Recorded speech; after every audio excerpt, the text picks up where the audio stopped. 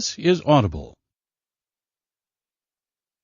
Tantor Audio, a division of Recorded Books, presents American Pain, How a Young Felon and His Ring of Doctors Unleashed America's Deadliest Drug Epidemic, by John Temple.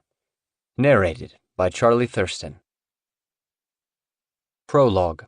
Broward County, Florida, November 19, 2009. Red caution lights flashed. Warning bells chimed. A gold Toyota Camry with Tennessee plates approached the railroad crossing. It was 8:43 a.m., the end of rush hour in Fort Lauderdale. The crossing gate was halfway down when the Camry lurched forward and slipped under the red and white striped arm.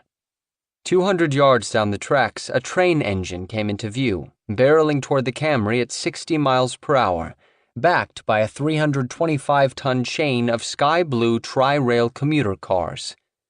Plenty of time to get across, but drivers watching from other cars couldn't believe the woman behind the wheel would risk it. Then the Camry stopped, on the tracks. For a few agonizing seconds, the car sat motionless as the caution lights alternated and the warning bells sounded. The Camry driver put the car in reverse, but could back up only a few feet before running into the now horizontal gate. Just as the train engine hurtled into the crossing, the driver made an inexplicable decision, gunning the car forward. The engine's railguard slammed the Camry with an unearthly rending reverberation, and the gold sedan became a toy car flung by a child, flipping through the air 60 feet down the track, swiping a small service hut, and coming to rest near a cluster of palmetto. One of the drivers behind the Camry dialed 911 and ran over to help. He knelt by a middle-aged white woman who'd been thrown from the mangled car, which was resting on its roof nearby. A few yards away, the man's fiancée attended to another bloody woman, younger, and she was praying. Other witnesses were screaming. Blood was everywhere, staining the man's pants. The woman below him gasped for breath. He said, "Everything's okay." There was nothing he could do but simply be there as she tried to heave oxygen into her broken lungs. He said, "Ambulance is coming. Everything's gonna be okay." And soon the paramedics did come, and the cops, and the reporters, but they were too late. Both women died beside the train tracks. A man who was in the car was still alive, and they took him to North Broward Medical Center. Crime scene investigators searched the crumpled, upside-down Camry and found an amber prescription bottle and a scattering of blue pills. And that's when everything made sense, as it would to any cop or paramedic or reporter working in South Florida in 2009. The Tennessee plates. The driver's bad decisions, her sluggish reactions. Oxy. Talking to his best friend and boss over the phone at 8:15 the next morning, Derek Nolan's growling voice was as full of swagger and humor as usual, and it also contained an edge of wonderment, like "you believe this shit?" Something Derek still felt every day working at American Pain. Wonderment at the things he witnessed. The jams that human beings, including himself, would get themselves into while they were trying to get the thing they wanted. "They tried to fucking weave through a railroad crossing and got hit by a fucking train yesterday," Derek said. "2 of them are dead. 1 of them is in critical condition." Derek was sitting in his office at American Pain, underneath the Spartan warrior swords he'd bought and mounted on the wall after seeing the movie 300. A few minutes earlier, a woman at one of the MRI services he used had called and told him to look at the Sun Sentinel. Derek had immediately pulled the story up on his computer. 2 women from Tennessee killed in a train crash, another man badly injured. Derek's contact was all upset because the police had called her after finding an MRI report from her company among the wreckage, along with a bunch of pills. She'd looked up the dead women. They'd been American Pain patients. After that initial conversation, Derek had called Chris George about the story.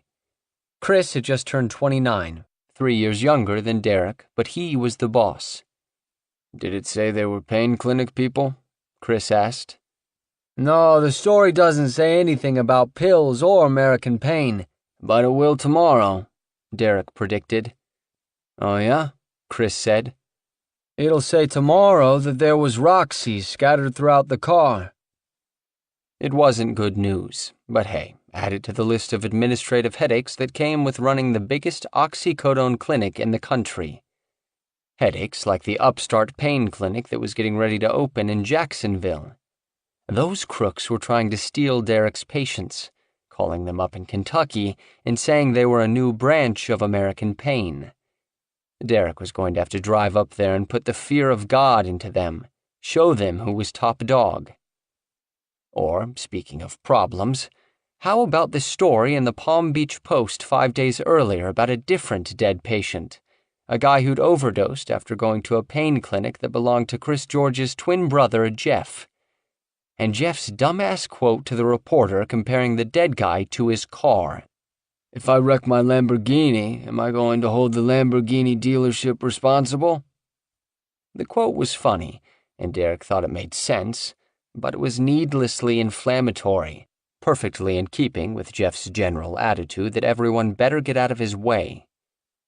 Jeff, who was right now suing Chris, his own twin brother. Jeff thought Chris owed him a cut of American Pain because it had been Jeff's idea to start a pain clinic, whereas Chris thought that because Jeff had done almost none of the work actually building or running the place, he wasn't entitled to half the profit. Add to these problems the fact that every time Derek walked out of American Pain, the same Ford Excursion was parked across the street, with black windows and a little glass bubble thing that rose out of the roof. It was obvious the Boca Raton cops, or the DEA, or maybe that pesky reporter from Channel 7, had the pain clinic under surveillance. So obvious that Derek wondered why they didn't just set up a tripod and camera on the sidewalk. Derek and Chris half-seriously discussed calling a tow truck or shooting out the vehicle's windows with Derek's trusty slingshot. Once, Derek walked across the street and tried to confront whoever was in the Excursion, but the vehicle hauled ass when he approached it, and they all had a good laugh. Chris and Derek knew they were on the Fed's radar. 4 of the doctors at American Pain were among the top 9 physician purchasers of oxycodone in the United States, according to the DEA, which meant that together they were a juggernaut. A buddy of Derek had been arrested a month earlier, and he told Derek the FBI had grilled him about American Pain, even pulling out an organization chart that included photos of Chris and Derek and everyone else, like in a mobster movie. Under Derek's photo was the tag, Enforcer. American Pain had made Derek rich, or it would have if Derek had any ability to manage his money. But running American Pain consumed him. American Pain was drug addiction. Being inside the waiting room was like being inside the fevered skull of a junkie, conniving, scheming, desperate, desirous. It was loud in there, the babble of the zombie horde, and it stank. Ceiling fans stirred the air, but nothing could dispel the funk of 150 people who'd spent the night squeezed into the back seats of shitbox clunkers rolling south from Kentucky and West Virginia. They all wanted Derek's attention, knew he could deny them their fix. Everyone had an angle, a hustle. Derek wasn't sure how much longer he could do it. He was exhausted, depleted in every way, doing lots of pills and coke himself just to keep going. So, add the dead Tennessee women to the list of complications, a list that grew longer every day yet still never quite brought down American Pain. Because Derek and Chris had the law on their side. Or the lack of law. You gotta be an idiot to get hit by a train, Chris said, and he and Derek laughed. Because that was reality at American Pain. Tragic, sure, but also funny, if your eyes were open to the absurdity of it all. And you had to see the oxy business that way, or else how would you keep doing it? At the Drug Enforcement Administration's Miami Division office, in a large room devoted to the interception of Title III wiretaps, A federal agent was listening through headphones to the conversation between Chris George and Derek Nolan. The DEA had been running a wiretap on Chris George's cell phone for 14 days, under the supervision of an FBI special agent named Jennifer Turner. Turner had first heard about rogue pain clinics a year earlier. Back then, she knew next to nothing about painkillers and addiction. Since then, she'd witnessed the destructive power of oxycodone, and it awed her. To understand oxycodone, imagine everything that makes a man or woman feel good, all the preoccupations and pastimes we are programmed to enjoy: sex, love, food, money, power, health. Synthesize all of that pleasure-kindling potency and multiply by 10. Then cram it all into a pebble-sized blue pill. That's oxycodone, one of the most irresistible opioid narcotics ever cooked up in the 6,000-year history of dope. Crush and snort a 30-milligram pill, known as an Oxy 30, and feel the euphoria bloom in your limbs, the ecstatic warmth settle in the depths of your belly. It's an interlude of bliss. It's basically heroin, only synthetic and FDA approved. Not long ago, doctors feared the addictive power of narcotic painkillers so much that they prescribed them mostly to end-stage cancer patients or massively broken motorcyclists, patients who were going to heal or die. But since the mid-1990s, pharmaceutical giants have aggressively marketed painkillers to a wider group of patients with long-term or milder forms of pain. At the same time, the federal government has approved one massive increase after another in the quantities manufactured, even as its own officials declared prescription drug abuse a mounting epidemic. More and more of the pills were diverted to the black market, and by the eve of 2010, more people were addicted to or abusing narcotic painkillers than any illegal drug except marijuana. Far more. The number of people who regularly used prescription drugs to get high in 2009 was more than 4.5 times higher than the number of people who regularly used cocaine. And like cocaine before it, the illicit painkiller trade was dominated by one state: Florida. But the similarities between cocaine and oxycodone ended there. Oxycodone wasn't created in Colombian jungle laboratories or smuggled in suitcases or on 30-foot go-fast speedboats. It was manufactured in pharmaceutical plants in St. Louis and promoted on highway billboards and in page after page in the back of the New Times, a free weekly newspaper in South Florida. The bigger advertisements usually showed a woman holding her forehead and wincing, or a man's torso arched in agony. The ads blared, "Chronic pain? Stop hurting and start living." Then, in smaller type, "Walk-ins welcome, dispensing on-site." Some offered coupons or specials. One clinic's ad said nothing about pain itself and simply displayed the goods: an amber prescription bottle, dozens of little blue pills tumbling out. Florida pumped millions upon millions of doses of those narcotics, oxycodone mostly, northward, not through a major criminal organization like the cartels of Mexico, but via thousands of individuals who streamed up and down Interstate 75, or flew from the Tri-State Airport in Huntington, West Virginia, to Miami International, on a flight nicknamed the Oxy Express. They went to the pain clinics complaining of back pain and received a massive supply of narcotics once only available to ease the agony of a stage 4 cancer patient.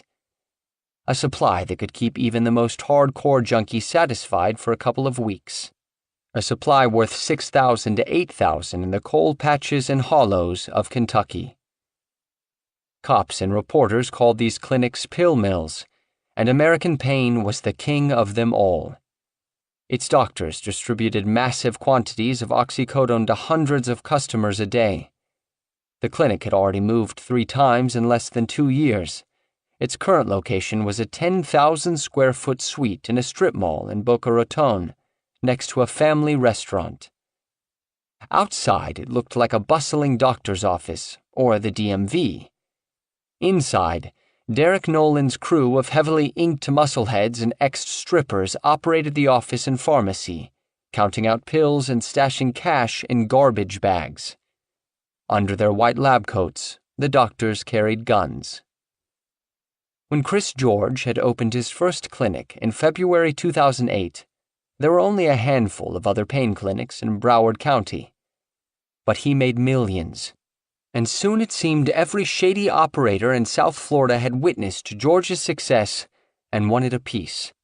So by November 2009, there were 115 pain clinics in Broward alone. But American Pain had the drug wholesalers and the customer base, and American Pain was the first to advertise on billboards, to use rubber prescription stamps so the doctor's hands wouldn't cramp from writing the same scripts over and over, to hire beautiful women to dispense the pills. Chris George and Derek Nolan developed record-keeping protocols and insisted that all patients have some sort of file, in case the DEA came calling. Chris George was constantly expanding, trying to stay one step ahead of the evolving laws. He had 2 major pain clinics in South Florida, another new one starting up soon outside of Atlanta, pharmacies in Boca Raton and Orlando, all in the names of various straw owners. Tens of thousands of patients, dozens of employees, 8 full-time doctors, lawyers, private investigators. American Pain, and the whole industry really, had exploded in the year since Jennifer Turner began her investigation. There was no easy way to shut down the pill mills, or her task force would have done it months earlier. Traditional drug enforcement strategies, such as searching patients' cars or doing buy and busts, had proven relatively useless against pill mills. Even if they caught a patient selling pills, it rarely led to bigger fish. The pills originated from the same source, a doctor's office, and it was next to impossible to prove that a doctor knew, beyond a reasonable doubt, that a patient was faking pain. Turner was fighting a new crime with old laws, and she wasn't sure who would prevail. Chris and Derek hadn't expected any of this success or trouble when they'd started the ride almost 2 years earlier. Before opening the clinics, they'd run construction crews in Northport and didn't know the first thing about painkillers. But they'd parlayed business skills and youthful aggression into a mega clinic, and now oxycodone was the hottest game in Florida, in the country. They were riding a rampaging elephant. The only way to stop it was to kill it. And they didn't want to kill American Pain. Not now. Not when the clinic was inhaling $100,000 a day. A day. Chris and Derek had a plan they believed would solve their problems. They were going to move the flagship. They'd moved the clinic 3 times before, but this time they weren't just going to another office park or shopping plaza to get away from police pressure or angry neighbors. They needed a new start, one that reflected how far they'd come. The day after the train crash story in the Sun-Sentinel, Chris and Derek went to Lake Worth to check out a promising new location, a former bank building. They loved it. 3 floors and 20,000 square feet, twice the size of their current space in Boca Raton, and almost 20 times the size of the little bungalow they'd renovated on Oakland Park Boulevard 2 years earlier. A gigantic waiting room that could hold hundreds of pill heads. 3 vaults for the cash and oxy, actual bank vaults with those big round doors you walked through. A 2nd floor for administrative offices with a catwalk for security to keep an eye on the waiting room below. And the open 3rd floor where they could do whatever they wanted. It even had an elevator. The place would be a true headquarters, from which they would expand and seed the entire country with pain clinics. It would be a fortress.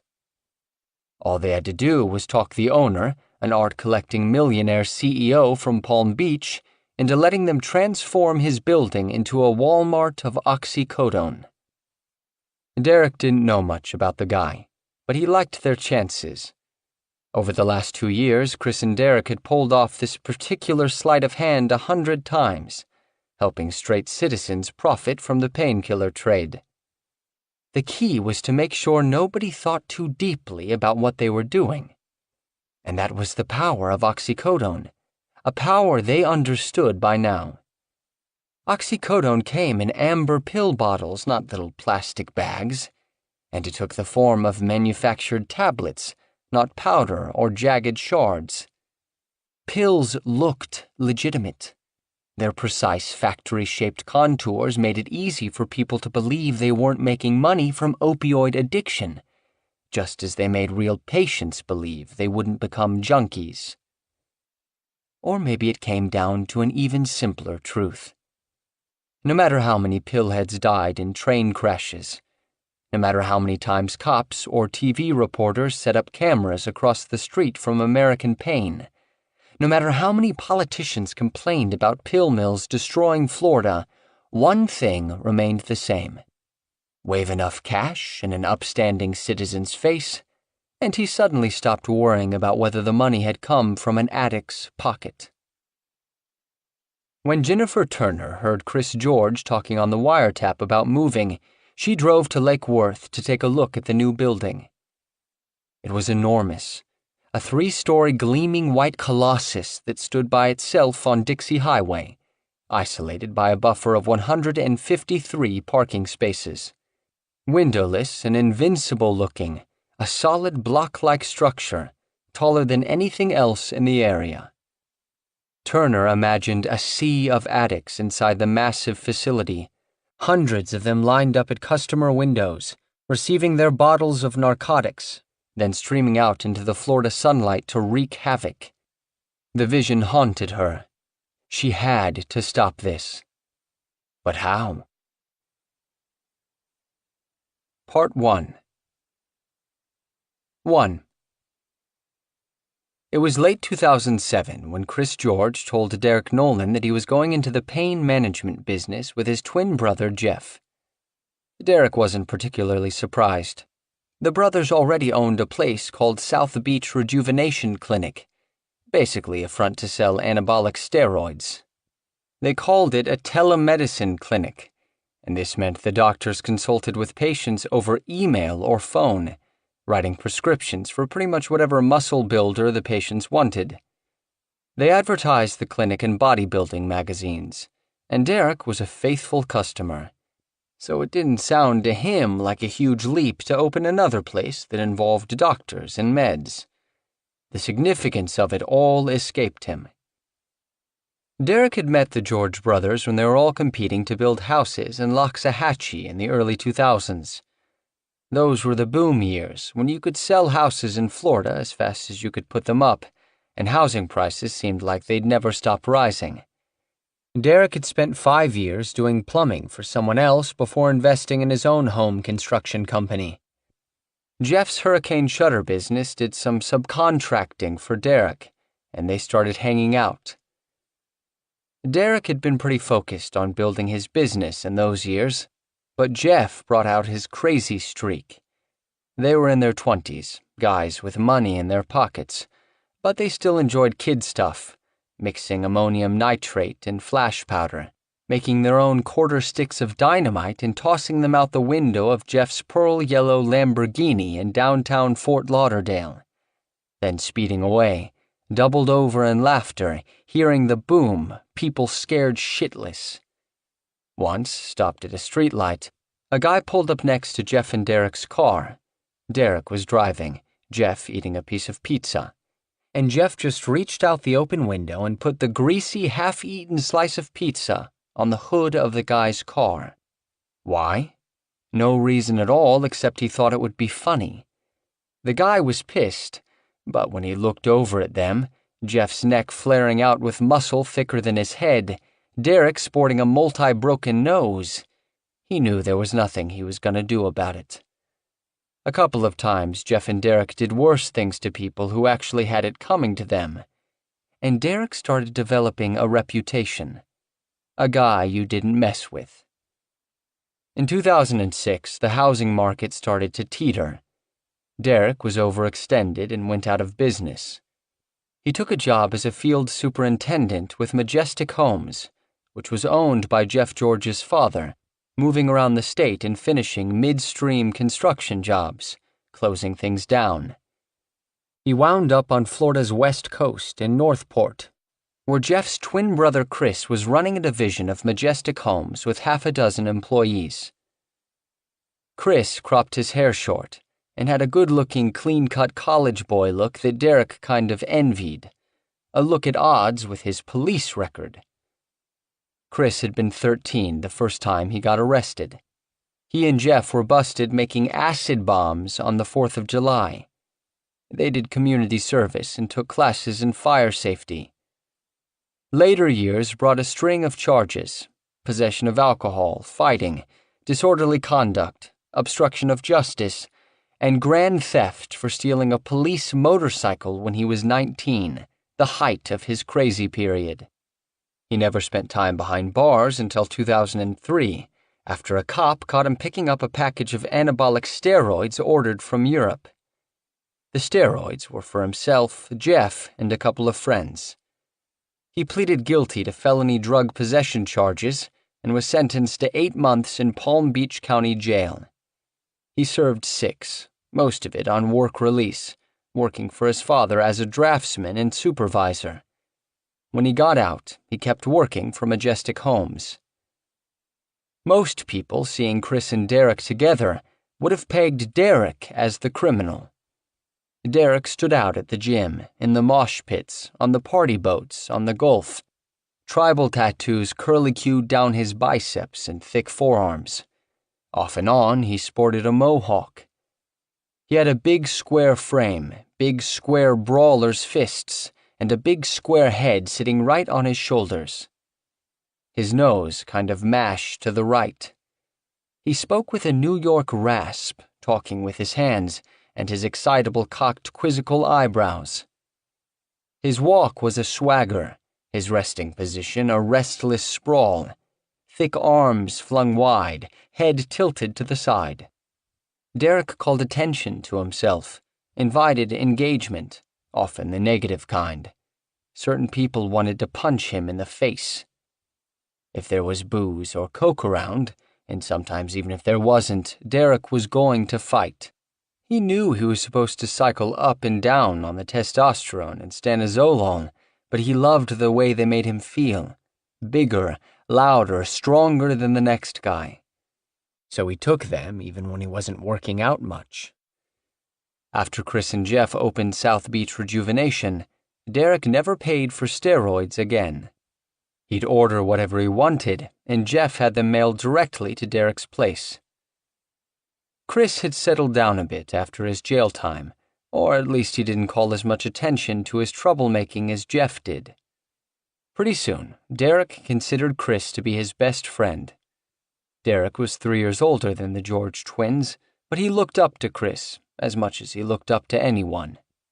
Derek didn't hold it against Chris that he'd grown up loaded, the son of a multi-millionaire home builder, or that Chris had an iron cross tattooed on his upper chest and a Nazi SS insignia on his abdomen. Likewise, Chris didn't care about Derek's dark family history or the things he'd done. Also, Chris barely drank, which worked out well for Derek, because Derek liked to get plastered or do a line of coke and have others do the driving. Chris was a healthy guy, aside from the steroids, and would sit in the strip club or the bar or the boat and sip his Diet Cola as the party raged around him. Derek was used to working long days and coming home exhausted and filthy. But working on Florida's west coast as the market was dying was easy, especially when you were best friends with the boss's son. They'd put in half a day, then take a long lunch, and work maybe a couple more hours in the afternoon. Then Chris wanted to go out to eat every night, hit the gym, then head to a strip club, find some girls. Night after night. It was an exciting life when you might spend the morning installing windows on a mid-level McMansion in Port Charlotte, then drop everything and charter a cruiser to the Keys. Derek could keep up with Chris's pace, and they had the same stupid sense of humor. Chris was obsessed with this girl who danced at a place called Emerald City Gentlemen's Club in Port Charlotte. Her stage name was Katie, kind of a plain name for a stripper, surrounded by jades and fantasias and candies. Derek thought Katie was her real name for about 6 months, only to find out that she was actually named Diana, which sounded more stripper-like than her stage name. Diana Pavnik had long jet-black hair, mischievously arched eyebrows, muscular curves, and a severe mouth. Chris couldn't stop talking about her, wanted to go to her club over and over. Chris would say, "Oh man, Derek, we gotta go to Emerald tonight." Derek would say, "Dude, this is like 4 nights in a row." The head bouncer at Emerald was Diana's boyfriend. Derek would distract the guy by bringing in a huge stack of ones and making a scene, something that came naturally to him, and Chris would spend time with Diana, trying to get her to go out with him. One day, the guy smacked Diana around and she went home with Chris that night, and they stayed together. Derek liked to say it was just a story of love at first sight at the strip club. For a couple of months, it was the 3 of them, Chris, Diana, and Derek. But then Derek went to jail. Derek was a terrible driver, always getting pulled over, and the tickets had piled up until he'd had his license suspended for 5 years. He started paying a guy to drive him to the construction jobs he was overseeing in Northport. One day the guy didn't show, and Derek decided to drive himself, made it a mile before getting pulled over, which ended up being a felony beef, driving with license suspended. His probation officer found out, and Derek went to jail. He'd never been behind bars, other than holding tanks. St. Lucie was the worst county jail in Florida, from what the other inmates told him. Derek had no serious trouble there, maybe due to the fact that he was a sizable guy, 6'1", and 210 pounds when he was juicing. But he felt panicky the entire time, and spent hours a day on the phone with his sister and his lawyer. When he got out in January 2008, Derek had to start from scratch at 30 years old. Chris George's father fired him from Majestic Homes, and Chris just disappeared on him, wouldn't pick up the phone. Derek heard Chris and Diana had moved back to Florida's East Coast without telling him. They'd moved into Jeff's mansion in Wellington's Edge, and Chris was working with Jeff at the steroid clinic. Derek felt a little betrayed by Chris, but he got on with his life. He started a new business, window installation, friends driving him everywhere since he had no driver's license. So Derek was surprised when Chris got in touch a couple weeks later. Chris said he needed help, and Derek's irritation vanished. All was forgiven. Chris had that kind of hold on Derek.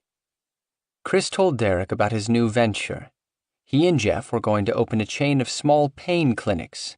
Jeff had recently bought a second steroid clinic, and a doctor there, a guy named Mike Overstreet, had worked briefly at a pain clinic called One Stop Medical. Steroids were small potatoes, Dr. Overstreet had told Jeff. The real money was in painkillers like oxycodone. Chris didn't even know what oxycodone was, much less how a pain clinic operated. He and Jeff ran some numbers and did a break-even analysis. The projections didn't impress Chris. He wasn't sure the business would be viable. But he told Jeff he'd give it a shot. They decided Jeff would open a clinic in West Palm Beach, and Chris would open one a little farther south, on Oakland Park Boulevard near Fort Lauderdale. They'd see how the 2 little clinics did, and maybe end up growing the chain. In December, when Derek was still in jail, Chris and Diana had gone to meet with Dr. Overstreet at his house in Fort Lauderdale.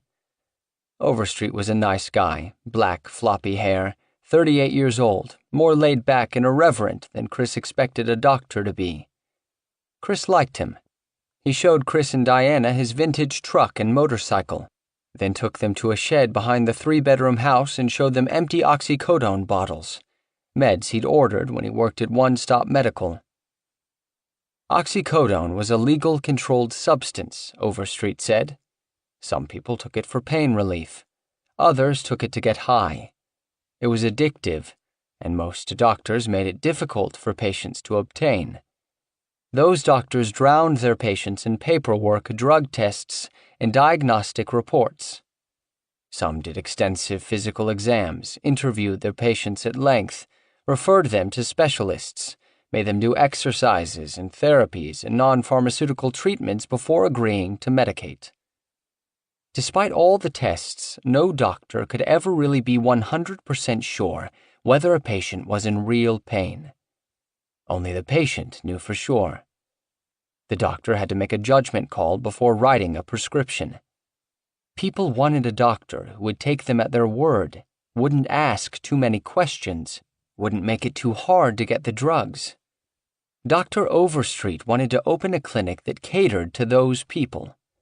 Other doctors had done this, and their waiting rooms were packed. At his previous clinic, Overstreet had developed a reputation as a big writer who asked few questions. His patients called him the Candy Man. Chris and Overstreet had struck a deal. Chris would make the initial investment, renovate the building, buy blood pressure monitors and exam tables and office supplies, manage the office, buy the pharmaceuticals.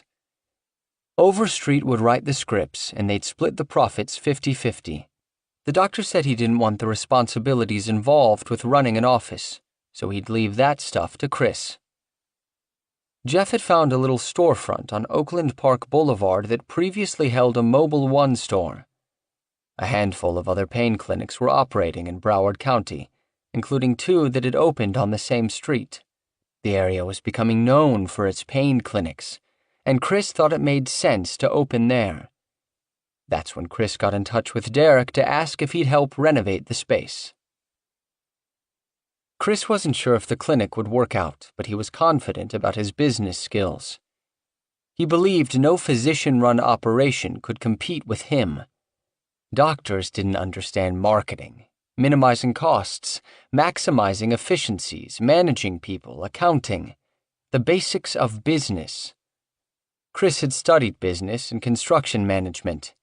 He'd gone to college for 4 years, 2 years at Palm Beach Community College, and another couple at Florida International University, but he never graduated, just took classes he wanted to take and avoided the ones he thought were stupid. His father would say Chris and Jeff absorbed business principles by growing up in an entrepreneurial family, sitting at the dinner table during the years John George was building majestic homes, driving a backhoe as soon as their feet could reach the pedals. John George had moved to Florida as a young guy, taught shop class for a while, and he wasn't shy about mentioning the time he'd been named the Palm Beach County Teacher of the Year. John had stood out as a teacher before quitting to follow in his own father's footsteps, construction, where he really stood out, making millions building houses. He'd taken a huge gamble, quitting a steady job, and he made a success of it. John George divorced the boy's mother when they were 8. But he and Denise stayed on good terms most of the time, and she even worked for him for 7 years. After his prison stint on the steroid conviction, Chris went to work for his father. He moved to Northport to expand Majestic Homes' reach to the west coast of Florida. Chris built some 50 custom houses for Majestic Homes before the crash, juggling subcontractors, buyers, realtors, suppliers, and banks. By comparison, he figured, running a pain clinic would be a piece of cake. Derek had a buddy drive him out to Oakland Park Boulevard to take a look at the future location of Chris's pain clinic.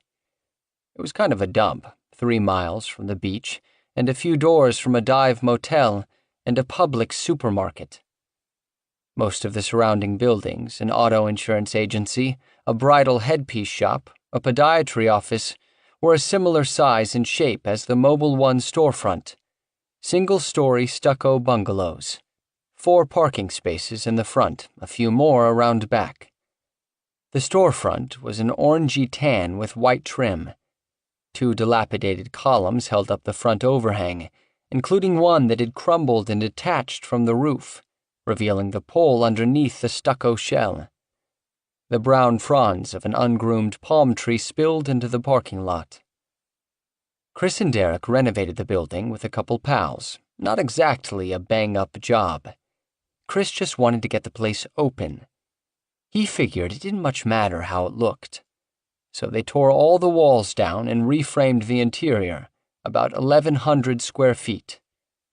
There was a waiting room, a window where Diana could greet customers, 3 examination rooms in the back, a little closet where the drugs would be kept.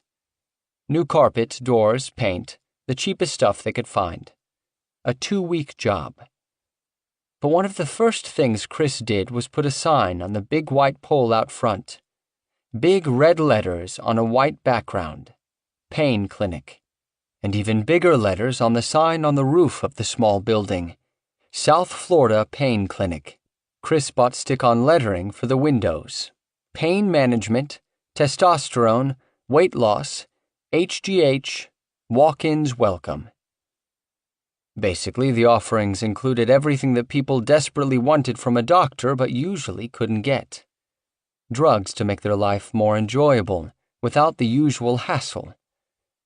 Dr. Overstreet believed pain meds would be the big draw, but he had experience with the muscle and weight loss stuff from Jeff's steroid clinic, so they decided to throw those into the mix. The signs worked. Pretty much every day somebody stopped by to ask about when they were opening. Oakland Park Boulevard regulars, fidgety, dirty, aggressive. Derek and Chris would be working, covered in sawdust, pencils behind their ears, and some guy would stick his head inside, inquire about their status.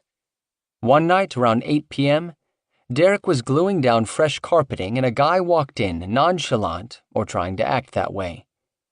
He looked at Derek, who was covered with carpet glue, sweaty, dirty. The floor was half-carpeted, tools everywhere. The guy, "I need a doctor. Can I see a doctor?" Derek looked at him like he was crazy. Derek, "For real, bro? Look around. Does it look like we're open for business?" The visitors made an impression on Derek. People were crazy for this painkiller stuff, talking themselves into believing they could find a doctor at 8 o'clock at night in a place that was torn apart. One day, Chris and Derek took a break from the renovation to try to track down a guy who owed Chris money. Driving around, they saw a pain clinic sign and decided to check the place out. Once inside, they said they were in pain and asked if they could see a doctor. A staffer gave them forms to fill out, and then they walked out the door with the forms. Chris decided to use the same forms. Chris had Diana cut the clinic name off the top of the forms and make copies with South Florida Pain Clinic on top. Chris figured he'd need some paperwork to keep up appearances, look legit and everything. A friend of Derek was helping with the renovation. He had a hard time grasping the whole concept. He kept saying, "But you guys aren't doctors." Another friend, also from back home and visiting Derek at the time, couldn't believe it either.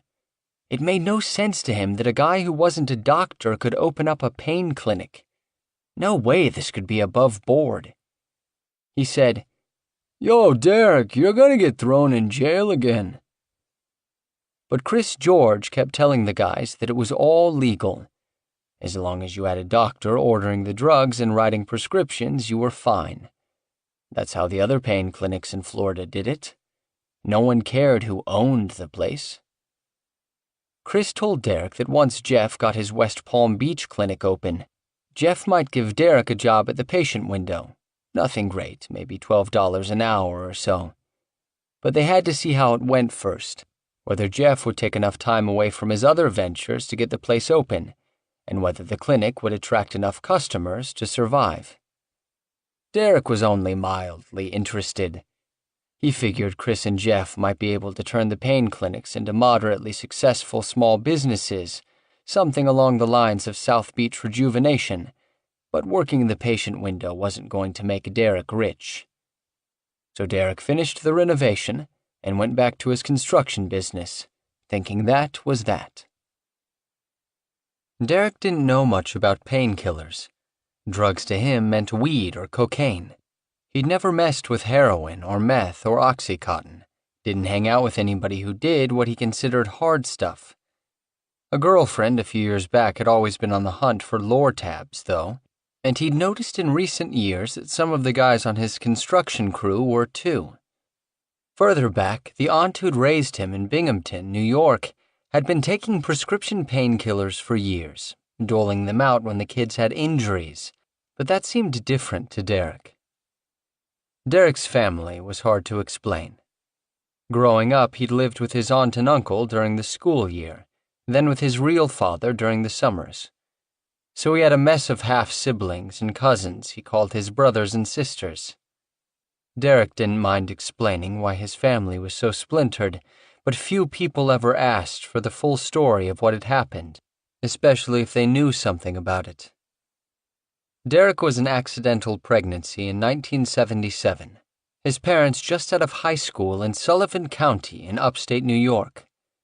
Robert Nolan and Margaret got married, and Robert built a home insulation and window installation business. They separated when Derek was still a toddler, and Margaret moved with Derek to the village of Loch Sheldrake, where she worked as a barmaid at a place called Bum and Kells. She started seeing the tavern owner. Derek was only 4 the day his mother died, but the memories appear to him in vivid visual flashes bound together by facts he'd read or heard over the years. Derek and his father spent the day fishing. He fell asleep watching TV at his father's house. In the middle of the night, his father woke him up, said they were going to look for his mother. They drove to the bar and it was closed. Down the road, they saw Margaret's car in the driveway of the bar owner. His father parked up the road and carried Derek to the house. Through a front window, they saw Margaret and the bar owner in the living room having sex. Derek remembers his father banging through a screen door and setting him down inside. He remembers his mother grabbing a knife from the kitchen and his father pulling out the buck knife he'd used during the fishing trip. He remembers his father chasing the bar owner outside. He remembers his mother screaming, "Don't kill him, kill me!" And Derek's father replying, "Don't worry, bitch, you're next." He remembers his father back inside and on top of his mother, stabbing her with the buck knife over and over. He remembers shaking his mother awake. She opened her eyes and looked at him, and her eyes were strange. Derek gave her another push and blood sprayed, so he stopped shaking her. He remembers finding his father, who was on his knees, his flannel shirt soaked in blood, the barrel of a shotgun in his mouth. Derek called to his dad, who looked at him, let out a sigh. His dad dropped the gun and picked up Derek. He remembers hanging on to his father as he ran to the truck, Derek looking back over his father's shoulder, the house getting smaller and smaller. Of the next year, Derek remembers almost nothing. Hours after the double homicide, Robert Nolan turned himself in to the police. He went to trial the following summer on charges of aggravated manslaughter. He argued that he'd been driven temporarily insane by seeing Margaret and the tavern owner having sex. The jury deadlocked, causing a mistrial. In a second trial, he was acquitted. He did some outpatient therapy and then resumed his life. He remarried, this time to a woman 5 years younger than himself, who had been named Miss Sullivan County the year before Robert killed Margaret. They moved to Freehold, New Jersey, where Robert built a concrete company and sponsored a Little League team. Robert's company thrived. The Nolans put up showy Christmas decorations and threw a pool party every summer. Derek's aunt and uncle had taken him in during the trials, so he continued to live with them during the school years. They had a small farm where they raised horses and chickens. Summers he lived with his father and his new family, which included 3 young sons. Derek played quarterback in the fall and pole vaulted in the spring, and when he wasn't doing those sports, he was likely skipping school, hunting deer, and riding 4-wheelers on the farm. The day after his high school graduation party in 1995, he moved to Florida. He said he was going to college, but he just wanted out of New York. He got a job at a nightclub, went to a few classes at Palm Beach State College before quitting.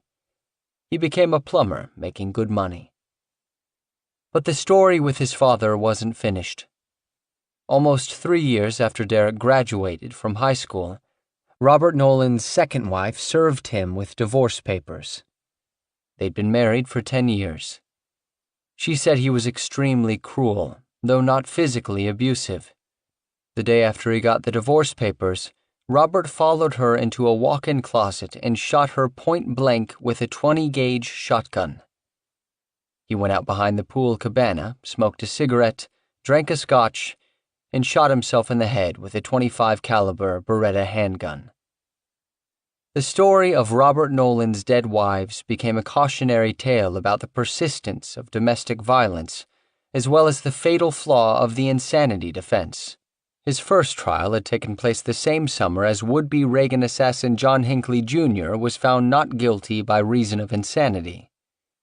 The New York Times published an in-depth story about the case. So people knew about Derek's father, and Derek didn't keep it a secret. Chris George knew about it, though he and Derek never discussed it in any detail. Derek already had a reputation. People already thought he was crazy. Better, he thought, to leave a little mystery. Derek never really explained to anybody what he thought about his father. He knew that a beast had lived inside Robert Nolan, but most of the rest of the time he hadn't been a bad father. Derek had a temper, could kind of understand how someone could do what his father had done, snap under the pressure of family and work, especially if you saw your wife with another man. He didn't hate his dad. What good would that do? Instead, Derek directed his hate toward the cops and prosecutors who tried to put his father away.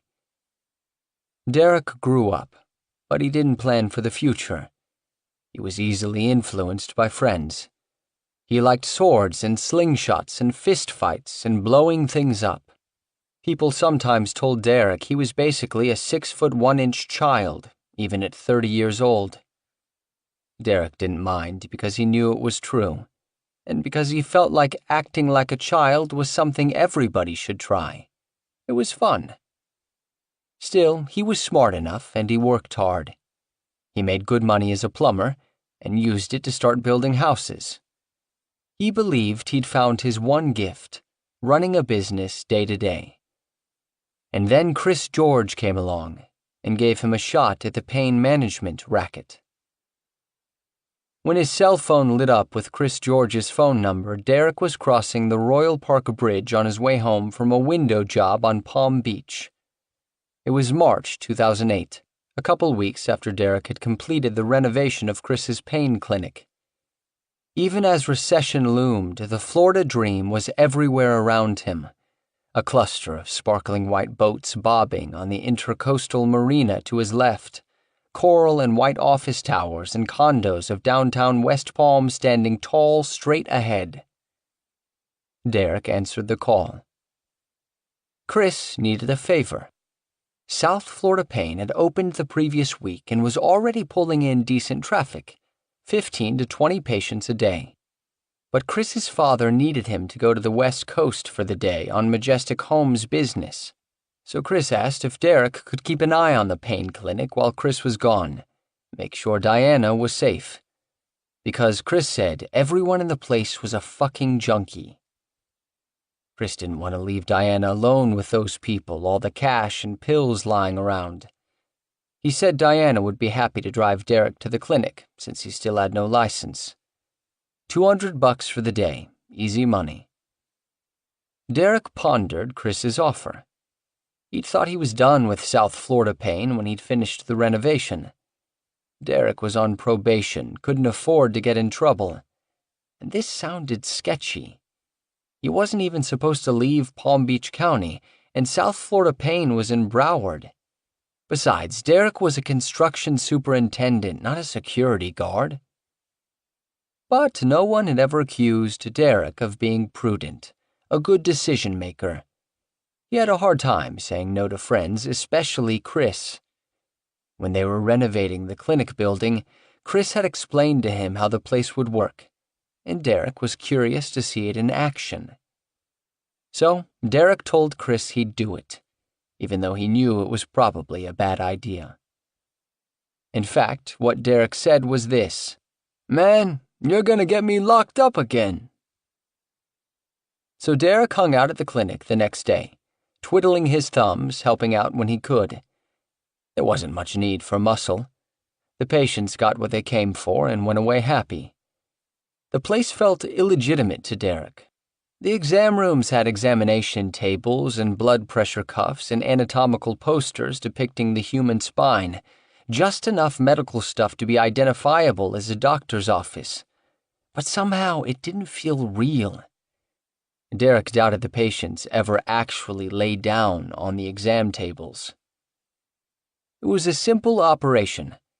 Diana greeted patients through the customer window, explaining that seeing the doctor required cash or credit card up front. No health insurance. Dr. Overstreet, the clinic's sole physician, had explained that insurance companies would cause problems for pain clinics if they felt they were paying for unnecessary prescriptions. Taking insured patients wasn't worth the scrutiny. Diana took the $200 they charged for new patient visits, and the patient filled out the paperwork Chris and Derek had lifted from the other clinic. When it was the patient's turn to see Overstreet, Diana hit a switch that unbolted the magnetic lock on the door between the waiting room and the exam rooms. The patient went back to the exam room, came out 5 or 10 minutes later with a prescription in hand, usually 240 oxycodone 30 milligrams, 60 to 120 oxycodone 15 milligrams, and 60 alprazolam. Chris hadn't known how to order prescription pads, so he'd called a print shop in West Palm Beach and given them Overstreet's name, address, phone, and license number, and they'd printed them up using some kind of special prescription paper. So the patient would give the script to Diana, and she would go back to the dispensary, a big name for the 9 by 3.5 foot closet where they kept the drugs in a gun safe they'd picked up at a Costco and bolted to the floor. A laptop connected to a label printer sat on a card table. They'd copied the label format from a legit pill bottle to make sure they had all the right information on there. She'd punch in the patient's information, print a label, fix it to a pill bottle, pull the drugs from the safe, and fill the bottle. Back at the front desk, she'd take the money for the meds, usually between $400 and $700, hand over the bottle, staple the receipt to the patient's paperwork, and file it. Done. Chris had Googled a few policies. The rest he either made up as he went along, or he asked Overstreet. The doctor didn't seem worried that anybody would be checking up on them. On the first day of business, Dr. Overstreet had brought a bunch of small bags filled with pills from his house: oxycodone, Xanax, and Valium. He'd ordered the pills when he was still working at the one-stop medical clinic and took them when he left. The bags weren't labeled, and Overstreet didn't even seem entirely sure exactly what was inside them. 5 patients showed up on day 1, and Diana counted their pills out of the bags and put them in pill bottles. Everyone got pills, or, if the dispensary was bare, they got a prescription. Overstreet never turned anyone away empty-handed. His only restriction seemed to be that he wouldn't prescribe more than 240 oxycodone 30 milligram pills per patient every 28 days. More than 240 pills, he told Chris, and you're likely to attract police or DEA attention. Better to stay under the radar. He didn't say how he knew this. Derek figured it couldn't be kosher for Diana, whose previous work experience consisted primarily of dancing at Emerald City Gentlemen's Club, to be operating the drug dispensary. He asked Chris about it. Didn't you have to be a pharmacist to hand out pills, especially these pills? Chris said he'd asked Overstreet the same thing, and the doctor said it was okay because Diana was under his supervision. Chris had looked up the rules, and as far as he could tell, Overstreet was right. Lucky for them, Florida law allowed doctors not only to write prescriptions but also to actually sell the controlled substances themselves. No pharmacist needed. In fact, A major key to the pain clinic business, Overstreet had told Chris, was dispensing the drugs in-house. That way, patients didn't have to find a pharmacy to fill their prescriptions, which wasn't always easy. Legitimate pharmacies sometimes blacklisted a pain clinic, refused to fill its scripts. They didn't like to see too many suspicious-looking patients with large narcotics prescriptions from the same place. They'd grill the patient, call the clinic. Patients hated this. If South Florida Pain Clinic wrote and filled the prescriptions, patients would flock there, and the clinic would get paid twice, once for the doctor's visit and once for the pills. Overstreet's stash of pills had lasted less than a week, but by then Chris had bought more. The doctor had told Chris which drug wholesalers he'd used in the past and how to fill out the order forms, called 222 forms, that let the DEA track the flow of controlled substances. The order forms listed the supplier, the purchaser, the drugs, and amounts. Before the clinic opened, Chris had called Overstreet's wholesalers and asked them about the ordering process. He was used to dealing with vendors from his days at Majestic Homes, and he was good at working the phone, asking the right questions.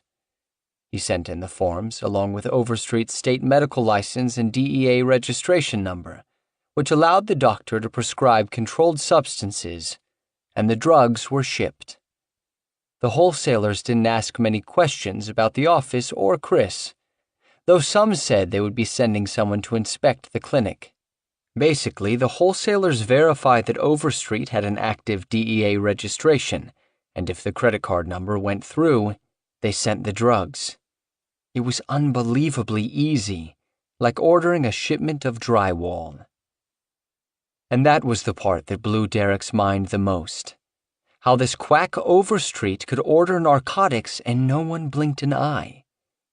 He'd assumed there was someone paying attention to this stuff, that you couldn't just team up with a doctor to buy and sell pills to drug addicts. It was way too easy. But that's what they were doing, and Derek was starting to wonder if Chris was on to something. The clinic was pulling in a few more patients every day, Chris told Derek. 5 on day 1, then 7, 12, 18, 20. Word was spreading. Even better, every patient booked a follow-up appointment 28 days later. After a couple days, Chris had begun to wonder if his early volume projections were a little low. Less than 2 full weeks in, he knew the pain clinic was a go. Chris wanted to make the whole process as easy as possible for the patients. The word about convenience would definitely get around. That was good business. Patients were used to doctors giving them a hard time. At South Florida Pain, they would be treated differently. Customer service was key. Overstreet said they didn't need any sort of diagnostic test, no CAT scan or MRI on the first visit, though he thought they should start requiring them on the second visit a month later. Chris had come to the conclusion that almost every single patient was a drug seeker. Overstreet had never really spelled this out, and it wasn't always obvious, because the patients would lie their asses off to get a fix, saying they were in agony from an old construction injury or whatever. And sometimes Chris wondered if maybe some of them were in pain. It was hard to tell who was injured and who was in withdrawal.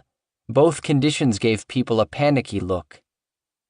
Chris didn't know what Overstreet was doing in the examination room, but the appointments took just a few minutes, and nobody was asking for the other meds they offered, HGH or testosterone or weight loss pills. These people didn't care about looking good. All they wanted was oxycodone. For all Chris knew, some of the patients might be in real pain and maybe need the drugs. But it hadn't taken him long to realize that pain sufferers weren't the target demographic. The clinic's bread and butter was people who took the pills to get high. The following week, Chris asked Derek to spend another day guarding the clinic, a Friday. Derek agreed, though he already couldn't stand Overstreet. The doctor seemed arrogant, cocky, thought he was some kind of gangster. Derek saw Overstreet popping Vicodin, which he kept in the gun safe along with some Viagra and the rest of the clinic's drugs, and meeting with shady-looking people next to his Land Rover after closing time. When it was time to split the week's cash that night, Overstreet insisted that Derek leave the room. Derek left, irritated, and when Overstreet came out, he was carrying a large stack of cash, thousands, which he pretended to conceal. But Derek could tell Overstreet wanted him to see the money. Overstreet said he was going on a trip and needed the cash. Fishing or something. Overstreet split the money he and Chris had made in the third week of business at South Florida Pain. His half of the profits was $24,000 and flew to the Republic of Panama. He was taking a week-long vacation, going fishing. Overstreet had planned the trip in advance, and a doctor named Rachel Gittens had agreed to cover for him during his absence. Gittens had worked with Overstreet briefly at One Stop Medical. She was planning to work for Jeff's clinic in West Palm Beach if he ever got it up and running. Chris couldn't get a hold of Overstreet all week. Yes, the doctor was on vacation, but he never called in. No one knew where he was. Chris wondered if he had been scared off, thinking he was under investigation or something. Or maybe he just wanted to leave everything behind. Who knew? The mystery was solved when Overstreet's wife called Jeff. She had some bad news. The doctor was not just missing. He was dead. During his vacation in Panama, he'd somehow flipped his Jeep into a ditch. It had taken the local authorities some time to figure out who he was and get in touch with his wife. It seemed like she hadn't even known where he had gone until the consulate called saying he was dead. So Overstreet was gone for good.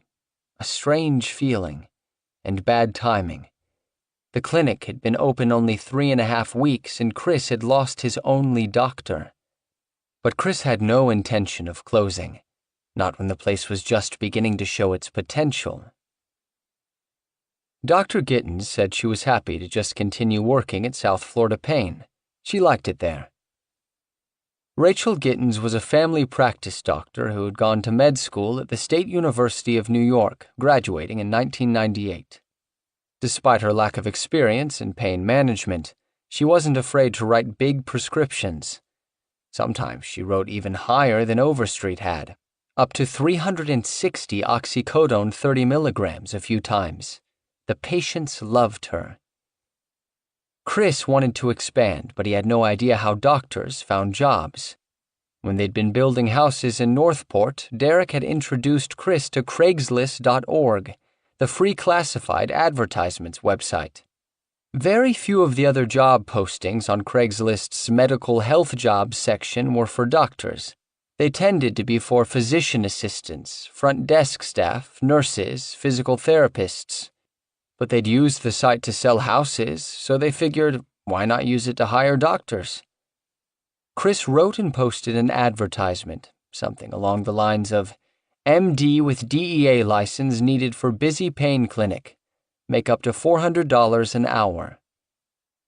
Dr. Enoch Joseph responded to the ad, and after a brief interview, Chris hired him. Dr. Joseph was an older guy, short, not much more than 5 feet tall. Like Gittens, he was black. Heavy cologne, glasses, thick Haitian accent. He'd gone to the State University of Haiti in the 1960s, then did an obstetrics gynecology residency in Harlem in the 70s. Spoke French and Creole. Most importantly, Dr. Joseph had worked at a clinic named Art of Pain that paid doctors $35 per patient. Chris offered $75 per patient, and Dr. Joseph jumped at the raise. Pretty soon, Chris realized he didn't need Overstreet. He'd already learned enough about the business to get by. The doctors were interchangeable, one as good as the next, as long as they were willing to write big numbers. Dr. Gittens sometimes took too much time with the patients, which meant they had to stay open late to accommodate the crowds, but she was an adequate replacement. Same with Dr. Joseph. And another thing, Chris paid the new doctors $75 a patient, which was half what the clinic charged for a doctor's visit. Meanwhile, he kept the money he made from selling the meds, offering the docs a $1,000 weekly fee for the use of their DEA registrations, which allowed him to order the drugs. All in all, a much better deal than the 50-50 split on total profits that he'd had with Overstreet. As the weeks went by, more and more of the patients came from out of state, especially hill country states like Kentucky and Tennessee, where authorities had cracked down on narcotic painkillers. They were white country people mostly, and they stood out in South Florida in their pasty winter skin and camouflage baseball caps, scrawny as crack fiends or spilling out of their t-shirts and cut-off jean shorts. They usually drove down in groups, and they looked and smelled like people who had spent a long time in a car, with their rumpled clothes and sour breath. Some looked sick, sweaty like they had the flu. The new doctors liked having Derek around. Things seemed to run better, and he made them feel safe. One night, Diana drove Derek home and asked him if he would come on board full-time. The place was growing, they needed him. Derek wasn't sure. He'd always made good money in construction, but he wasn't sure whether he could make ends meet going solo. He still didn't have a driver's license, and getting to work sites was tough. Diana said, "Don't worry about the money. We'll give you whatever you want." So Derek started working every day at South Florida Pain. Chris paid him $1,000 a week to start out. Derek was good with the patients.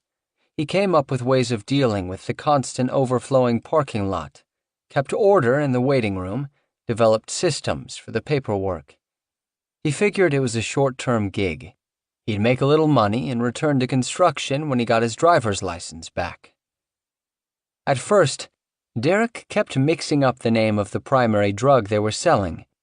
Dr. Overstreet had told Chris to order generic versions of roxycodone instead of the better-known but more expensive Oxycontin. They were basically the same drug, oxycodone, but Overstreet also believed OxyContin prescriptions were more closely monitored than the generics. Plus, a lot of recreational users seemed to prefer Roxys, especially the little blue ones made by Mallinckrodt, which was supposed to be easiest to crush, dissolve, and inject. Derek kept calling them Roxycontins, which apparently didn't exist, and the others busted his chops about it. In those early days, everything was loose and easy, and everything was funny. Diana brought her wiener dog Mo to the clinic each day because they usually stayed open late. When Derek got a phone call from someone he didn't want to talk to, he'd say that the caller needed to talk to the clinic's office manager, Mo, but he was sorry. Mo wasn't available right at that moment. Or he'd put Mo's name on paperwork. Derek and Chris flew remote-control helicopters in the parking lot and zapped each other with stun guns. Derek kept the fridge in a back room stocked with cold Bud Lights. When the lines in the waiting room got too long and people were getting impatient, Derek would buy a meal for the whole room. The toilet at South Florida Pain was always out of order, so they'd put up a sign directing patients to use the restrooms at Cece's Fish Camp across the street. 2 hours later, when that bathroom was destroyed, they'd put up a new sign telling people to go to McDonald's to relieve themselves. People would drive by and see the long lines outside and think the Christian radio station in the bungalow next door was doing a giveaway promotion. Parking was a problem from the get-go. They rented 4 extra spots from the podiatrist to their east, but that wasn't enough. Patients parked in neighboring businesses' lots, wherever they could find a spot. It was chaos, and the most fun place Derek had ever worked. Neighbors complained, of course. They rarely came over to the clinic, but they did call the cops from time to time. The neighborhood was an odd mix, Derek thought. The clinic sat just inside the border of Wilton Manors, which had gentrified little ranch houses and a significant gay population. But Oakland Park Boulevard itself was more blacks and street people. With either crowd, the white hill folk coming to South Florida Pain stood out. Chris and Derek learned that certain patients were more valuable than others because they would organize and bankroll entire groups. Cops and druggies called these people sponsors. One woman in the neighborhood would go down the street to a free HIV clinic and round up patients, usually homeless people.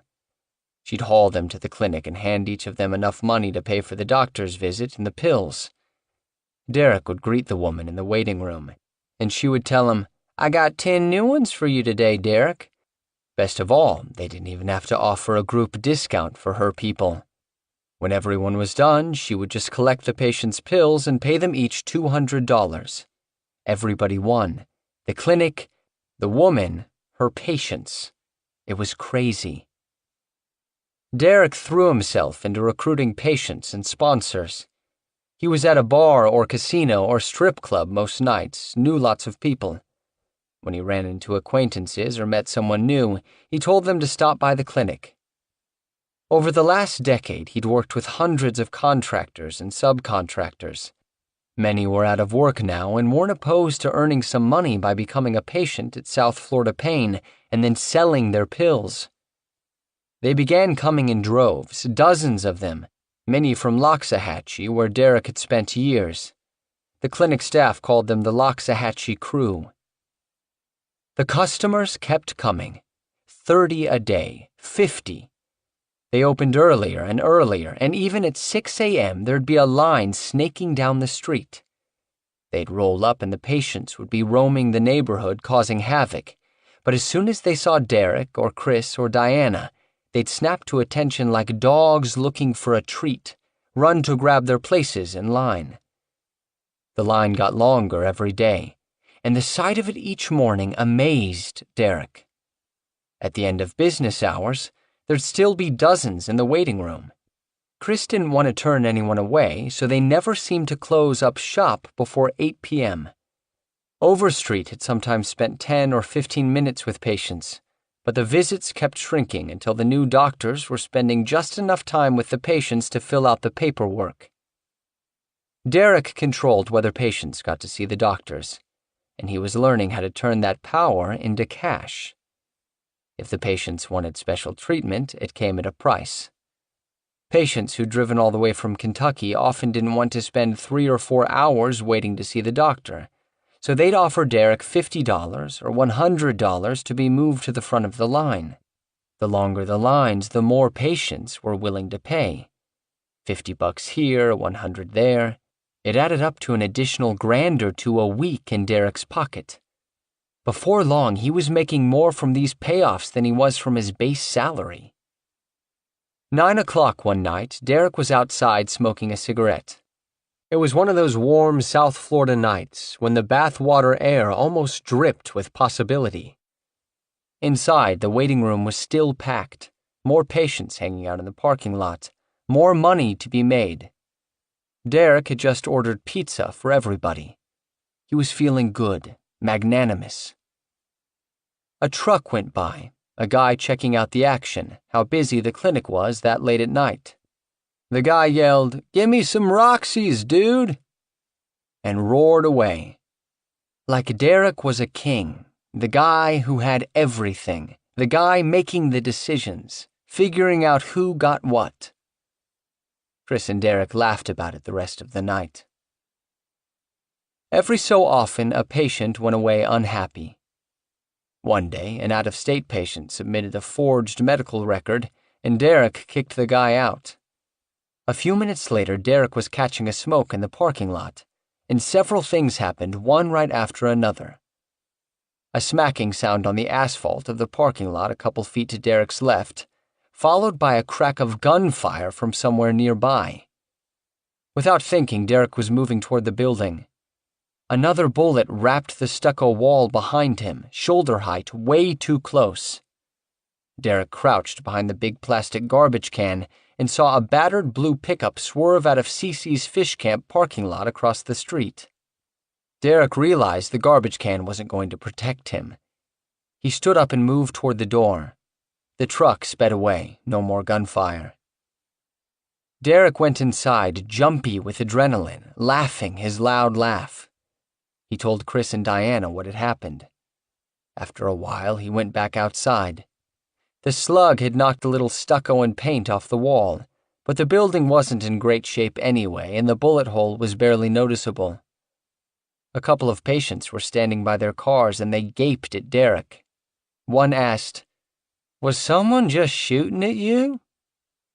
Derek just laughed it off and went back to work. Derek and Chris tried to shield the doctors from incidents like that, and they never had a frank conversation with Gittens or Joseph about what was really happening at South Florida Pain, what the patients were doing with the pills. Why broach the subject? It might make the doctors feel uncomfortable or guilty, and that was the last thing they needed. Derek couldn't tell what the doctors thought about the clinic and its customers. Gittens and Joseph were fast, yet still more cautious than Overstreet, who would write for basically anybody over 18. The new doctors sometimes turned down patients who were incoherent or had obvious needle tracks from shooting up. But it was difficult to say no to a desperate addict who would beg or threaten. So they'd just leave the room and tell Derek, and he'd bounce the patient no problem. Dr. Gittens made a big deal of these ejections, pitching a little fit, as if she was shocked and disappointed that one of her patients was using the drugs for the wrong reasons. She told Chris that she believed that some of the patients were lying to her, and it troubled her that they all asked for oxycodone. Derek didn't buy it. He believed her scenes served a psychological purpose, to justify her actions to herself, to prove she was still a good doctor, despite the fact that she was churning out oxycodone prescriptions all day long for $75 a patient. Dr. Joseph was a little different, Derek believed. He rejected fewer patients than Gittens, and when a major problem did arise with a patient, Derek noticed that he didn't make trouble. He would simply instruct Derek to refund the patient. He seemed to just want the problems to go away. You'd have to be an idiot, Derek believed, to not figure out that virtually every patient was either using or selling the drugs, often both. Or else why would the majority of them drive across 4 states to get legal medications? Why were they so desperate? Why were so many of them nodding out in the waiting room? Derek believed the doctors had to know the score. Dr. Gittens told Chris the clinic needed to beef up its diagnostic procedures, or at least its paperwork. She wanted the clinic to require patients to bring in MRI reports, something South Florida Pain could put in its patient files. Something to show they weren't just writing scripts based on the patient's word that they were in pain. Chris understood. It was asking for trouble to have no real diagnostic paperwork in the patient file. What if the Florida Department of Health showed up? Or, God forbid, the DEA? But procedure and paperwork created a problem on the customer relations side of things. The entire business philosophy of South Florida Pain, the thing that gave them an edge, was customer service, making it easy for patients to get what they wanted. Chris didn't want to tell every patient, including walk-ins who had just driven 15 hours across 4 states, that they had to go get an MRI before seeing the doctor. Dr. Overstreet had referred some patients to an MRI service, but only every once in a while.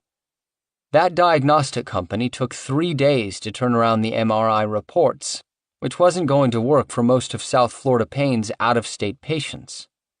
So Chris and Derek would give the patients 1 free pass, but told them that they had to bring an MRI to their next visit, 28 days later, which gave them time to get it done at home.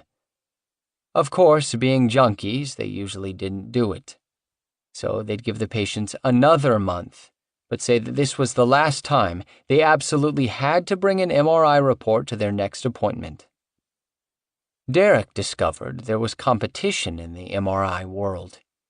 6 MRI services were fighting for South Florida Pain business, representatives visiting the clinic handing out leaflets. Certain companies were willing to kick back fees to Derek in exchange for referring patients to them. Before long, Derek was making $1,000 or $2,000 a week just from the MRI companies. One guy said he could match the prices of the company the clinic was currently using, but he would turn around the reports in 24 hours, which would make things much more convenient for South Florida Payne's out-of-state patients. The interesting thing about this company was that its MRI machine was located inside an 18-wheeler trailer, and the unmarked trailer was parked behind a strip club called Goldfinger Gentlemen's Club, a place up in Lake Park that Derek had never patronized. A line of people stood and sat in the strip club parking lot all day and night, holding red medical folders, waiting their turn to pay $200 or $300 to climb up into the trailer and onto the MRI machine inside. Most of the reports noted some slight abnormality or other finding, and Derek noticed something funny. Say a patient had complained of neck problems early on, but then the MRI of the neck region showed nothing out of the ordinary. The patient would just get a couple more body regions scanned until some protrusion or compression or extrusion was discovered, maybe in the lower spine this time. Then the patient would return to South Florida Payne, now complaining of lower back pain. Derek never saw the doctors make an issue of this shifting pain, as long as the paperwork was in order. Every once in a while, though, they'd see something they couldn't ignore. One day, a guy came in, maybe 30 years old, dreadlocks, sagging black shorts, and a wife-beater. Derek took his $200 and made a copy of his MRI report, sent the guy back to Dr. Joseph. A little while later, Dr. Joseph called Derek to the examination room, pointed to the MRI report. He looked upset. Dr. Joseph said, "Please read the conclusions, Derek." Derek read the report aloud all the way to the part where it noted a tear in the uterine wall. Dr. Joseph pointed at the patient. Dr. Joseph, "Does he look like he has a uterus?" Derek looked closer at the report and could tell the patient had duplicated his name over whoever's report it actually was. The birth date on the report didn't match the guy's ID. Worse, on the gender line, the guy had just left the F. Derek apologized to Dr. Joseph and kicked the patient out. The guy had the nerve to argue with him over his $200 fee, which Derek refused to give back on principle. He didn't want word getting out that if you got ejected from South Florida Payne, they'd just give your money back. Derek threatened to call the cops, have the guy arrested for prescription fraud. The guy left, then came back later with some friends. Dr. Joseph heard the commotion, came out, and told Derek to give the guy his $200 back. So Derek did, and that was that. Hey, Derek thought, I'm not the one who went to medical school. I'm learning as I go here. And it was hard work. At any moment in a typical day, a million things were happening. Patients waiting in a long line out the door, multiple phone lines ringing, a toilet overflowing because a patient had tried to flush a bottle of Mountain Dew. The patients were desperate and strung out, eagerly peppering Derek with flecks of spit when they finally reached the customer window, or just standing there in a stupid opiate haze, drawling in that distinctive guttural oxycodone register, as if the drug had dulled their voice boxes along with everything else. Derek called them zombies, dumb and slow, but you had to watch your back around them. If one crushed a pill and nodded off, another would try to steal his meds. Or they'd start making side deals with each other and a fight would break out. They would lie to each other or rip each other off if they thought they could get more pills.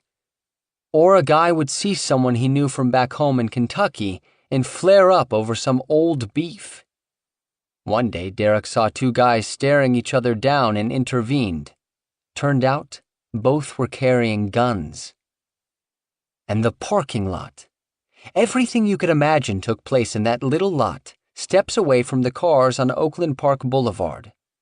Pill-sick patients sweating, trembling, vomiting, peeing on the palm tree, trading pills for cash. A couple months in, Derek caught a guy shooting up around the side of the bungalow. The guy ran off, dropping an insulin needle. After that, patients shooting up became a regular occurrence. Chris bought a vending machine and a 42-inch flat-screen TV for the waiting room, trying to keep the patients from going outside and causing havoc, but it didn't really work. Derek also began paying a homeless guy who hung around the clinic to keep an eye on the parking lot and to call him when necessary. Everyone on Oakland Park Boulevard knew the vagrant who slept at a nearby coin laundry, a gaunt and sickly-looking guy who was also funny and game in his cowboy hat and boots. One of those people whose age you couldn't tell, could have been 30, could have been 50. Derek and Chris liked their new parking lot sentry, kept him around like a stray dog, feeding him and paying him to run errands. The homeless man wasn't really able to handle parking lot problems himself because no one took him seriously, but he could at least report them to Derek. Derek was learning that even crafty and experienced addicts could be counted on to screw up. Derek gave these incidents a name: junkie stunts. Some would take prescriptions from multiple doctors to the same legit pharmacy and get busted for doctor shopping. Others would slam a pill right before their appointments and nod out in the waiting room, and Gittins would kick them out for being high. And they'd all come to Derek begging for a second chance. He'd give an offender a stern talking to and then suggest a solution. Come back tomorrow, see the other doctor. He reasoned that since the drugs were all they cared about, they'd clean up their acts to preserve their access to the clinic. At the end of a day of dealing with the zombies, Derek went home more exhausted than he had been after pouring concrete for a house foundation. He needed help. He just couldn't handle it by himself anymore. In most situations, Derek was a friendly guy, but it didn't take much to make him twitchy. A patient would irritate him, and he'd start flinging his big arms around, eyebrows jumping, voice getting unnaturally loud. He couldn't quell it. So he hired his roommate, who'd helped him with the office renovation, to cover the front window. They'd known each other since kindergarten up north. Derek had told him stories about South Florida pain, but his roommate didn't believe them, scoffed at the description of the hillbillies who drove 14 hours for oxycodone, the doctors who wrote script after script all day, the lines out the door. It was a sweet feeling when his friend started working there and told Derek, "I can't believe you were telling the truth." It hadn't taken Chris long to realize that South Florida pain had more potential than his other business, South Beach Rejuvenation. More people wanted painkillers than steroids, and the buying power of addicts was greater than Chris had ever imagined. Jeff was paying attention to Chris's success too.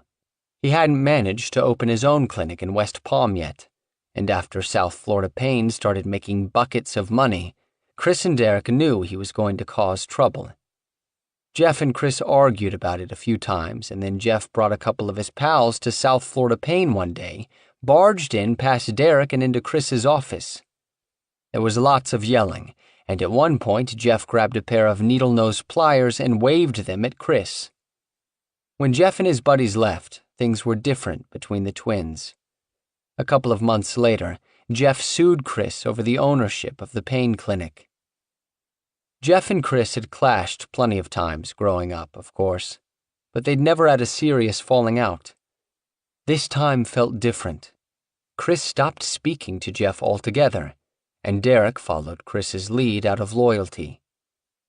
Meanwhile, Chris and Derek grew closer.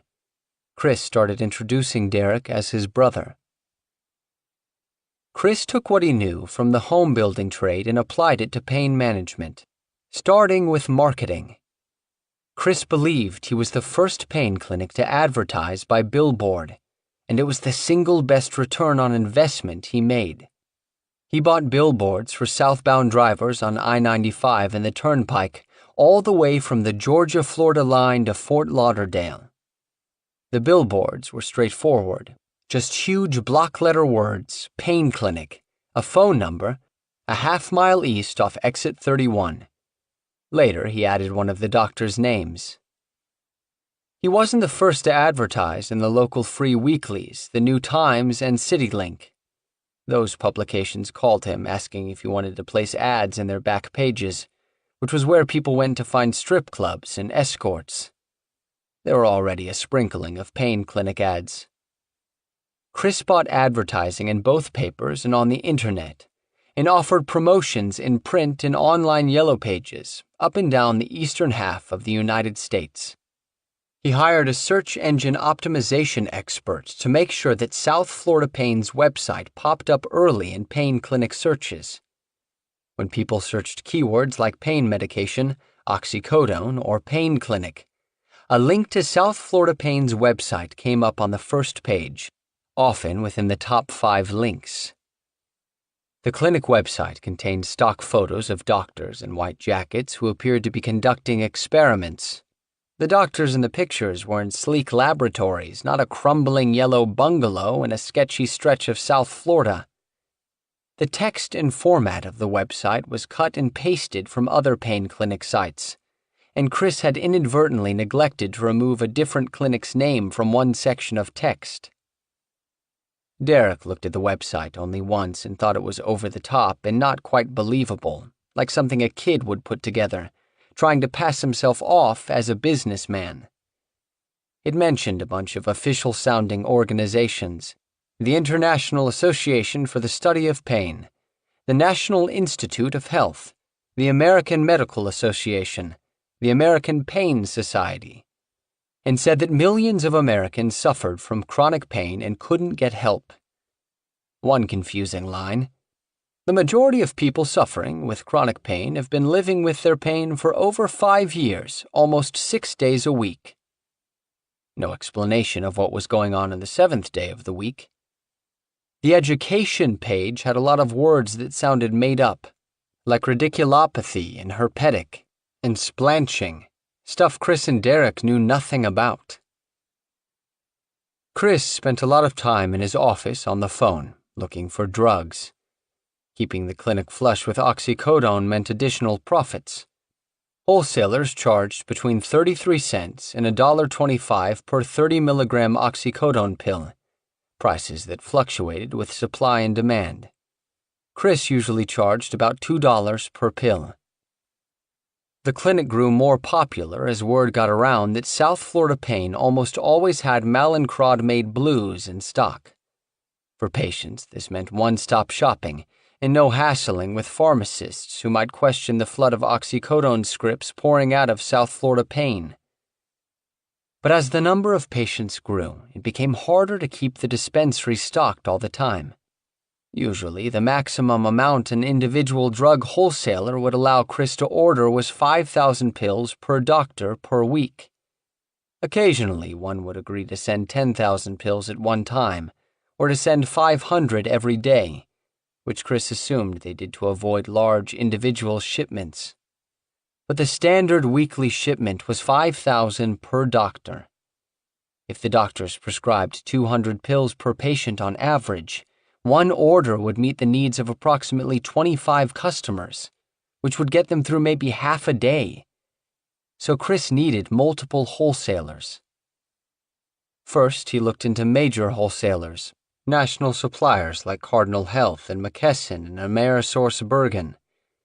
But the big guys had too many regulations, including a requirement that individual drug orders had to include at least 50% non-controlled substances. So Chris began looking at smaller wholesalers. He researched the companies on the internet and called one after another, filling out application forms for credit lines. Over the next few months, Chris developed a roster of half a dozen wholesalers that he used regularly. One day that spring of 2008, Derek was smoking a cigarette in the clinic parking lot when a car pulled in. Blue Nissan Sentra, late 90s model. Windows rolled down, rap music pulsing. Good old-school stuff. The guy behind the wheel was black, which put Derek on alert. There were plenty of black guys on Oakland Park Boulevard, but they weren't customers of South Florida Pain Clinic. Most of their customers were white hillbillies. What was this guy doing here? The guy got out, baseball cap tilted to the left, gold chain around his neck, friendly as he could be. He said, "What's up, man? I've got this package for you." The guy said he was from a local company that sold drugs wholesale. Derek knew Chris had placed a big order the previous day, but he still didn't quite believe this guy worked for a drug wholesaler. Most of the drug shipments came by UPS or another delivery service. What company would trust this dude to deliver a load of narcotics? Drugs worth about $200,000 retail, maybe $200,000 on the street? Pulling up in his 10-year-old blue Sentra blaring his Tupac? But there were the boxes, 2 of them, sitting there on the Sentra's front passenger seat. Derek thought they should have been in some kind of bulletproof briefcase chained to the guy's wrist. Derek told the guy to follow him. The guy grabbed the boxes, headed inside through the waiting room, patients watching. Walking with a little swagger, thousands of pills inside the box shaking along with his rhythmic stride. Chicka chicka, chicka chicka. And that's when it really hit home for Derek. What they had here. They had a license to deal drugs. No one was watching. He'd thought the pain clinic was a short-term gig, a way to get back on his feet after his jail stretch. But he'd been wrong. This was where he was meant to be. He and Chris were going to be rich. It couldn't be this easy, could it? 2. On the west coast of Florida, a pharmacist named Larry Gallbaum was pondering the same question as Derek Nolan. How had it become so easy to obtain and prescribe heavy-duty narcotics in the United States? On a balmy Sunday in early May 2008, Gallbaum left his home in Clearwater, Florida, and drove over the long Courtney Campbell Causeway. The skies were blue and cloudless, and old Tampa Bay glittered in the sun, but Gallbaum's stomach was in knots. He was always nervous before going on the air, and this had been an especially discouraging week at the major chain drugstore where he worked. In the past few days, he'd refused to fill huge narcotic prescriptions from 3 doctors he'd never heard of. One customer was 19 years old and could barely speak. He had a prescription for 240 oxycodone 30s from a pain clinic in Tampa.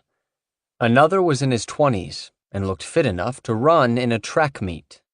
He wanted oxycodone in muscle relaxant.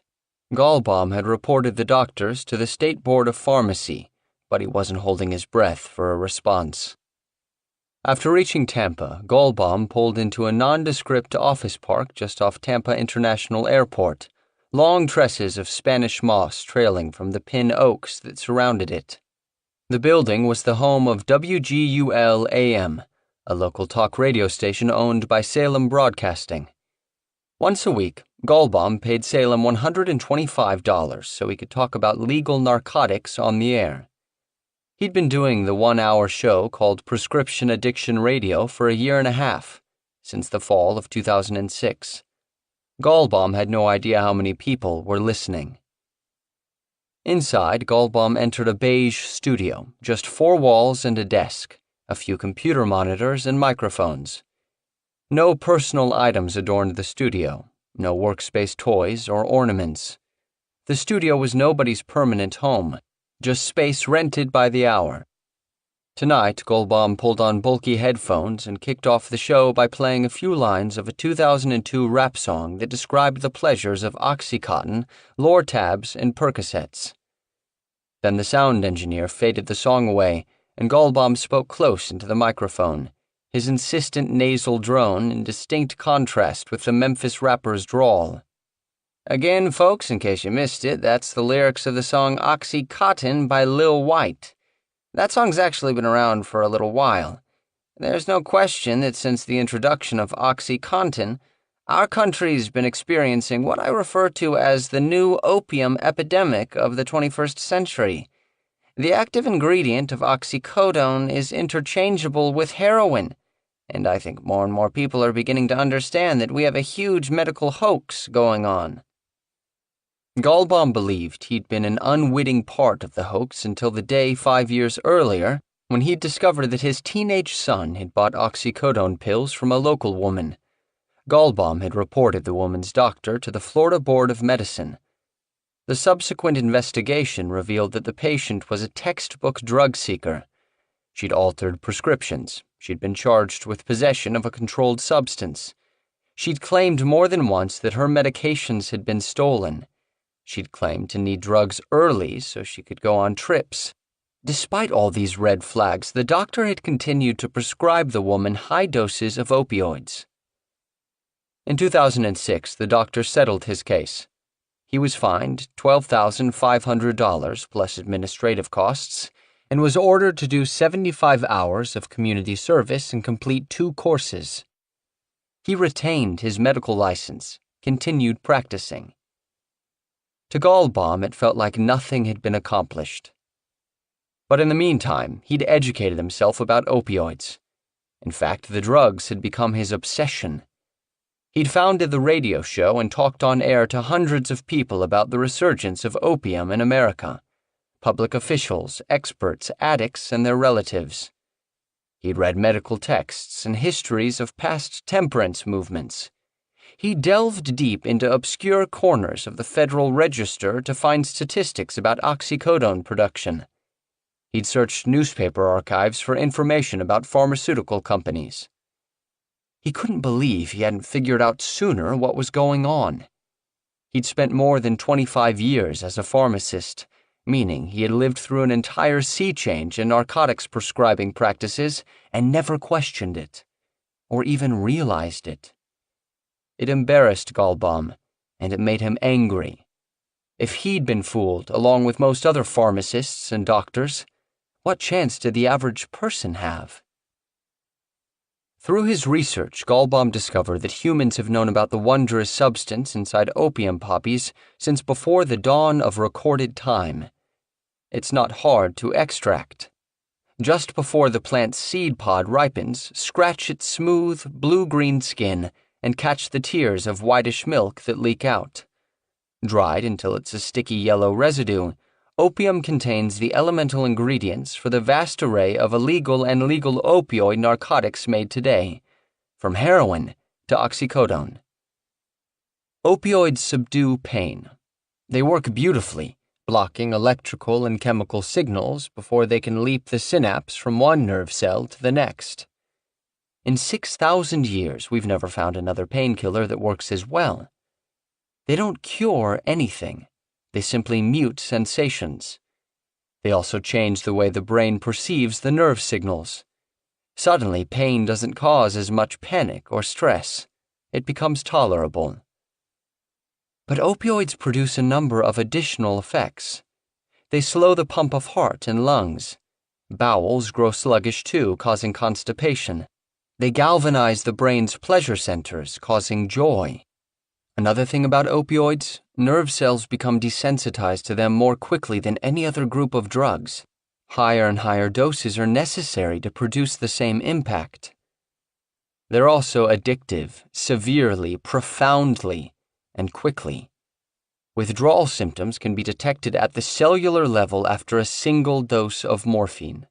Administer opioids long enough and the patient will become physically and psychologically dependent, terrified that the supply will be cut off, willing to go great lengths to forestall the nibbling panic of early withdrawal. That dread is felt more frequently as the body builds a tolerance to the drug, always needing more. Long-term users become physically dependent. Addicts go a step further and crave the drug psychologically, love the euphoria, and seek more of it. American doctors have known about the dark side of opioids for a long time, at least since hundreds of thousands of Civil War veterans became morphine addicts after that drug was administered liberally to wounded soldiers. Around the turn of the previous century, opium and other narcotics were available in a number of snake oil elixirs, including baby-soothing formulas. Over time, the medical establishment came to the firm conclusion that heavy-duty narcotics were best prescribed sparingly, to patients in such bad shape that the risk of addiction seemed a laughably minor menace, such as cancer patients with tumors gnawing at their bones, or to someone in agony in a controlled hospital environment. Almost by definition, opioids were not considered to be acceptable treatments for long-term chronic pain, because long-term use meant dependence. Doctors generally agreed you didn't simply send people home with a big supply of the stuff and hope for the best. It was often hard to tell who was in pain. Pain is personal, subjective. It is influenced by mood, psychology, upbringing. It's cultural, too. The Irish were less likely to voice pain than the Italians, according to a 1950s study at a veterans hospital in San Francisco.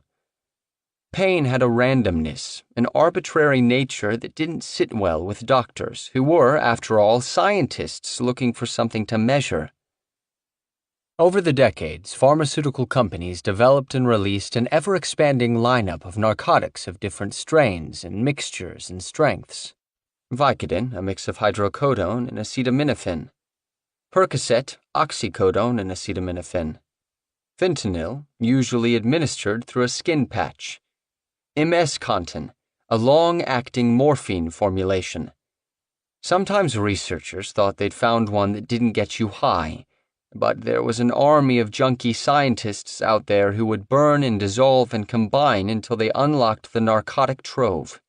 Then word would get around. Mix pentazocine with this drugstore antihistamine, and you've got yourself a nice speedball. Or take a time-release morphine tablet, painstakingly peel off the outer coating, then crush, dissolve, and inject. There was always a way. So the pharmaceutical companies kept the dosages small and typically cut their products with acetaminophen or aspirin, which discouraged addicts from ingesting massive doses. And doctors were trained to regard painkillers as a last resort, which meant that many patients lived in pain. Too many, according to a new generation of doctors that began to emerge in the 1980s. Pain management specialists saw patients in agony, desperate for a cure, and often unable to get medicine that would give them relief. Pain was real, they said, and it was destroying lives. These specialists began to wonder if physicians had become too reluctant to use the pain-killing power of opioids. By the early 1990s, as some doctors were reconsidering their approach to pain, a smallish family-owned pharmaceutical company called Purdue Pharma was looking for ways to grow its customer base. Purdue was best known for an extended-release morphine drug called Misc. Unlike traditional morphine, which wore off within a few hours, these pills dissolved slowly and allowed cancer patients to sleep through the night. But Purdue's patent on the formulation would expire soon, which meant that cheaper generic versions would soon be eating into its market share. The company was developing a new drug, an oxycodone pill it would call OxyContin. Like Misc, OxyContin was a controlled-release pill. Swallowed, the dose broke down slowly in the digestive system, doling itself out over 12 hours. This meant Purdue could pack much more oxycodone into each pill. Percocets contained doses of 5 or 10 milligrams of oxycodone.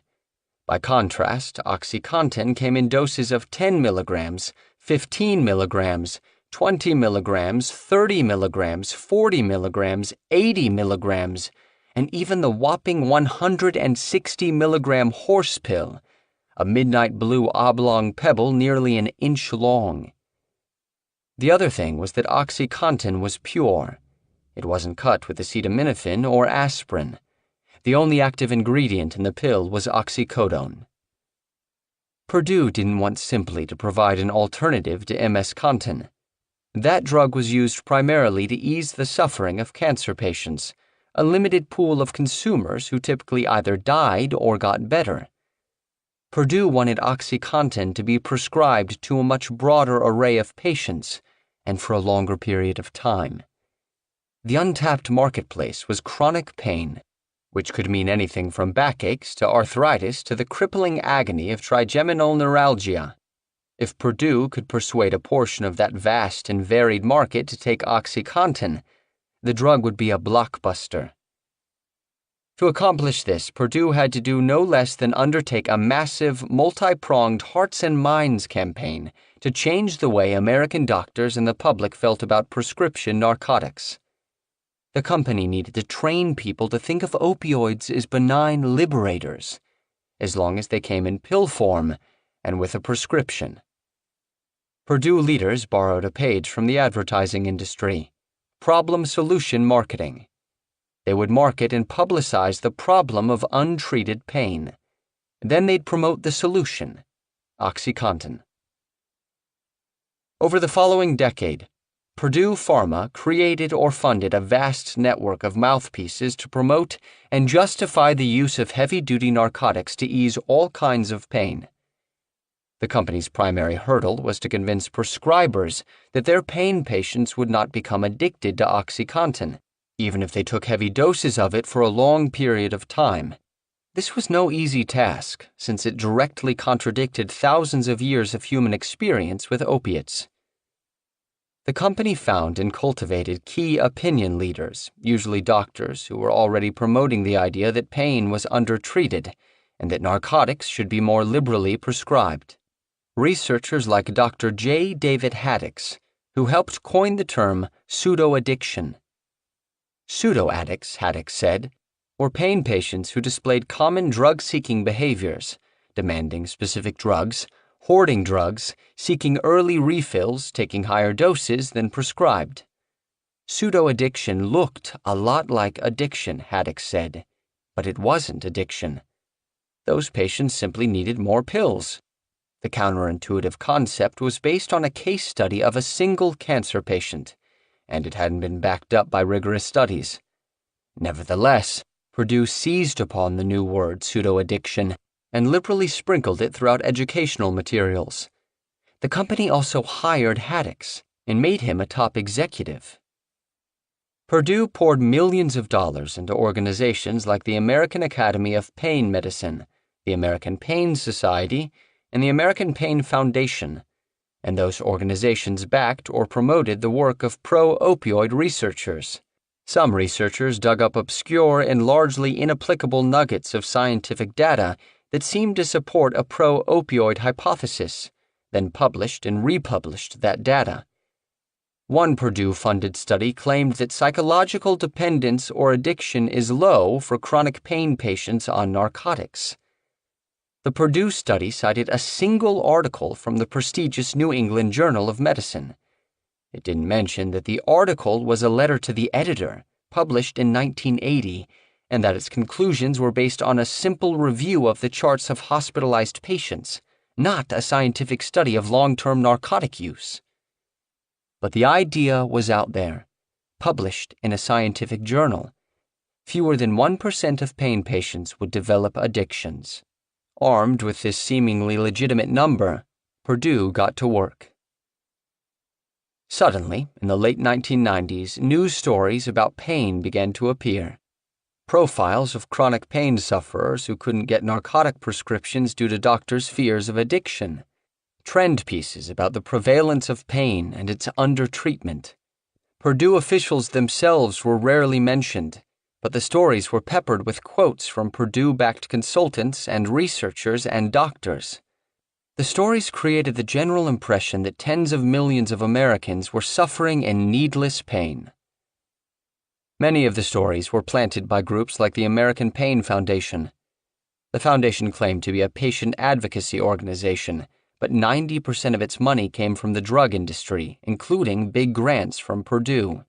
The foundation acted as a front for Purdue and other drug makers, advancing pro-opioid policies in ways that the companies themselves could not. The foundation funded pain management web talk shows, published policy guides that plugged narcotics, and marshaled pain patients to send angry emails to reporters, prompting news stories about the stigma they had faced when seeking medication. It was a smart move, Gulbaum believed, because it created the impression that anyone who questioned the escalating use of prescription narcotics lacked empathy for people in pain. Only a heartless clod wanted to deny people in pain the medications they said they couldn't live without. Similar stories originated from new grassroots regional pain advocacy organizations that had sprung up, such as the Appalachian Pain Foundation, based in Huntington, West Virginia, which received a $20,000 grant from Purdue shortly after it formed in 2000. The foundation arranged a series of meetings in Kentucky and West Virginia to spread the word among local doctors that opioids were underutilized even in their pill-swamped communities. The doctor who co-chaired the foundation said the Purdue grant had no effect on the foundation's work. Years later, he lost his medical license after airport officials found oxycodone and hydrocodone bottles with other people's names on them among his luggage. A subsequent investigation revealed that a number of his patients had died of overdoses. Purdue targeted the doctors who controlled the prescription pads.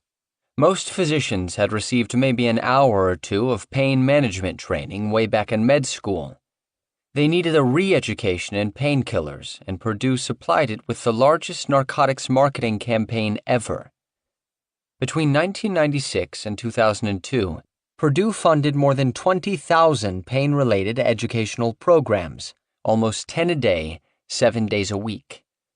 During the same years, Purdue conducted more than 40 national pain management training conferences at resorts in Boca Raton and Scottsdale, paying the travel costs for more than 5,000 physicians who attended. More than 2,500 physicians were on Purdue's speaker bureau list. They went home with plush toys, fishing hats, CDs, and pens, all branded with the OxyContin logo. A favorite freebie was the heat-sensitive OxyContin mug that bore the words, "The one to start with." When filled with hot coffee, the rest of the slogan materialized. "The one to stay with." The educational seminars made the most of the unfounded statistic that fewer than 1% of patients would develop addictions. One continuing medical education program sponsored by Purdue promoted opioid therapy as the only solution for chronic conditions such as back pain. The program contained a role-playing exercise in which a patient admits he is taking twice as many pills as he's supposed to. An authoritative narrator cautions the doctor not to jump to the conclusion that the patient is addicted, even if he seems desperate. The role-play ends with the doctor prescribing a high-dose opioid. Purdue doubled its sales force during those years, from 318 to 767 pharmaceutical reps. In the trade, the reps are called detailers, and they're typically good-looking, gregarious, and well-dressed. They remember the names of the clinic receptionists and secretaries and nurses. Purdue expected each drug rep to develop a list of 105 to 140 physicians within a specific sales region and call each one every 3 or 4 weeks. And they didn't target only oncologists and pain management specialists. They went after family doctors and general practitioners, a broader and less painkiller-savvy prescriber. Purdue paid its reps better than most drug makers paid theirs. By 2001, an average salary of $55,000 and an average bonus of $71,500. Purdue spent $500 million on the one-on-one sales strategy between 1996 and 2001. Purdue drug reps also had another tool, OxyContin coupons. Free samples were a common way to promote a new medication, but the DEA didn't allow it with controlled substances like OxyContin. So, in 1998 and 1999, Purdue bypassed this rule by giving each rep 25 coupons for a free 30-day supply of the drug. In 2000 and 2001, as OxyContin's reputation grew, the company cut the free trials to 7 days. Reps gave the coupons to doctors who passed them on to patients. The freebies cost Purdue $4 million a year, but in the narcotics business, it was a good long-term strategy. Purdue drilled its reps on 2 selling points. 1, OxyContin was the first narcotic that wouldn't hook patients. And 2, fewer than 1% of pain management patients get addicted anyway.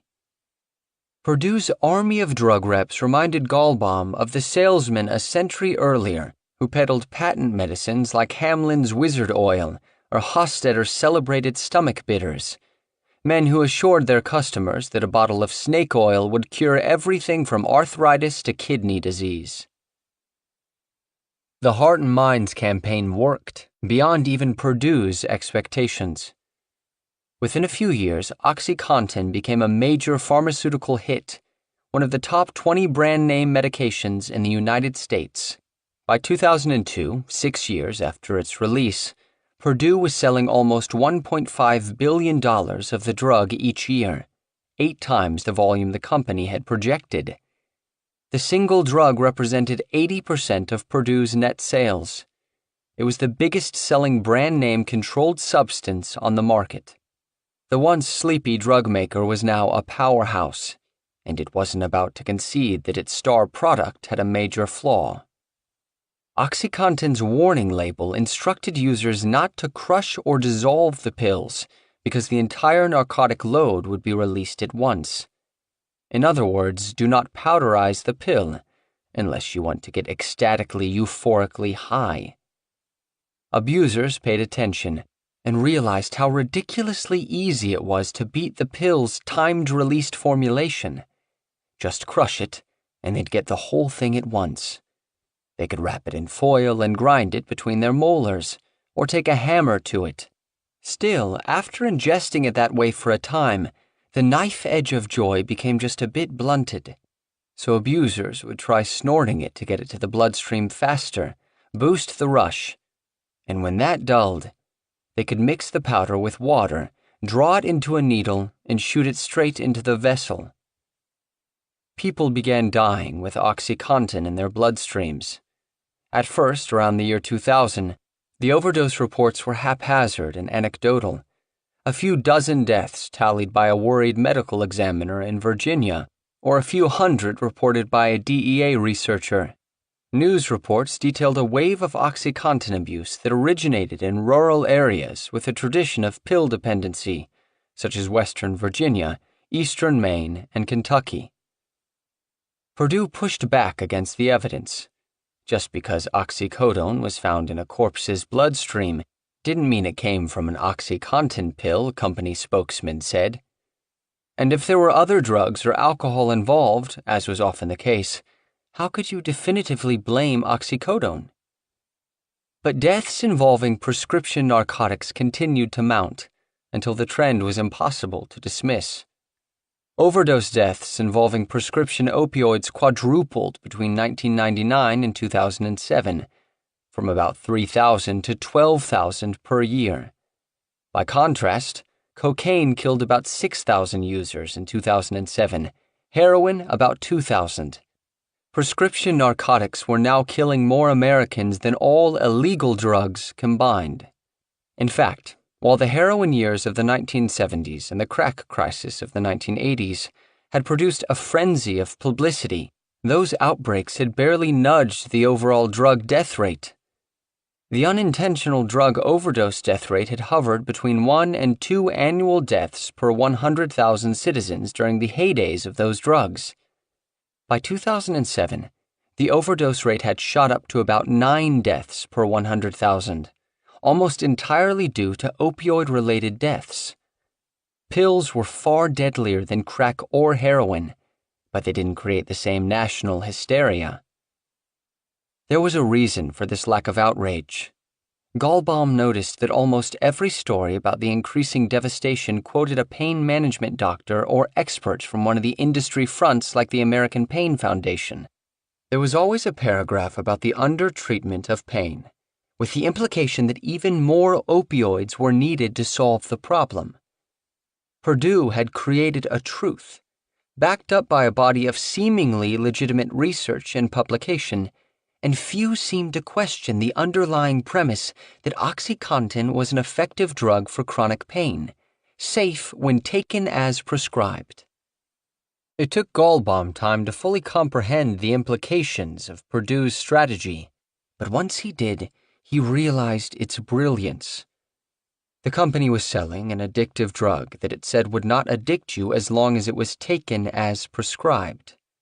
Then, when the drug did addict someone, and they began taking too much of it, or hoarding it to take all at once, or trying to obtain multiple prescriptions or early refills, then that person was no longer taking it as prescribed. That person became one of the outcasts, an addict, and therefore the safe when taken as prescribed dictum remained valid. Purdue seemed to regard those folks as a tragedy of their own making. But the company affirmed that its responsibility was not to addicts who were abusing the drug, but to the untold millions of pain sufferers who needed it. Gallbaum wondered how many addicts had begun taking OxyContin under the care of a doctor. He came to realize that there was very little difference between heroin and opioid narcotics. Heroin had been stigmatized as a bottom-of-the-barrel drug, the destination of the dirtiest of street junkies, whereas pain pills had been systematically sanitized in the public's mind. Even in the flood of news stories about oxycodone deaths, reporters and experts referred to prescription narcotics as if they were, at worst, a gateway to the hard stuff. As a pharmacist, Gallbaum could determine only two clear advantages OxyContin had over heroin as a recreational drug. 1. OxyContin was legal. 2. It was pharmaceutical grade. You knew exactly what was in it, unlike a bag of heroin bought on the street. Other than that, oxycodone addiction and heroin addiction were the same thing. Nevertheless, Purdue had inflated the market for opioids, and other pharmaceutical companies rushed to meet the demand. They copied Purdue's OxyContin marketing techniques. They re-educated doctors about narcotics, hired key opinion leaders to promote the drugs, funded pro-opioid medical education courses, funneled money to seemingly independent patient advocacy groups and professional societies, and the companies developed one new opioid narcotic after another, hailing each as a breakthrough. Cephalon promoted its berry-flavored narcotic lollipop Actic for migraines, sickle cell pain, and injuries, despite the fact that the FDA had approved its use only for cancer pain. Janssen Pharmaceuticals Inc. promoted the narcotic Ultraset for everyday chronic pain, distributing posters to doctors' offices that showed people in active professions with the breezy tagline, "Pain doesn't fit into their schedules." Endo, maker of Opana, Percocet, and Percodan, distributed a patient education publication that said withdrawal symptoms and increased tolerance to narcotics are not the same as addiction. Addicts take opioids for other reasons, such as unbearable emotional problems. The overall impact of the lollipops and posters and authoritative assurances was to create the impression that prescription opioids were like any other class of drugs, a life enhancer like the erectile dysfunction pills or acid reflux tablets advertised on TV. The tactic of distinguishing between addiction and physical dependence was key to many of the feel-good campaigns. On their drug labels, the companies were required by the FDA to acknowledge that opioids are addictive narcotics that could kill. But the companies often left that information out of patient education materials. Brochures and websites often mentioned only the least scary side effects of the drugs, usually leading with constipation, which no doubt seemed a small price to pay for pain relief. The drug companies also highlighted drowsiness, confusion, nausea, and dizziness, among other mild complaints. And the side effects would probably go away in a couple of days, they assured. Janssen sponsored a multimedia patient education campaign called Let's Talk Pain, which warned that strict regulatory control had made doctors fearful to prescribe opioids, leaving patients to suffer in pain. This prescribing environment is one of many barriers that may contribute to the undertreatment of pain, a serious problem in the United States.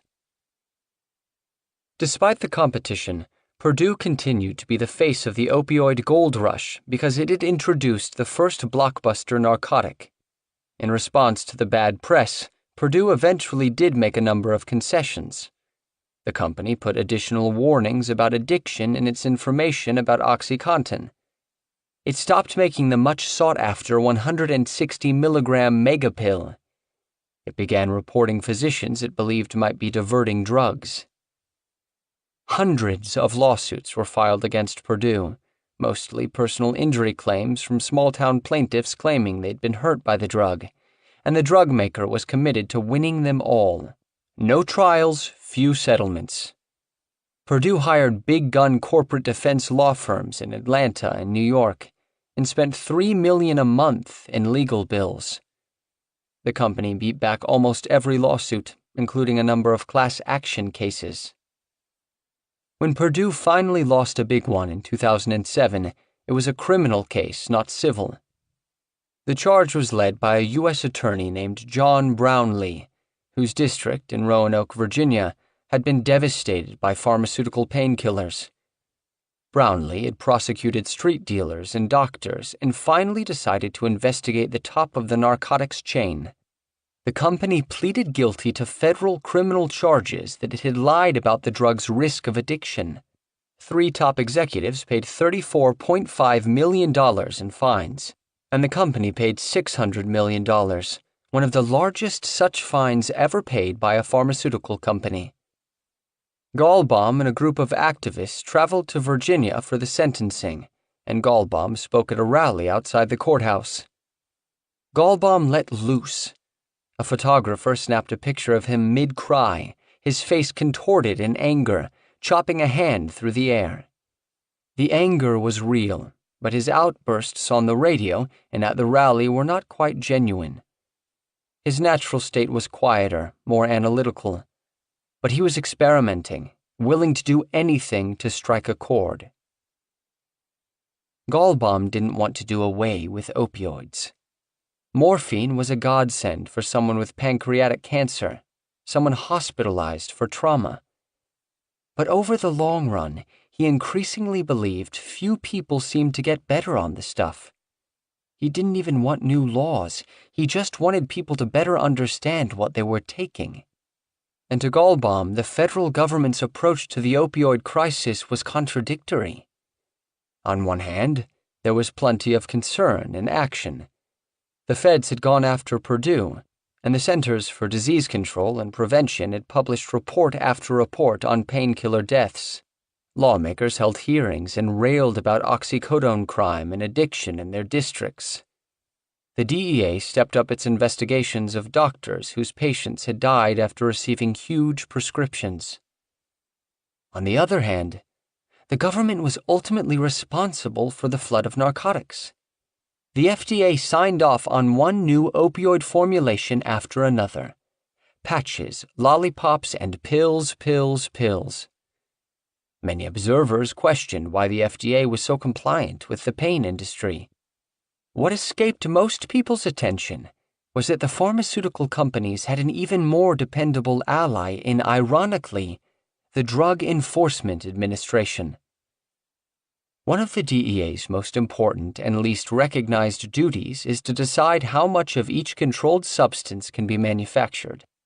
If the DEA decides that the amount of oxycodone being made exceeds the medical, scientific, research, and industrial needs of the United States, it can reduce the drug's production, simply cut it down by denying pharmaceutical companies annual requests to manufacture more of the drugs.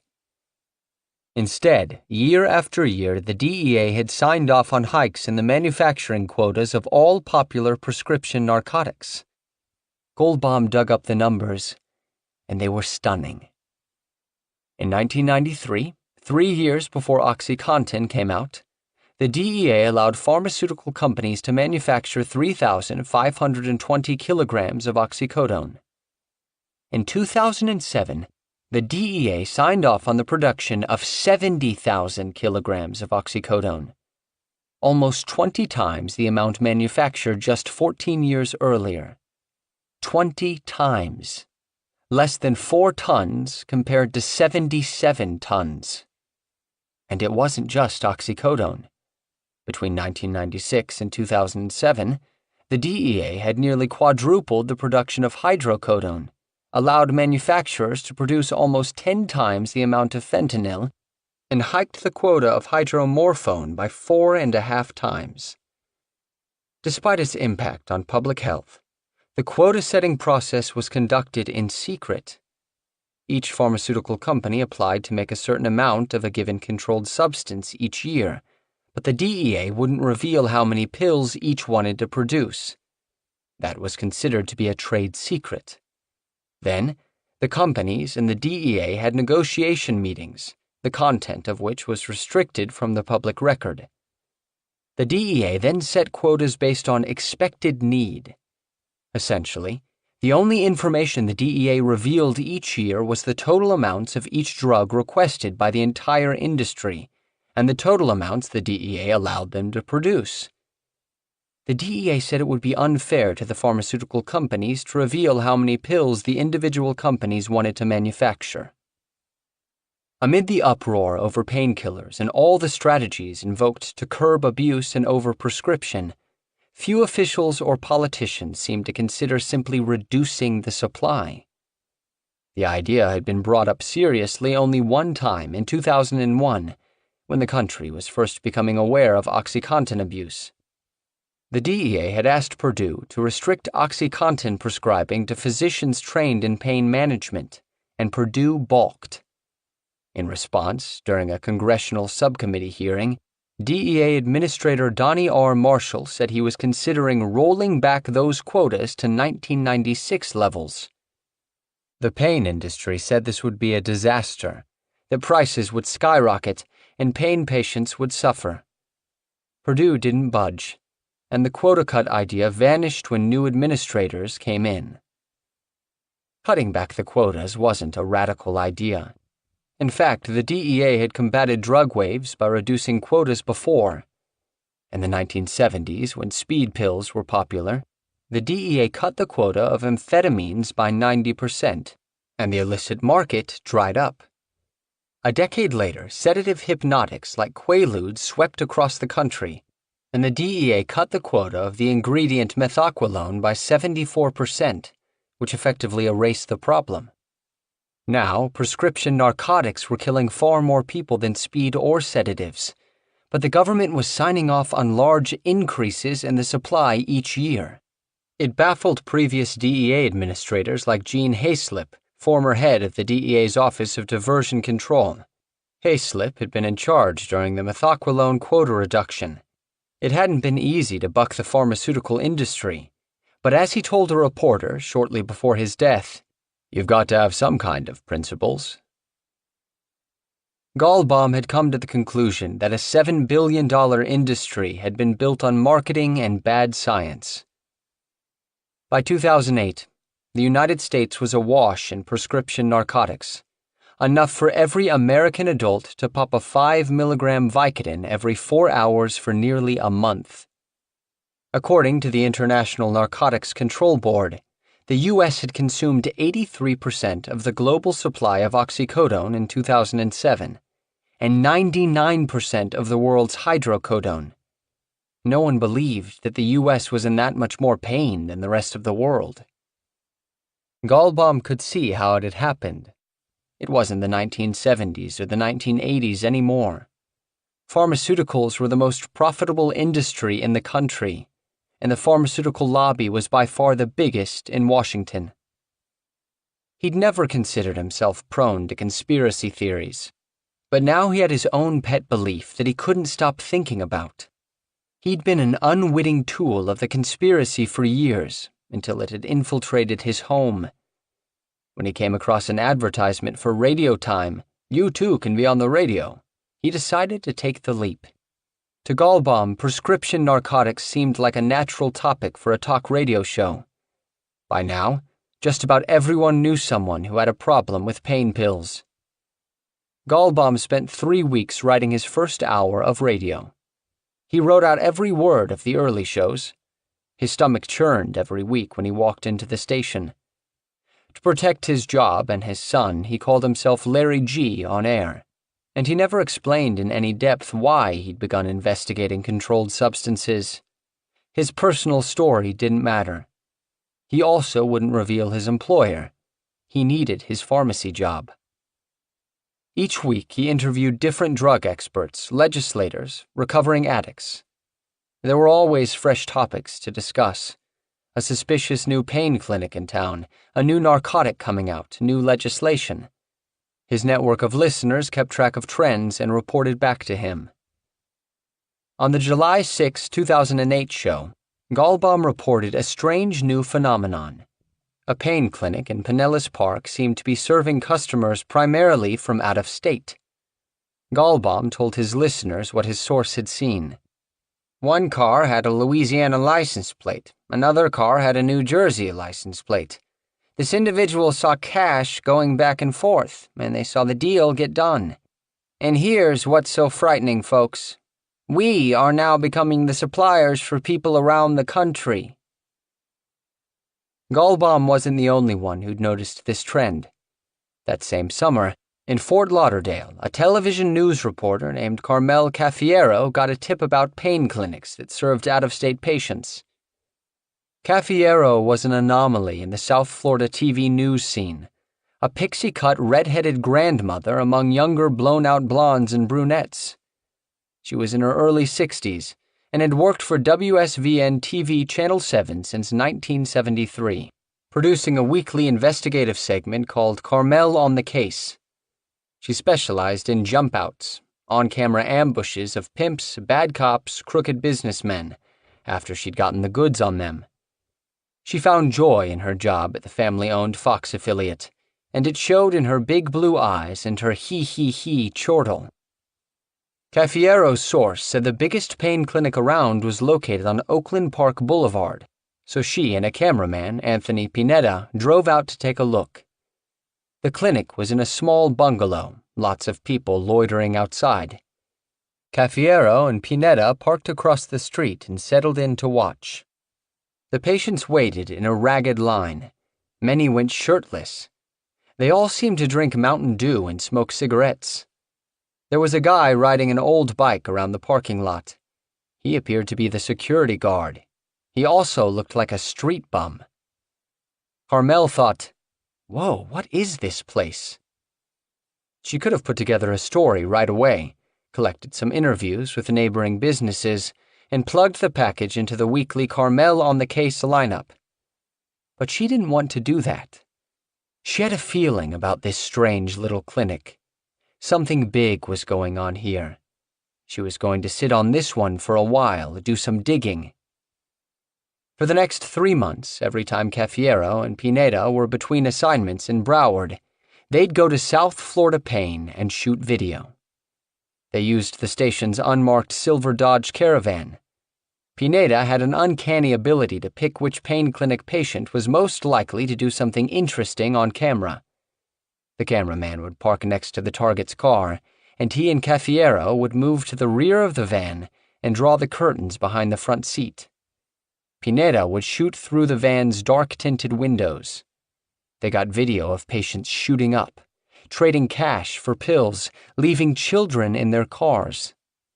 Cafiero also dug into state corporate records and identified the clinic manager as Christopher P. George of Wellington, Florida. She interviewed local police and the Broward Sheriff's Office. She found statistics about drug-dispensing doctors in the state of Florida. The picture began to come together.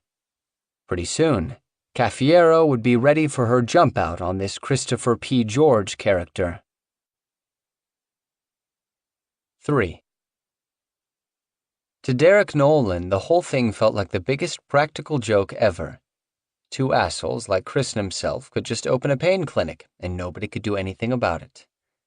Derek figured they were getting away with it because the basic transaction that was taking place, a patient getting a prescription from a licensed doctor, was legal.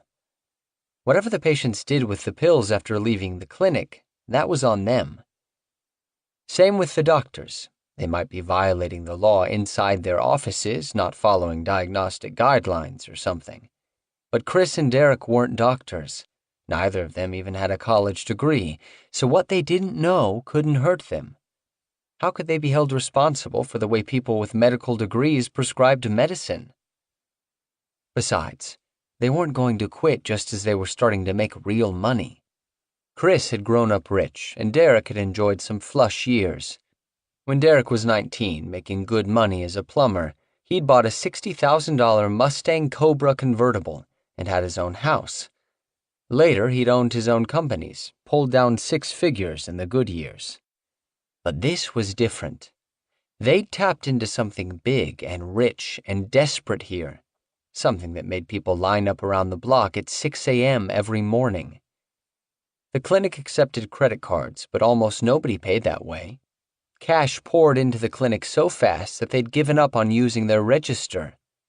No cash register could take in $20,000 to $30,000 a day. It took too long to push all those buttons and ring someone up, and the cash drawer was too small. They had to empty it too often, and it was taking time away from processing the patients. So Derek had just grabbed a couple of 9-gallon garbage cans, the kind you see in bathrooms, and stuck one under the customer window. When it filled up, he'd cart it back to Chris's office to be counted and stick the empty one under the window. Every day seemed like a miracle. Every day they were amazed by the things they saw. Every day they realized that this thing was bigger than what they'd thought it was just the day before. Oxycodone was growing out of control, like black mold in a Florida bathroom, and they'd suddenly become a major supplier for a half-dozen states. By summer 2008, they were seeing 100 patients a day. The little bungalow couldn't handle that amount of traffic. As the days had grown hotter, they discovered that the 2 old air conditioning units cut into the waiting room walls were completely inadequate for the job. The waiting room had about 30 chairs, and there were sometimes another dozen people standing. At regular intervals, a row of automatic spray air fresheners on the wall spritzed the lukewarm stench. It didn't help much. The bathroom was always a mess, so Derek took out the paper towel dispenser and installed an air dryer. The cleaning lady started coming in early to get a head start on the daily cleanup. She found hypodermic needles in the garbage cans in the parking lot, rattling inside empty soda cans. Derek and Chris didn't talk much about what was really going on at South Florida Pain. They talked business, sure, but they only rarely referred to the fact that they'd suddenly become a strange brand of drug dealer. It wasn't something they wanted to talk about much. Not with each other, and definitely not with the doctors or anyone else. It was partly a precaution, in case anybody was listening, and partly because they were afraid of jinxing their business luck. Derek believed Chris was feeling the same as he was, like a pitcher throwing a perfect game. It was the 7th inning, and they couldn't talk up what was happening, so they kept their excitement to themselves, maybe shaking their heads or raising an eyebrow at each other when they saw an especially long line of zombies lined up in the morning. Derek wanted to laugh when he remembered how they'd talked about the pain clinic when it was first starting, Chris saying that Jeff might be able to hire Derek for $12 an hour. No more long, hot days at a work site covered in sweat and sawdust. Derek was paying every bill and had money left over. This was what all the years of hard work had been for. He couldn't walk away now. He'd finally made it. They'd always figured they'd get shut down sooner or later. Now they were beginning to believe they were in the clear. Either way, for now, they'd grab as much as they could. But 4 months after South Florida Pain opened, a wake-up call. On June 10th, a guy came to the clinic, introduced himself as a Florida Department of Health investigator. A smug little sawed-off shit, Derek thought. He spoke street English and generally came off to Derek as more of a Fort Lauderdale City meter reader than a guy with an important state job. Nevertheless, he and Chris were on edge. The investigator said it was a routine inspection, something they did for all doctors who dispensed controlled substances on site. He didn't ask many questions, but Chris and Derek took the opportunity to ask him a few things they'd been wondering about. After all, he was a state health investigator. If he didn't know how a pain clinic was supposed to run, nobody did. They asked him if there was a limit on the quantity of prescriptions they should be issuing for a 28-day period. For instance, what number of 30-milligram oxycodone pills was considered to be okay? The investigator didn't seem like he wanted to give a number, but eventually conceded that 240 pills could be considered an upper limit, which matched what Dr. Overstreet had told Chris. They asked what they should do when patients came back to the clinic early and said their prescription had been lost or stolen and they needed an early refill. The investigator said the clinic could replace a portion of the prescription if the patient produced a police report that confirmed the theft. For instance, if there were 14 days left in a 28-day prescription, they could write a script for half the pills. The inspector wasn't referring to any documents or using any official-sounding words. In fact, his answers just rambled, like he was making up things as he went, pulling rules out of his ass, whatever he thought made sense. He also kept telling them to refer to the DEA website. The whole thing felt wrong to Derek, the way the guy seemed reluctant to give solid and specific information. He felt like he was getting set up.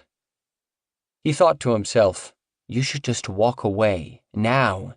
Go back to building houses." The inspector looked around the building. He wasn't pleased when he saw Mo, Diana's floppy-eared wiener dog. He said it was considered unsanitary to have a dog around medication, even though Mo wasn't in the dispensary room. He told Chris he wanted to see receipts for the medication the clinic had ordered. Then he started looking through random patient files, making photocopies as he went. He was particularly interested in prescriptions that had been filled in-house, kept pulling them out of the files and piling up the photocopies. Chris and Derek had a bad feeling about this because the doctors usually didn't completely fill out scripts that were filled in-house. They weren't trying to hide anything. It was just a time-saving measure. Why bother writing out the patient's name and address if the script was never even going to leave the building? If the patient wanted to fill the prescription elsewhere, the doctors filled it out completely, and Derek or Diana photocopied it and put the copy in the file. Derek thought the inspector looked pleased with himself as he put the copies in an envelope and sealed it. It was kind of funny. Chris and Derek were a couple of house builders who had only the slightest idea what they were doing in the pain clinic business, and they had found a way to crank tens of thousands of pills a day onto the street. And the state investigator was fine with that fact. Instead, he knocked them for not including the patients' names or addresses on some prescriptions. And he didn't like Mo being there. The inspector left with his envelope of photocopied prescriptions, and Derek and Chris did what they usually did when they were together. Laughed it off. They made fun of the little guy, his street accent and bad grammar. That guy was going to bring them down? No way. Chris took the health department inspection more seriously than he let on to Derek. For one thing, he decided he would no longer rely on the doctors to know the rules and regulations around pain management. Other than her brief stint at One Stop Medical, Dr. Gittins was a family practitioner. Dr. Joseph was a gynecologist. They weren't pain management specialists, and they probably weren't even very good doctors, or else why would they be working here? Chris needed to figure things out on his own.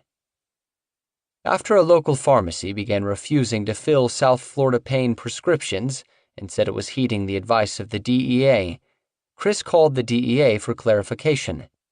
He wanted to know once and for all what the rules were. He expected to get some kind of runaround, but he got lucky, connected with a woman who was some kind of higher-up in Florida. And then he introduced himself, and the DEA official knew who he was right away, even knew his address. She said, "Oh, yes, South Florida Pain Clinic. That's 500 West Oakland Park Boulevard, right?" The recognition freaked Chris out.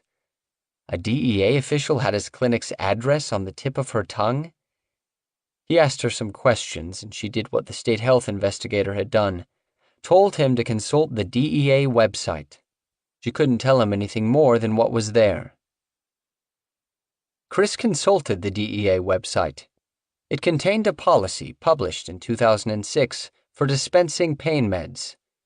In the introduction, the policy quoted some statistics, including a national survey from 2004 that found that 31 million Americans had used painkillers to get high. But the eye-opening number was the 2.4 million people in the previous year who had tried painkillers non-medically for the first time. That number was higher than the number of new users of cocaine or even marijuana.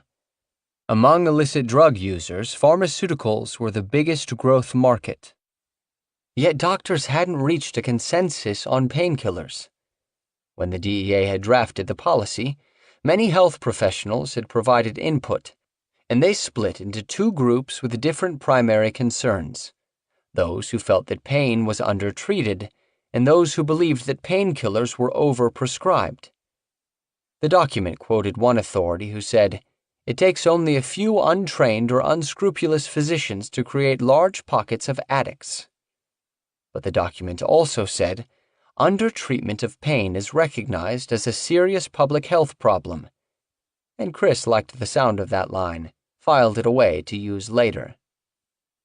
The document said painkillers like oxycodone could only be prescribed or dispensed for a legitimate medical purpose. And there's where things got really fuzzy.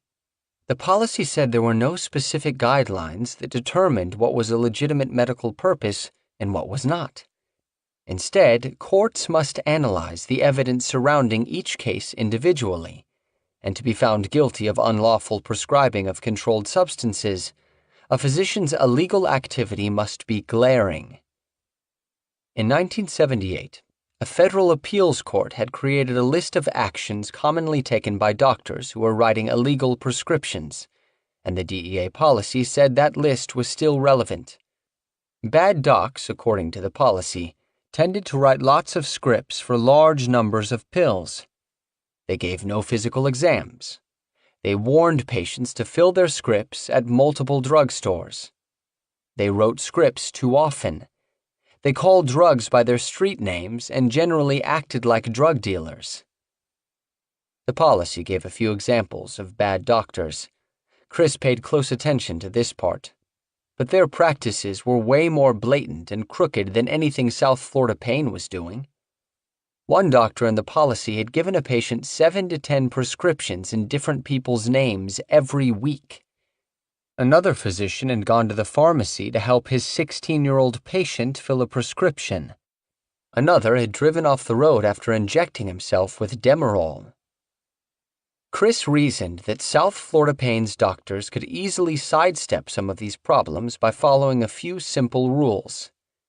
They would fill out diagnostic paperwork for every patient. They would schedule patient appointments no closer than 28 days apart. And hopefully, his doctors would generally not let on to anybody if they knew what the patients were doing with the pills.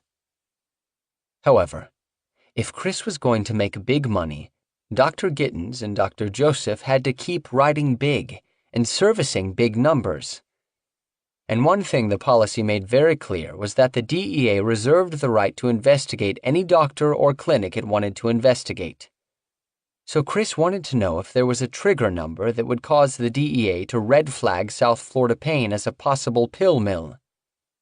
Dr. Overstreet had said 240 pills per prescription was the magic number, and the health department investigator had seemed to confirm it. The DEA policy was vague, saying what constitutes an inordinately large quantity of controlled substances can vary greatly from patient to patient, and that cases against doctors typically involve facts that demonstrate blatant criminal conduct. The policy gave only the following specific example. If a physician were to prescribe 1,600, 1,600 tablets per day of a Schedule II opioid to a single patient, this would certainly warrant investigation, as there is no conceivable medical basis for anyone to ingest that quantity of such a powerful narcotic in a single day. 1,600 pills a day to a single patient? That example was so over the top that it was useless as a guideline. Chris wondered if the DEA purposely left certain information ambiguous, so clinics wouldn't know how to avoid getting busted. A few weeks after the health department inspection, a man stuck his head in the patient window and said he was Juan Ortega, a reporter from the Sun-Sentinel. Ortega had heard about South Florida Pain from a man who drove past the clinic on the way to work each morning. The commuter had noticed the growing lines of patients and called the newspaper about it. Ortega had spoken to the owner of the bridal headpiece shop next door and a law firm up the block. The neighbors were complaining about the long lines and disruptive patients in the parking lots. The reporter had also tried to speak to patients in line, but they wouldn't talk. Chris agreed to the interview, didn't think much about it. He brought Ortega back to his office, where he had multiple security camera monitors showing various angles of the clinic property. He agreed to let the reporter record the interview on a handheld video camera. Ortega pointed the little camera at Chris's face and started asking questions. Chris said the clinic was treating patients with medication and exercise. He said his doctors thoroughly examined patients and checked medical records before prescribing. He said they were committed to catching patients who were obtaining prescriptions from multiple doctors. He showed the reporter a filing cabinet in his office. It was filled, he said, with files of patients they'd banned for suspicious activities. At first, Chris refused to identify the names of the doctors, but Ortega had looked up the clinic on the health department website. Dr. Gittens, Dr. Joseph, and a part-time doctor listed the clinic address as their work site. When the reporter told him the doctors were in good standing with the health department, Chris confirmed that they all worked there. Ortega asked why there were so many out-of-state vehicles in the parking lot, and Chris sidestepped the question, acted like he didn't know.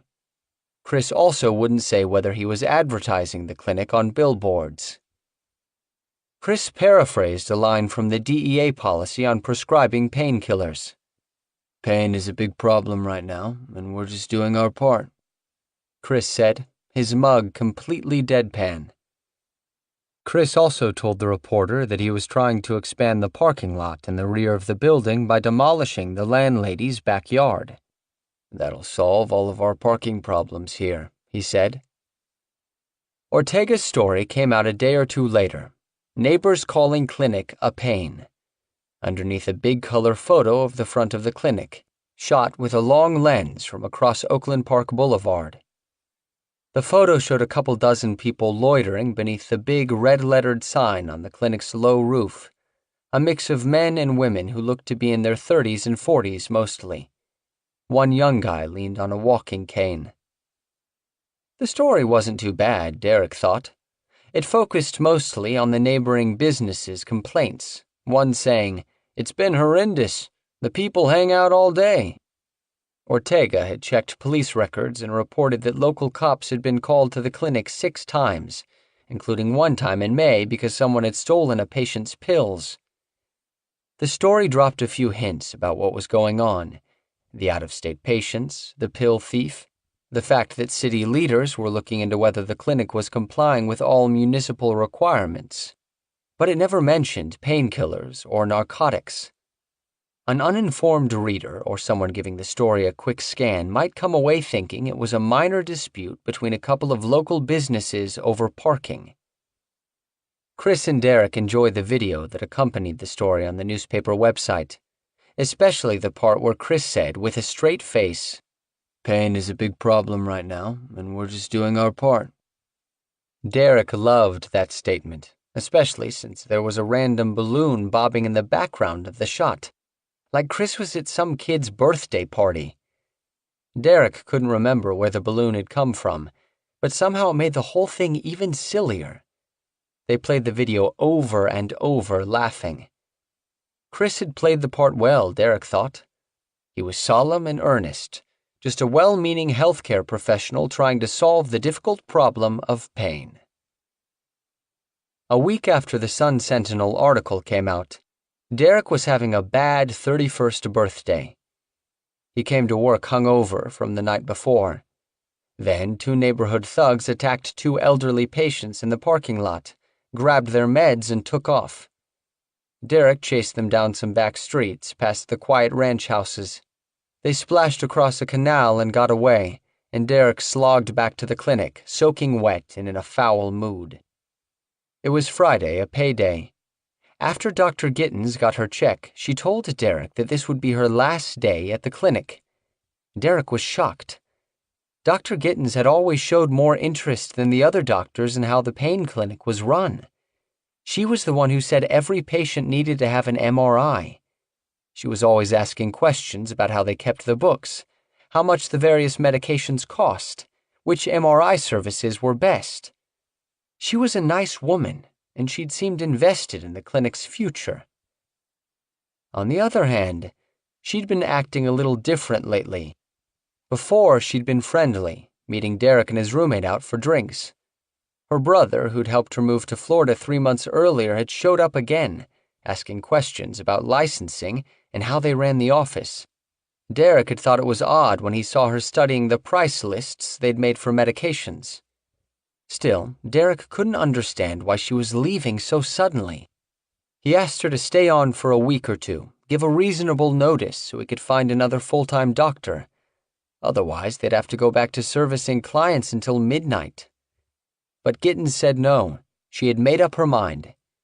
She tried to give him a hug as she left, but Derek just walked away. A few days later, Derek was riding into work with his roommate as usual. When they pulled off I-95 and headed east on Oakland Park Boulevard, a new sign caught Derek's eye off to the right. A place called Oakland Plaza Medical Center. The sign said it offered pain management. Same side of the busy boulevard is South Florida Pain, just off the interstate a half-mile closer to the exit than South Florida Pain. He got into work and talked it over with Chris, who'd also seen the sign on his way in with Diana. They were worried. What if patients coming off the interstate saw the other clinic's sign and started pulling in there? They believed whoever had put up this clinic was trying to steal their business. So Derek paid a visit to the new clinic. It was in a building that looked like a warehouse, tucked between a window tinting shop and a decorative concrete showroom. But the interior had been renovated, with nice stone countertops. And that's when Derek saw Dr. Gittens' brother working at the new clinic.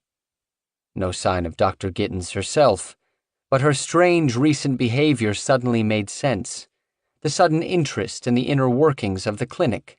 Her quitting without notice.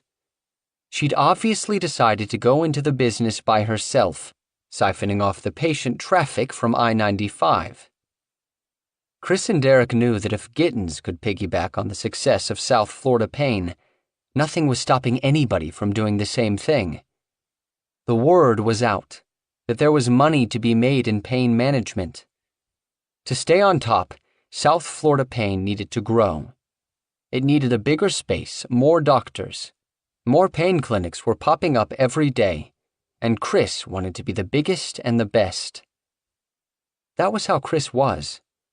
He'd wrestled back in high school, and he'd win lopsided matches, taking down a weaker opponent over and over. Afterward, his dad would ask why he didn't just pin the guy, take the quicker victory. But Chris didn't just want to win. He wanted to dominate the other guy, control him, mash his face into the mat. The more patients the clinic got, the more Chris wanted. He wanted every hillbilly streaming into Florida to know about South Florida Pain. He began scouting new locations. The local cops turned up the heat. The clinic sat just within the border of Wilton Manors, but the boulevard was patrolled by Oakland Park cops. They'd park their cruisers just to the east and west of the clinic and roll up on patients as they left the clinic. Patients said the cops would search the cars, question them, arrest them, take their pills. Other times, they'd cruise by the parking lot and scope out the patients' tags, run them, and then come into the clinic to get them if their insurance or registration wasn't up to date. Sometimes they'd tow cars right out of the lot. Chris and Derek figured the Sun-Sentinel story had motivated the police to lean on them. Finally, Chris called the station to complain, and 2 officers came out to the clinic to talk to him and Derek, a regular patrol cop who had pulled over a lot of patients, and a lieutenant. Chris and Derek told them they were trying to abide by the laws.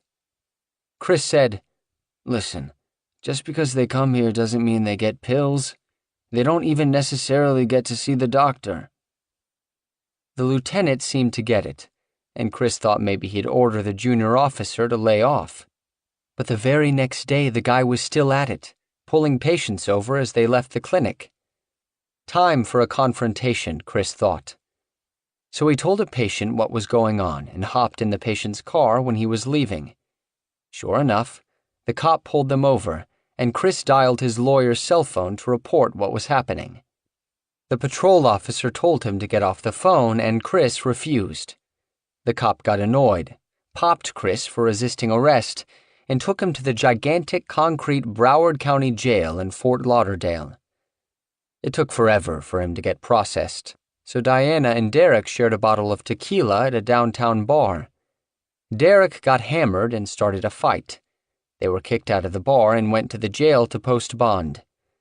Derek caused a scene in the bond unit and almost got arrested right there in the jail, so Diana drove him home to West Palm at midnight and then went back for Chris, who had to wait for an hour after he got out. Chris yelled at her for making him wait, and Derek felt bad when he heard about it since it was his fault for getting drunk. Chris pleaded no contest to resisting arrest without violence and was sentenced to 1 day of probation and a fine. The arrest made up Chris's mind. It was time to leave Oakland Park Boulevard. He'd been thinking about it for weeks after everything that had happened that summer. The health department investigator and the DEA woman who knew his name. The angry neighbors and the newspaper story. Gittens splitting to open her own clinic.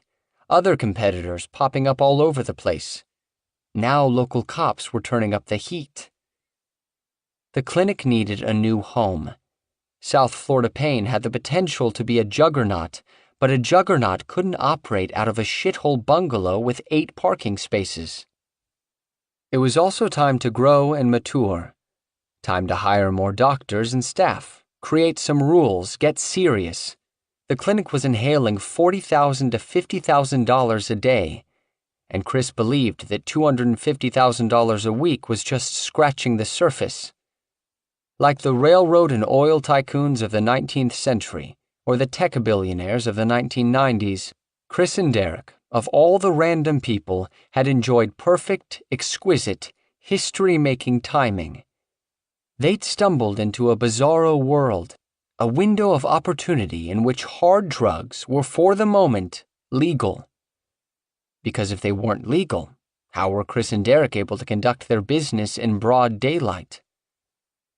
They had a big sign with red letters saying Pain Clinic. They'd been in the Sun Sentinel, a big color picture of the zombies standing in line. The DEA was receiving their 222 forms every week, tracking their incoming drug shipments. The Florida Department of Health had sent in its inspector to rifle through their patient files, and nobody had shut them down. But Chris and Derek knew that someone would find a way to end their ride if they didn't grow up now. That meant doing something that did not come naturally to them, following the rules. It was time to hire a dog walker, stop bringing Mo into the clinic. No more fun and games. No more letting patients take the neighborhood hostage. No more sloppy record keeping, letting favored patients slide on their drug tests and MRIs. And here was the beautiful part. By now, they could afford to be tough on the patients. They could kick anybody out for the most minor infractions, because for every one they kicked out, there were 5 waiting to jump in line. They were going to make millions many times over, and they had to protect the operation at any cost, even if that meant going straight. Part 2. 4. Once he'd made up his mind to move, Chris George didn't waste any time. A few days after his arrest, he leased an office suite for the clinic a couple miles west of I-95 on Cypress Creek Road. The new space was huge, about 6 times the size of the little bungalow on Oakland Park Boulevard. It was in an office complex called the Cypress Creek Executive Court, which backed up to a row of airplane hangars next to the 2-strip Fort Lauderdale Executive Airport. The quiet office park was nothing like the haphazard strip of businesses on busy Oakland Park Boulevard. It included travel agencies, insurance offices, and small law firms, and featured pleasant concrete walks, well-tended palms, wooden benches, and most importantly, lots of parking. About 200 spaces. After work on Friday, Chris and Derek Nolan went to Home Depot and ordered materials for a quick build-out. The supplies were delivered to the new office on Saturday, and that day they roughed out a 10-foot interior wall with a doorway and a window to separate the waiting room from the examination rooms and filing areas. It was a makeshift job, with stapled-on particle board walls propped up by 2x4s. It didn't even reach the ceiling because a real wall would have required them to pull building permits. It looked like a temporary triage clinic in a war zone or something, but it would do. They were only planning to be there for a few months. Some other tenants were scheduled to move out soon, freeing up a nicer space. Sunday, they rented a U-Haul truck and moved everything from one building to the other. The waiting room chairs, the examination tables that no patient ever lay on, the gun safes where they kept the drugs. Derek had done an inventory of the drugs a couple weeks earlier. He hadn't wanted to hand count each of the thousands of pills, so he'd come up with what he thought was a common-sense solution. He counted out and weighed some pills and then weighed them all and did the math. He wasn't sure what kind of regulations existed regarding the transport and inventory of controlled substances, but he just wanted to make sure no one was boosting pills. The count came out fairly accurate, give or take. Monday morning, South Florida Pain Clinic opened in its new location. Chris stationed Diana at the Oakland Park Boulevard building, where she answered the phone and told callers how to find the new location. When patients showed up in person, she gave them flyers with directions to the new clinic. At the Cypress Creek location, things were slow for about an hour, and then the patients with Diana's directions started pulling into the lot. New location, new rules. From now on, Chris said, every patient had to have a valid MRI report that was less than 2 years old, and every patient had to take a drug test before seeing a doctor, no exceptions. The MRI rule created a small problem. MRIs required a prescription, and having the doctor see patients twice would slow things down. So the doctors gave Derek a pad of blank prescriptions they'd already signed, and Derek would just fill it in, charging $50 per MRI prescription. He'd ask each patient where it hurt. If they said lower back, he'd write MRI of lumbar. If they said it was the neck, he'd write that. They'd go get the MRI done and come back for their doctor's appointment. Derek wasn't sure how an MRI machine worked or even what the letters MRI stood for, but writing prescriptions was simple, he found. Not like something you needed to go to med school for anyway. Under Chris's new rules, patients had to take a drug test every 3 months. Derek gave those patients a small clear plastic cup with a blue lid and a panel on the side. The patient took the cup to the restroom and came out with a full cup. Most of the time, no one actually watched the patients pee. Derek collected the cups, and when there was a tray full, he'd snap on rubber gloves and peel back the stickers on the panel to see which drugs were present in the patient's system. New patients were supposed to have clean urine, unless they said they'd been prescribed something already. Return patients were supposed to be positive for oxycodone, but not illegal drugs like ecstasy or cocaine or marijuana. Patients also were required to fill out numerous pages of paperwork before seeing a doctor, forms and policies Chris and Derek had collected, starting with the documents they'd taken from the other clinic before South Florida Pain opened. There was a pain management agreement in which patients vowed not to abuse the medication. The one-page agreement instructed the patients to tell their physicians the truth about the intensity of their pain, to not share, sell, or trade pills, to safeguard it from thieves, to not use illegal drugs, to not go to other pain management doctors in South Florida Pain at the same time. Patients who broke the rules would be discharged and no longer welcome at the clinic. One key passage read, "I understand payment of the office visit does not guarantee medication. Prescriptions are only written if the doctor deems it necessary. We reserve the right to deny medication to those we feel are drug seekers or abusers. No refunds will be given." Patients also signed a diversion policy, which covered the same territory more or less. Another form asked whether the patients were Florida residents, and if not, why they hadn't sought treatment closer to home.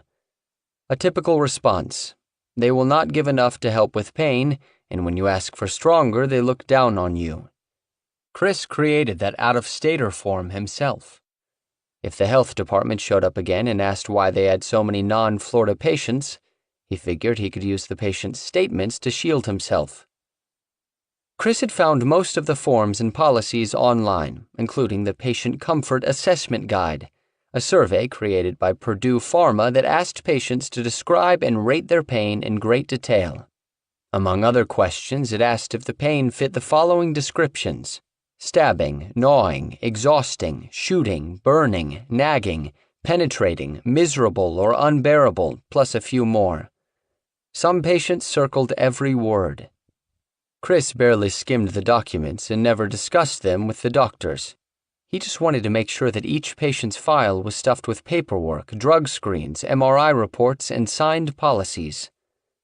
Thick patient files, he believed, would make it more difficult for authorities to claim that South Florida Pain was just a drug-dealing operation.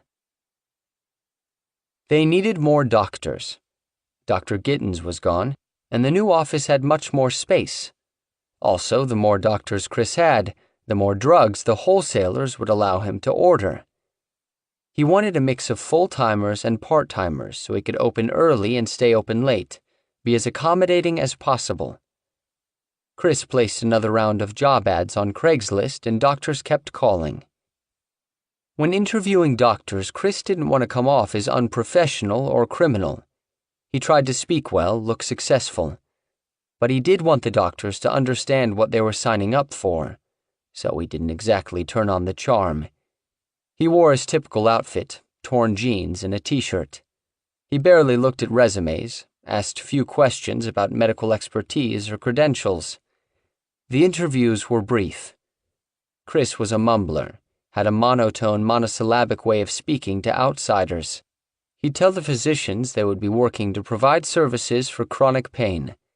He'd ask if they had a DEA registration and a medical license and whether they were comfortable prescribing narcotics. If doctors said they lacked experience in pain management, Chris said that didn't matter. They could learn on the job. He would show the doctor some patient charts to give a sense of the dosages the other doctors were prescribing, and then he'd talk about the pay.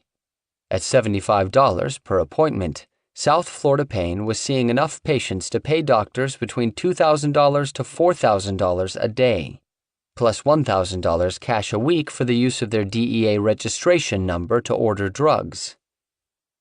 The true test came when Chris had an applicant shadow another doctor to see if he or she could stomach the ceaseless flow of patients receiving prescription after prescription of the same controlled substances. 2 interviewees walked out after these observation sessions, saying they couldn't do it.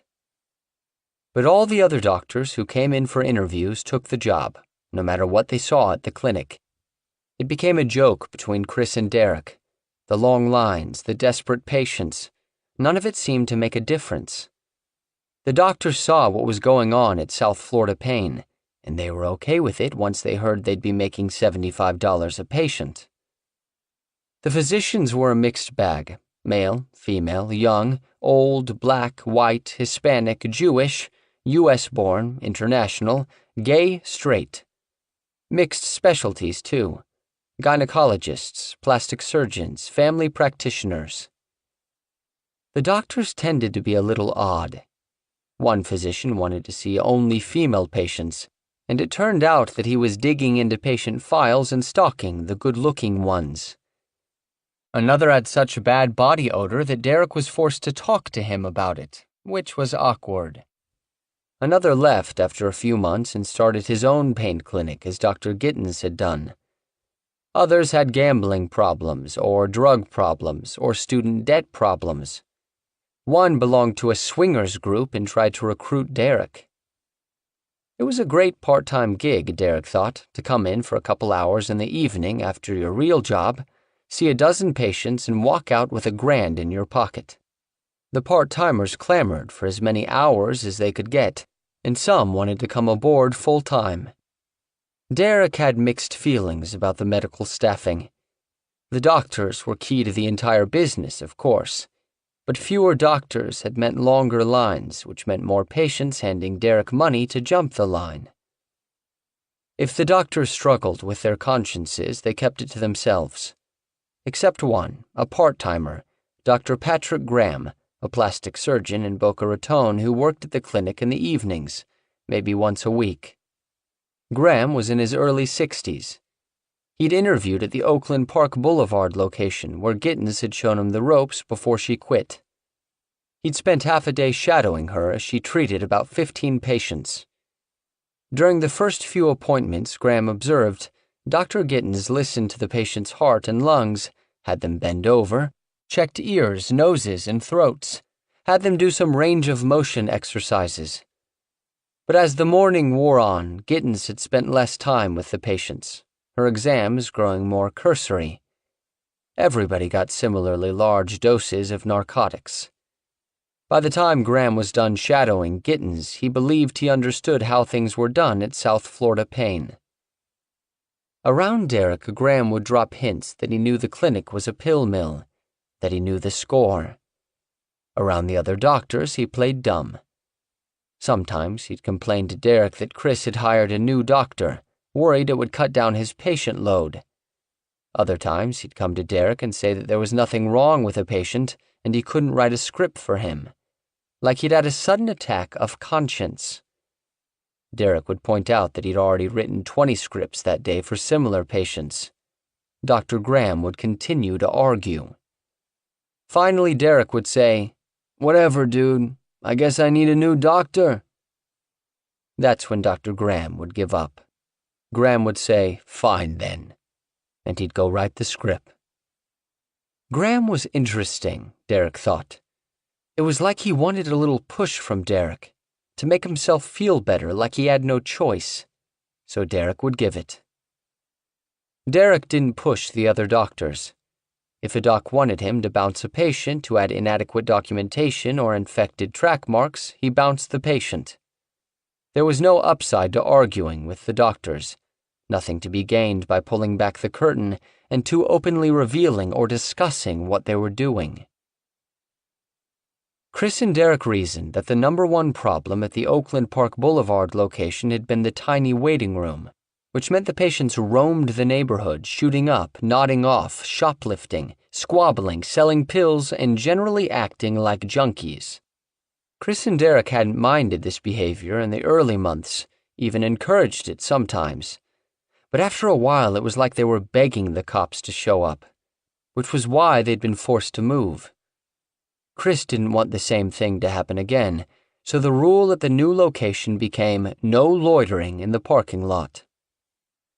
They put the homeless man who'd hung around the Oakland Park Boulevard location in charge of monitoring the new building's exterior.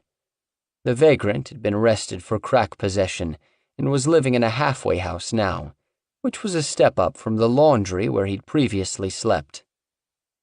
Chris and Derek had felt bad about leaving their homeless security guard behind when they moved to the Cypress Creek location, so they'd told him they'd give him a promotion if he came with them. The homeless man had happily agreed. They'd see him riding his bike the 6 miles from Oakland Park Boulevard each day, a scrawny figure in cowboy hat and boots, pedaling his bike in heavy traffic. Derek bought him a walkie-talkie and a shirt that read security. He instructed the security guard to call him on the walkie-talkie when patients were parking in the other businesses' spots or pissing in the hedges. But the security guard never remembered to wear the security shirt and couldn't seem to get the hang of actually communicating through the walkie-talkie. When Derek heard a burst of static on his walkie-talkie, he knew his security guard was trying to reach him, and he'd head out to the parking lot. The guard couldn't take care of issues himself because the patients didn't take him seriously. When it became obvious that the homeless man wasn't getting the job done, Chris and Derek advertised for a new security guard and hired a 300-pound Puerto Rican guy who came for his interview wearing a security guard uniform he'd bought somewhere. The scrawny vagrant and the giant tag-teamed the parking lot with varying levels of success. The inside staff was growing too. Chris and Derek needed people to handle the increased paperwork. Derek hired several friends, either guys he'd grown up with or had met building houses. Derek's roommate, who'd come aboard earlier in the summer. Pedro, who'd worked for Derek on and off ever since his plumbing days. The brothers of Derek's high school girlfriend, as well as her father, a biker who'd been an addict himself but had been clean for a couple of years. When Derek told friends about the money they could make, they quit good jobs, union plumbers, electricians, to be security guards or work the patient window at South Florida Pain. Even one guy who was a mortgage broker talked to Derek about coming to work at the clinic. It felt good to create jobs for friends who needed work, something that made Derek look both big-hearted and powerful. And having his own crew strengthened Derek's grasp on the operation, made him even more essential to Chris. Most of the guys they hired were good-looking, clean-cut men, jacked up on steroids, wearing tight t-shirts and jeans. So Chris and Derek figured they should hire some good-looking girls, too. They put an ad on Craigslist. Receptionist needed for busy pain clinic. No resume or experience needed. Just send picture. And they got lots of pictures. Some professional headshots, and some full-body pictures in swimsuits or lingerie, plus a couple of nasty messages asking if they were running a doctor's office or a modeling service. They had a good time deciding which women and what it took to land an interview. One former bikini model and high-end escort immediately caught Chris's eye. Diana didn't like all the women hanging around Chris. They fought more and more, and she stopped coming to the clinic. Staff-wise, the clinic was less doctor's office than South Beach Club, all tanned biceps and fake boobs. Derek loved it. He wanted the clinic to be a place where people enjoyed themselves, a junkie paradise. He bought black market copies of movies that were still in the theaters and played them on the waiting room's massive flat-screen TVs. They installed vending machines, and the staffers flirted with the patients, sweetie this and honey that. Chris didn't interact with the patients or staff much, so Derek was the center of the frenzy, directing traffic, deciding who got in and who didn't, like a nightclub doorman. Sometimes he felt like a celebrity. The patients drove him crazy, but he loved the power, how they'd do whatever he wanted because he controlled the thing they wanted most. He could tell a patient to put on a blindfold and run across Cypress Creek Boulevard, and the guy would do it, no questions asked. Under Derek's watch, sponsors who were funding groups of patients got VIP treatment.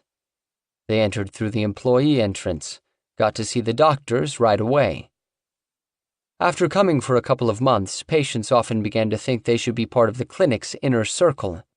Some patients became downright obsessed with the clinic and its staff. Suddenly, guys from Kentucky started dressing like Derek and the rest of the crew, asking them where they'd bought their shirts. Some brought in moonshine as gifts for Derek or the doctors, showing him pictures of their kids, or posted about the clinic on underground junkie websites and on druggy threads on general interest forums like topics.com. Derek's a good guy, but it's hard to get FaceTime with him. Don't go outside for any reason today or else you'll get banned. Traffic's backed up on Cypress Creek, going west toward SF Payne today. Take this route instead.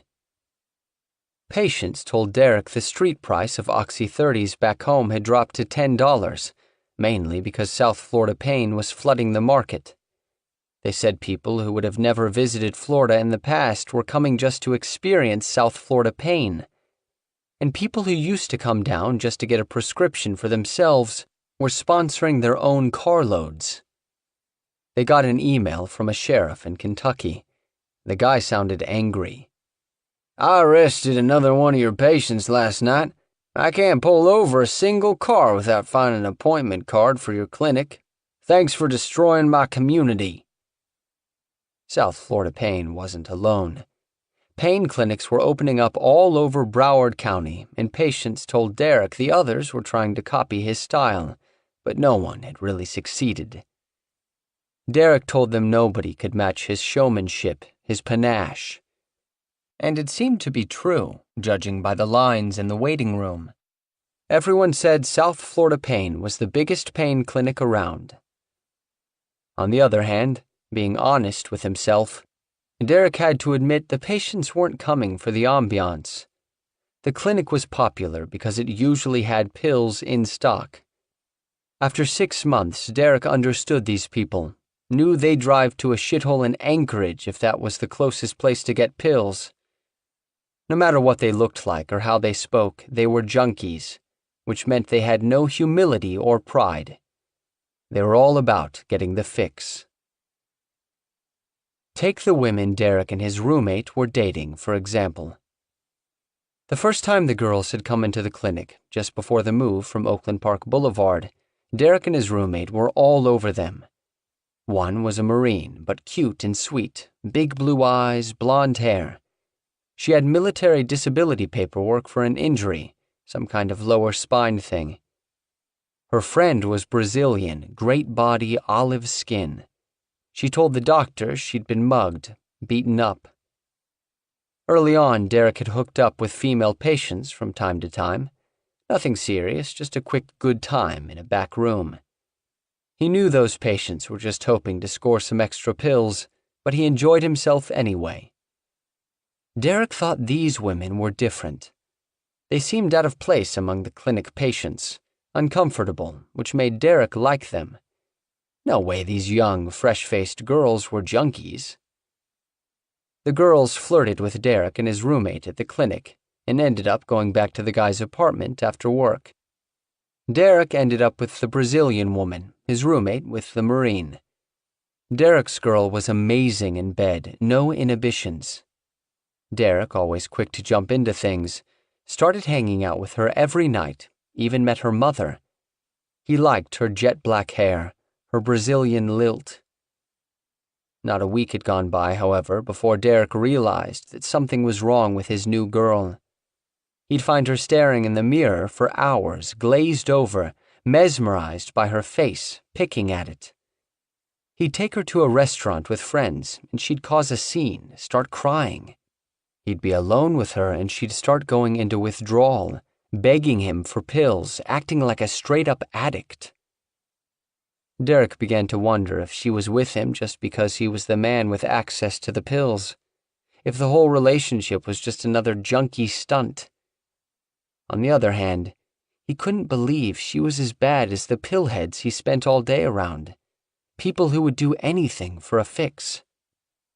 Almost a month into the relationship, she slept over one night, and Derek awoke to hear her phone buzzing. It was 2 a.m. and she was asleep, so Derek took a look at the phone. It was her friend, texting from his roommate's bedroom in the same apartment. The girls had been texting back and forth for hours. His roommate's girlfriend needed a pill to get her through the night, and she was trying to cut a deal with Derek's girl, offering to give her dirt on other women Derek was seeing. It was the same kind of wretched bargaining Derek was used to seeing from the low-down zombies at South Florida Pain. It made him sick. He turned off the phone and tried to go to sleep. The next morning, he told her to hit the bricks. He wasn't surprised when the girls denied what was going on, but he couldn't believe it when his roommate took their side, defended them. His roommate was head over heels into his new girlfriend, had bought her a car and paid her bills, couldn't see that she was using him. Derek, on the other hand, was no longer naive. The relationship had taught him one thing. No matter what they looked or acted like, all the patients were junkies, and junkies cared about one thing only. As the staff grew, so did the variety of bribes and payoffs from customers. Everyone had a hustle going. Some employees took payoffs to let patients cut in line. Others charged extra at the counter. The staffers in charge of drug tests could make sure a test came back clean for a price. Some employees became patients at the clinic, seeing the doctors and getting their own scripts and then selling their pills to patients. Chris didn't want people selling their own pills on the side, and Derek agreed, at least in principle. They basically had a license to deal legal drugs. It was foolhardy to sell them illegally. But try telling that to the rest of the staff, who, after all, weren't making nearly as much money as Chris and Derek. On the other hand, Chris and Derek disagreed about the graft system. Chris thought it looked unprofessional for patients to be tipping the staff, like people trying to jump the line at a club. He worried that patients might run out of money or not come as often, or they might decide that South Florida pain was too expensive for them. Derek not only supported the payoffs, he was in charge of the system. When new staffers came on board, Derek told them that he'd be taking a 50% cut of any extra money they'd made, in exchange for shielding them from Chris. Derek's salary had jumped to $3,000 a week at that point, and before long he was taking in maybe another $5,000 to $10,000 a week in payoffs. At the current rate of income, he'd clear $500,000 this year, and there was no reason to think that number wouldn't keep on growing, as long as they didn't get shut down. Chris himself was set to make multiple millions in 2008. 7 months in, the clinic was servicing more than 100 patients a day, and the number was forever rising. 100 patients paying hundreds of dollars apiece for the doctor visit and the meds meant the clinic was taking in tens of thousands of dollars a day. They bought more garbage cans for the cashier windows and ran the full loads of cash back to Chris's office over and over throughout the day, where it got dumped in one enormous garbage bag. Mounds of bills became a common sight around the clinic, as ordinary as a pile of raked leaves on a fall day. On occasion, Chris had more than $1 million of cash in his office, just lying around in a bag or a box on the floor. Derek saw the money and felt no thrill.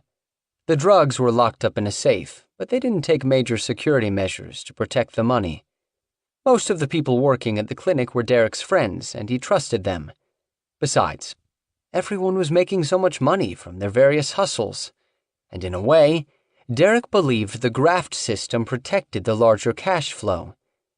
As long as everyone was making lots of money, no one was going to upset the apple cart by robbing the clinic itself. Derek also didn't spend much time worrying about an outside crew robbing the clinic. He had installed lots of cameras and had his odd couple security guards roving the parking lot. He didn't like guns, never carried one. He had a bad history with them, starting, of course, with his father murdering his second wife. And Derek knew himself. He didn't exactly avoid trouble. As long as there was cocaine and booze around, he was going to get in fights. If he carried a gun, he'd eventually use it, like his father had, and he'd wind up dead or in prison. Besides, he was 210 pounds of muscle and steroids, which made him feel invincible, with or without a gun. Still, the cash was a problem. Chris had seen a movie called Blow, based on a true story about one of the biggest cocaine dealers of the 1980s, and he couldn't forget the part where the guy was arrested and his millions seized. So, not long after the move to Cypress Creek, Chris had a sit-down with a private investigator who supposedly knew how to deal with large amounts of cash. The investigator was a skinny old guy, close to 70 years old. Talked a lot about his days as a DEA agent in the 70s and 80s, before he'd gone bad and spent 38 months in the joint. Lots of stories straight out of Miami Vice, cocaine, cash, and Colombians. Chris asked the guy about cleaning money, how to do it. Chris didn't know if he was using the right terminology, laundering versus cleaning versus just basic investing with cash. The investigator said he was looking to start an adult video store but was short on cash, and maybe they could help each other out. Chris agreed to meet, more interested in picking the guy's brain than really working with him. Chris met the investigator at the Moonlit Diner, a chrome 50s-style restaurant 2 miles east of the new clinic location. At the restaurant, the fast-talking investigator drank coffee and explained how it was done. He'd help Chris establish an account at an offshore bank, maybe in the Cayman Islands, and take the cash there. He'd done it before, he said. Once he'd walked into a bank on Grand Cayman with $7 million in Colombian drug cash, and no one blinked an eye. The going rate was 6 points, the PI said, but the price was negotiable. Chris was less worried about the rate than the idea of just handing over hundreds of thousands to someone. I would never trust anyone to launder that kind of money. Then, well, you guys go fucking put the money in, the investigator said. I'll just set it up for you. You do the accounts. I won't even have access. You have the numbers. You have the password. It's your thing. You put it in, okay? The key was, he said, Chris also needed to set up an offshore business that he could borrow money from to invest in legitimate projects in the United States, and then he'd pay his offshore business back, and the money would be clean. Chris asked some questions, but held the guy off. I'm still going to wait a while, Chris said. It's up to you. I mean, you know your situation, the investigator said. The only reason I brought it up is because you brought it up to me.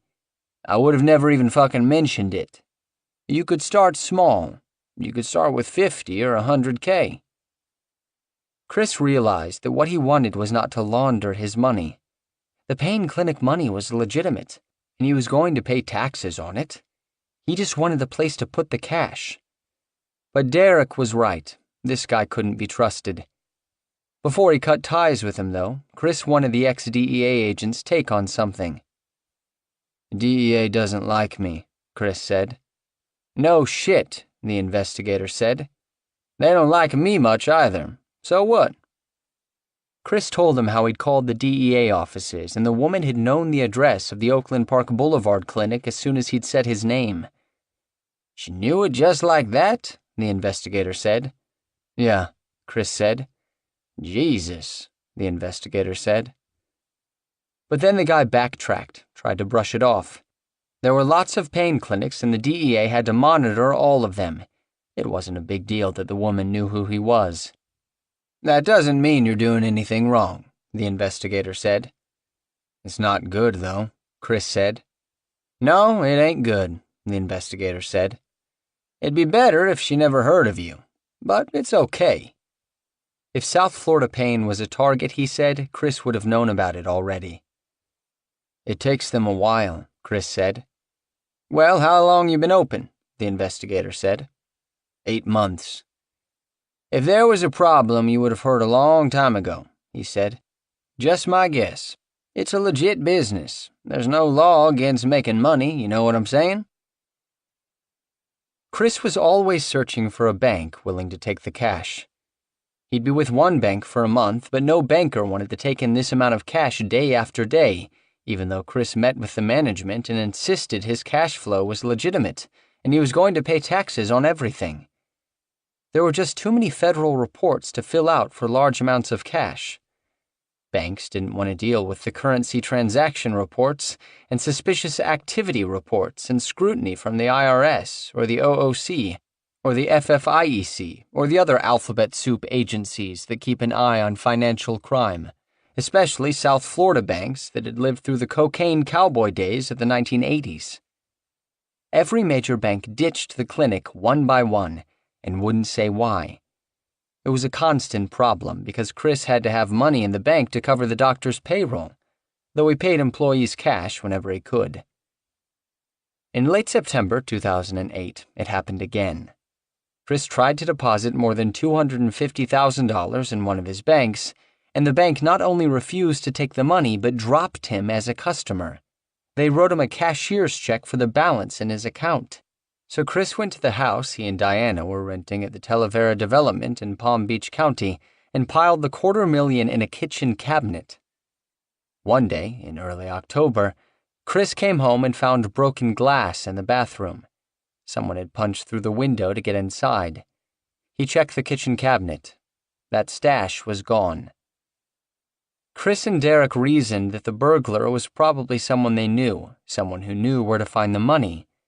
They narrowed their list of suspects down to 4 people, including Jeff, who believed that some portion of the pain clinic's profits rightfully belonged to him. The next few days included a series of bizarre incidents as Chris and Derek hunted for the money. Chris persuaded a locksmith to help him break into the car that belonged to a friend of Jeff. He and Jeff had a screaming match at their mother's home, and guns were drawn. Chris also hired a polygraph expert to give lie detector tests to the guys he suspected of the theft. The tests purportedly ruled out Jeff.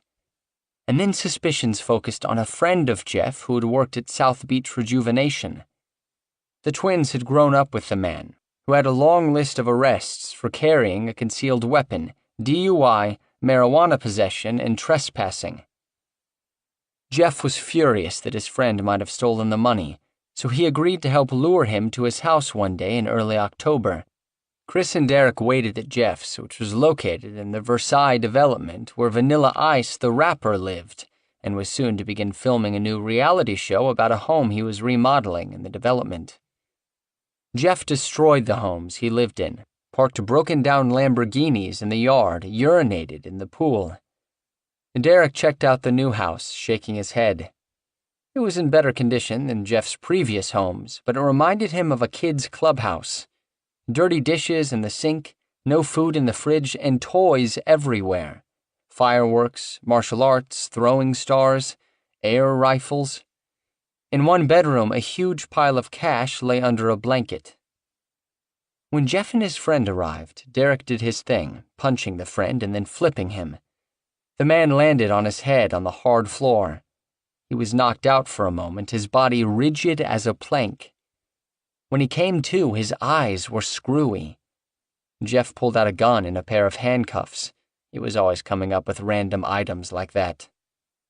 Their captive started going berserk, thrashing around, so Derek snapped the cuffs onto his wrists. Jeff yelled questions and waved the gun around. He fired the gun at point-blank range, the bullet creasing the cuffed man's scalp and burying itself into the floor. Now their captive was terrified and brain-scrambled from hitting the floor with his skull. He didn't seem to fully comprehend what they were saying, but he knew enough not to admit that he'd stolen the money. So it was a standoff. Derek and the George brothers huddled. Chris and Jeff wanted to let their friend go, to pay him to not tell police about what they'd done to him. Derek believed things had gone too far to just let the man walk out of the house. It wasn't a situation that money could solve, something Chris and Jeff never seemed to understand. Derek lost the debate.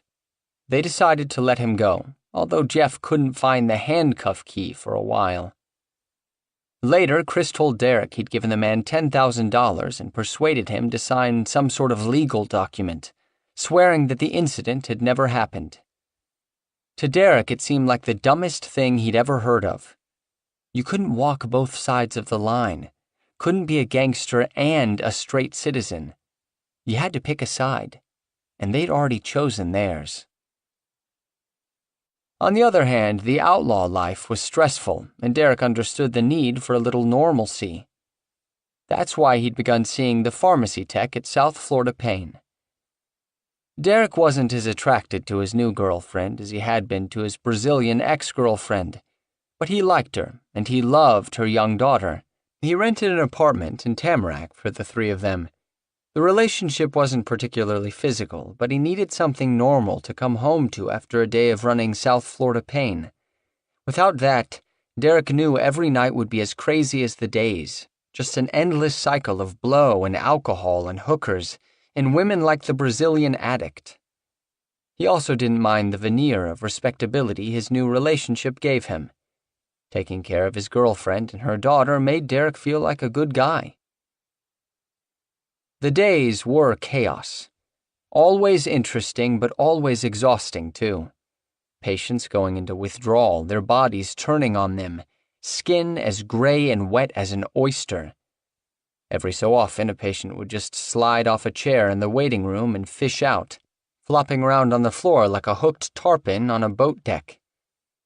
The first time Derek saw a seizure, the patient fell and split his head wide open, blood everywhere.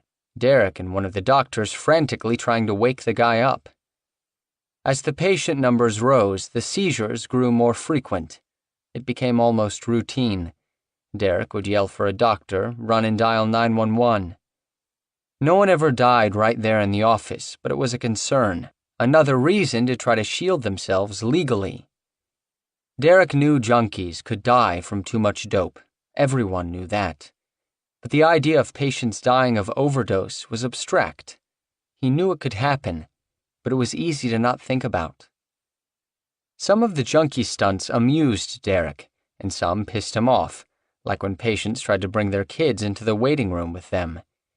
The clinic was no place for children, but he was always curious to see how far people would go to get their fix, or how dumb the pills made them. One pet peeve: how some of the zombies could never get the hang of tightening the drug test cup lids. They'd fumble the handoff and drop the cups, which turned them into what Derek called exploding urine bombs. At least once a day, Derek would dodge one or get soaked, one of his least favorite parts of the job. Most of the time, nobody watched the patients actually urinate into the cups. Derek knew patients were using other people's urine. He knew this because the toilets where they did the drug tests were constantly clogged with containers and condoms that patients had used to smuggle in the substitute urine. Sometimes a pee-filled condom tucked into someone's shirt would burst, soaking the patient. And at the end of the day, the parking lot outside often had broken condoms on it, ruptured and melting onto the hot asphalt. Derek played dumb with the patients, like he couldn't see the bulges in their jacket pockets when he took them to the bathroom for the urine test.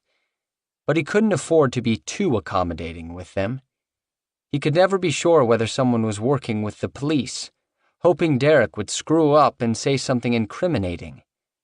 So if a patient was too dumb to figure out how to cheat the test or stupid enough to get caught with a container of urine, Derek would kick that patient out. A couple of times, patients were caught using a Whizzinator, basically a fake penis attached to a plastic bladder of synthetic urine that was belted to the patient's hips. A few times a day, each doctor called Derek back to discharge a patient. Most often it was for track marks, which he'd become good at identifying.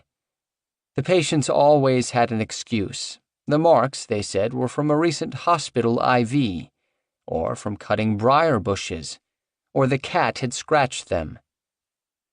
Many patients didn't realize how easy it was to get a prescription, so they overdid the fakery, coming in wearing a neck brace or even a cast. Sometimes the staff would find crutches discarded in the waiting room by a patient who had received medication. One day, Derek told a patient in a wheelchair that he was being kicked out for going to another pain clinic. The guy just popped out of the wheelchair and came after Derek. What some patients never grasped was that the staff at South Florida Pain was on their side, that Derek and Chris wanted them to get their drugs. All the patients had to do was follow the official rules. Don't doctor shop, don't sell pills in the parking lot, don't let track marks fester, don't come in high. Don't be too obvious about smuggling in urine, and make sure it's not suspiciously clean or suspiciously dirty. And don't behave like a drug addict, acting desperate or begging to have your dosages upped, because that might make the doctors feel like drug dealers. These rules protected everybody, and if the patients followed them, they'd get their meds. At first, Derek had believed that the patients would do anything to preserve their access to their pills, so of course they would follow his rules. Over time, he found that the junkies' desire for drugs was constantly at odds with their tendency to screw up. So the parking lot at the new location remained a constant headache, a lawless zone where some patients felt like it was okay to bang a pill into their arm in full view of everybody. Despite all the amenities Derek provided in the waiting room, nothing seemed to keep the patients from loitering outside. The problem was the wait. It was always too long, and patients needed to grab a smoke or crush a pill before they got too sick. There were fights out there, including one where a guy had a canine tooth knocked out by a blow from a can of Mountain Dew. And always people pissing in the hedges, which was understandable if you were at a concert or something, but you couldn't just whip out your dick in an office park on a major thoroughfare. Derek tried to be a good communicator.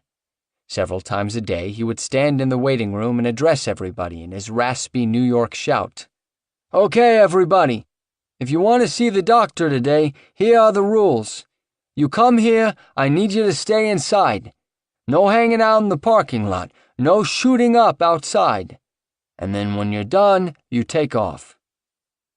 Early one morning before the clinic opened, Derek was catching a smoke on the north side of the building, which faced Cypress Creek Road. A big RV passed on the other side of the boulevard, coming from the direction of I-95, then swung in a big U-turn and turned into the office parking lot. Derek had a feeling they were clinic patients. Sure enough, the big camper came to a halt, parking sideways across several spots. The door on the side of the RV popped open, and a large family came streaming out, what looked like 3 generations, young and old. The family proceeded to settle in for a long day, propping up a canopy on the side of the RV, unrolling an outdoor carpet on the asphalt, setting up a grill and some chairs. Derek thought, "You gotta be shitting me." He gaped at the scene for a while, then finally walked over. Derek said, "Hey, does this look like a Miami Dolphins game?" The people didn't seem to understand. Derek explained that they were drawing attention to the clinic, making the operation look unprofessional. Derek said, "This isn't a concert or a game. This is a trip to the doctor's office. It's not supposed to be a fun family outing." A big woman who seemed to be the head of the family just scowled. Derek made them pack up the vehicle. Then he put them at the front of the line for the doctor, got them out of there as soon as possible. Everyone always had a scam. The patients would try to tip the doctors, hoping they'd be given extra drugs, or they'd cause a problem outside just so the staff would have to call Derek out, and they'd have a chance to talk to him alone. The conversation was always the same.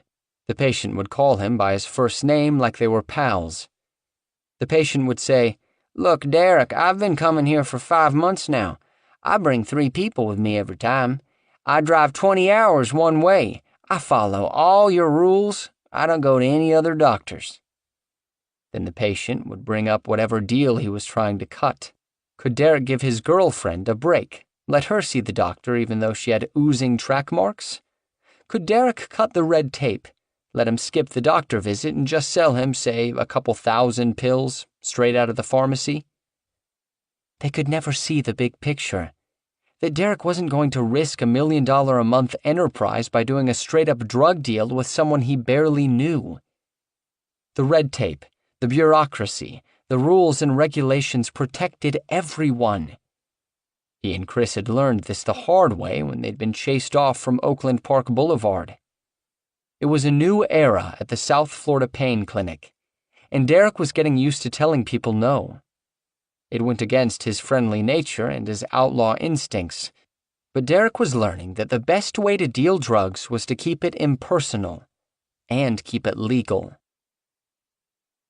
One October morning, Derek and Chris stood underneath the covered walkway outside the clinic door, the early morning sun casting palm tree shadows against the concrete walls. From a distance, if you didn't count Derek's half-grown-out mohawk, the friends looked like mirror images. 2 6-footers wearing designer jeans and black t-shirts, hair clippered short and tapered. Derek was heading to the airport, where he and Jeff were going to catch a plane to Los Angeles for a party at the Playboy Mansion. Derek and Jeff hadn't been speaking to each other much, aside from the incident 2 weeks earlier, when they'd grabbed Jeff's friend after Chris's money went missing. The dispute between the George twins over South Florida Pain had spilled over into Derek's relationship with Jeff. But Jeff was trying to make things right with Derek, and he'd offered to take Derek to a party at the mansion on October 17th. Jeff knew a girl who'd been a Playboy bunny. It was an early Halloween party, and they were going to dress like gangsters. Derek's driver's license was still suspended, so he relied on others to drive him around, though sometimes he didn't bother and just drove himself anyway. Chris was going to give Derek a ride. On the way to the car, Derek and Chris had stopped to talk for a moment. And that's when Derek saw his friend's eyes widen just a little, and they both turned to look at a middle-aged woman with short-cropped red hair and a black suit approaching them, holding a microphone, followed by a cameraman. "Morning," she said. "Mr. George?" Chris didn't panic. He turned slowly and sidled toward the clinic door, trying to look casual. Derek followed. The woman followed Chris, speaking to his broad back. Her voice was authoritative, sharp. "We have pictures of people snorting, shooting up in this parking lot after coming out of your clinic," she said. "I mean, what do you have to say about what's going on here?" Chris opened the clinic door and the woman stuck the microphone inside. It had a 7 News logo on it. Chris spoke over his shoulder. I don't believe you're right," he said. The glass door's pneumatic closer was easing it shut too slowly, so Chris reached back to yank it closed. "That's all you have to say?" the woman said. Derek had made it inside too, and he and Chris started chuckling, slightly in shock. Then they realized that Dr. Joseph had not arrived yet. They peered outside and saw the little Haitian physician pulling into the lot. Chris told Derek to get him, block him from the camera. Derek went back out, but the cameraman beat him to the doctor's car. Dr. Joseph got out, staring warily as the red-headed woman approached. He actually looked very doctor-like, a stethoscope around his neck and a manila file full of papers under his arm. "Are you certified in pain management?" the reporter asked Dr. Joseph. Derek swept in, wrapping his arm around the diminutive doctor and guiding him toward the clinic door. The reporter jogged ahead, asking more questions. "Why do you think so many people are coming from out of state to see you here?" Chris had answered the reporter's previous question, so Derek figured it couldn't hurt if he said something too. "'Cause they're from the Bible Belt states and they can't get pain medications," Derek said, and hustled the doctor inside. Derek stayed inside, worrying he was going to miss his flight, until he thought the reporter had left. He walked out and lit a cigarette, and then she popped up again from behind one of the columns, scaring the shit out of him. She asked what his name was. He didn't tell her. She asked if he was one of the clinic owners. Derek, wanting to keep her guessing, said he might be. He told her that she was on private property, that they'd leased the parking area, and she needed to get her camera off it. But she was tough and seemed to know what she was talking about when she called his bluff, saying he didn't lease the whole area and couldn't tell her to leave a public access area. She wouldn't back down. She chased him back inside. Derek finally sneaked out of the office and barely made his flight to Los Angeles. A week after Derek got back from L.A., the story about South Florida Pain Clinic aired on WSVN TV. Chris and Derek didn't get Channel 7 at their homes up in Palm Beach County, which is why they hadn't recognized the red-headed woman, Carmel Cafiero, who was some kind of investigative reporter. But Derek found out about the South Florida Pain story as soon as it aired, when basically everyone he knew in Broward and Miami-Dade, including his grandma in Deerfield Beach, started calling him, saying he was on TV and what kind of trouble was he getting himself into now. Chris and Derek watched the video on the internet. Cafiero's story pretty much laid the whole operation wide open. It showed the Oakland Park Boulevard location with its big South Florida Pain Clinic sign. It showed Kentucky, Ohio, and West Virginia license plates on cars in the clinic lot, the numbers blurred out. Grainy, headless shots of patients leaving clinics, zooming in on the plastic bags in their hands. Patients arguing in parking lots. And the money shot, a close-up through a car window of a man in his car crushing and dissolving a pill, then slow-motion footage of him pulling out a hypodermic needle. Cafiero's report said that Broward County was the nation's #1 dispensing site for oxycodone, that doctors in the county had dispensed more than 3.3 million pills in the first 6 months of 2008. A Broward County Sheriff's Office spokeswoman said, "The appearance is that they are pill mills, simply handing drugs out hand over fist. We're talking hundreds of thousands of individuals trafficking into the state of Florida specifically to obtain pharmaceutical drugs." The report showed photos of a white body bag on a grassy strip next to a highway, and Cafiero said in her microphone, "And when they leave the clinic high, police say some of them die in accidents or overdose on the side of the road." The last third of the report was devoted to Cafiero's ambush of South Florida Pain. Chris was named in the story, but he was only on screen for a few seconds, as Cafiero chased him inside. Derek wasn't named, but was the star of the piece. Looking thuggish in a black skull and crossbones t-shirt, they slow-moed a grainy shot of him staring intently at the ground and exhaling a lungful of cigarette smoke.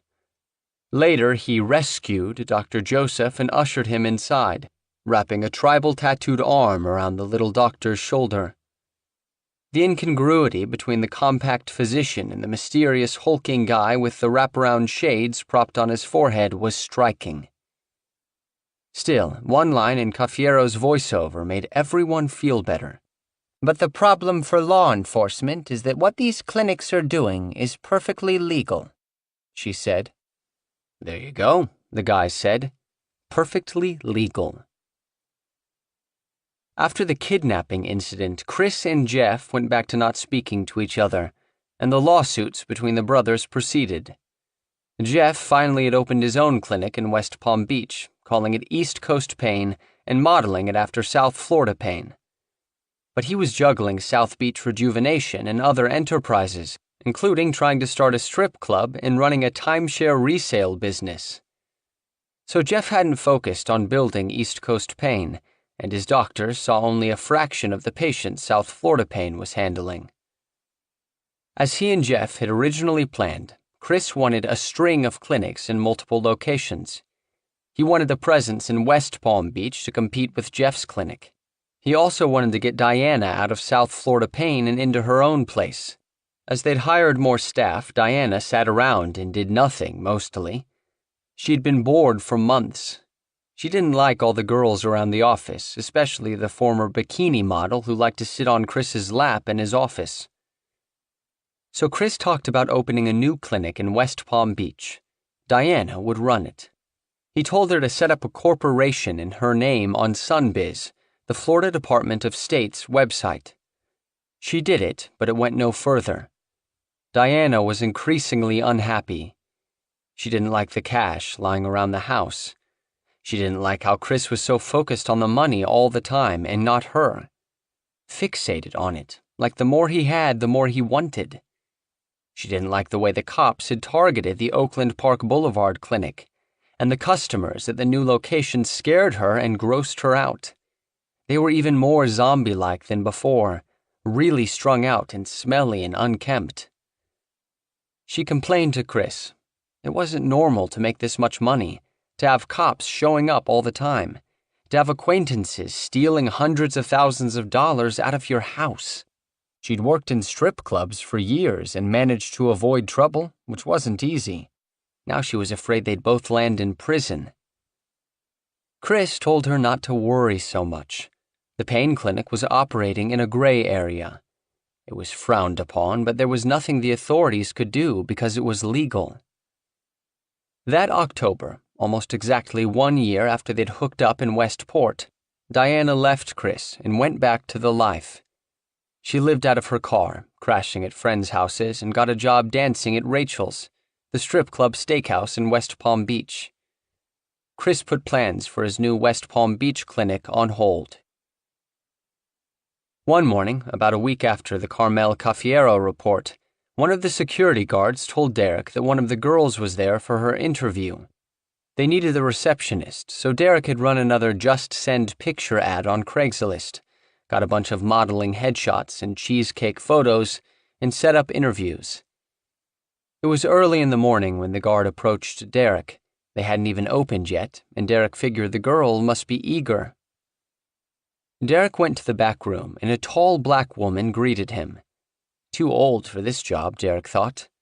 He was aggravated, thinking the woman must have sent in a picture that wasn't hers, and he gave her some attitude. Derek said, "Sorry, you're not the look we're going for." The woman looked annoyed. She said, "What is this, a doctor's office or a modeling agency? And what's up with your parking lot? It looks like a Mercedes dealership out there." That was weird, Derek thought. What did she care what kind of cars they drove? But he shrugged it off, let her leave, forgot about it. Until the next day when the guard again approached him before opening hours. The guard said, "Yo, D, that woman's here to see you again." and Derek turned around to see the tall woman standing in the employees-only area of the pain clinic, with about 7 other people, holding a Drug Enforcement Administration badge. She made some smart-ass comment, but Derek was in shock, and the words didn't even register. The visitors were a mix of Florida Department of Health, Broward County Sheriff's Office, and DEA. They said they were there to inspect the clinic. A detective from the sheriff's office said, "Shut it down and get all of your employees together."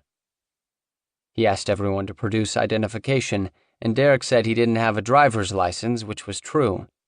A DEA agent said, "You don't have a driver's license? That's odd, considering we just saw you drive up in a Mercedes that costs, what would you say, $100,000?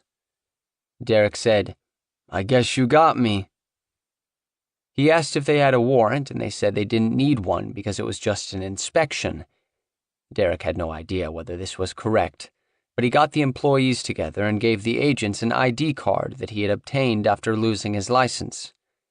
The officers and agents split into teams. The female DEA agent took Chris into an office where they holed up for a long time. They wanted the clinic's dispensing logs. They told him they were inspecting South Florida Pain because of the quantities of oxycodone that had been ordered in the doctors' names. Another pair wanted to audit the pharmacy, examine purchasing records and inventories to make sure the pills the clinic bought were going to actual patients. Derek definitely didn't want them doing this. God knew what the pill counts would be. So he pretended to not have keys to the pharmacy, said they'd have to wait for the pharmacy tech. He hoped to head her off, but she showed up. Another pair of officers interviewed staffers. 2 others interviewed Dr. Joseph, the first doctor to arrive that day. That interview was short. They emerged with the little doctor, and one agent said that Dr. Joseph had volunteered to surrender his DEA registration, which allowed him to prescribe and dispense controlled substances, in exchange for not being prosecuted, and they were going to seize his medications. Derek protested. The pills were worth a lot of money. They were just going to take them? Derek said he wanted to transfer the meds to another doctor's name, and the agent said it didn't work like that. They were confiscating Dr. Joseph's drugs. Dr. Joseph, the doctor who'd been at the clinic the longest, just walked out the door, probably bewildered because his English wasn't great. The agent spent an hour questioning another physician, Dr. Beauchers. They asked the new doctor how many patients a day he saw, what kind of exams he gave, whether patients came from out of state. Dr. Beauchers had worked at the clinic only for a couple of weeks, and he already suspected the place was an unusually well-insulated pill mill, though he certainly wasn't going to admit it to federal agents. He barely examined his patients, but he believed he was protected by the MRI reports and the diagnostic paperwork he filled out for each patient. He'd earned his medical degree in his mid-30s and worked for several years as a hospital-based internal medicine doctor. The money had been good, but the hours were long and the work grueling. By comparison, the pain clinic was easy money. Derek sneaked away from the agents for a moment and started calling the other doctors, telling them not to come to work. He headed off a couple doctors that way, though one later surrendered his registration just like Dr. Joseph had. The cops kept asking Derek when the other doctors would be arriving, and Derek played dumb, said they were supposed to be here, they must not be coming in.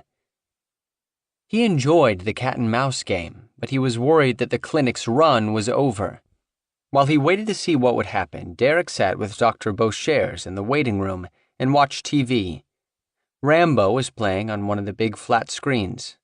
Groups of patients loitered outside in the parking lot, hoping the clinic would reopen. Every once in a while, the bold or desperate ones came up to the door and pressed their faces to the glass. Around midday, one of the cops told Derek they'd run his identification and he was in big trouble. Not for the clinic or the drugs, but for driving with a suspended license. Not to mention the fact that he was on probation and wasn't supposed to leave Palm Beach County. He could be looking at years in prison, multiple years. Derek felt the same way he'd felt when the health department investigator had made copies of the incomplete MRI prescriptions in June. All the shit he was pulling, and these guys were going to violate him on a traffic charge? But he knew the prospect of prison time was real. The memory of his stretch in St. Lucie County Jail 10 months ago was still fresh. But they didn't arrest him. Around 2 p.m., the inspectors and cops just packed up and left. They took Dr. Joseph's stock of pills with them, and they were mouthy on the way out the door. One said, "Just remember, Derek, we let you go, but I have a feeling we're going to have further business." When they were gone, Derek walked outside and addressed the patients. He said, "Thanks for waiting, everybody. Come on in." The patients flowed inside, and Dr. Beauchers got to work writing scripts. One doctor down, but back in business. Even before the inspection, Chris had decided it was time to make some moves, for the good of everyone. One of the pharmaceutical wholesalers had called Chris after the Carmel Cafiero report aired and said the company couldn't sell drugs to South Florida Pain Clinic any longer. The wholesaler specifically mentioned Derek's presence in Cafiero's story. The wholesaler said, "That guy just looks like a drug dealer. We can't be doing business with you guys anymore." The wholesaler also suggested that Chris change the clinic's name, make a fresh start. Chris thought about it and decided the wholesaler was right. First off, the clinic's reputation was both a blessing and a curse. Their word of mouth had been great. People knew the doctors at South Florida Pain wrote big, and the guys made it as easy as possible. Prospective patients still came every day to the old location on Oakland Park Boulevard, months after it had shut down. Derek had hired a guy for $500 a week to just sit there in his car and hand out flyers with directions to the new clinic.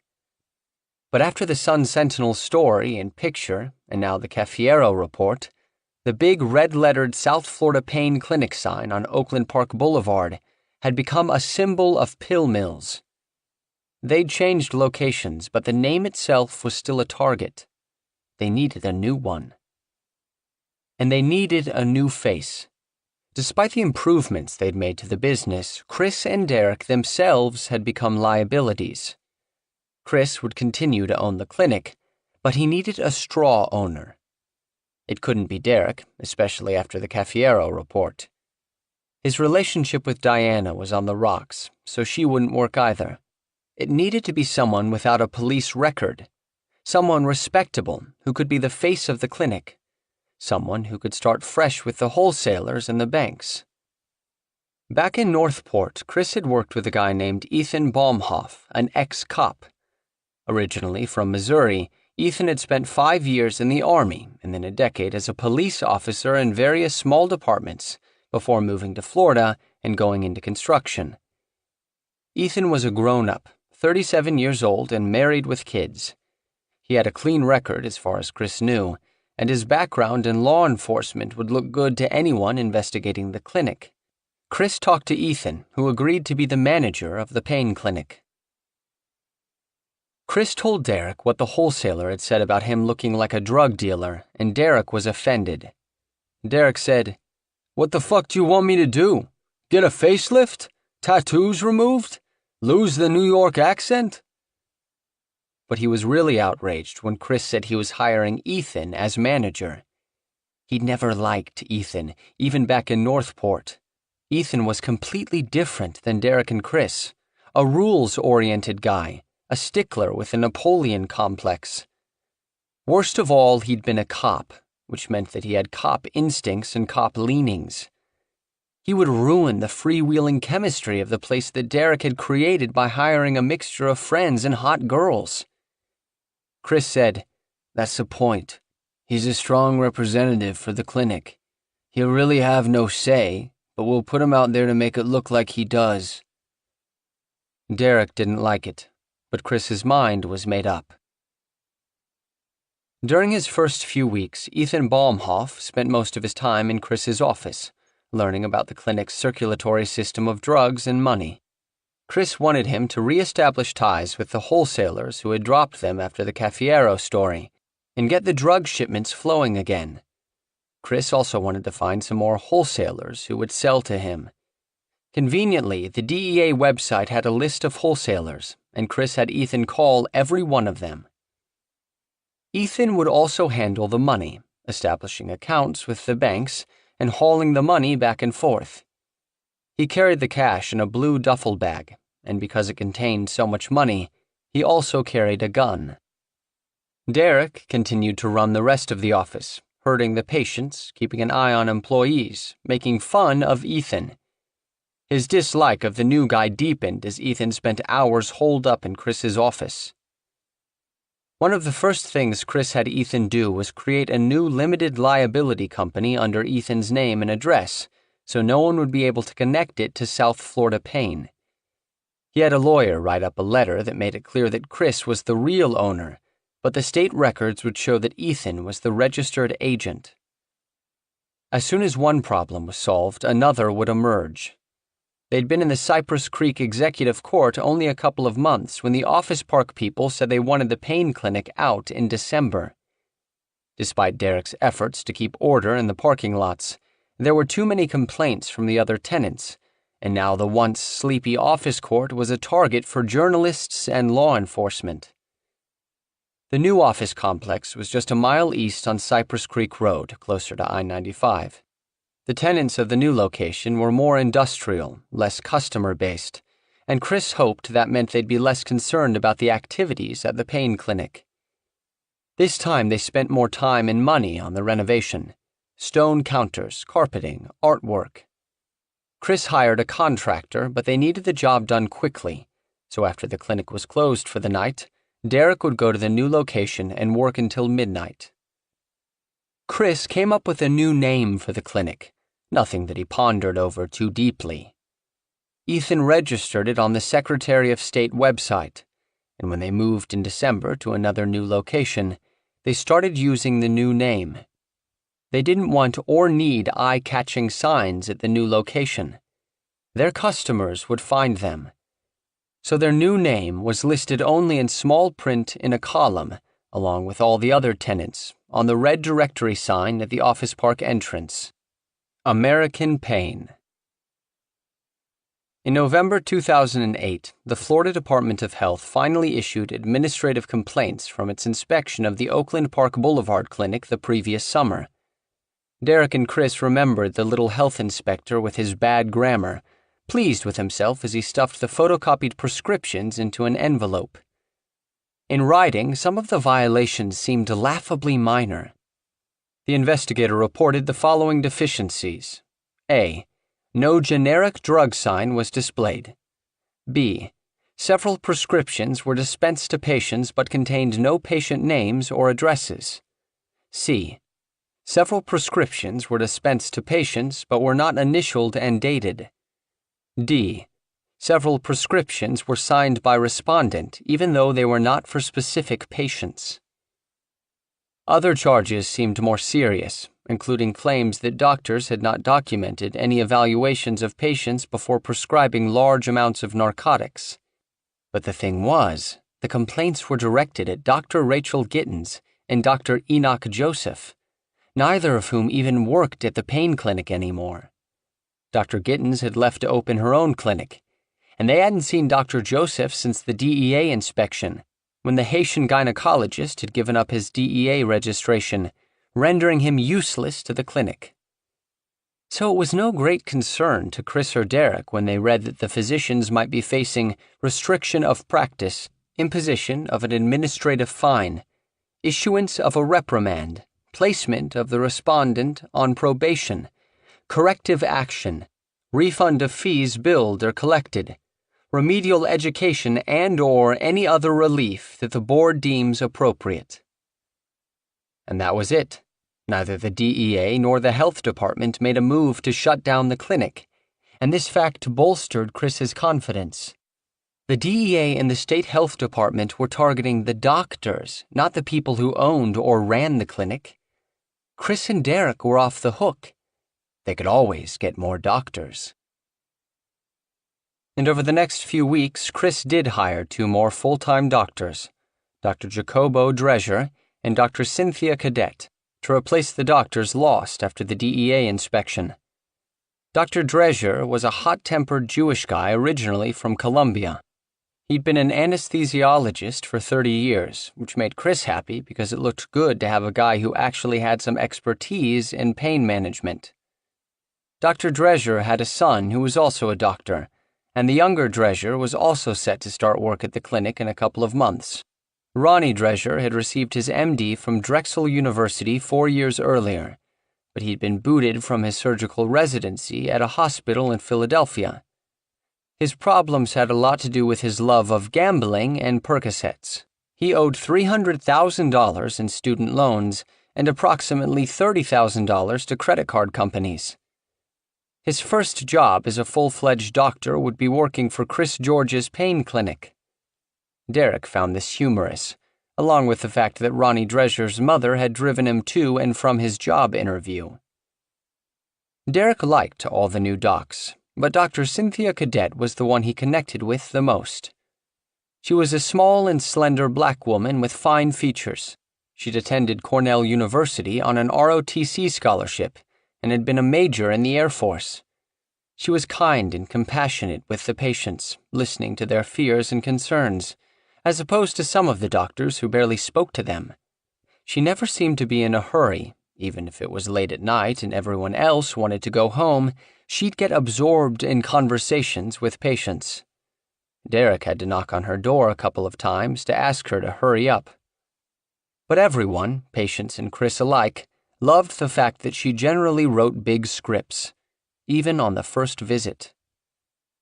Derek didn't get to know Cadet very well until one evening when he was in the little break room in the rear of the clinic. He'd found some tortillas left over from lunch, and he was conducting a little experiment, covering them with sour cream and tossing them to the ceiling to see how long they would stick up there. Cadet came through the room on her way home, then stopped and stared at Derek like he was crazy. She said, "What are you doing?" Derek said, "I'm sticking tortillas to the ceiling." She said, "Oh." He said, "You want to try?" She gave it a shot, and after that, Derek and Cadet were friends. He bought Christmas gifts for her 2 kids. He walked her to her car at night. She seemed like one of the happiest people Derek had ever met, out of her element among the junkies and schemers of American pain.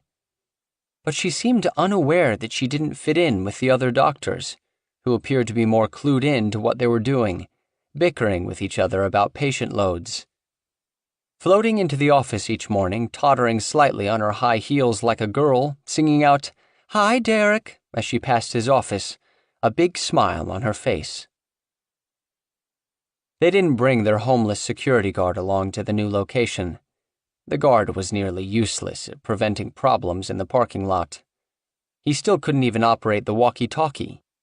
But Derek didn't want to fire him outright, so he instead posted the vagrant employee at the old location and told him to hand out flyers directing patients to the new place up the road.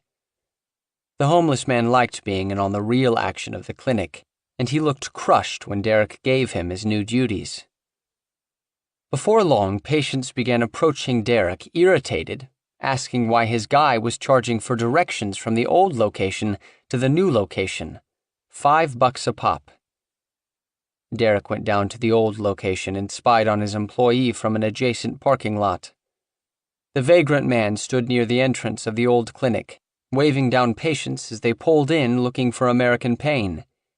He did his crazed little dance steps, gesticulating with his skinny arms, exchanging flyers for bills through the car window, like a corner boy with a bag of drugs.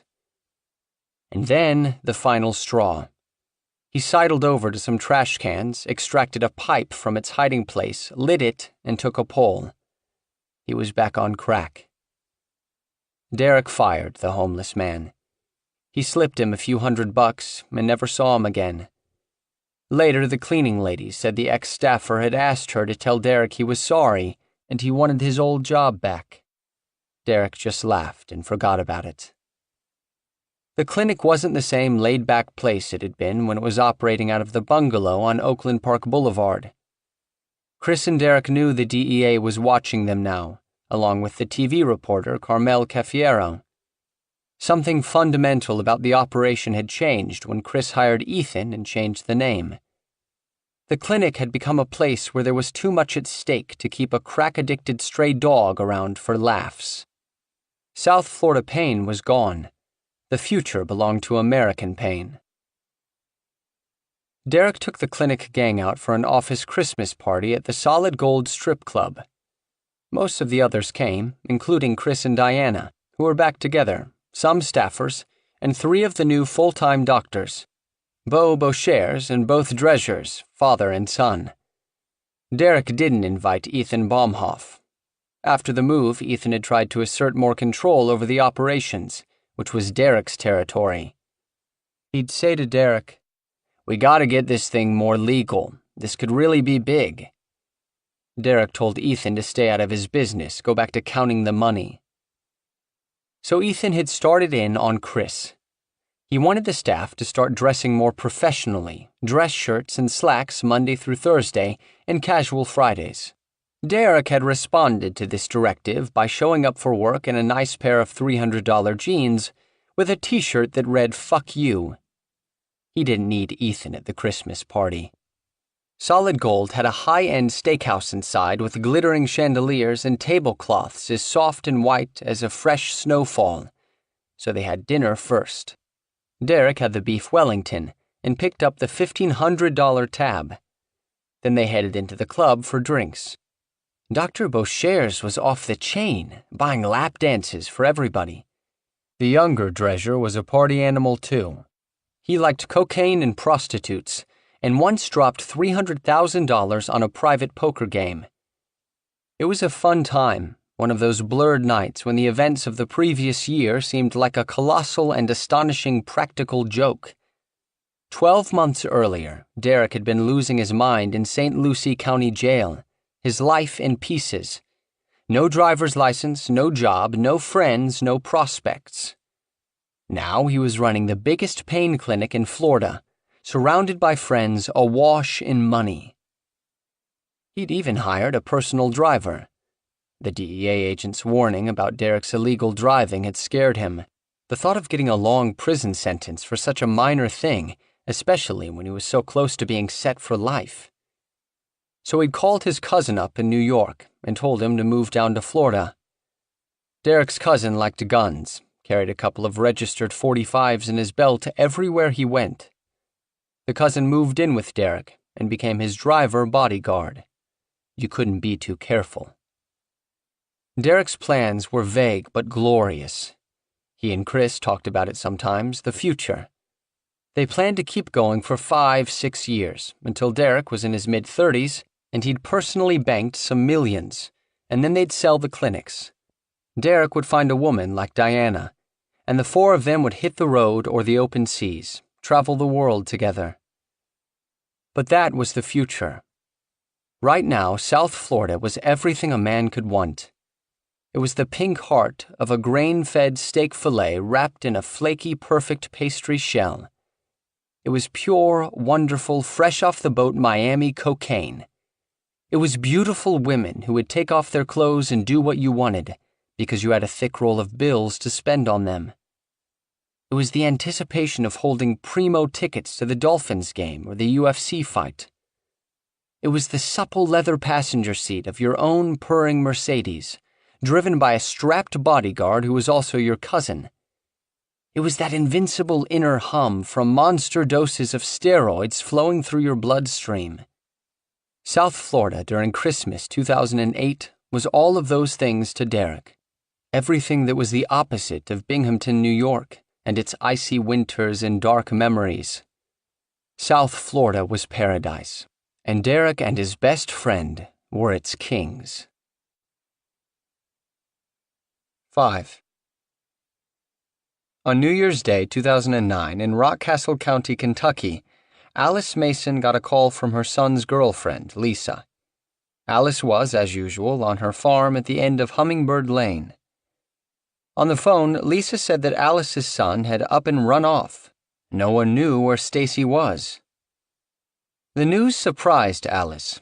Stacy and Lisa had been together for 5 years, living together almost as long. They had their ups and downs like couples do, but those two loved each other, and Alice hoped and expected they'd get married someday. Alice talked to them if they brought up problems, but otherwise she didn't meddle. She knew enough after 53 years of life to let them work things out on their own. But Alice had been fretting about Stacy ever since his accident in August, 4 months earlier. Stacy made good money pouring and finishing concrete, $700 to $800 a week when work was steady. But that meant long days during the warm months, out the door before sunrise. Stacy was behind the wheel of his Tacoma pickup at 5:30 a.m. one day, heading to a job site, when he dozed off on Interstate 75. A trucker saw the Tacoma drifting and blasted the horn. Stacy jerked awake, overcorrected the wheel, and flipped his pickup. The impact crushed the Tacoma's roof into the passenger seat. On the other side of the cab, Stacy was flung about, but not really hurt. He called Alice and said the truck was totaled, but he was fine. In fact, he was catching a ride to work. Later that day on the job, someone bumped into Stacy from behind, just a little nudge, but the pain shot down his back, and Stacy realized he wasn't fine. He was hurt bad. The pain grew as the days went on. Stacy went to see a local doctor, and she prescribed him some painkillers. Throughout the fall, Stacy tried to go back to work, but he couldn't lift a wheelbarrow. His gait was a little off, and he had a hard time lifting his legs, especially going upstairs. But when Stacy and Lisa had driven out to the farm for Christmas dinner, everything seemed fine. Stacy was loaded down with gifts: a mossy oak camouflage hunting jacket for his little brother, Kevin, a toaster oven for Alice, a guitar and drums setup for the video game player. Now Lisa was calling, saying Stacy was gone, wasn't returning her calls. Had Alice seen him? Alice said she sure hadn't seen Stacy, not since Christmas dinner. Lisa said, "Well, we got into it. He left and he said he was going out to the farm to stay in the trailer." Lisa didn't say what they'd argued about, and Alice didn't ask. Alice said, "Well, good Lord, Lisa, if he's down there, he probably about froze to death. It was cold last night." Alice got off the phone and left the main house, tromping past the barn and the ever-sniffing beagles and the game roosters leashed to their blue plastic barrels, and Stacy's bulldog, Red. Over the frozen ridge and down to the white single-wide where Lisa and Stacy had lived through one winter and one summer, on the Mason farm but just out of sight from the main house. Stacy wasn't there. Kevin, Alice's youngest, was home for the holiday, so Alice told Kevin to call his brother's cell phone. Kevin dialed the number and Stacy picked up. Stacy said he'd be home later that day. He didn't say where he'd been. Alice was only partially relieved. She was a worrier. She worried about all three of her boys. Even though Stacy had just turned 30, she still called him her young'un. Stacy smiled like a boy, open and friendly. If there were kids around, they were climbing on Stacy like he was a tree, or he was rolling around on the floor with them, until he hurt his back. At one time, Stacy used to drink a little bit, but what he loved was pot. Alice had heard that more than once, and she didn't like it. But he hadn't done those things around her or his daddy, never talked about it. And now he was with Lisa, a clean living girl who didn't tolerate drugs or alcohol. Lisa wouldn't even take an aspirin if she had a headache. Stacy had straightened out once they got together. But now something was going on. Alice could sense it. She knew that when there were problems, mothers were generally the last to hear. At the time Stacy took off, he and Lisa were living in town, which was Mount Vernon, about 10 miles from the Mason farm. Their little white house in the steeply pitched yard belonged to Lisa's mother, and Lisa had grown up there. The night before, New Year's Eve, Lisa had called her mother over and over, frantic with worry about Stacy's whereabouts. Lisa said she knew Stacy was lying about something. It was out of character for Stacy to be hiding something. He was usually so open, even when he'd done something wrong. Lisa's mom, Shelby, had known Stacy since he was a teenager. She didn't know his mother and father. They kept to themselves out on the farm, went to a little backwoods church. Stacy was a good-looking boy with broad cheekbones and wide, pale blue eyes. A polite country boy, all yes ma'am and no ma'am. But he had a rebel streak to Shelby's mind.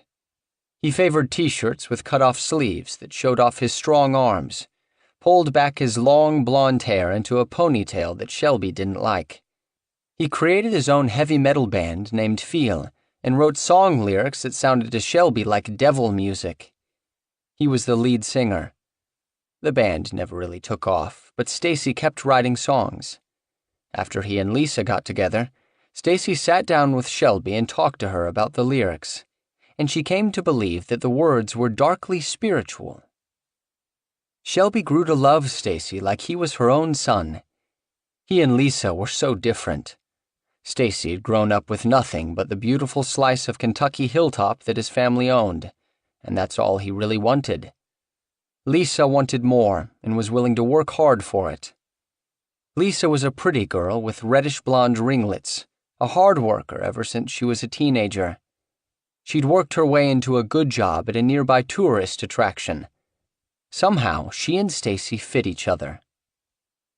Like Alice, Shelby didn't want to get in the middle of the argument. She figured Lisa and Stacy would work things out, because that's what couples did. They had arguments, and then they worked them out. But it worried her that Lisa said she'd been calling Stacy over and over. The next morning, New Year's Day, Shelby noticed a message on her phone from Stacy. It had come early that morning. He sounded upset, even scared. Stacy said he needed a ride. He didn't understand why nobody cared enough to come pick him up. "Something happens to me," Stacy said. "You'll be sorry." He wasn't making much sense, didn't sound like himself, and Shelby was worried. She started calling around, looking for him. Later that morning, a friend of Stacy's pulled up near the house where Shelby was staying, and Stacy got out of the car. He looked pale and weak. He moved funny as he climbed the steps to the house. Shelby asked if he was all right. His reply was breathless. Yeah. Where's Lisa?" Shelby said Lisa was up the highway in Berea, returning a new TV to the Walmart where Shelby worked. Lisa and Stacy had bought it for Christmas, but money was tight since Stacy hadn't been able to pour concrete for months, and Lisa had decided they couldn't afford it.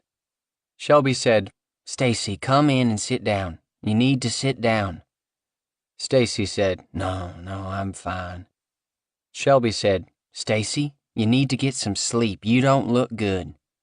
Stacy said he didn't need sleep. He was fine. He got back in the car, and his friend drove away. Kevin was alone at the farm about 3 p.m. that afternoon, sprawled on the couch watching the Georgia Bulldogs bowl game, when Stacy came in carrying a garbage bag. The brothers didn't say much to each other. Maybe they nodded. Maybe they exchanged a word or two. Kevin certainly didn't start questioning Stacy about where he'd been all this time, while everyone worried. Mom would do that later. Stacy dropped his bag in the back bedroom and headed back outside. At halftime, Kevin got up and looked outside but didn't see Stacy or the friend who'd brought him home. A few minutes later, his parents came home. Kevin told them Stacy had returned, but he might have taken off again. Alice and Eugene left the house to check the trailer. Kevin kept watching the game. A few minutes later, Kevin heard his mother hollering, and he looked outside and saw her running down the hill toward the house, screaming for him to call the ambulance. And suddenly everything clicked in his mind, and he knew exactly what had happened, even as he refused to believe it. Alice returned to where they'd found Stacy hunkered over a barrel behind the barn, on his knees like he was praying. She held his body on the cold ground. Eugene lay beside her. Kevin came up to the barn after calling 911, and he just sank to the ground too, leaning his back against the barn, bewildered. Rocking and crying and holding Stacy as tight as she could, Alice felt something hard against her ribs, something inside Stacy's jacket. She slipped her hand into Stacy's jacket pocket and pulled out 2 pill bottles. She gave them to Eugene and went on grieving. The ambulance took forever to find the farm at the end of Hummingbird Lane, maybe 35 or 40 minutes. When the paramedics finally got there, they called the coroner's office. In town, Shelby got a call from Stacy's cousin. They'd spoken earlier in the day during her hunt for Stacy. He said, "Something's wrong. I called some neighbors down there, and they said there's a bunch of ambulances and stuff on Hummingbird Lane. Police cars and stuff." Shelby hung up and started looking for a ride from someone who knew where the Mason farm was. Before she could find a driver, Stacy's cousin called back. He said, "Stacy's dead." Shelby went to Lisa's house and told her. Lisa lost it, screaming, waving her hands, running in circles. She said it was her fault. She said she shouldn't have argued with Stacy. Shelby took her to the emergency room at Rockcastle Regional. Shelby's son-in-law had to carry Lisa inside. Billy Dowell knew the Mason family the way he knew most Rockcastle County families. He'd embalmed and buried their ancestors. Dowell was a funeral home director and also the elected coroner of Rockcastle County since 1966. Now, in his 70s and well over 6 feet tall, he towered over everyone else at death scenes. Local cops called him the High Coroner. He loaded Stacy's body into the dark blue van that bore the letters Rockcastle County Coroner on the side and carried it to Dowell and Martin Funeral Home. The body spent the night in the funeral home cooler, and the next day Billy Dowell loaded it again and drove 80 miles to the state medical examiner's office in Frankfort. He rode with the body up to the 3rd floor, weighed it, and then, as was his custom during the post-mortem, went to the break room to have a cup of coffee and yak with whoever was around. He'd watched autopsies before and believed if you'd seen one, you'd seen them all. The autopsy technicians disrobed Stacy and recorded his height, weight, hair color, skin color, tattoos, and scars. No obvious needle puncture marks, no track marks or drug residue on nostrils. No evidence of natural disease. They removed blood from the femoral vein near the groin, urine from the bladder, and vitreous humor from the eyeball. Those fluids were packaged, labeled, and sent to a toxicology laboratory in Indiana to be screened for drugs. The techs made a Y-shaped incision from the upper chest to just above the groin, and the organs were removed, weighed, examined. The most significant finding was that his right lung weighed 920 grams, and his left weighed 720 grams. A normal pair of lungs typically weigh approximately 1,000 grams together. There was no infection or lesions in Stacy's lungs. They were just sodden with fluid buildup. And even without the tox screen, that finding pretty much nailed down the cause of death. Heavy congested lungs are the hallmark of respiratory depression caused by opioid overdose. High doses of opioids mute pain, and they also mute the psychological discomfort caused by carbon dioxide buildup, the useful rush of panic you feel after too long underwater. Carbon dioxide is produced by the body's metabolic processes, and it's flushed out of the blood with each pump of the lungs. When the lungs slow, receptors in the brainstem detect higher levels of the chemical and trigger a breathing reflex. That's why you can't kill yourself by holding your breath. Even if you manage to hold it long enough to pass out, the breathing reflex would kick in. So Stacy had felt fine even as the carbon dioxide thickened in his bloodstream. His breathing reflex drowsed, and so did he, kneeling over the barrel behind the barn. His inhalations and exhalations slowed to 4 a minute, then 2, then 1. His heart continued to push blood throughout the body, but his lungs didn't do their part.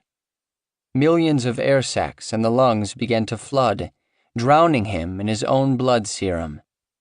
The few slack breaths he did take forced bloody foam up into his mouth and nose. His brain swelled with fluid, His heart, starved for oxygen, pittered into wild arrhythmia.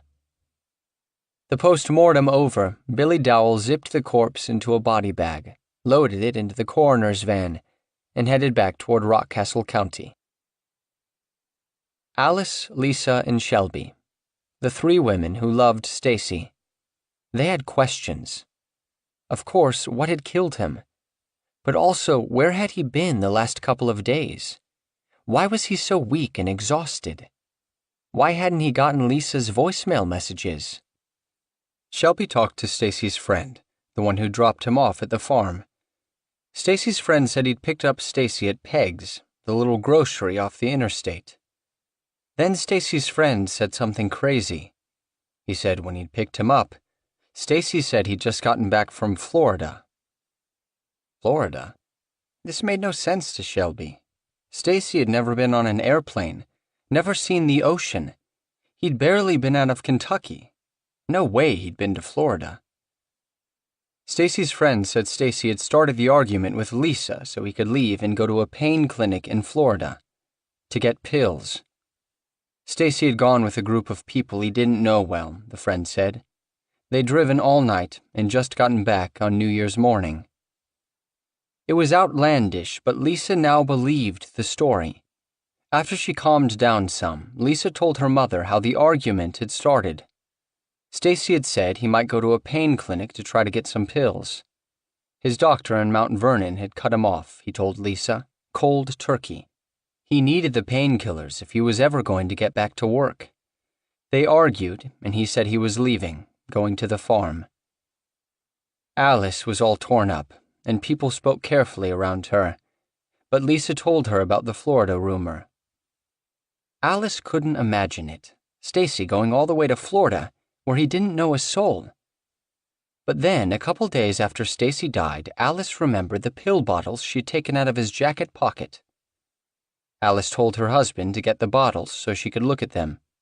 And sure enough, the name of Stacy's doctor in Mount Vernon wasn't the name printed on the labels. Instead, there was a name she'd never seen before, a name she didn't even know how to pronounce. Dr. Cynthia Cadet. There were 3 bottles. One contained alprazolam, and 2 contained oxycodone, 2 different dosages, 15 milligrams and 30 milligrams. Oxycodone. Alice had heard of oxycodone. She believed it was some kind of cancer drug. The alprazolam and the 15 milligram oxycodone had been filled at a place called America's Pharmacy. The 30 milligram oxycodone was from a place called Speedy Scripts 2. The addresses were Fort Lauderdale, Florida. They went through the garbage bag Stacy had brought home, mostly clothes but also some papers. A photocopied sheet with drawings of people doing stretching exercises. A pharmacy receipt with the Speedy Scripts 2 logo at the top, the words tilted slightly to call attention to the speediness, like they were about to zip off the page. Stacy's name and the farm's address. The doctor again, Dr. Cynthia Cadet. Oxycodone HCl 30 milligram tablet, quantity 240. Stacy had paid $247.30, cash. The receipt contained a long set of printed-out instructions. Used to treat moderate to severe pain. Acts on certain centers of the brain.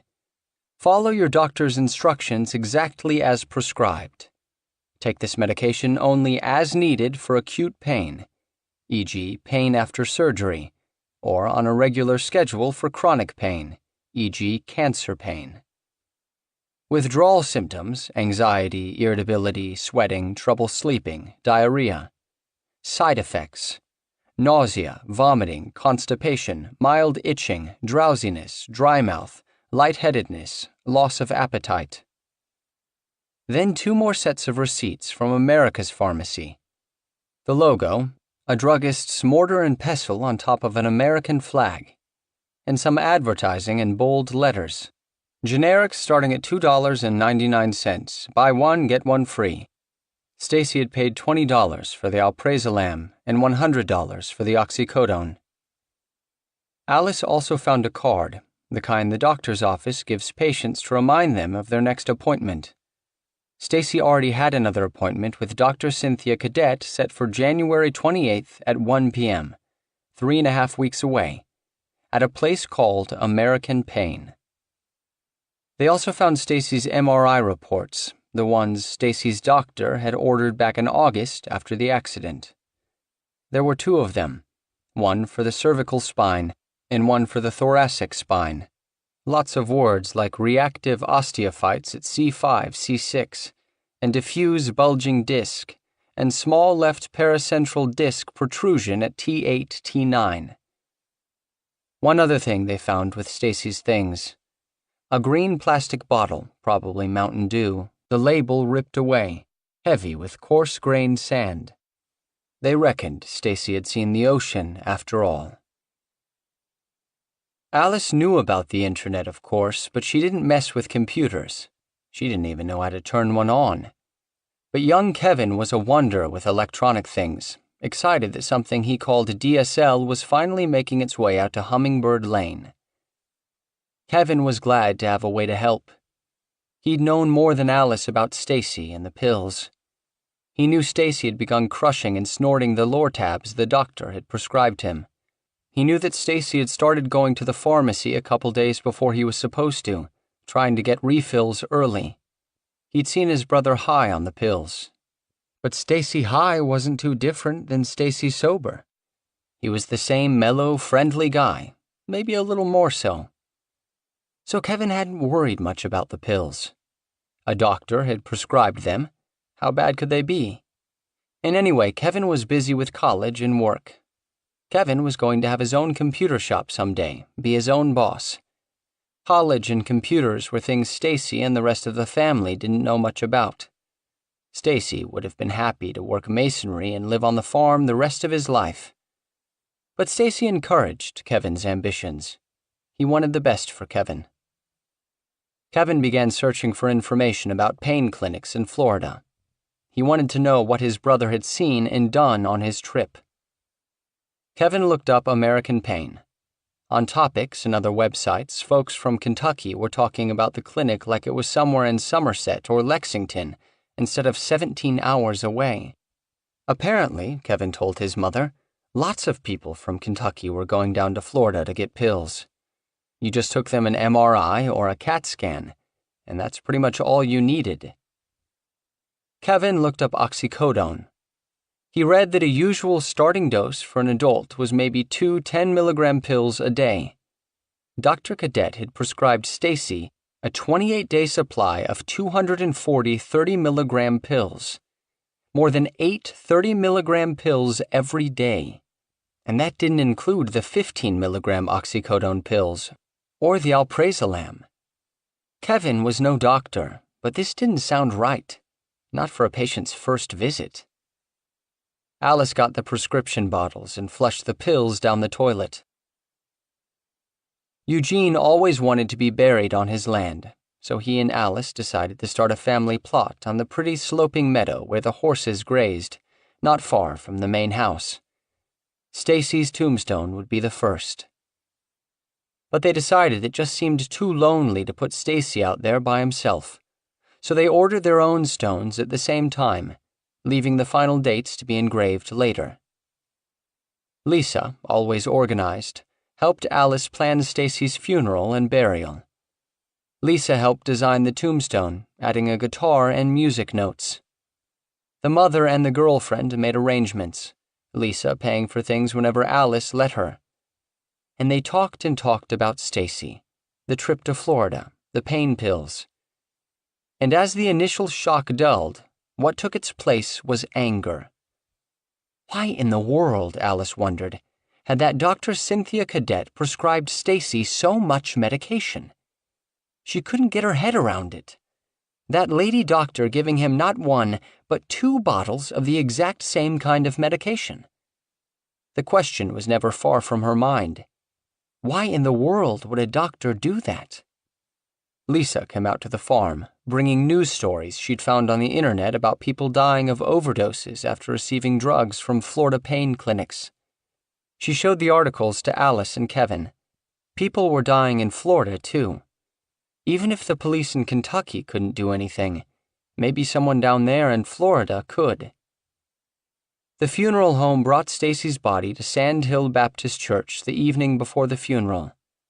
The small white frame church stood at the crossroads of two wooded lanes cut into the mountainside. Alice spent the night there with him. The next day, the sanctuary was overflowing with hundreds of people. Reverend Tommy Miller, an auto mechanic, during the week, preached a sermon of peace and forgiveness, but inside he was angry.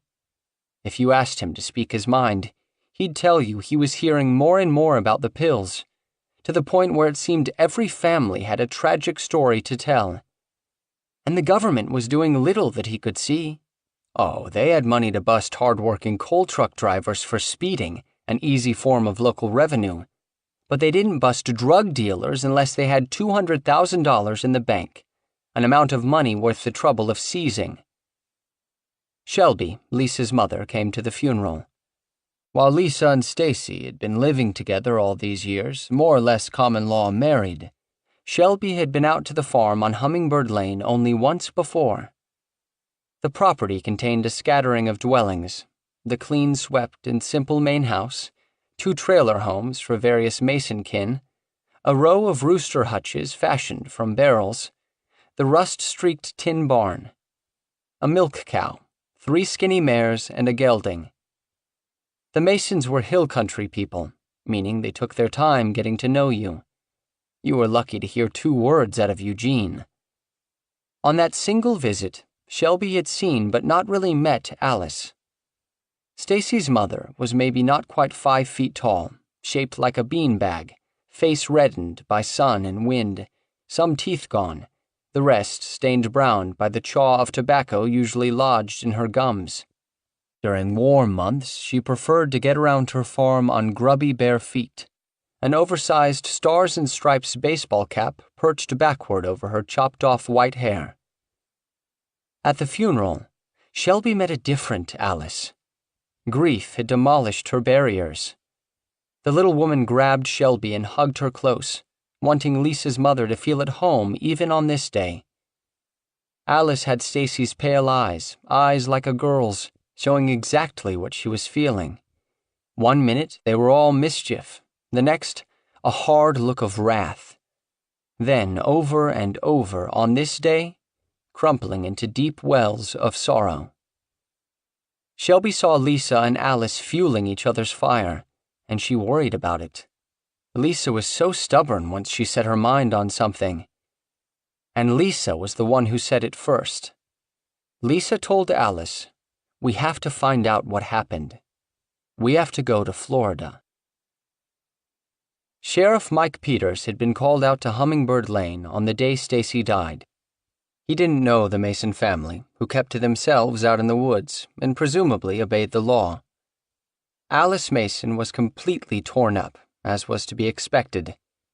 She seemed like a nice lady to Sheriff Peters, about as simple and country as you could find these days, pinning up her laundry on the clotheslines behind her house. Sheriff Peters had talked to Alice and Eugene Mason, taken some notes, and written up a report. Stacy's toxicology report came back a few weeks after his death. The medical examiner found that Stacy had died from acute oxycodone and alprazolam intoxication. Trace amounts of hydrocodone and marijuana were also detected in his system. Sheriff Peters didn't take it any further than that. What was he going to do? He'd been elected to his first term as sheriff 2 years earlier. He had a simple red brick office and a tan Ford Explorer and 3 deputies to cover 17,056 residents spread out over 314 square miles of terrain. Their job already included transporting prisoners, collecting taxes, providing court security, and serving court papers. What could he do about doctors in Florida?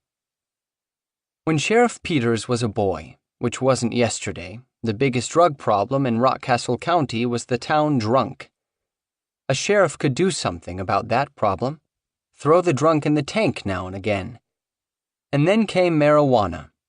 Don't get him wrong, weed was illegal, But if people smoking pot was the worst problem in the Rock, things would be pretty good. Sheriff Peters knew plenty of folks he would call alcoholics or potheads. Friends, neighbors, family. Most could hold down a steady job, and he didn't know any who stole to support their habits. Pills were different. At their worst, pillheads needed $200 or $300 a day to get by, and would steal from family members to get a fix. And painkillers weren't like crystal meth, which was something that tended to be restricted to a certain low-life element. Pills truly changed the county, turning normally law-abiding folks into junkies and thieves and bad parents. The organized gangs and cartels that supply the United States with illegal drugs had always avoided eastern Kentucky, for pretty much the same reasons major businesses stay away. Too many hills, too few people. So folks who wanted to get high made do with what they had, which for a long time meant cooking moonshine. Certain families made a good living from making and running shine. Other folks in the community may have disapproved of liquor, but they also tended to distrust the government and outsiders. Local resources like timber and coal seemed mainly to enrich folks from other places. At least moonshine revenue stayed in the mountains. As vets came back from Vietnam with a taste for new highs, moonshine gave way to marijuana. Turned out the rugged mountains and humid climate of eastern Kentucky were excellent for growing weed. By the 1980s, marijuana was believed to be the state's #1 cash crop. Most pot farmers grew high-grade plants in clusters no bigger than the John Deere Model Ds they once used to bring in 40 acres of burley tobacco. A 60-square-foot plot could yield about $60,000. Pot was harvested 3 times a year, and buyers came in to evaluate and bid on it just as tobacco buyers had for generations. In some areas, 40% of the community was involved in the trade, which meant basically everybody was dependent on its cash, from the feed and seed to the filling station. Most Appalachian marijuana rings were organized within families. Life in eastern Kentucky revolves around extended families. People figured out who they were by looking at their clan, more than the church, the job, the club, the school. Certain families controlled the majority of the marijuana trade. They also ran the other black market establishments and trades, the illegal roadhouses and prostitution rings. Through interstate marijuana contacts, they eventually branched into transshipment of harder drugs. A light plane full of cocaine would fly in from Louisiana or Florida and land on an abandoned airstrip in the mountains, where it would be offloaded and transported via pickup truck along an old bootlegger route to Pittsburgh or Chicago. 20 years ago, there was no widespread black market trade in painkillers. But pills were always part of life in the coal fields. Mining camp doctors prescribed painkillers liberally. They were overwhelmed by torn bodies and black lung and backs damaged by hunching over for hours in narrow shafts. Miners took to trading pills, deciding themselves when they needed medication. The other primary jobs, timber and farming and construction, also involved manual labor, which meant injuries, and pills. It didn't help that the state had one of the highest cancer rates in the country, and that doctors were scarce. Painkillers got folks back on their feet and back to work faster than physical therapy or other intensive treatments. OxyContin appeared in 1996, and its purity and strength was like nothing eastern Kentucky had ever witnessed. Stocking pharmacy shelves with pure oxycodone pills in the mountains was like throwing dry timber on a smoldering ground fire. The whole forest blew up. OxyContin didn't spread like weed or cocaine because there was no pipeline needed. Pills were already everywhere, systematically and legally funneled through a national distribution system. OxyContin abuse didn't spread like a product. It spread like an idea. In conversations, over the internet, and the phone, and face-to-face. Between 1998 and 2001, a cluster of 9 counties on both sides of the Kentucky-West Virginia border received more prescription narcotics per capita than anywhere else in the country. The pills were everywhere, and it was a casual thing. In the early days, say 1999 or 2000, the dealer tended to be the old lady down the street who was prescribed twice as many pills as she used. Often as not, a drug deal went like this. You dropped by the old lady's house, maybe had a cup of coffee at the kitchen table, asked after the family, traded a few stories, then cash for an old bottle of pills. Casual. Until the user tried to stop using. Young people trying the pills were familiar with smoking weed and drinking beer. They'd had no exposure to hardcore opiates. They weren't ready for the withdrawal, the fever and sweats, and throbbing pain as every cell in the body ached for a fix. They went back for more. Supply and demand kicked in, and the street price bumped up to about $1 per milligram. Theft and petty crime reports rose. Pharmacies were robbed. Emergency room doctors saw more and more people complaining of pain.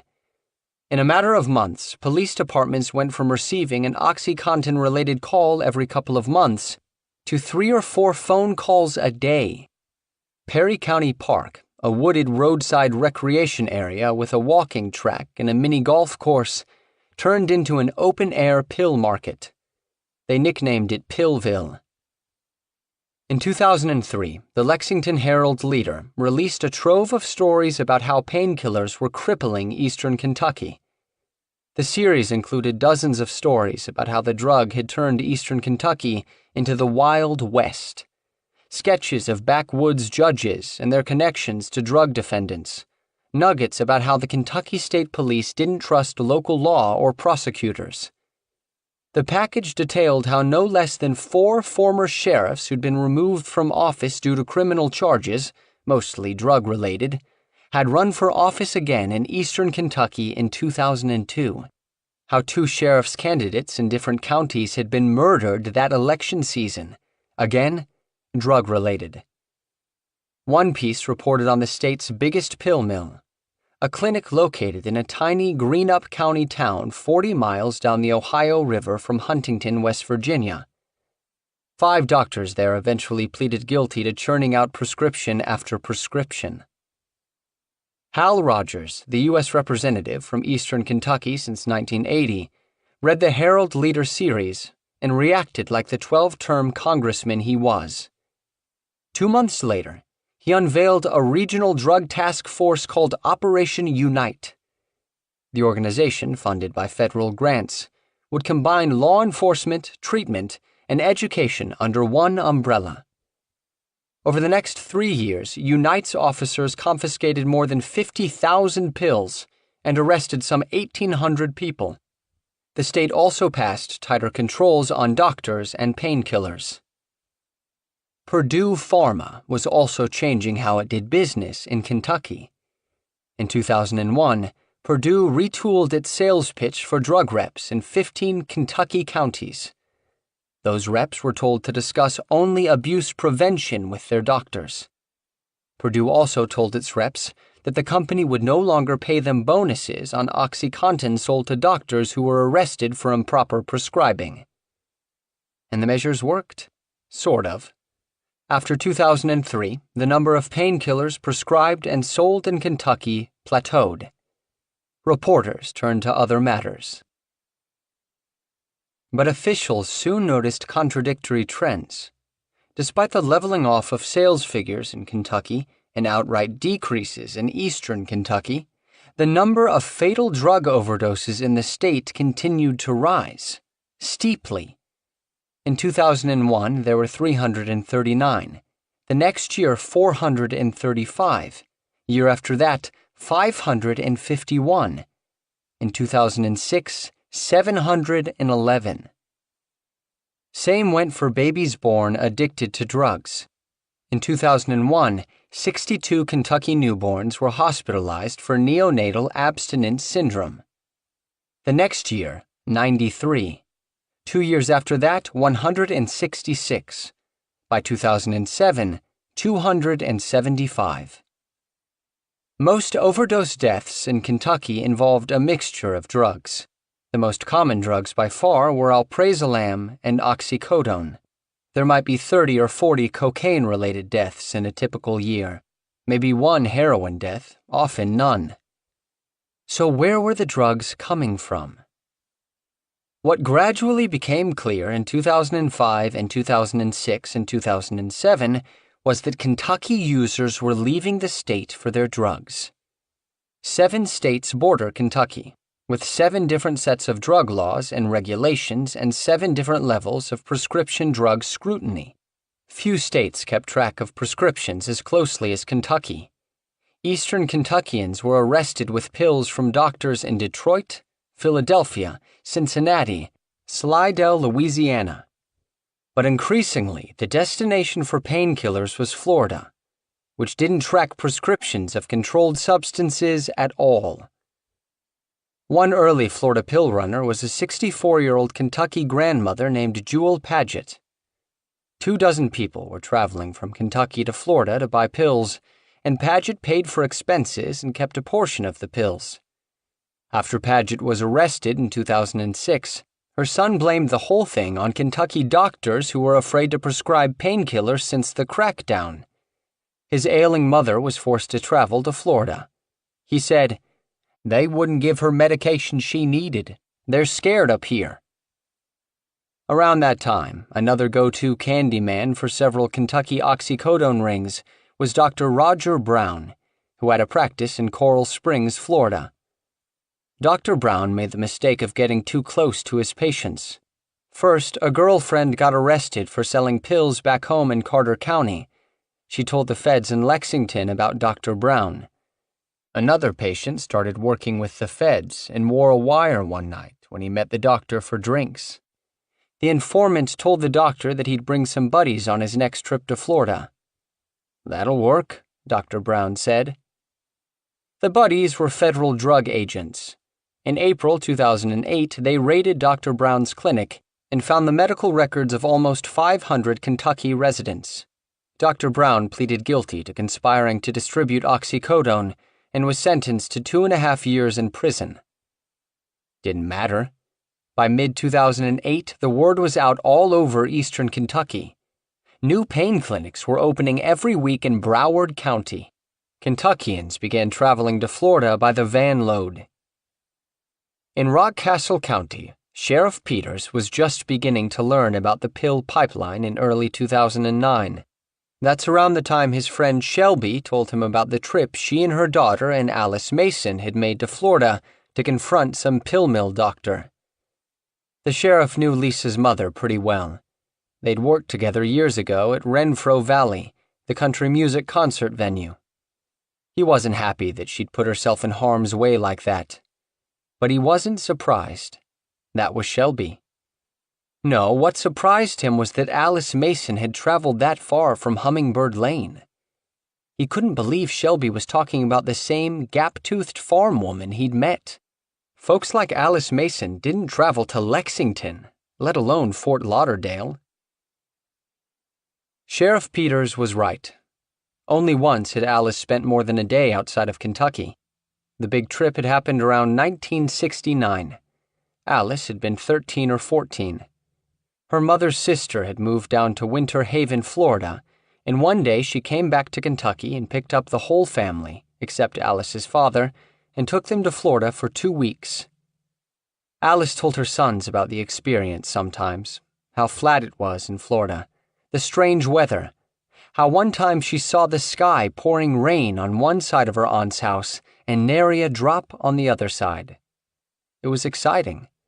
But Alice was glad to get back home to Rockcastle County after that trip, and she never left again, other than a couple of day trips to state parks in Tennessee when the boys were little.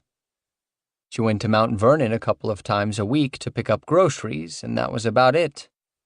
Young Kevin seemed to go everywhere in the world, but not Alice. She stayed home.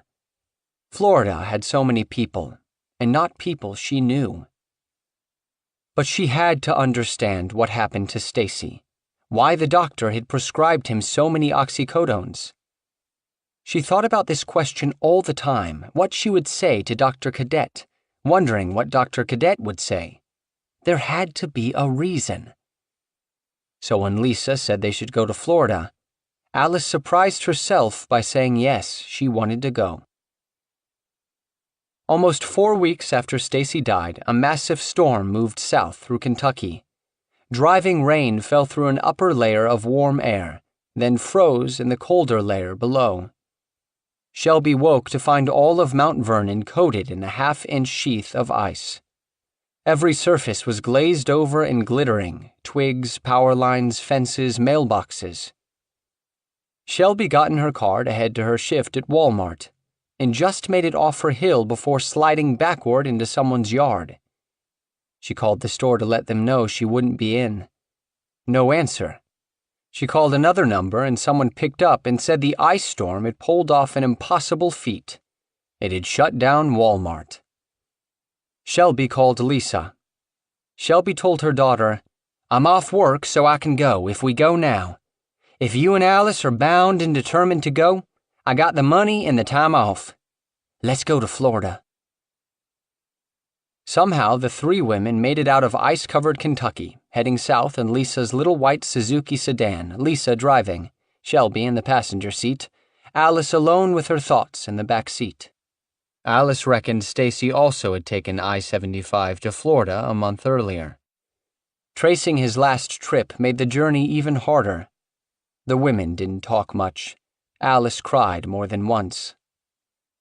Shelby was skeptical about the trip, what it would accomplish, but she wasn't about to let Lisa and Alice go by themselves. Shelby had talked to some people about American Pain. The clinic had security guards. People thought there were police officers involved in the operation too. Alice and Lisa were deep in grief and anger. Shelby was worried they'd just bust into the place and get in trouble or get hurt. Shelby believed she was good at listening to people, at finding out things, paying attention to the clues of their posture and gestures and expressions.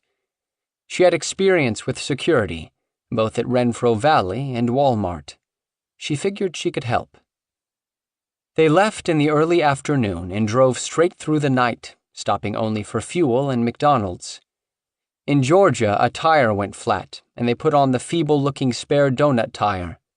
They pulled into a roadside service station to get the tire changed, but the service station didn't have the right kind of tire. A Georgia State Police trooper was there, a woman. She saw the Kentucky tags on Lisa's Suzuki and started aggressively asking all 3 women questions. Where were they going? Why? Even after all those miles, Lisa was loaded with energy, oddly excited. She'd insisted on driving the whole way down. She wasn't intimidated by the state trooper's tone, the opposite, in fact. She got out of the car, pulled out Stacy's American Pain appointment card, the one with the American flag on the front, said she was going down to Fort Lauderdale to confront the doctor who'd given Stacy the oxycodone that killed him. The trooper didn't seem to understand. She said, "I just want to know why all you Kentuckians are coming through my state all the time." By this time, both women were red-faced in each other's faces. Shelby was in the car. She didn't want the lady cop to arrest Lisa, but she also didn't want to get out and make things worse. Then Lisa let the trooper have it. Lisa said, "I'll tell you why all us Kentuckians are coming through your state. It's because your fucking doctors down here are killing our men." Shelby cringed, convinced this was going to end with Lisa in handcuffs. But something in Lisa's words seemed to satisfy the woman. She got in her patrol car and took off, burning rubber. They never got the tire fixed, so Lisa drove the rest of the night on the donut tire, refusing to give up the wheel. They reached Fort Lauderdale around 10 a.m., and the temperature was in the mid-70s, a completely different world than the frozen mountains they'd left the previous afternoon. The air earthy and wet, the streaming multitude of cars shiny like they just exited a car wash, not covered in a gray film of salt and road grit. Even in her distracted state, Alice's eye was caught by the exotic flower beds around the fast food restaurants, especially the amazing purple-leaved plants she didn't know the name of. The American Pain Clinic looked like everything else in this part of Fort Lauderdale not near the beach. Low to the ground, nondescript, well-planned.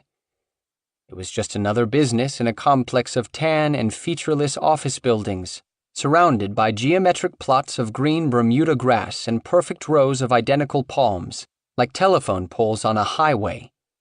A red sign at the entrance of the complex displayed dozens of agencies by their office suite number, real estate, insurance, home nursing care, and the pain clinic in office suite 204. Shelby knew from the folks she'd questioned back home that they were supposed to park in a separate fenced-in lot behind the complex, reserved for out-of-state vehicles. Only Florida drivers could park near the entrance of the clinic. But Lisa was so agitated to finally be there that she just pulled right up to the door marked 204. A big man in a black shirt approached, and Shelby thought she could tell that he knew the women didn't belong there. His shirt read security. He asked who they were, annoyed. He said they were violating the parking rules. Out-of-staters had to go to the cage and back. Lisa and Alice weren't concerned with the guard. They got out and beelined for the door, leaving the car where it was. Apologetic, Shelby took Lisa's place behind the wheel. Shelby said, "I'm sorry, she's in a lot of pain. She's in a hurry to get inside. Where do you want me to park?" Alice went inside the clinic. Lord, the waiting room was full of people. Loud, too, everyone talking and sitting in chairs and standing in lines, and people who worked there hollering names. Alice stood in line for a window. When her turn came, she told the person behind it that she wanted to talk to Dr. Cadet. Alice wasn't sure she was saying the doctor's name right, but the employee told her to take a seat and they'd have someone talk to her. Alice sat and watched the people coming and going. The room filled up and emptied 3 times while she waited. People shuffled in and joined a line and sat down and went back to the doctor, came back out. And the staff herded the people here and there, in and out. One patient dawdled in the waiting room after getting his medication, but a security guard moved him on his way. The security guard said, "You got what you came for. Now it's time to go." It put Alice in mind of a crowded stock pen, a line of hogs waiting for the slaughter. It made her mad. When Shelby entered the waiting room, she recognized someone, a dark-haired man who'd pulled a knife on her at Walmart back home. He had a black ink tattoo creeping up his neck. Shelby often caught people in the store tucking items in their bags or under their shirts. Once, she'd watched a family eat their way through the entire grocery section, but she let them go because they looked like they needed the nourishment. The man with the knife had been stealing car batteries or Sudafed or rock salt. She couldn't remember. What she did remember was the knife in her face when she confronted him. She'd let him run out of Walmart, and the cops picked him up later. Now he was sitting here in Fort Lauderdale. He glanced at Shelby, looking like he might have recognized her, and she felt afraid. She was wearing a gray t-shirt and jeans and looked haggard and unkempt after a day and night in the Suzuki. She wasn't sure the knife man could place her, or that he could or would do anything if he did. But it made her realize even more that this was a bad scene, nowhere for Lisa and Alice to be. Shelby messed up her hair even more, hoping no one else would recognize her. A man came out and introduced himself to the 3 women. Around 50, thin, with a long dark ponytail. He looked like a biker. He and a security guard asked the women to come outside with him. Outside, the women explained who they were, said they'd come to speak to Dr. Cadet about Stacy Mason's death.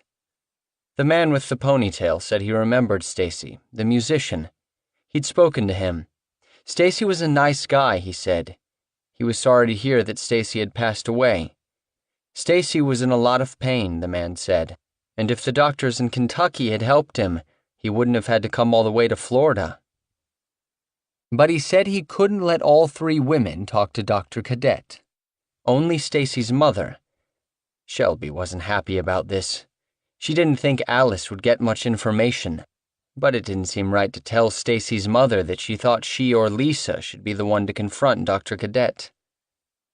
So Shelby and Lisa began asking questions then and there. The women asked why the doctor had given Stacy so much oxycodone. That amount of oxycodone was dangerous. The man with the ponytail said, "People build up a tolerance to these medications." Shelby said, "But he'd never been down here before.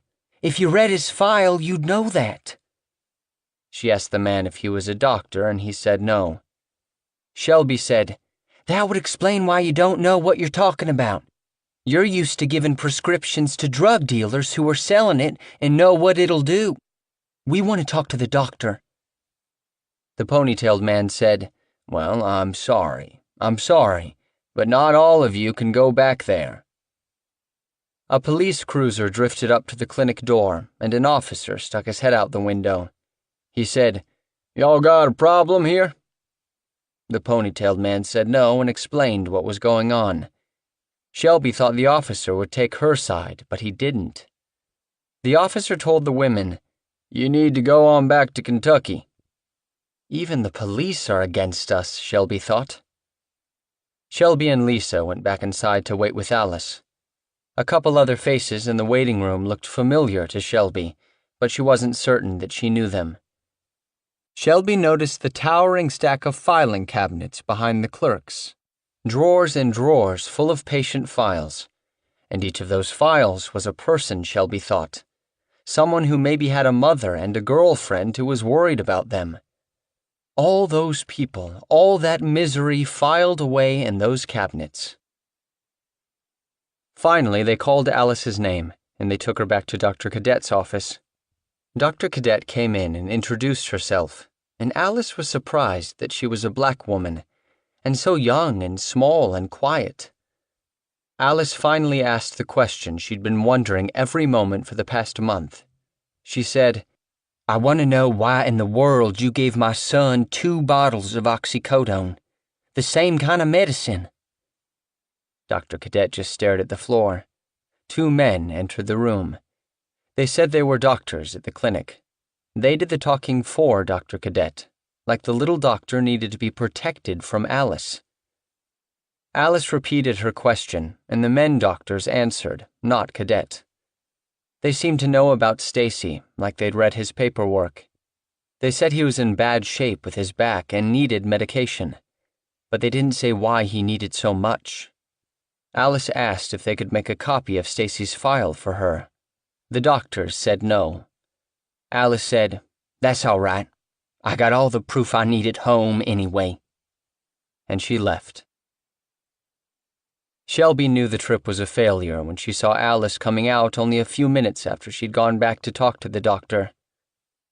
The women got back in Lisa's Suzuki and headed toward the highway, looking for a place to get the tire fixed.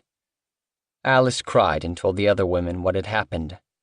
How Dr. Cadet just sat there and stared at the floor, no expression. They'd come all this way and hadn't learned a thing.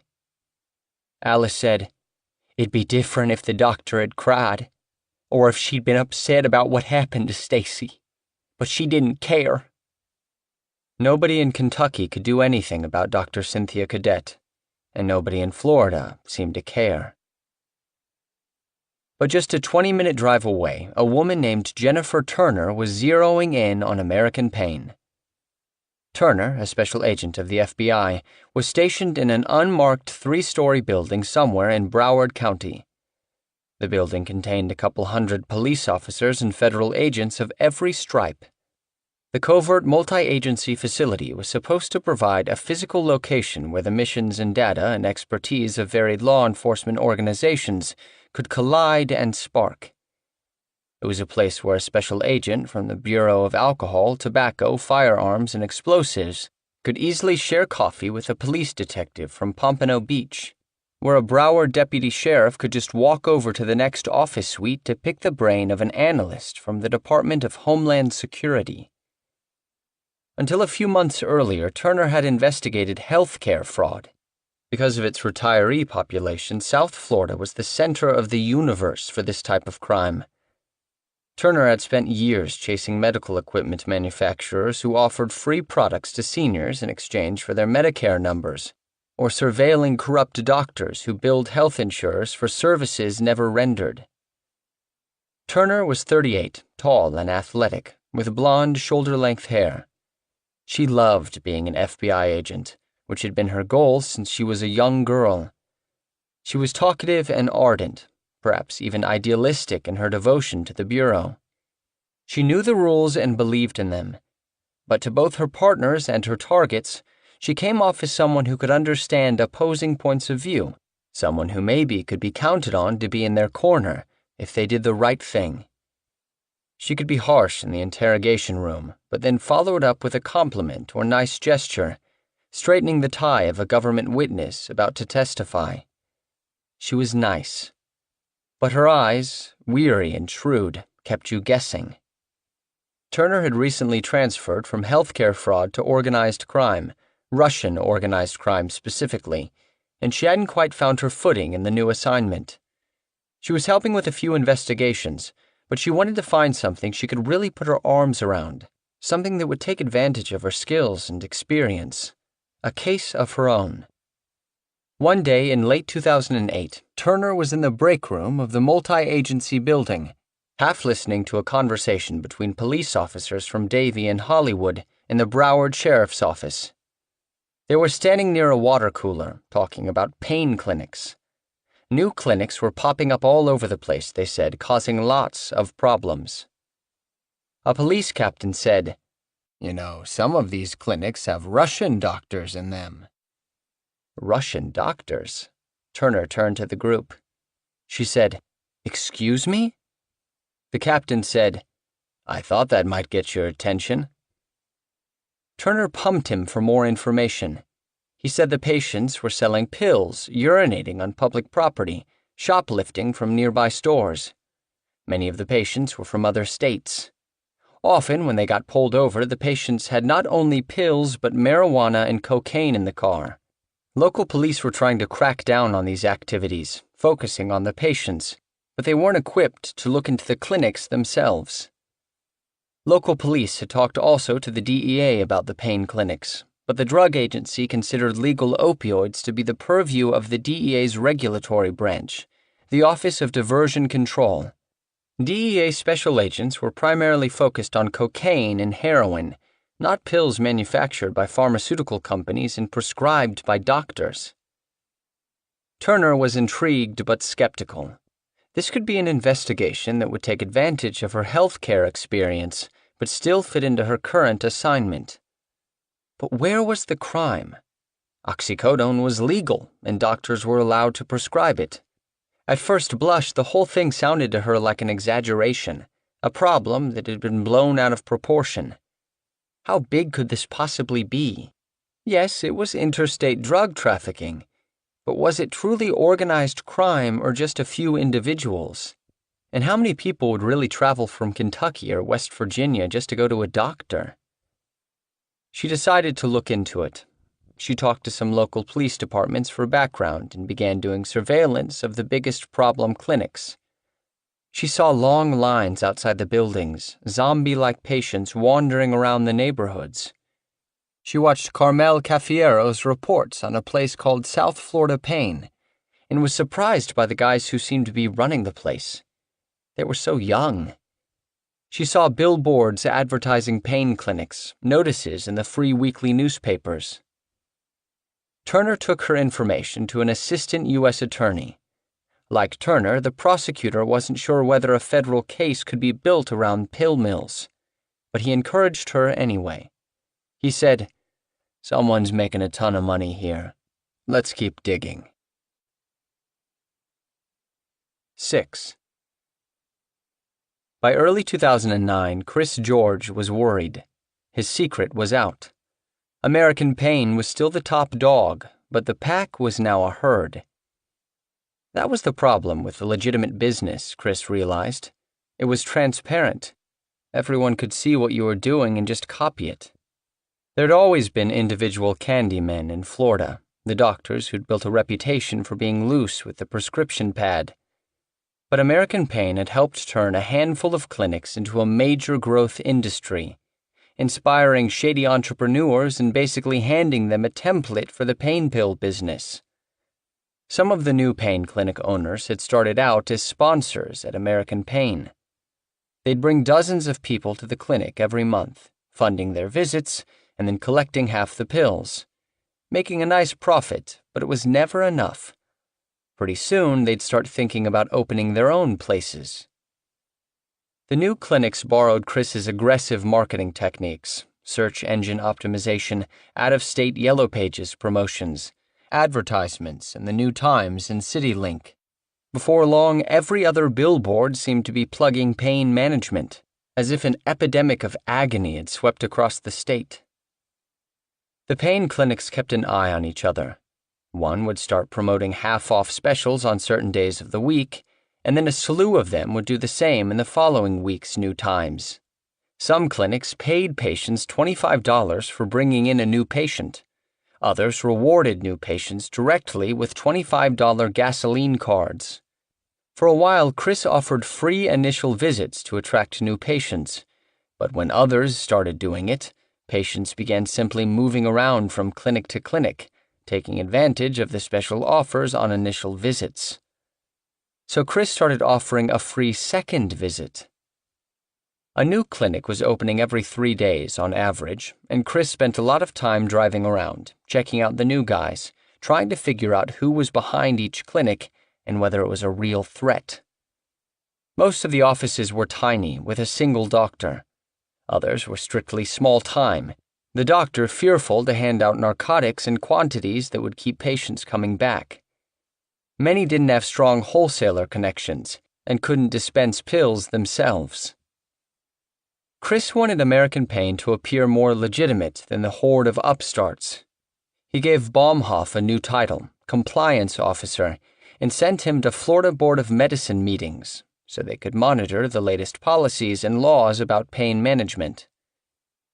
By 2009, the American Pain doctors were regularly receiving letters of inquiry from the health department about overprescribing, usually triggered by complaints from patients' relatives. Chris didn't want the doctors worrying about legal problems. He kept an attorney on retainer, and when the doctors received letters, they'd turn them over to Ethan, who would forward them to the lawyer. The doctors would pull the file of the patient in question and write a report about the patient's treatment. They joined the American Academy of Pain Management, which involved paying a small fee and getting a membership certificate. Chris displayed the certificate in the clinic. They also paid a law firm $10,000 to write a standard operating procedure manual. Ethan gave copies of the manual to every employee and doctor and told them to read it and sign it and return it to him, so he'd have something to show the DEA if they came back. Everyone ignored his instructions. No one returned the manuals. Ethan also told the doctors that the DEA targeted clinics that ordered nothing but controlled substances. He asked the physicians to send him lists of medications that he could order so the clinic wouldn't look like a pill mill. Again, no one followed through. Chris backed Ethan's new dress policy, and despite Derek's opposition, the staff began to follow it. No jeans Monday through Thursday, and collared shirts and medical scrubs were acceptable, as long as they were clean and had no holes. When patients emailed American Pain to inquire about treatment, Ethan responded cautiously. "I cannot and will not guarantee you will be prescribed medication. What I can tell you is that you will have a quality examination done by a qualified physician. If you are interested, we take walk-ins from 9 to 5 Monday through Friday." Chris believed American Pain was the biggest pain clinic in Florida, which almost by default meant it was the biggest in the United States and maybe the world. Chris wanted to be even bigger. He wanted clinics across the country, in every state that would allow him to own one. That way, if Florida ever got its act together and successfully banned him from owning one, the money flow would barely be interrupted. Meanwhile, he kept hiring until he had 5 full-time doctors, plus a number of part-timers, and a staff of about 20, Parking lot security guards who were paid in cash. Inside, more security, cashiers, pharmacy techs, and receptionists, all on the payroll. And the cleaning woman, an independent contractor. Fort Lauderdale code enforcement officers began to pressure the clinic, and in March, Chris moved for the third time, this time to Boca Raton, where they stayed for the rest of 2009, the longest the clinic had ever remained in one place. They took over the lion's share of a strip mall, about 10,000 square feet, with a huge waiting room that could seat 150 patients. The Boca location looked great, not like the seedy little clinics popping up everywhere. Boca had artwork and big flat-screen TVs on the walls, potted palms, high ceilings with exposed trusses and beams, and nice off-white carpeting they had to switch out every few months after the zombies had ruined it with spilled Mountain Dew and smuggled urine. More patients meant more problems. In Boca Raton, seizures became a weekly occurrence. If the patient looked really bad, Derek called one of the doctors to help. The rest of the time, he just called 911. The parking lot became a sex-for-drugs zone, patients trading pills for backseat blowjobs. Derek heard about these encounters regularly from his security team, and he witnessed them himself a few times. He couldn't bear to interrupt another guy's moment. He just walked away. Next door to the clinic was an Italian restaurant called the Basil Garden. Shortly after the clinic moved in, the restaurant stopped offering lunch, and Derek believed it was because they preferred to wait until American Pain was closed to start serving patrons so they wouldn't have to deal with the pain clinic clientele. Some neighborhood residents took advantage of the situation and began charging $20 to park in their yards. The same month that American Pain moved to Boca Raton, Chris opened a second, smaller clinic in Diana's name. Their breakup had lasted only a couple of months, but Chris had begged her to come back, and eventually she had. She believed she had nowhere else to go, and she was ready to fully embrace Chris's pain clinic venture. The clinic in her name was called Executive Pain. It was in an office plaza in West Palm Beach, sandwiched between another medical clinic and a dental office. Starting out, the staff was just 2 part-time doctors and 2 non-medical employees, Diana and Ethan Baumhoff's wife. At first, Chris saw Executive Pain as a backup location in case American Pain got chased out of Boca. He also wanted to keep Diana busy and happy running her own place away from American Pain. He knew it was smart to stake a claim in West Palm Beach. Broward County was overrun with pain clinics, and the commerce was moving north into Palm Beach County. As time passed, Chris gradually figured out how best to utilize the second clinic. As American Pain had become more stringent with its patients, maybe 1 in 10 patients walked out the door without a prescription. Derek and his staff rejected patients for failing drug tests, and the doctors kicked them out for having track marks, for openly jonesing, for begging the doctor for drugs. Whatever happened to make that doctor uncomfortable. But Chris hated to lose a patient. So Executive Pain became a second chance for the patients he called dirtbags, the 10% who didn't pass muster at American Pain. Over time, they developed a cover story for these referrals. When they bounced an American Pain patient for track marks, the official rationale was that they were sending the patient to Executive for treatment. The clinic paid for a doctor to take an online class in drug detoxification. They bought some Suboxone, an opiate detox drug, and put lettering on the door that said detox available. Only 1 patient ever asked for it. The rest of the patients referred from American to Executive simply asked for pain meds when they got to the new clinic.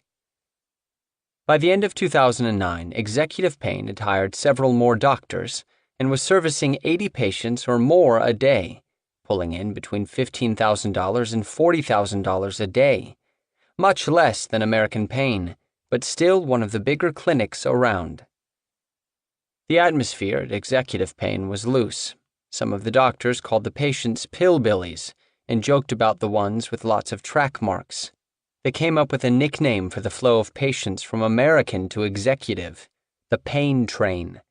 Two employees snapped pictures of themselves rolling in piles of cash in Diana's office. A few months in, Chris offered his mother, Denise Haggerty, a clerical position at Executive Payne. Previously, she'd worked at a large property management firm for 12 years, working her way from bookkeeper to vice president of administrative services, and then she'd worked for the twins' father at Majestic Homes. But she left when her ex-husband's company was facing bankruptcy.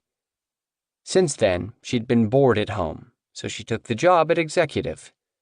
Friends later speculated that it was because she was trying to get closer to Chris.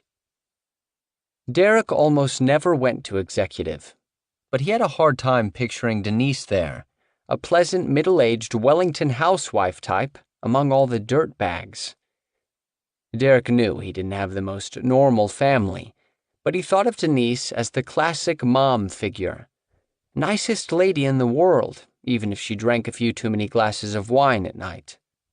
After her divorce from John George, she'd married a firefighter, but she and Chris's dad seemed to get along. Sometimes John came to the big family get-togethers Denise hosted regularly at her house, up to 35 people at a time. She also donated to animal shelters and hospices, and crocheted Afghans for a homeless shelter in Youngstown, Ohio. How on earth she'd ever brought Chris and Jeff into the world and ended up working at Executive, Derek would never understand. Chris had his full-time doctors sign a power of attorney so Ethan could use their DEA registrations to order pills.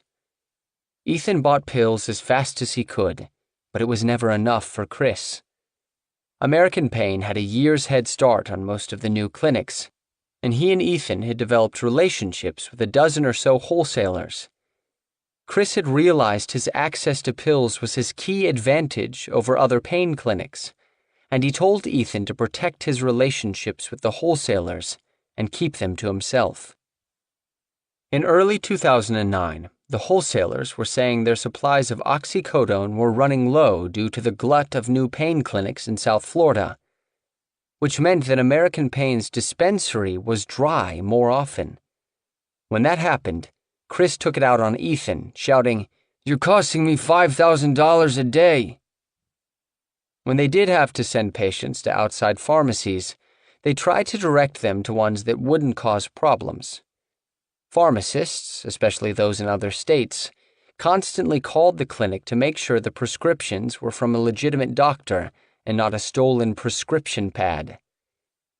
Derek believed he usually could tell by their tone of voice whether they were just calling to cover their asses, so they could say they did their due diligence, or if they were really trying to verify whether the script was legitimate. Over time, Chris and Derek learned which pharmacies to avoid. Large chain pharmacies tended not to carry large enough quantities of controlled substances to meet the demands of hundreds of patients a day. They would also eventually red flag American Payne patients.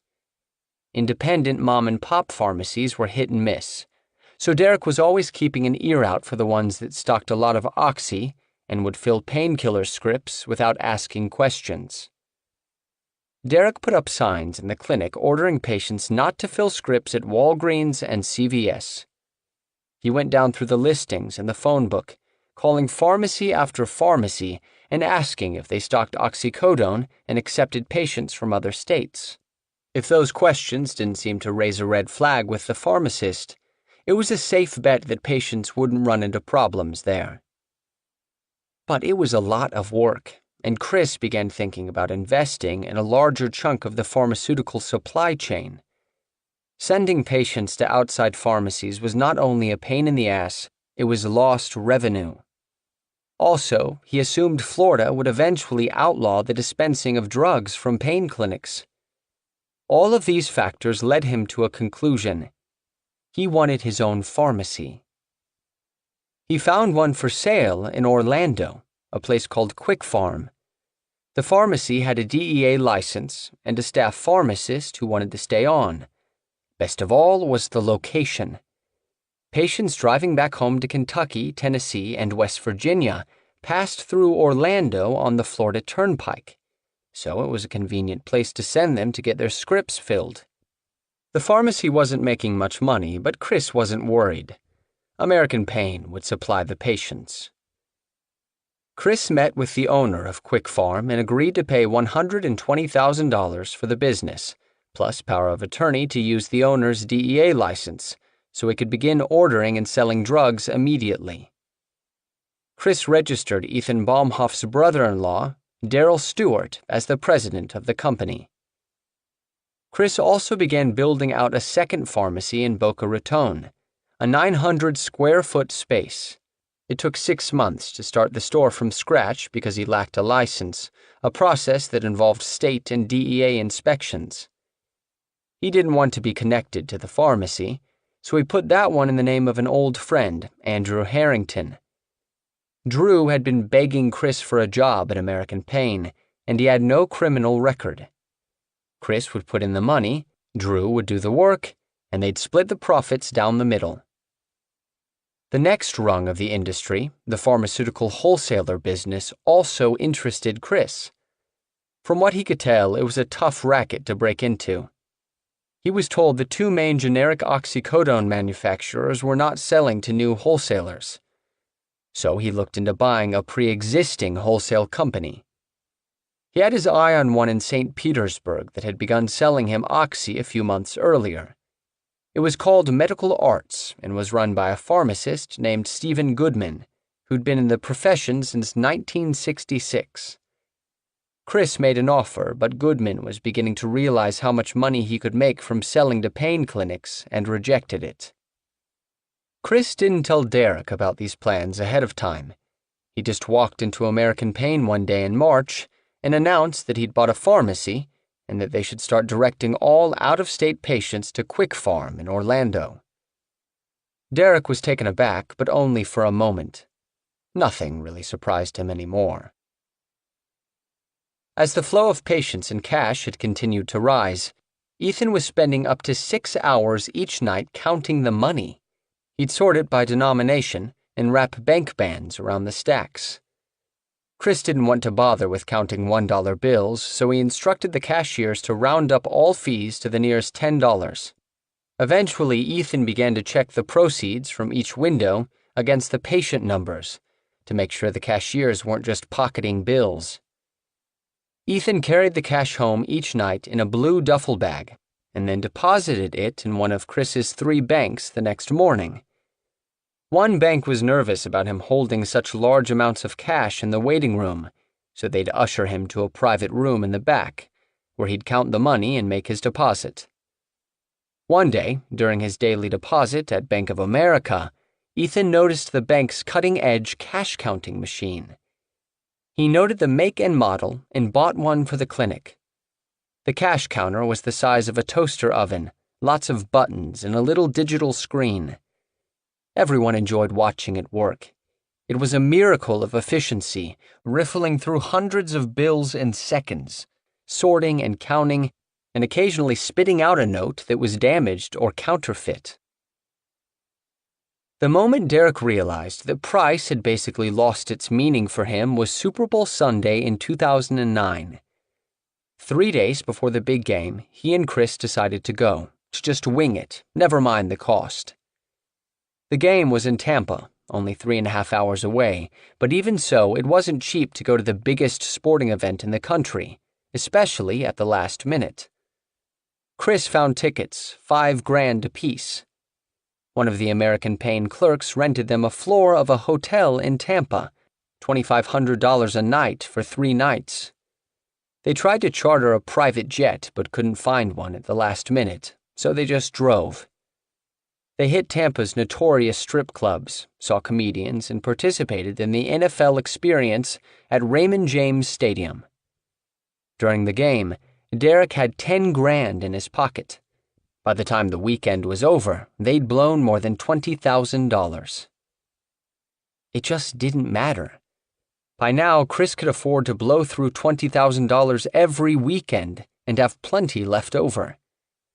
Each time Ethan deposited money, the banks filed a currency transaction report in his name.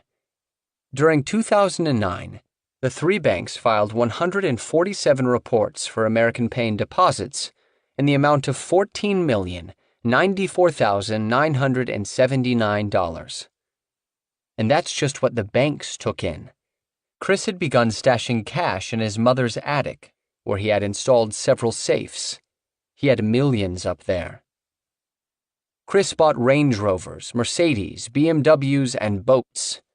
In January 2009, he bought the 3-year-old home he'd been renting for most of 2008.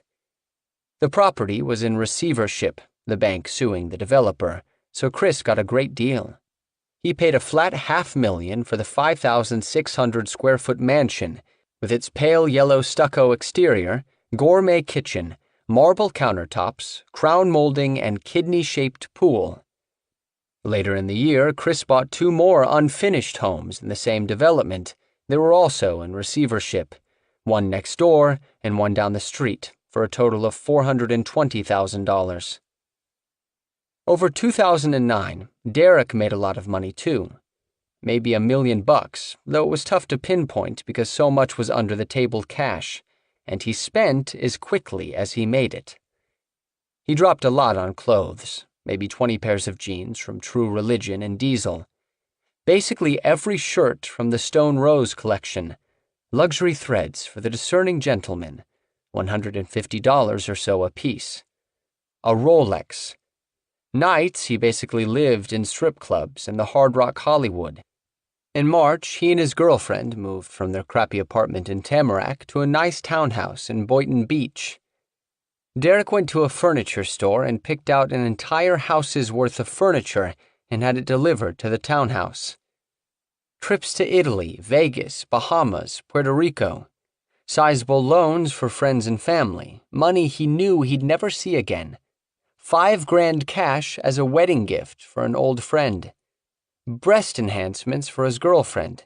She, Diana, and Ethan's wife all got boob jobs that summer, courtesy of Dr. Patrick Graham, a plastic surgeon who wrote pain pill scripts part-time at American Pain. Lawyer fees for his one brother who was always in trouble. Rehab for an old high school friend. There were times when he had $100,000 in a grocery bag in his car, just sitting there for weeks because he didn't know what to do with it. And the cars. An SUV for his other brother, a Mazda RX-8 for his girlfriend, and for himself, a $120,000 Mercedes CLS 63. It was sweet satisfaction when he took his sister, she was actually his cousin, but they'd grown up together after Derek's dad killed his mom, and they considered each other siblings, to the Mercedes dealership. He told her stories about American Pain, and she seemed to think he was exaggerating about the money. Derek wasn't above embellishing a story for effect or for personal gain, but he didn't need to stretch the truth about American Pain's cash flow.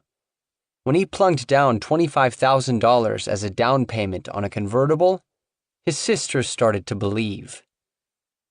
His party expenses went up a notch too. Derek had always been a drinker, but he was doing more blow than usual. He also took oxycodone, as did most of the others at American Pain. Derek found that the pills took the edge off the cocaine. Oxy filled him with energy. The everyday aches and pains vanished. They made him feel like he could do backflips. Derek's body generally had a number of pharmaceutical chemicals running through it. Oxycodone for nights out. Anabolic steroids, of course, to keep the machine in prime condition. Adderall to gun the engine. Taking 3 at once was like snorting a bump of coke. Xanax to bliss things out. Dr. Cadet wrote him scripts for Viagra and Cialis, which he told his girlfriend he'd gotten for one of the security guards who was too embarrassed to ask for them. Most of the employees eventually became patients, and either used the drugs themselves or sold them. Saturday nights, Derek popped oxys with half of his American Pain crew. Monday mornings, the same guys lined up in Derek's office, and he gave them their weekly testosterone injections. Some people could handle having total access to any drug they wanted, and some couldn't. Derek himself did coke and oxy maybe once a week. The father of Derek's high school girlfriend was a biker and recovering alcoholic with 3 years of sober time. He wanted to be a drug counselor, but he started working at the clinic in 2008, and his addiction roared back to life. Within a month, he'd gotten a prescription from Dr. Joseph for Percocet 10 milligrams. Just a few weeks, and he'd graduated to oxycodone 30 milligrams and was getting high at work. Dr. Beauchers wrote for him even after the staffer told the doc he was an addict. The staffer was making thousands a week, more than he'd ever made, but he was upset when he saw pretty young female patients growing thinner with each monthly appointment. Hair thinning, sores on their faces. He finally quit and went to a Veterans Administration rehab. Derek's old friend wasn't the only one with oxycodone problems. One of the good-looking women they'd hired turned out to be a serious junkie, which was clear from the day she started. She could barely speak half the time. Eventually, she was so much trouble that they stationed her at the closed Oakland Park Boulevard location, giving directions to the new clinic. Eventually, another pain clinic called Derek, saying the employee had been doctor shopping. This was the ultimate taboo at American Pain, not because anybody gave a shit whether employees took drugs, but because it was so easy to get caught, which could jeopardize the whole operation. Derek fired her. Some days, the party spilled over into the workday, people boozing and doing who knows what else at the clinic. It infuriated Ethan, who didn't like trying to run herd over a bunch of Derek's pals. They didn't believe they answered to him, which suited Derek fine. Almost all the doctors wrote Derek or other employees prescriptions at different points. Jacobo Drescher wrote Derek scripts for oxycodone 30s. Ronnie Drescher wrote him for Adderall and amphetamines, sometimes just because the young doctor didn't want the drugs in his own name. Derek would fill the script in-house and hand the speed over to the young doctor. One employee also gave Drescher cocaine. Drescher was writing him scripts. Beauchers and Cadet also wrote oxy scripts for other employees, and Beauchers was on the stuff himself. The doctor, who was in his mid-40s, had pain from a bad disc in his back. He got oxycodone prescriptions from Dr. Joseph, then the Dreschers, and then Dr. Cadet. Each doctor upped him. When Beauchers first came to American Pain, he'd started out taking 130 30-milligram oxycodone each month, and before long he was taking the maximum Chris would allow the docs to prescribe, 240 of the pills each month, plus another 60 15-milligram oxycodone for breakthrough pain. The pills didn't help for long, but he did get hooked. Finally, he had an MRI done, and the radiologist told him that the disc in his lower back had ruptured, leaking fluid like a stepped-on jelly donut. He needed surgery, not higher and higher doses of narcotics. Despite all the drugs and prescriptions exchanging hands, none of the new crop of doctors ever directly addressed what was really going on at American Pain, though little hints slipped out now and then. Dr. Beauchers was the physician who danced closest to the edge of the charade. A long-time patient would come into his office, someone the doctor felt comfortable with, and he'd joke, "Here for your candy?" Ronnie Drescher was an interesting one. When Drescher first joined his father at the clinic, he wrote only very small amounts, a few dozen pills at a time. When a patient complained, Derek mentioned it to the young doctor, trying to be subtle about it. Drescher didn't get it. He said, "I think some of these people don't really need as many pills as I'm giving them. It doesn't feel right." Derek and Chris talked it over. They'd never encountered this problem.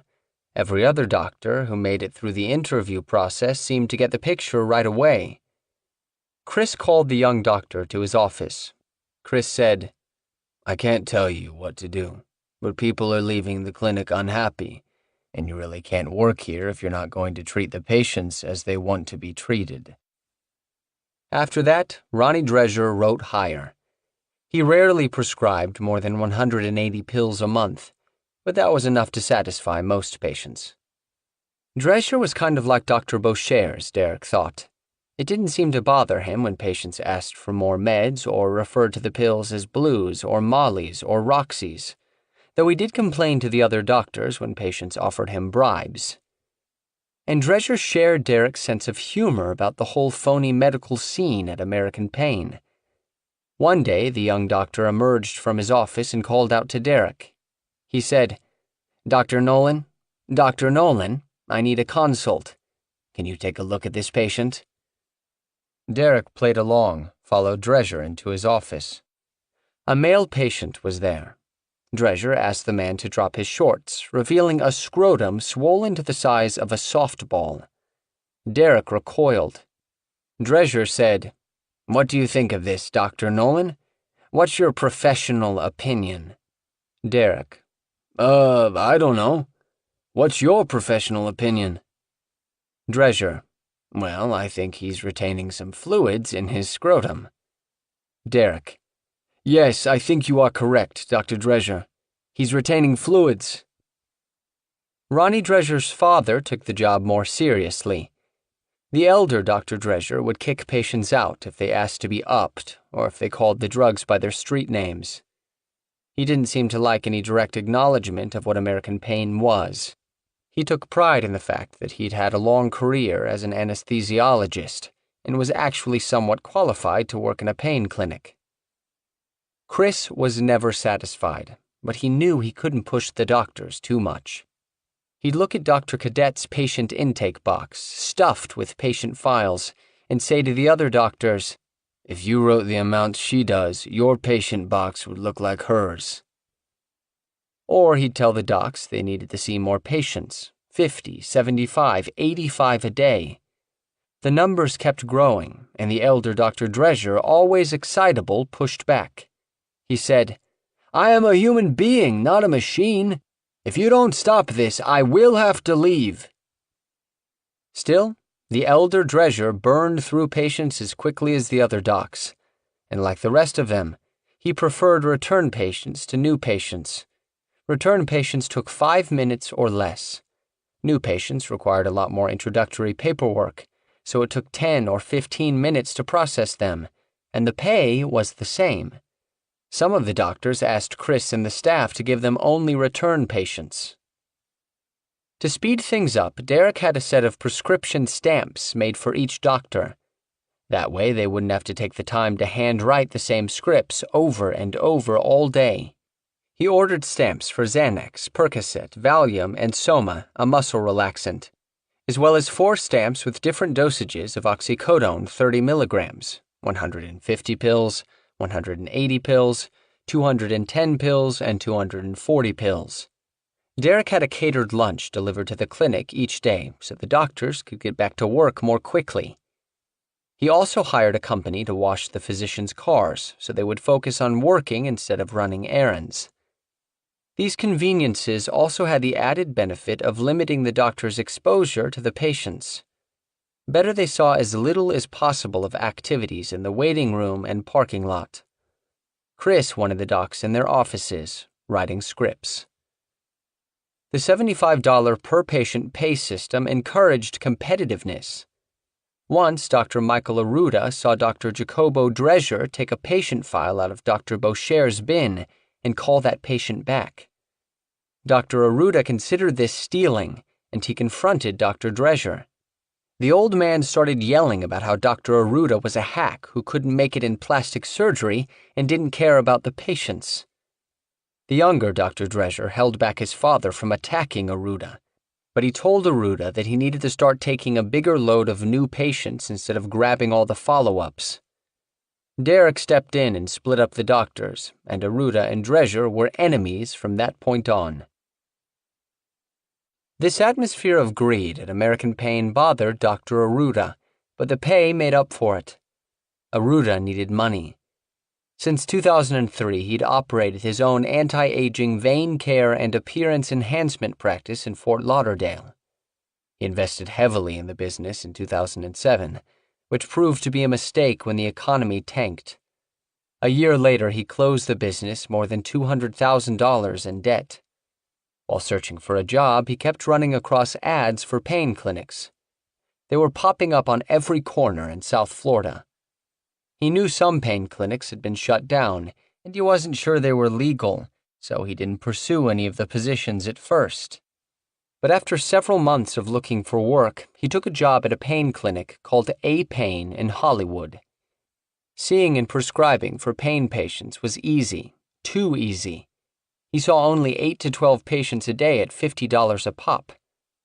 Driving home one day, he saw a billboard advertising another pain clinic in Fort Lauderdale. He grabbed his phone right then and dialed the number and spoke to the clinic's owner, Chris George. They discussed Aruta's experience with pain medications, and Chris said he'd pay $75 per patient, plus $1,000 a week for the use of his DEA registration to order medication. Even better, Chris said he'd see at least 40 patients a day, which meant $15,000 a week. Aruta went to the clinic for an interview the next day and was heartened to see the busy waiting room, maybe 75 patients milling about. Aruta had worked at the 1,550-bed Jackson Memorial Hospital in Miami and the gigantic Cleveland Clinic.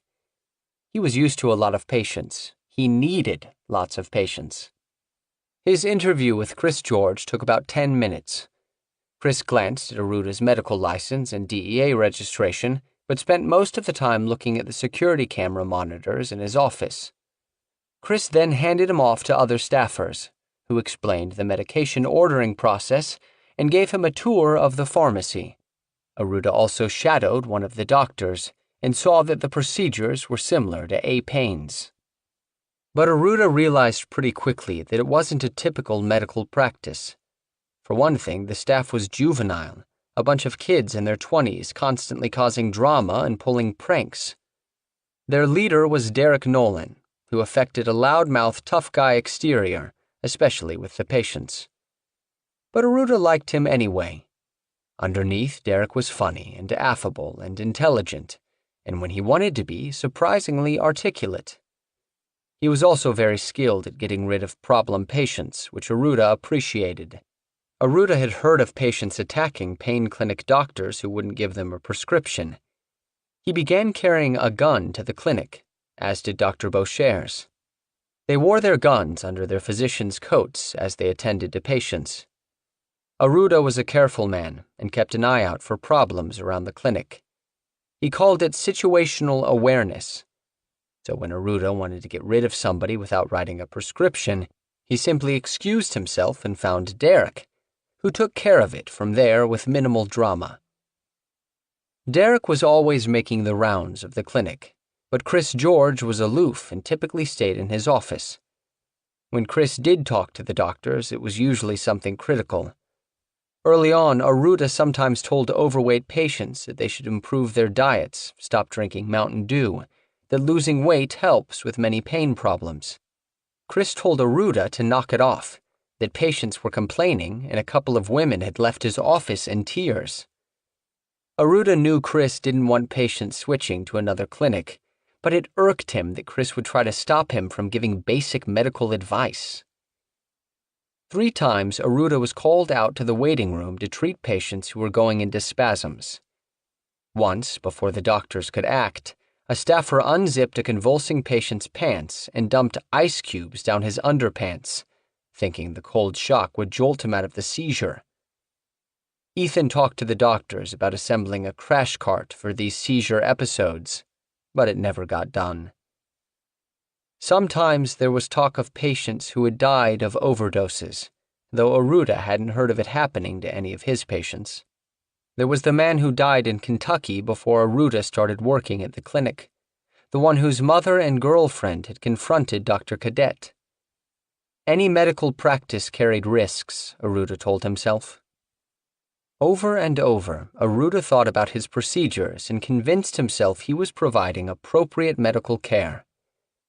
He and the other doctors talked about this a lot, whether they were breaking the law.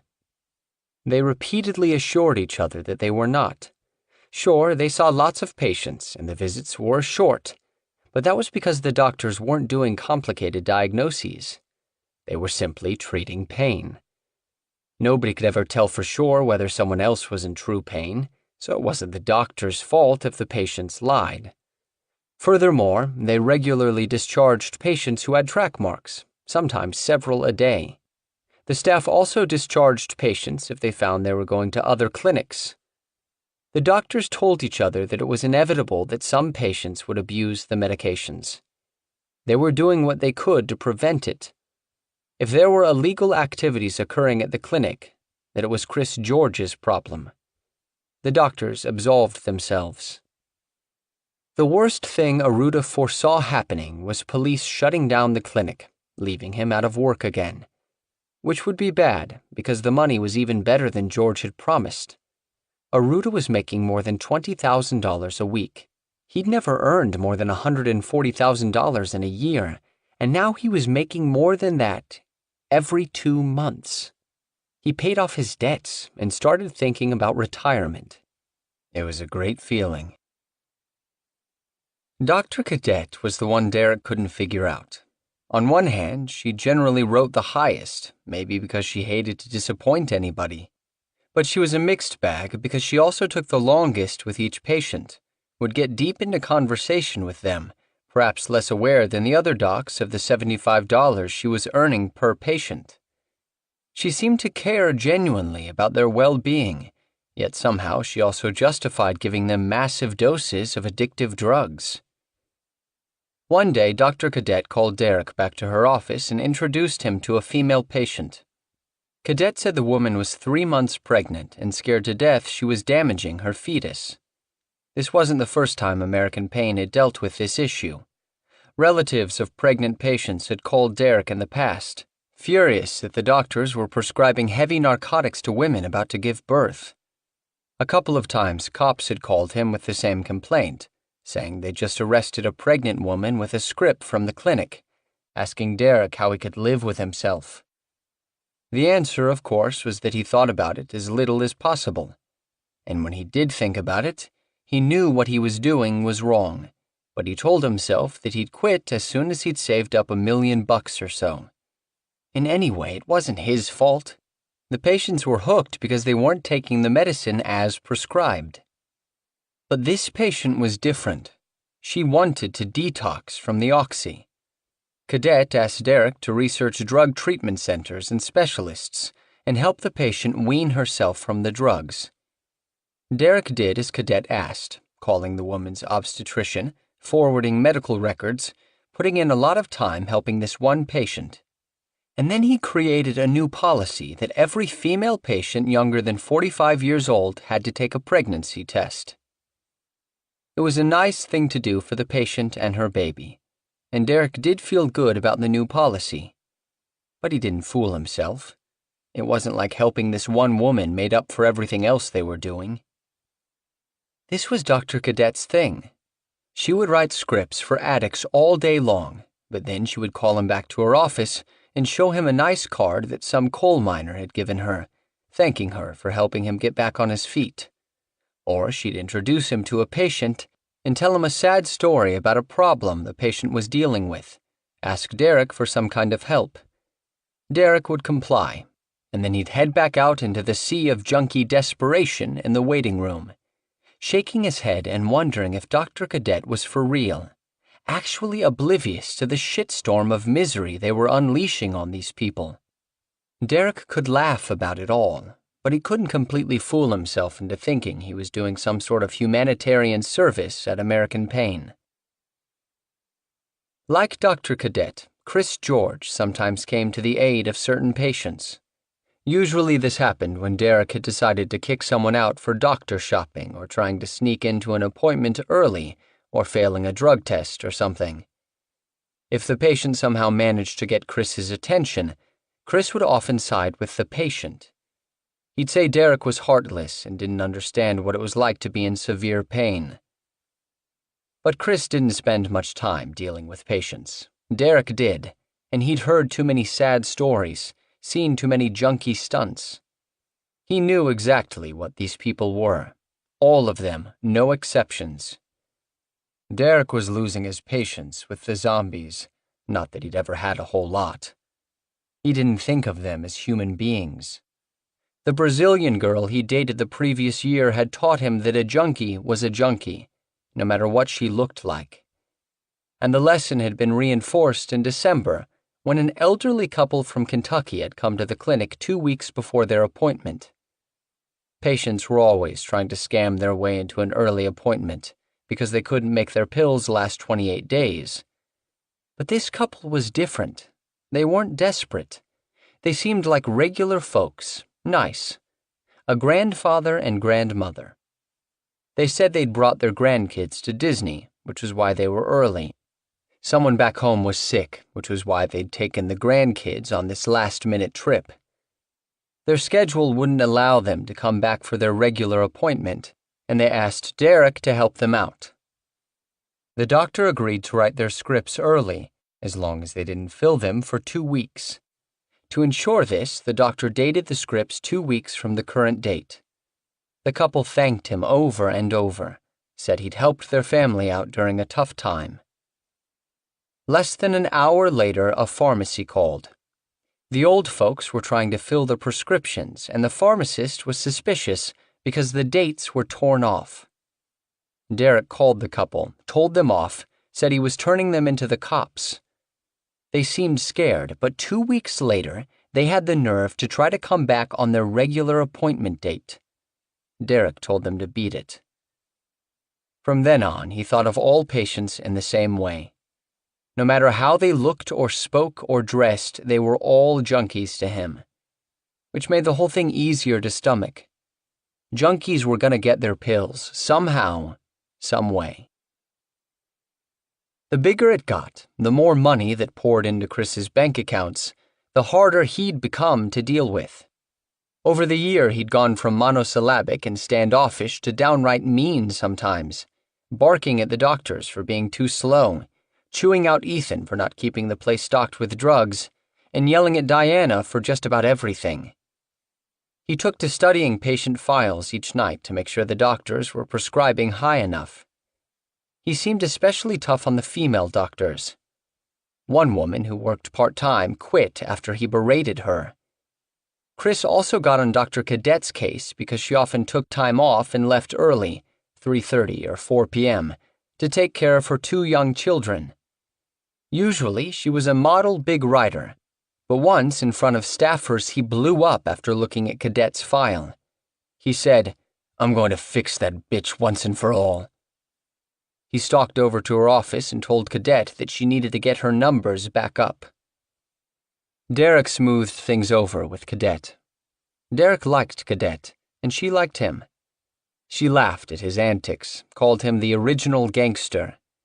She was no longer the happiest person he knew, however. Her marriage was breaking up, and she seemed like a lost woman for a while. The divorce became final in October 2009. She needed help with practical matters.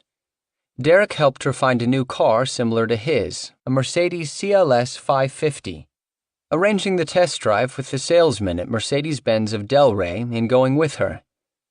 When she wanted to buy a beach house, Derek made some calls to some real estate people he knew from his construction years. He printed out some good deals, set up appointments for her to see them. So Derek didn't like it when Chris yelled at Cadet. But at this point, Chris and Derek were clashing too. They almost had a fistfight one day because Chris asked Derek to give a deposition in Chris's lawsuit against Jeff. Derek wasn't going to put his name on any legal documents. At times, Derek considered quitting American Pain and opening his own clinic. He talked about it with Cadet, who said she would come with him. In fall 2009, he even put down a deposit on an office in Lake Park. But every time he was poised to jump, something stopped him. He and Chris would make amends, and Chris would boost his pay. Besides, Derek had been a key player in the creation of American Pain. He'd helped build a huge operation, and he didn't want to start over.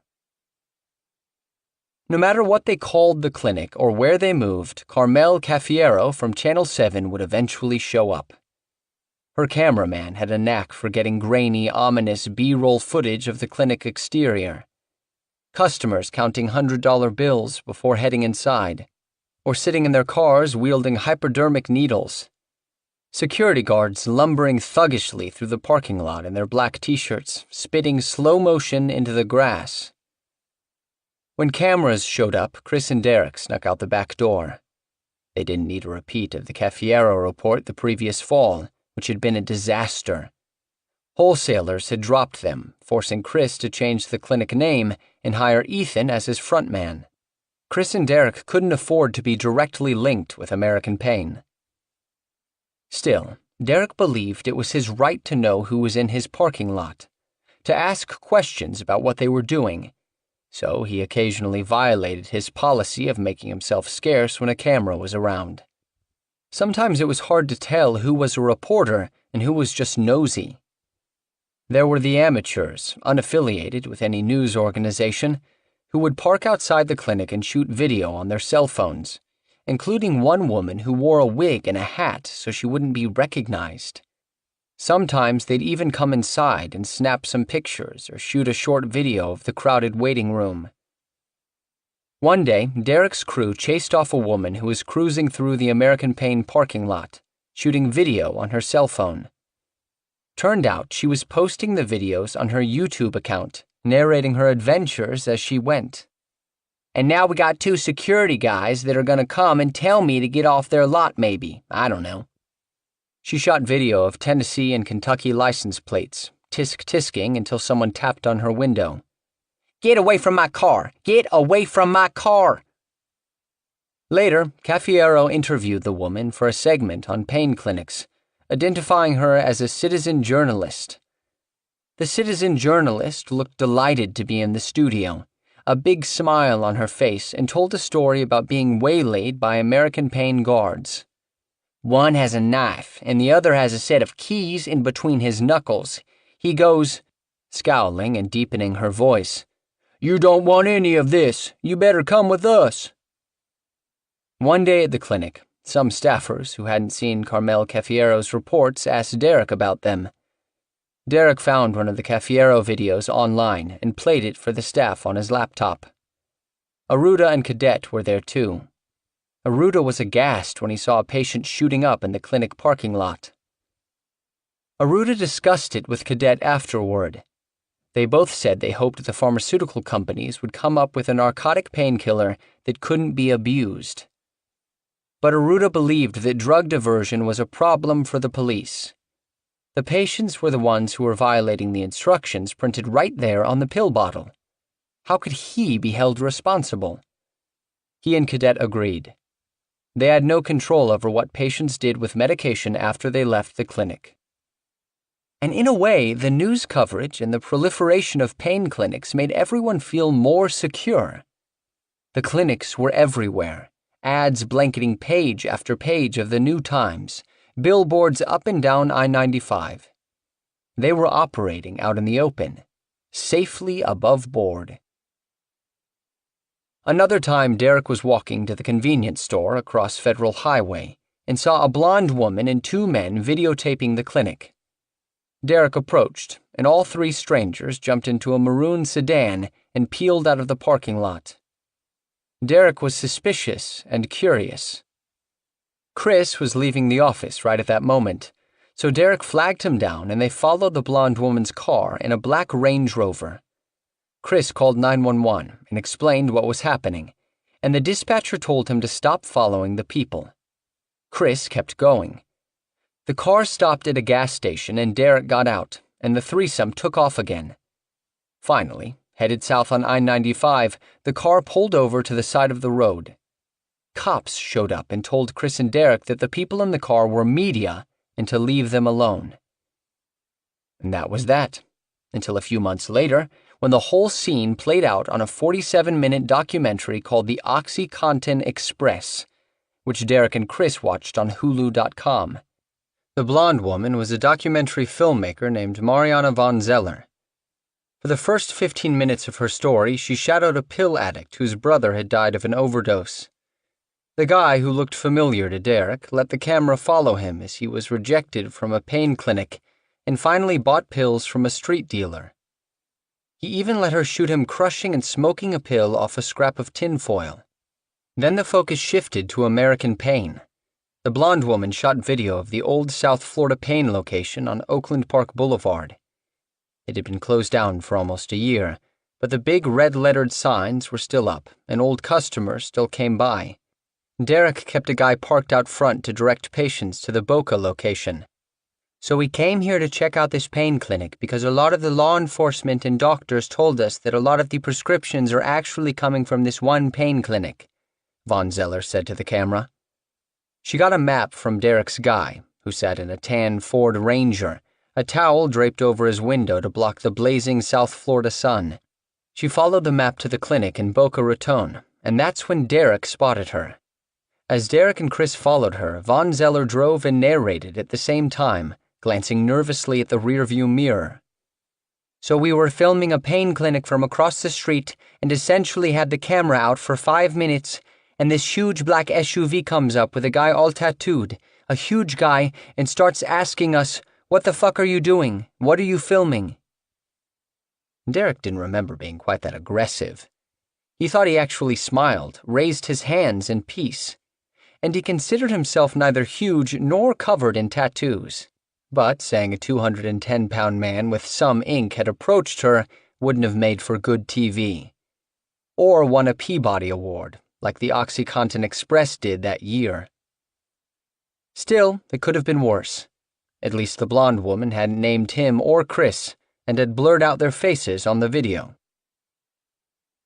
The Boca Raton police kept an eye on the clinic and regularly pulled over patients leaving the parking lot. But they were friendly enough to Chris and Derek and didn't give them a hard time. They came to the clinic asking for information on patients they suspected of doctor shopping. Derek helped the cops when he could, trying to stay on their good side.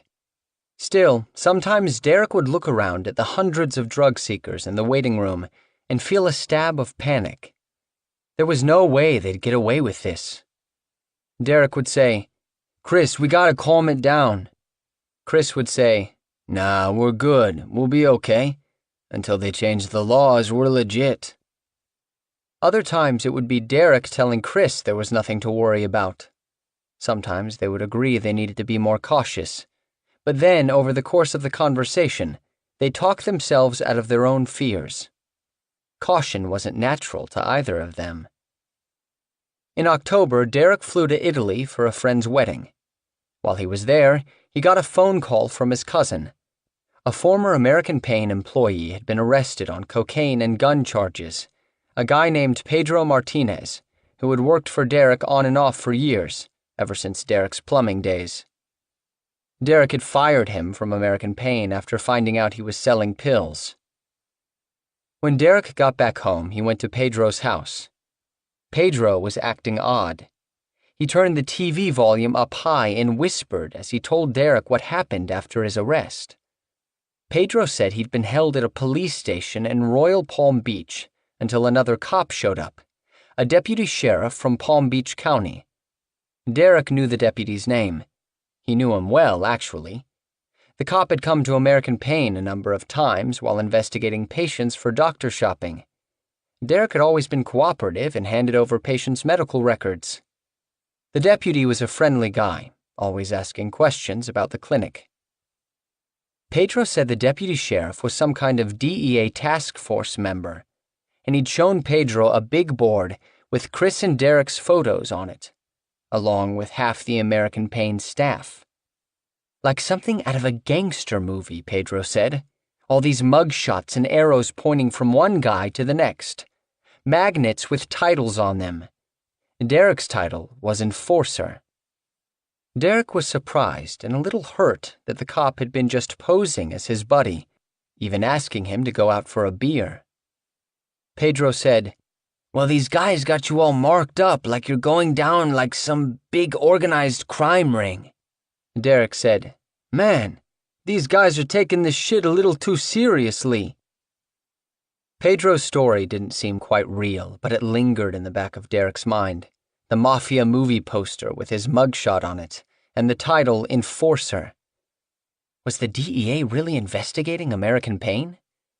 The lawyers had told them they were in the clear, that the doctors were ultimately responsible for what they prescribed. Pedro's story was bullshit. Had to be. 7. Early in 2009, Jennifer Turner flew to Kentucky to take a look at the flip side of the pill mill disaster, the Appalachian Front. The FBI special agent was no longer working alone. She was now heading up a rapidly growing task force that included the IRS, the U.S. Attorney's Office, the Broward and Palm Beach Sheriff's Offices, local police departments, and the initially reluctant DEA. It had been only a few months since Turner had overheard the group of cops talking about pill mills at the water cooler, but there was a fresh urgency around her investigation.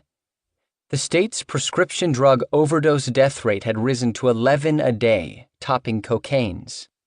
Florida doctors and pharmacists were distributing almost twice as many oxycodone pills as the next highest state, Pennsylvania. All the federal agencies now agreed. Something had to be done.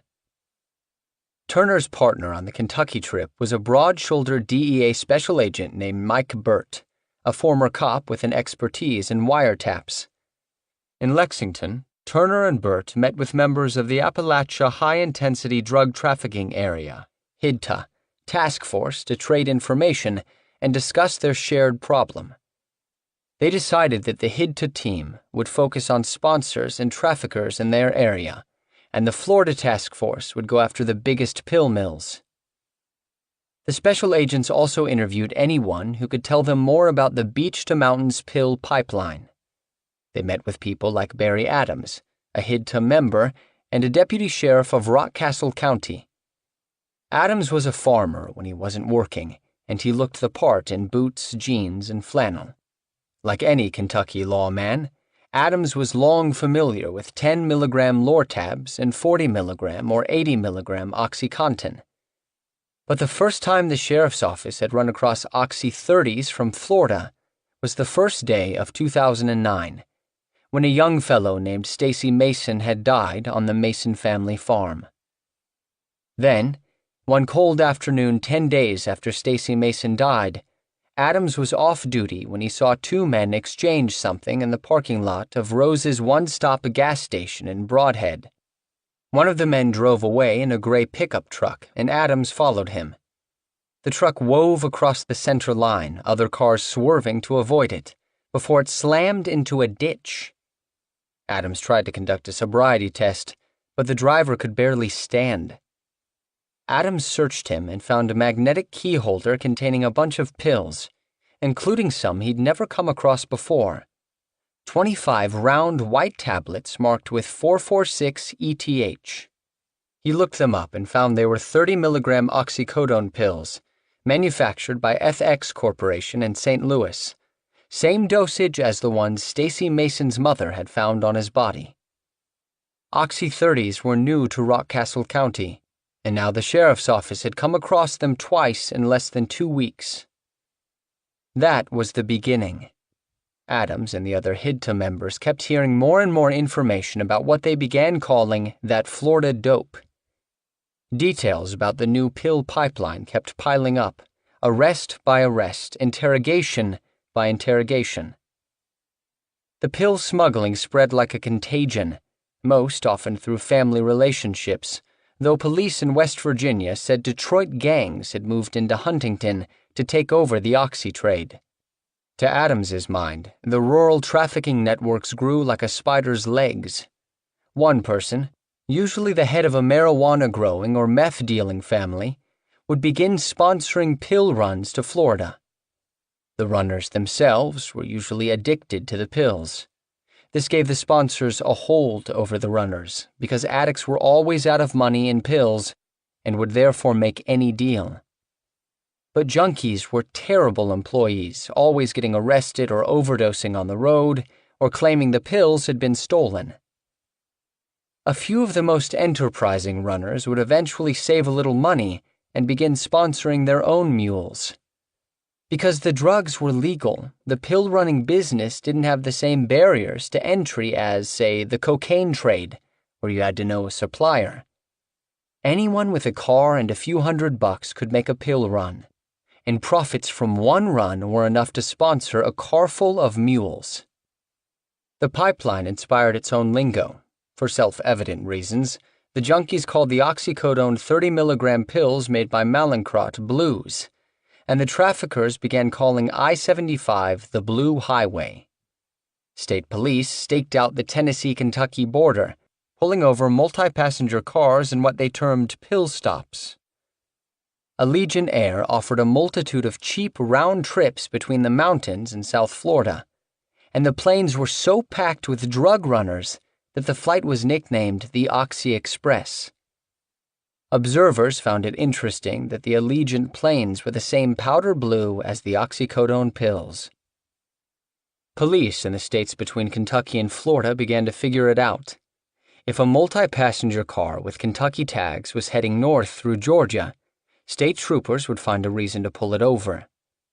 They'd often find not just pills but brochures and business cards from clinics and pharmacies, and handwritten ledgers that detailed travel expenses for the sponsor. Sometimes the traffickers behind the wheel were high, or they had illegal drugs along with the pills, which made it easy to make an arrest. If half the pills were gone from a 28-day prescription that had been issued the day before, that was probable cause to suspect drug dealing, and the cops would confiscate the pills. Some traffickers had visited multiple doctors and had more than one prescription for oxycodone, which was illegal. Those were relatively easy arrests to make. But as the racket had matured, the traffickers were wising up, adapting to police pressure. Word got around that patients shouldn't sell their pills until they were safely home, so their pill counts wouldn't be short if they got pulled over. Doctor shoppers who went to multiple pain clinics began to visit FedEx stores in between each doctor's visit, mailing home the pills so they wouldn't be caught with more than one oxycodone prescription at a time. Sometimes patients would drive just over the Georgia line, then rent a car so they could slip past police who were on the alert for Tennessee or Kentucky or West Virginia plates. And police rarely found illegal drugs in pill runners' cars anymore. As major Kentucky sponsors grew into kingpins, it became too complicated to make all the arrangements in Kentucky, handing out as much as $2,000 apiece to a carload of addicts in the hope that they would return intact with the pills. So a few of the biggest operators in Kentucky sent subordinates to live in South Florida, renting them a car and a long-term hotel room or even a bungalow.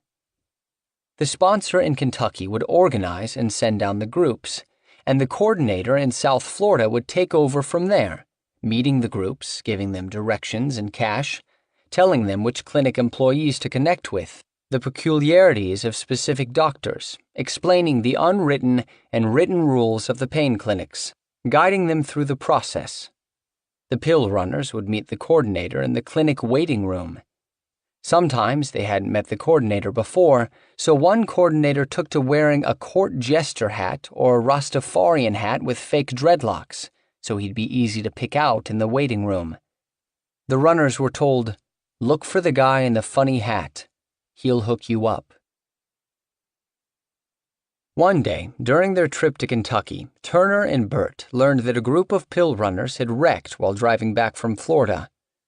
One of the traffickers was in the Lexington County Detention Center, and the special agents were invited to talk to him. Turner and Burt went to the jail and took seats in an interview room. Turner's back was to the door. Burt was sitting on the other side of the table. The door opened behind her, and Turner saw Burt's eyes widen in astonishment. She turned around to see a prisoner being led into the room. Bloody bandages concealed his massively swollen face and left ear. The accident had nearly severed the flesh from the front of his skull, and the doctors had stitched his face back on. Turner couldn't imagine the guy was able to speak, but she asked him if he was okay. He mumbled through the bandages, "Yes, ma'am." So Turner went ahead with the interview, and the defendant willingly told her about his travels to Florida. Near the end of the interview, Turner was shocked when the man said he'd be heading back to Florida as soon as he got out of jail. Turner said, "Hold on, you're in jail, you just had this major accident, and you almost lost your life. Why on earth would you go back to Florida to get pills?" The man explained patiently, "Well, ma'am, I'm addicted to them." Turner wanted to understand. She had no addicts in her family, and she'd never met anyone like this. She could tell that he wanted her to understand, too. She said, "Okay, but why Florida?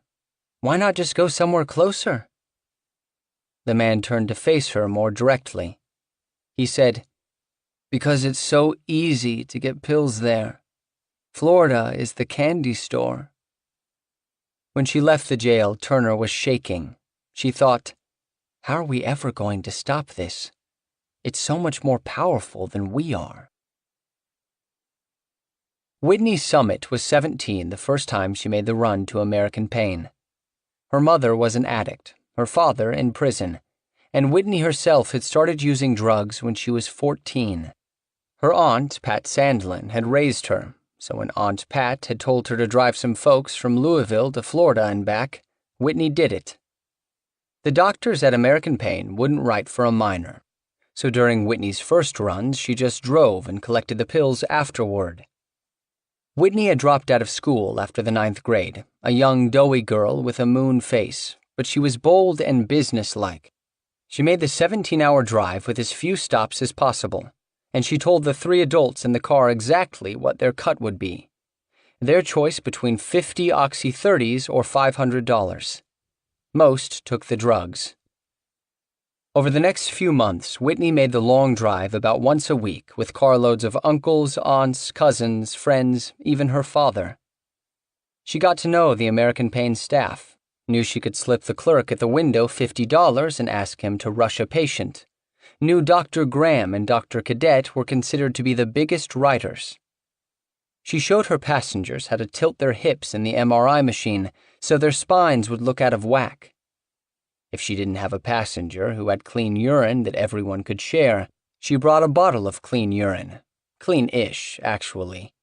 There was supposed to be some oxycodone in there, since you were supposedly a pain patient. It wasn't hard to get urine. Folks back home had taken to selling mason jars of it at flea markets. Whitney knew the fees by heart. $200 for the first-time visit, $250 for an MRI, $50 to bump a patient to the head of the line, plus maybe $500 to fill the scripts. So sponsoring one runner's trip might set Aunt Pat back $1,000, plus 50 of the Oxy 30s, plus gas. The remaining 190 Oxy 30s might net her $20 each back home, which was $3,800. And that didn't even include the 90 Oxy 15s and 90 Xanaxes that the docs at American Pain usually tossed in. A couple months after she turned 18, Whitney told Aunt Pat she reckoned she was old enough to do more than just drive. Aunt Pat agreed. It was time. In March 2009, Whitney took a full carload of people to American Pain and got her own paperwork. She paid the clerk $50 to sign off on her drug screen since she knew she definitely had marijuana in her system, and possibly coke, in addition to oxycodone, which she was hooked on by now. She filled out the paperwork as quickly as possible. She knew it didn't really matter. One question asked her where her pain was. She wrote low back. On a scale of 1 to 10, how would she rate her pain?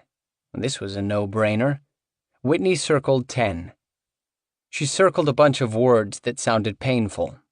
She said she'd taken prescription Lortabs for her back problems, which was true except that the pills hadn't been her prescription and she hadn't been in pain. Finally, she was escorted to the office of a young male doctor she didn't recognize. He took one look at her, said, "Exactly how old are you?" Whitney said, 18. The young doctor wasn't happy. He said, "I'm not comfortable writing you a prescription." But he didn't outright say he wouldn't, so Whitney sat down next to the doctor's desk, and the doctor started checking items off on his paperwork, still looking unhappy. And maybe 10 minutes later, she walked out with the script in her hand and went to wait for her passengers in the waiting room. When they came out, they went straight to the American Pain pharmacy to get them filled. Whitney waited until she got home to go to the pharmacy. The retail drugs were cheaper in Kentucky. Whitney kept returning, but eventually a doctor at American Pain refused to write for her because she was under 21. An employee sent her to Executive Pain, and she continued to get her pills. In between her once-a-month appointments, she continued running other folks down every week or so. By the time she turned 19, Whitney was no longer chubby. She'd lost weight and had stopped paying attention to her hair and clothing. Needle marks scarred her hands, the only place on her body she could still find a vessel. She was dissolving and injecting 10 to 20 pills a day. The highs weren't really highs anymore, just a break from the bone-deep pain of withdrawal. By this time, Florida's new pill-based economy was in full swing. Billboards plugged pain management. Dive motels catered to oxy-tourists.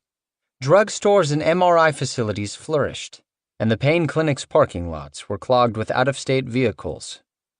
Clinics opened and closed and changed locations and owners, and no one kept track of them, so it was hard to pin down an exact number.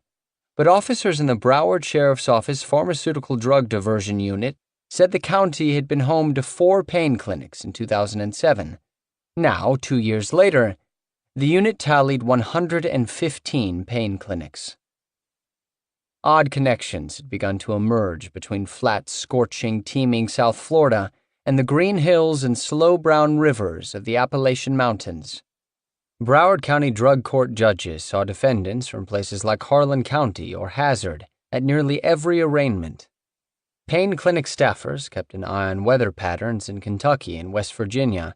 If a winter storm hit the mountains, business in Florida would be slow. Lots of Kentuckians and Tennesseans began dying in South Florida motels that catered to the oxy-tourists.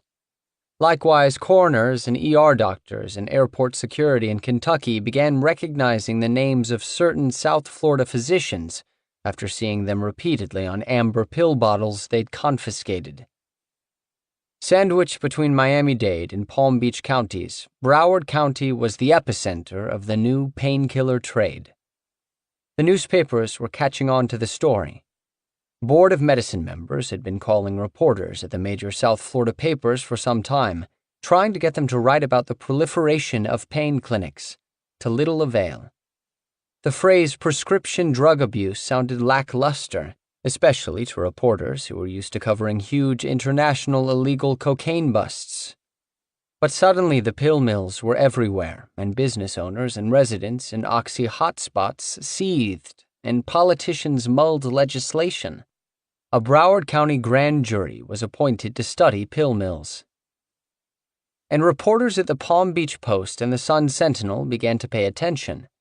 The Sun-Sentinel ran a story in April 2009 that said every single one of the 50 largest-selling oxycodone clinics in the United States was located in Florida. 33 of them were in Broward County. A single small municipality, Oakland Park, was home to 18 clinics within a 2-mile radius. Many people were upset about the pill mills, but parents of pill seekers had the deepest reservoir of rage. People like Karen Perry, a Palm Beach County woman who founded the Narcotics Overdose Prevention and Education (NOPE) Task Force after her son died in 2003. NOPE ran support groups and conducted educational presentations in schools. Pete Jackson, a biologist in Illinois, whose 18-year-old daughter died after taking a single oxycodone pill in 2006, founded Advocates for the Reform of Prescription Opioids, dedicated to ensuring that regulations surrounding prescription narcotics made scientific sense. Tina Reed, a diminutive woman who worked at a sporting goods store in Broward County, had little money or scientific knowledge, but she possessed a deep and abiding anger fueled by fear, not grief. She was lucky. Her son was still alive. The fear and anger had taken over her life one November morning in 2007 when she walked into her son's room and saw him hiding something on his desk, a bill rolled up behind one ear. Her son was 23 years old and a marine mechanic. He'd already been arrested 2 months earlier for possession of oxycodone, which had led to his move back home. Tina said, "Are you snorting coke?" Her son moved his hands away, revealing a tiny pile of blue powder. It was his pain pills, he said. He'd crushed them to make them work faster. The next 5 months, Tina watched her son spiral. She confronted his doctor, who refused to stop writing him prescriptions. Her son was caught snorting oxycodone again, and the family staged an intervention. He agreed to go to detox, but didn't follow through. High at work, he accidentally cut off part of 2 fingers, which made it even easier for him to get oxycodone. Tina researched oxycodone and wrote letters about his doctor to the State Board of Medicine. Her son went to a detox program, then relapsed a few weeks into it. He disappeared for stretches. He nodded off in front of her. He was arrested for shoplifting cigarettes. Tina began writing down everything that happened, as well as her frantic thoughts. Heroin addicts, crack addicts, cocaine addicts, oxy addicts? What? Why? What is this drug poison curse? In April 2008, terrified that her son was going to overdose, she went to his probation officer and begged him to have her son arrested. The probation officer met with her son, who failed his drug test. Her son was arrested and put in a rehab program, and Tina felt some small relief. He was safe for the moment. When she got her son's car back, Tina found pill bottles in his name from a different doctor, a Dr. Enoch Joseph from South Florida Pain on Oakland Park Boulevard. Tina filed complaints with the local police and with the Florida Department of Health, but she didn't expect much would come of it. In July 2008, a week before Tina's son was to get out of rehab, the Sun-Sentinel ran a big story and photo about the South Florida Pain Clinic. The article filled Tina with energy and hope. She wasn't alone. Others were upset too. She began calling people named in the article, and over the next year and a half, Tina Reed became a leading voice against the pill mills. She testified in front of the Broward grand jury investigating pill mills. She called into Larry Gallbaum's radio show in Tampa, and Carmel Cafiero featured her on Channel 7. She talked to the White House's drug czar when he came to Broward to learn about the oxycodone trade. Tina pushed state lawmakers to create a drug database that would prevent patients from doctor shopping. 32 states had databases that tracked prescriptions for controlled substances, and 6 more states were launching databases soon. Some Florida lawmakers had been trying to create a prescription database since 2002, but pain management advocates and doctors' groups had repeatedly blocked the legislation, raising concerns about privacy and funding. By 2009, Florida was the largest of the dwindling number of states that lacked a database, which meant that addicts and dealers could seek drugs from multiple doctors with relative ease. No one knew where the pills were going once they got to the pharmacist or doctor's office. In early 2009, the idea finally began to gather steam, though opponents said it could be a threat to patient privacy. A group of top Florida House Republicans sent Governor Charlie Crist a letter saying they believed the database would be susceptible to cyber terrorists and criminals who would use such information against the citizens of Florida. Nevertheless, Crist signed the legislation in June 2009, and the database was scheduled to be online within 18 months. A Sun-Sentinel reporter called Tina Reed to get her reaction. "I'm thrilled," she said. "It may not be a perfect bill, but the fact is we have a database established that we can work on." Privately, she wished someone would just swoop in and shut the pill mills down. Surely what the doctors were doing wasn't legal. There had to be some way to stop them. There were 2 main ways to take down bad doctors. One was to charge them with a crime. Like all states, Florida had numerous criminal laws on the books regarding the prescribing and selling and using of controlled substances. It was illegal for patients to doctor shop, seek prescriptions for narcotics from multiple doctors within the same 30-day period. It was illegal for patients to lie or deceive a doctor to get controlled substances, it was illegal to forge a signature on a prescription. And of course, it was illegal for patients to sell their pills. Local cops spent most of their anti-pill mill efforts harvesting the low-hanging fruit, the doctor shoppers and pill sellers. Those cases were relatively easy to prove. You could catch patients in the act of selling pills, or catch them with a short pill count, or catch them carrying pills without a prescription. It wasn't as easy as busting someone with a categorically illegal substance like cocaine or heroin, but it could be done. Going after the doctors was tougher. It typically took more time and money and expertise and luck to prove that a doctor had knowingly supplied pills to drug seekers. By state law, it was illegal for a doctor to fraudulently assist a patient in obtaining a controlled substance or employ a trick or scheme to assist a patient in obtaining a controlled substance. It was illegal to knowingly write a script for a person who didn't exist. It was illegal to write scripts for no medical necessity. But what was a medical necessity? On that point, state law was vague. A physician may prescribe or administer any controlled substance for the treatment of intractable pain, provided the physician does so in accordance with that level of care, skill, and treatment recognized by a reasonably prudent physician under similar conditions and circumstances.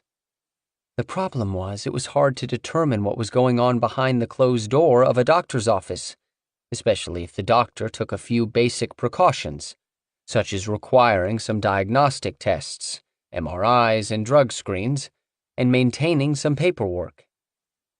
Only the patients knew for sure whether they were in pain, and pill seekers didn't complain to the cops about doctors who wrote too big. Despite these challenges, plenty of doctors had been convicted over the years. On its website, the DEA maintains a list of nearly 250 doctors the agency had helped investigate between 2003 and 2009. The charges ranged from distribution of a controlled substance outside the scope of professional practice to conspiracy to launder money. These doctors usually displayed risky behavior. Some had drug problems of their own. Some traded prescriptions for sex. After the investigations, almost all lost their DEA registration that allowed them to prescribe controlled substances, and many also lost their state medical licenses. Their penalties ranged from probation to life sentences.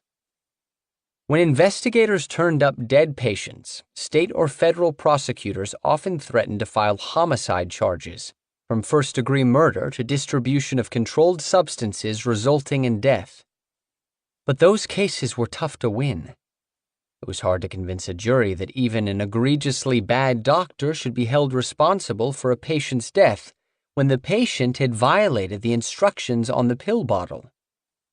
Juries might convict a doctor of other charges, but the defense could usually make a strong case that the death was the drug-seeking patient's own fault. Pain management advocates protested that such cases were making legitimate doctors afraid to prescribe painkillers. They championed the case of Dr. Frank Fisher, a graduate of Harvard Medical School who opened a pain practice in Northern California. Fisher, a top prescriber of OxyContin, was charged with murder after several patients died. As it turned out, one of the victims had died in a car crash, and another had stolen the drugs from one of Fisher's patients. The case fell apart, and 4 years after Fisher's arrest in 1999, a state judge dismissed all charges against him. Pain management advocates rallied behind Fisher's case, and the doctor's story was told in sympathetic pieces in the New York Times and Reason magazine. Pain management advocates said there was a hidden epidemic of pain patients committing suicide after their doctors went to prison. Fisher said one of his patients had driven her car in front of a train. Nevertheless, by 2009, at least 11 U.S. doctors had been convicted on various charges related to the death of patients. One precedent-setting case involved a Florida Panhandle doctor named James Graves. 4 patients died after taking OxyContin he had prescribed. all after either crushing and snorting the pills or dissolving and injecting them.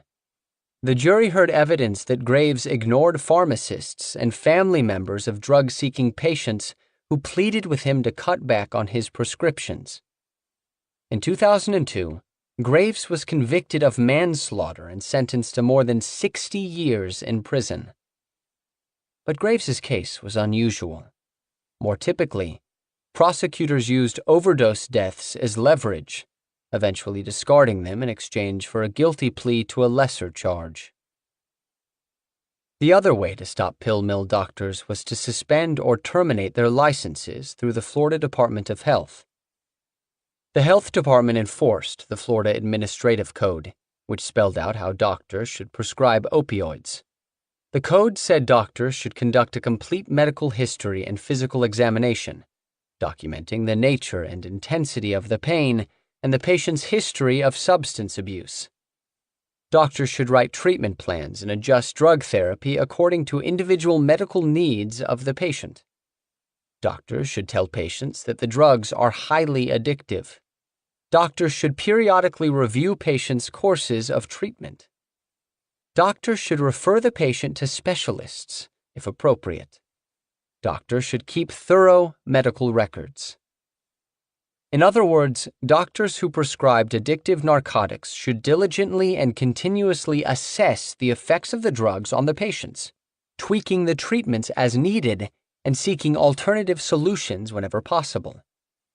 Mechanically stamping out prescription after prescription for high doses of oxycodone wasn't practicing medicine. Investigations were usually triggered by complaints, typically from distraught relatives of pill seekers. Compared to many criminal defendants, doctors often had the money to fight or stall cases against them. The Board of Medicine, a panel of physicians that could discipline or suspend medical licenses, was designed to deal with the occasional bad doctor, not a slew of them.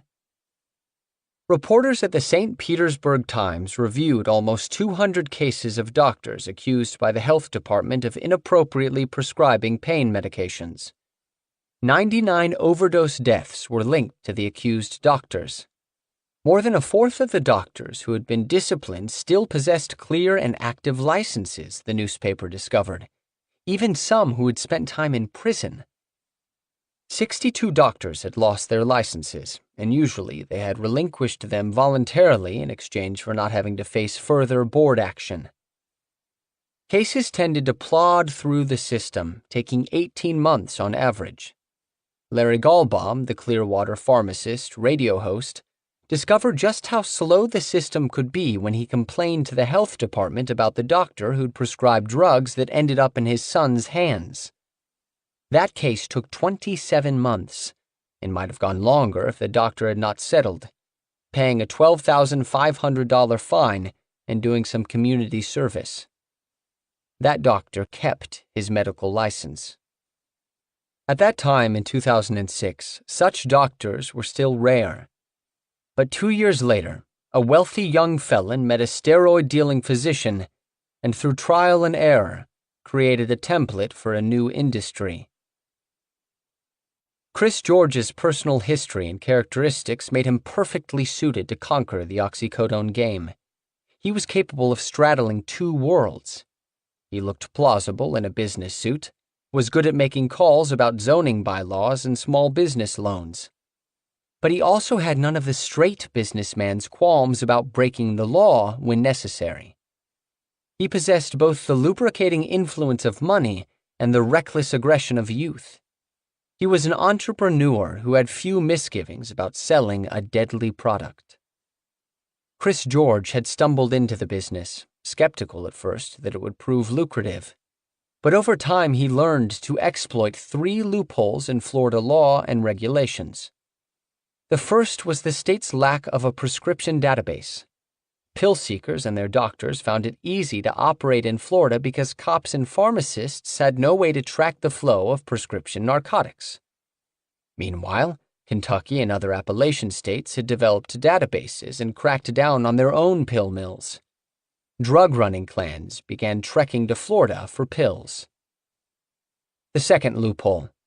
Florida didn't license pain clinics or their owners. The state issued licenses to electrolysis clinics, massage establishments, and optician offices, but anybody who could register a business with the Florida Secretary of State office could own a pain clinic, meaning basically anybody, including Kent A. Murray, a convicted marijuana smuggler who opened Delray Pain Management in February 2009, and Anthony V. Laterza, who opened North Palm Pain Management not long after finishing a 5-year stint in federal prison on drug charges. Both clinics modeled their business practices after the George clinics, which had been in operation for a year by that time. Even if the state possessed the resources to crack down on 1,000 new self-proclaimed pain doctors, the clinic owners themselves were largely untouchable, as long as they weren't doctors. Nobody had considered the question: what if a bunch of quick-buck artists and conmen and felons decided to hire doctors and open their own pain clinics? Chris George had discovered the implications of this second loophole early, when Dr. Overstreet died in Panama 3 weeks after they'd opened South Florida Pain. Yes, sure, he needed a doctor, but any doctor would do. Chris George himself was the hub of the business. This concept was reinforced when Dr. Gittens quit the clinic and again when Dr. Joseph surrendered his DEA registration. Dr. Joseph lost his livelihood. Chris George hired more doctors, expanding American Pain's full-time physician staff to 5. And doctors who needed work were plentiful in Florida, especially after the stock market crashed in 2008, leaving thousands of retired physicians looking for ways to make some extra money. Some small percentage of them began writing oxy scripts, along with young doctors who needed to pay off crippling student loans, and MDs from Caribbean medical schools who couldn't find jobs or earn board certification, and some doctors who simply wanted an easy job and easy money. The third loophole that led to the oxycodone rush was that Florida law allowed doctors to sell narcotics themselves, no pharmacist needed. Pain clinics that charged for appointments and drugs could make a lot of money, and the one-stop shopping concept lured drug-seeking patients who didn't want to pay for prescriptions that might be hard to get filled. Some states allowed this setup, others did not. Some states banned doctors from charging dispensing fees for the drugs. By the height of the state's pill mill rush, Florida doctors were purchasing 9 times more oxycodone than doctors in other states. That's 9 times more than the other 49 states combined.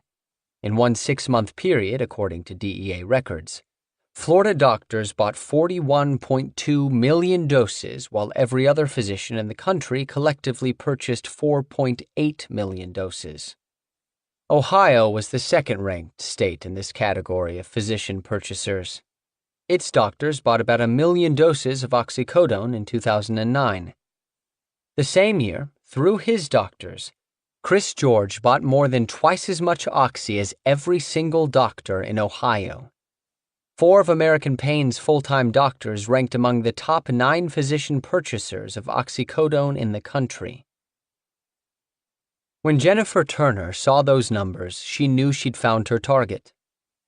In the early going, the federal task force had set its sights on 10 of the biggest new pain clinics in South Florida. But the DEA numbers made it clear that Florida's oxycodone racket was dominated by a single entity, American Pain.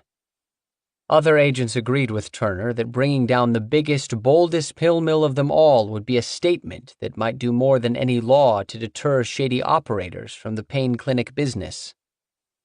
Which is why the task force wanted to take down the entire operation, including Chris George, his staff, doctors, and major sponsors, as well as any affiliated pharmacies and key drug wholesalers. Simply arresting doctors or taking their licenses wouldn't erase the problem. Chris George had shown that he would just hire more. But it was hard enough to build cases against doctors.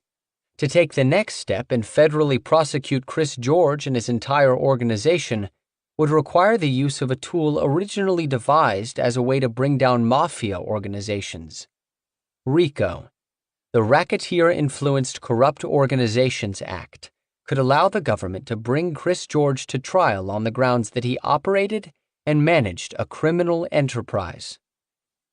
Chris George's operation had begun with a couple of employees in a single clinic in a shabby bungalow on Oakland Park Boulevard, but it had metastasized to include multiple clinics, pharmacies, dozens of employees, tens of thousands of patients. Throw in his twin brother's 2 clinics and other illicit activities, and you had a sprawling, potentially criminal organization. Chris George didn't write the prescriptions for controlled substances without a legitimate medical purpose, but he directed the organization that did. To make its case, the task force needed evidence that Chris George was running the show, and the best evidence would be recordings of his day-to-day phone calls. To convince a judge to let them wiretap Chris George's cell phone, the task force had to gather evidence of criminal activity, but not so much evidence that the judge would deem a wiretap an unwarranted invasion of privacy. Walking this line wasn't too difficult. 1,891 federal and state wiretap authorizations had been requested in 2008, and 1,891 had been granted. Nevertheless, to avoid having the recordings thrown out in court, the task force had to demonstrate that it had attempted normal investigative techniques, such as surveillance, interrogating participants, and infiltration by undercover agents and informants. So Turner stationed a surveillance vehicle in the American Pain parking lot. The vehicle contained video cameras, microphones, recording devices, and a Hollywood Police Department detective who knew how to use the equipment. The detective shot video of cars with out-of-state license plates, and a trio getting out of one car, one man handing cash to the other 2 before going inside. The black-tinted windows of the vehicle eventually caught the eye of a security guard who called Chris George and Derek Nolan to the parking lot to take a look. The detective sat still as George and Nolan tried the doors, speculated about whether it was a news vehicle, and talked about trying to tip it over. Eventually, they left. The task force also began cultivating confidential sources. One early break came when a man was arrested in December 2008 for carrying a concealed weapon. The defendant had a long arrest record and was facing serious time. He told the FBI he could give them information about American Pain. He told them that Chris and Jeff George and Derek Nolan had accused him of stealing hundreds of thousands of dollars from Chris. They'd assaulted and handcuffed him at Jeff's house, and Jeff had fired a handgun next to his head before they let him go. Later, Chris George had given him $10,000 to keep quiet. The story had little to do with American Pain, but Turner was interested. Kidnapping was a predicate crime in RICO cases. Another break came when Turner talked to Dr. Eddie Solly, who'd worked at South Florida Pain for a few months in fall 2008. Solly said the clinic was a pill mill, that maybe 80% of its patients were addicts. The doctor said 2 of the physicians saw 50 to 60 patients a day, more than twice as many as he believed a doctor could legitimately treat in that amount of time. The doctors rushed through diagnostic paperwork, and the staff didn't care if people were faking their urinalysis tests. Solly said he'd brought up his concerns to Chris George, who dismissed them. Solly had quit, and now he and George were suing each other. The Solly interview was Turner's first glimpse inside the operation of American Pain. Turner wanted more informants. Lucky for her, thousands of American Pain patients were selling pills, and some percentage of them inevitably got busted. Turner's task force eventually interviewed a number of these offenders about what they'd seen inside the clinic. A Boston drug trafficker was arrested with 3,000 oxycodone pills from American Pain hidden in his jockstrap. The man told investigators he'd seen Dr. Beau Beauchers, who hadn't physically examined him, but had made him touch his toes. A Kentucky woman facing drug charges agreed to visit American Pain and report back to the DEA. She saw Dr. Michael Arruda, who instructed her to fill her prescription at a Florida pharmacy, not out of state. A Florida man sold 399 oxycodone pills to an undercover deputy sheriff in the parking lot of a Royal Palm Beach shopping center. Later, he told federal agents that Derek Nolan had sold him the pills. If true, this was excellent evidence for an eventual RICO case, outright drug dealing, mixed in with the more ambiguous illegitimate prescribing. Each of these tidbits was added to the growing pile of circumstantial evidence that would go into the wiretap application. Chris George was not a criminal mastermind, Turner decided, but he did seem to be savvy enough to insulate himself from most of the law-breaking going on around him. Brick by brick, the task force built the foundation of evidence needed to get a wiretap authorized. Despite the public furor over pill mills, the FBI investigation moved at its usual methodical pace. Unlike local police, who place a priority on making arrests, the Bureau wants to build cases that will withstand the rigors of federal court and actually land targets in prison. If the feds were going to convict the whole group on racketeering, Turner knew they needed to prove that Chris George was the kingpin, that he was in charge and knew what was going on. They needed to make connections between his various operations and actually see him running the day-to-day business. They needed to go inside the clinic. Detective Sergio Lopez had been doing undercover work for the police department in Hollywood, Florida for 8 years when an FBI agent called in 2009 and asked him to infiltrate a Boca Raton pain clinic, meaning go in and ask for a doctor's appointment. Not your typical street corner buy and bust. Lopez, a lean, smiley man with merry black eyes and a Hispanic accent, pulled into the crowded American Pain parking lot on a Wednesday in late July. He was wearing audio recording equipment. Inside the clinic, he was amazed to see more than 100 patients in the waiting room. All the chairs were full, and overflow patients were standing along 2 walls. As soon as he walked in, 2 men approached him. They wore black t-shirts that bore the word staff. Lopez said he hadn't been there before, and they guided him to the new patient window. Lopez waited in line, studying the room. Signs on the walls instructed patients to turn off their cell phones, to pay attention to staff, to not use cameras. When he got to the receptionist, Lopez handed over an MRI report and his undercover identification card. Both bore the name Luis Lopez. The FBI had given Lopez the MRI report. He didn't know where it had come from, but it indicated that his cervical spine showed no evidence of fracture or dislocation, no prevertebral soft tissue swelling, no degenerative features. In other words, nothing was wrong with Luis's spine. Of course, it was intentional. The investigators wanted to see if Lopez could get a prescription with almost no evidence of pain. The receptionist didn't take the bait. He said he couldn't accept the MRI report. He didn't say why. He didn't look at the report, just handed it back and told Lopez that he would give him a prescription for an MRI. The MRI prescription itself would cost $50. Lopez handed over the cash, and the receptionist gave him a map to the MRI service and began filling out the prescription. The receptionist said Lopez should pick either neck or back to be scanned because the MRI company charged separately for each. Lopez picked neck. He left American Pain, rejoined the federal agents, and they headed for the operation, which was in the trailer behind Goldfinger's Gentlemen's Club. A man was waiting outside with a clipboard, and he took down Lopez's name and told him to wait in his car to be called. The MRI facility didn't want a line of pain management patients standing around the strip club parking lot. 20 other people were already waiting, sitting in their cars.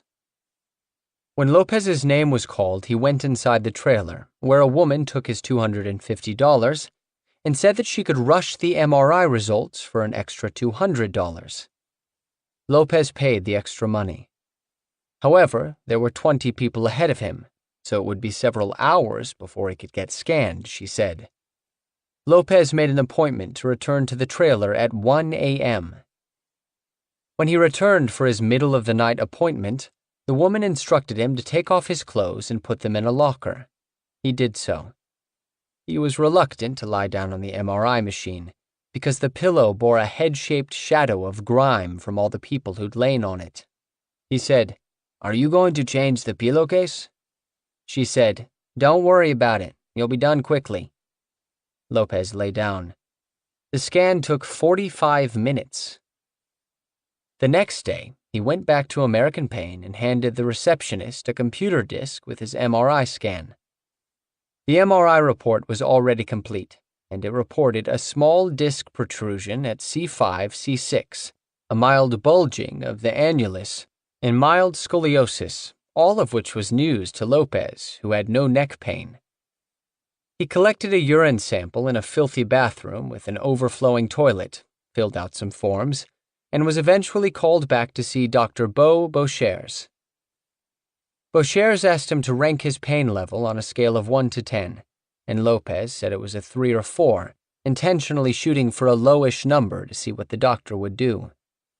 Beauchers asked him to turn his neck to the right and left, and Lopez flexed his neck vigorously, without hesitating or wincing. Beauchers said, "Well, it looks like about an 8 or so." The doctor marked 8 on the document. Beauchers took his blood pressure but didn't otherwise touch Lopez. The doctor jotted swift notes on the pages, wrote prescriptions for 120 oxycodone 30 milligram pills, plus some 15 milligram pills and Xanax. Lopez filled the oxy prescriptions at American Pain, but the pharmacy was out of Xanax. Lopez returned to American Pain every 28 days for the next 5 months. He wore a baseball cap and glasses and saw Beauchers each time. He recorded each visit and noticed that his appointment times shrank and prescription amounts grew. The first time, he was in Beauchers' office for 13 minutes and received 120 30 milligram oxycodone pills. In August, he spent 7 minutes in Beauchers' office and left with 150 pills. September, 5 minutes and 180 pills. October, 4 minutes and 180 pills. November, 3 minutes and 180 pills. Lopez never asked to be upped. In September, he covertly videoed Derek Nolan shouting instructions at the patients in the waiting room, telling them to fill their prescriptions in-state. "Florida only," Nolan bellowed, pacing back and forth in front of the crowd. "If I get a call from outside Florida for verification of a script, you will be discharged, and I'll let you come back next time, and I'm going to take your money, and then I'm going to kick you out." Nolan had a certain presence and seemed to enjoy being the center of attention, the waiting room silent except for his authoritative voice. "Just follow all the rules and everything will be fine," he said. "Nobody around here likes you. I like you, but nobody else does." He told the patients to drive carefully and make sure they knew their doctor's name. "When a cop says, 'Hey, what's your doctor's name?' and he's holding your prescription bottle and you don't know it, you're going to jail." At one point, Nolan gave the patients a brazen tip. "Do not be shooting up or snorting in the parking lot." Nolan left the waiting room, the babble rising in his wake. Surreptitiously, Lopez pointed the camera at his own face for a moment, eyebrows raised in jovial astonishment. "Wow," he said. The task force sent a second undercover cop into American Pain. That operation was cut short when the undercover told Dr. Beauchers that he drank a couple beers a day. Beauchers didn't like that. American Pain patients usually knew better than to acknowledge that they drank alcohol. The doctor called Chris George to his office, introducing him as one of our experts, offering the investigators a rare interaction with their primary target. But Chris George didn't say much at first, as Beauchers explained his concerns. Beauchers: "The thing that bothers me about it, though, is he drinks every day, and you gotta be real cautious with prescribing these medications to people that drink alcohol, because you can end up, getting respiratory distress. You can go into cardiac arrest. Unintelligible. You can die. Undercover. Unintelligible. I average 2 beers a day, and Friday night I go out and have, a six-pack with friends. I may not drink Monday, Tuesday, Wednesday, Thursday. Beauchers. Right. Undercover. It's not like... Beauchers. But that one day that you take a roxycodone and you drink 6 beers and you die, your parents are not going to blame you, they're going to blame me. Undercover. No, I know, but I'm not like a low-life punk. I'm responsible and... Beauchers. You don't have to be. Undercover. No, I know. Beauchers. Michael Jackson died from an overdose too. You don't have to be. You can be anybody. Anybody can die. The undercover protested, saying he would stop drinking. Beauchers. The thing is that my patients that I treat here, they don't drink. You're the only patient that I've talked to that said that. Most of them, they don't drink, or they drink occasionally. They don't drink. Undercover. None of those people? Come on. Beauchers. They say they don't drink. Undercover. Well, I'm telling you, I'm not going to drink if you tell me it's going to hurt me. I'm not. Listen, Doc, I'm not here to kill myself. Beauchers was apologetically firm. He wouldn't write the script.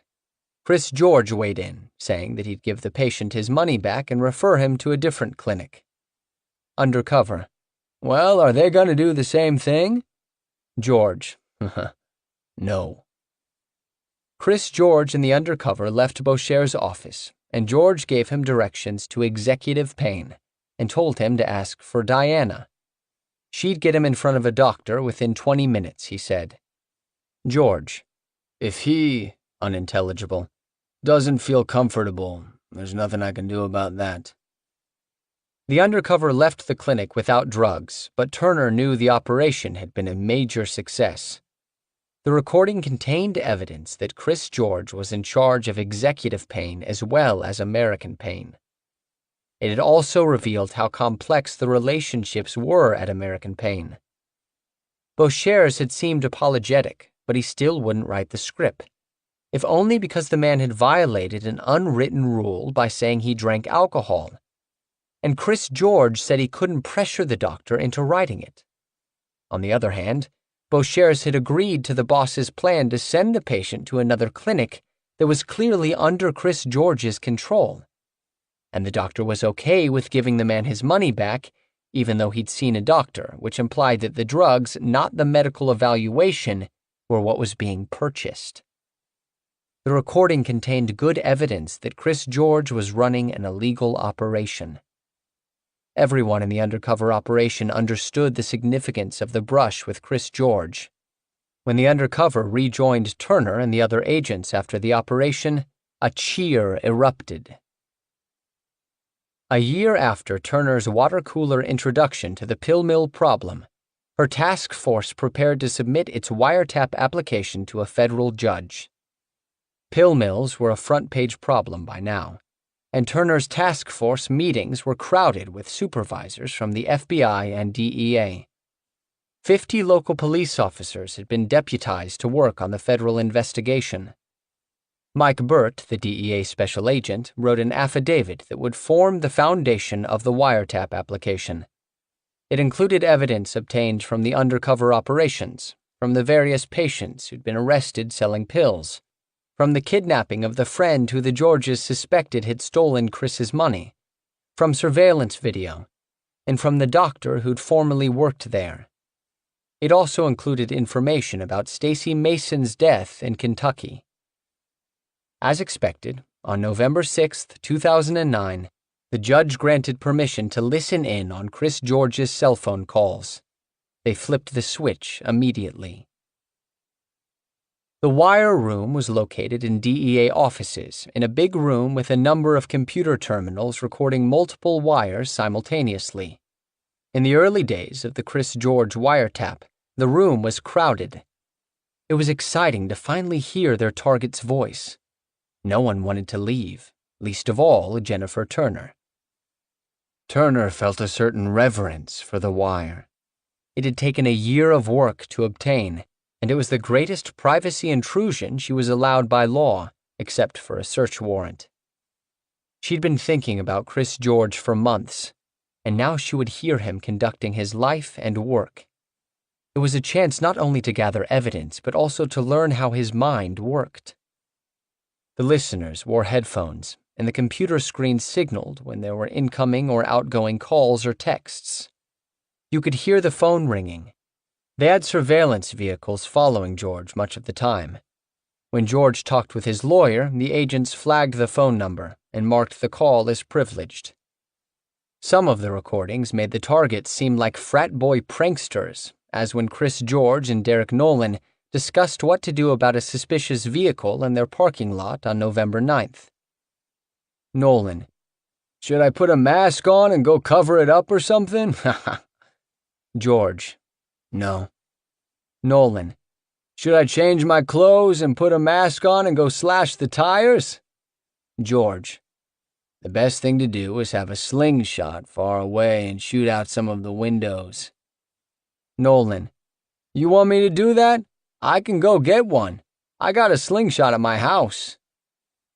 The wiretap didn't yield a smoking gun statement right away.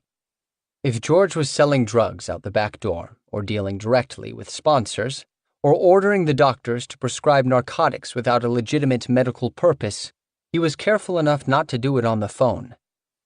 Turner realized the recordings would have to be mined carefully for more circumstantial evidence that Chris George was in charge and knew what was going on, as when he told the manager of one of his pharmacies that he should always lie to inspectors about the percentage of controlled substances the pharmacy distributed, or when he and Derek Nolan discussed an unpleasant staffer. Nolan: "I will take care of it. He's just got to be a little nicer to the patients, right?" George: "Yeah, he never says hi or bye to anybody. He doesn't welcome them." Nolan: "Hi, welcome to the dope hole. Can I get you a drink?" As the days passed in the wire room, the timbre of Chris George's voice began to grate on Turner. He was a mumbler. She speculated that his lack of enunciation was somehow due to heavy steroid usage. But whatever the cause, it was annoying. And many of the conversations were mind-numbingly irrelevant. George musing about the latest thing he was thinking about purchasing: model airplanes, a custom-made swamp buggy, tickets to a fight or game, and breast implants for his girlfriend. Not Diana, who'd already received hers. His other girlfriend. On November 13th, after the breast augmentation procedure, Chris talked to that girlfriend's mother. Woman: "She's like a zombie." George: "Hey, you know what? She's like one of the patients now."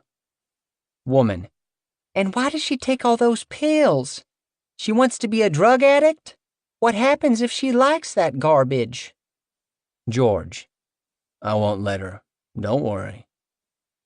2 days later, another conversation between George and his own mother, Denise Haggerty, particularly infuriated Turner. They discussed an article in the Palm Beach Post about a patient at one of Jeff's clinics who died of an overdose.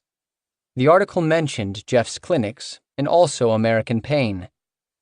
George and his mother chuckled about what Jeff had said to the reporter, which was characteristically reckless, including, "Unfortunately, the clinic and the doctor can't control a patient if they go home and do something stupid." And, "I bought my Lamborghini 4 years ago. If I wreck it, am I going to hold the Lamborghini dealership responsible?" The story also noted that Haggerty was the operator of Executive Pain, but Haggerty didn't sound worried. Haggerty: "Oh well, I don't think it's going to affect my life very much." Turner disagreed. 8. The big block-like building was an awesome sight, gleaming white against the Florida sky. At 3 stories, it was taller and wider than anything else on its stretch of Dixie Highway, and its windowless walls gave it an impregnable fortress-like look. Chris George and Derek Nolan wanted it bad.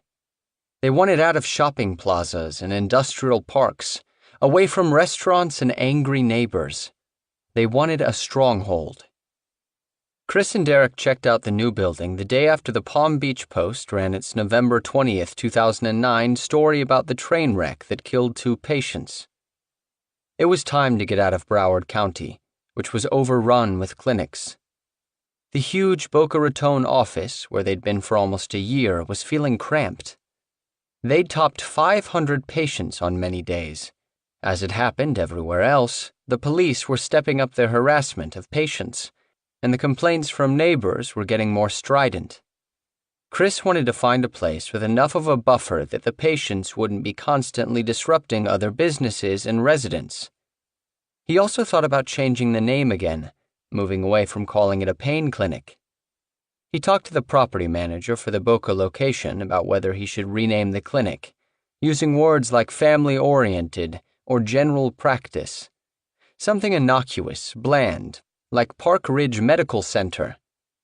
Chris had tabled the name change, but he kept looking for a new location.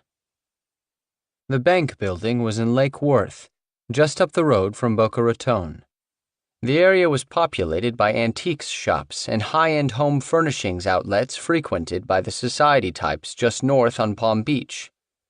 The neighborhood was perfect, all Mexicans and little houses, as Chris told a friend on the phone. In other words, people who didn't have much pull with the police and wouldn't complain about the clinic. They talked an employee into letting them inside to look around. The first floor had space for everything they needed to service 500-plus patients a day. There was a second floor for administrative offices, and a gangway where security could keep an eye on the waiting room, and an open third floor. Chris and Derek talked it over and decided they would turn the third-floor space into the mother of all man caves. A sweeping wet bar, a giant projection system, and Derek's big idea, a mixed martial arts octagon cage where they could stage private fights. They called the third floor the Fantasy Factory. But before they could implement any of their plans, the owner had to be convinced to lease the building to Chris, a 29-year-old felon, for the purposes of opening a pain clinic, at a time when pain clinics were all over the news. Chris researched the owner, who lived in a waterfront estate on Palm Beach. Chris called the real estate agent, who seemed perplexed by his youthful voice. "How many square feet are you looking for?" she asked. "It'll be for the whole thing," Chris said. She sounded skeptical. Surely he was looking to lease only the small outbuilding where drive-through customers were handled, she suggested. What did he need all that space for? Medical, Chris said. "What kind of medical?" "A doctor's office." "Okay," she said. "Do you have a clinic?" Chris didn't want to scare her off with the word clinic. "Well, I mean, just a doctor's office," he said. He haggled with the agent, doing some quick math out loud regarding square footage and lease prices. He showed her he'd done his homework by saying he knew that the owner owed $2 million on the building. She brought the conversation back to Chris's plans for the property. Chris said he had 5 doctors, 25 employees total, and served 400 patients a day. "What kind of practice?" she asked again. "Oh, we do rehabilitation. We do, detox. We do pain management." Chris didn't want to end on those last 2 words, so he began making up stuff. "We do internal medicine. I have all kinds of doctors. We do laser hair removal." They talked details, but the agent wondered aloud what kind of doctor's office saw 400 patients a day. "That's a pretty big business," she said. Chris changed the subject, offering her $280,000 a year for the building. She said she'd take it to the owner and asked for the business's name. American Pain, Chris said, hoping she wouldn't recognize it. The agent didn't pause. "Okay, and you've been in business longer than 2 years, correct? How old are you? You sound young." "I'm 29, Chris said. "Okay, that's good," the agent said. "An aggressive 29-year-old. I'm impressed." "My tax return from last year. I made over $1 million, Chris said. This statement was both true and misleading. This year, Chris would owe about twice that amount just in federal income taxes. In total, his 2009 take-home would be closer to $9 million, more than the CEOs of Time Warner Cable, Target, and Pfizer. When Chris mentioned his income, the agent perked up. "That's wonderful," she said. "And are you a doctor yourself, or are you just running the business?" "No, I'm not a doctor," he said. "I hire doctors to work for me. I just started a few years ago and kept expanding." "Wow!" she exclaimed. And just like that, she was on board. Maybe she knew about American Pain and oxycodone, maybe she didn't. But she was no longer skeptical. She would take Chris's offer straight to the building's owner. The owner met with Chris and Derek at the building. Derek and Chris, dressed in expensive suits, covered up the tattoos, tried to speak like educated professionals. Derek could tell from the way the owner spoke and carried himself that he was somebody. He seemed to have reservations at first, said he'd read something about pain clinics. They explained the business to him, leaving out the fact that nearly all their patients were junkies. The owner barely used the building. He stored paintings in it.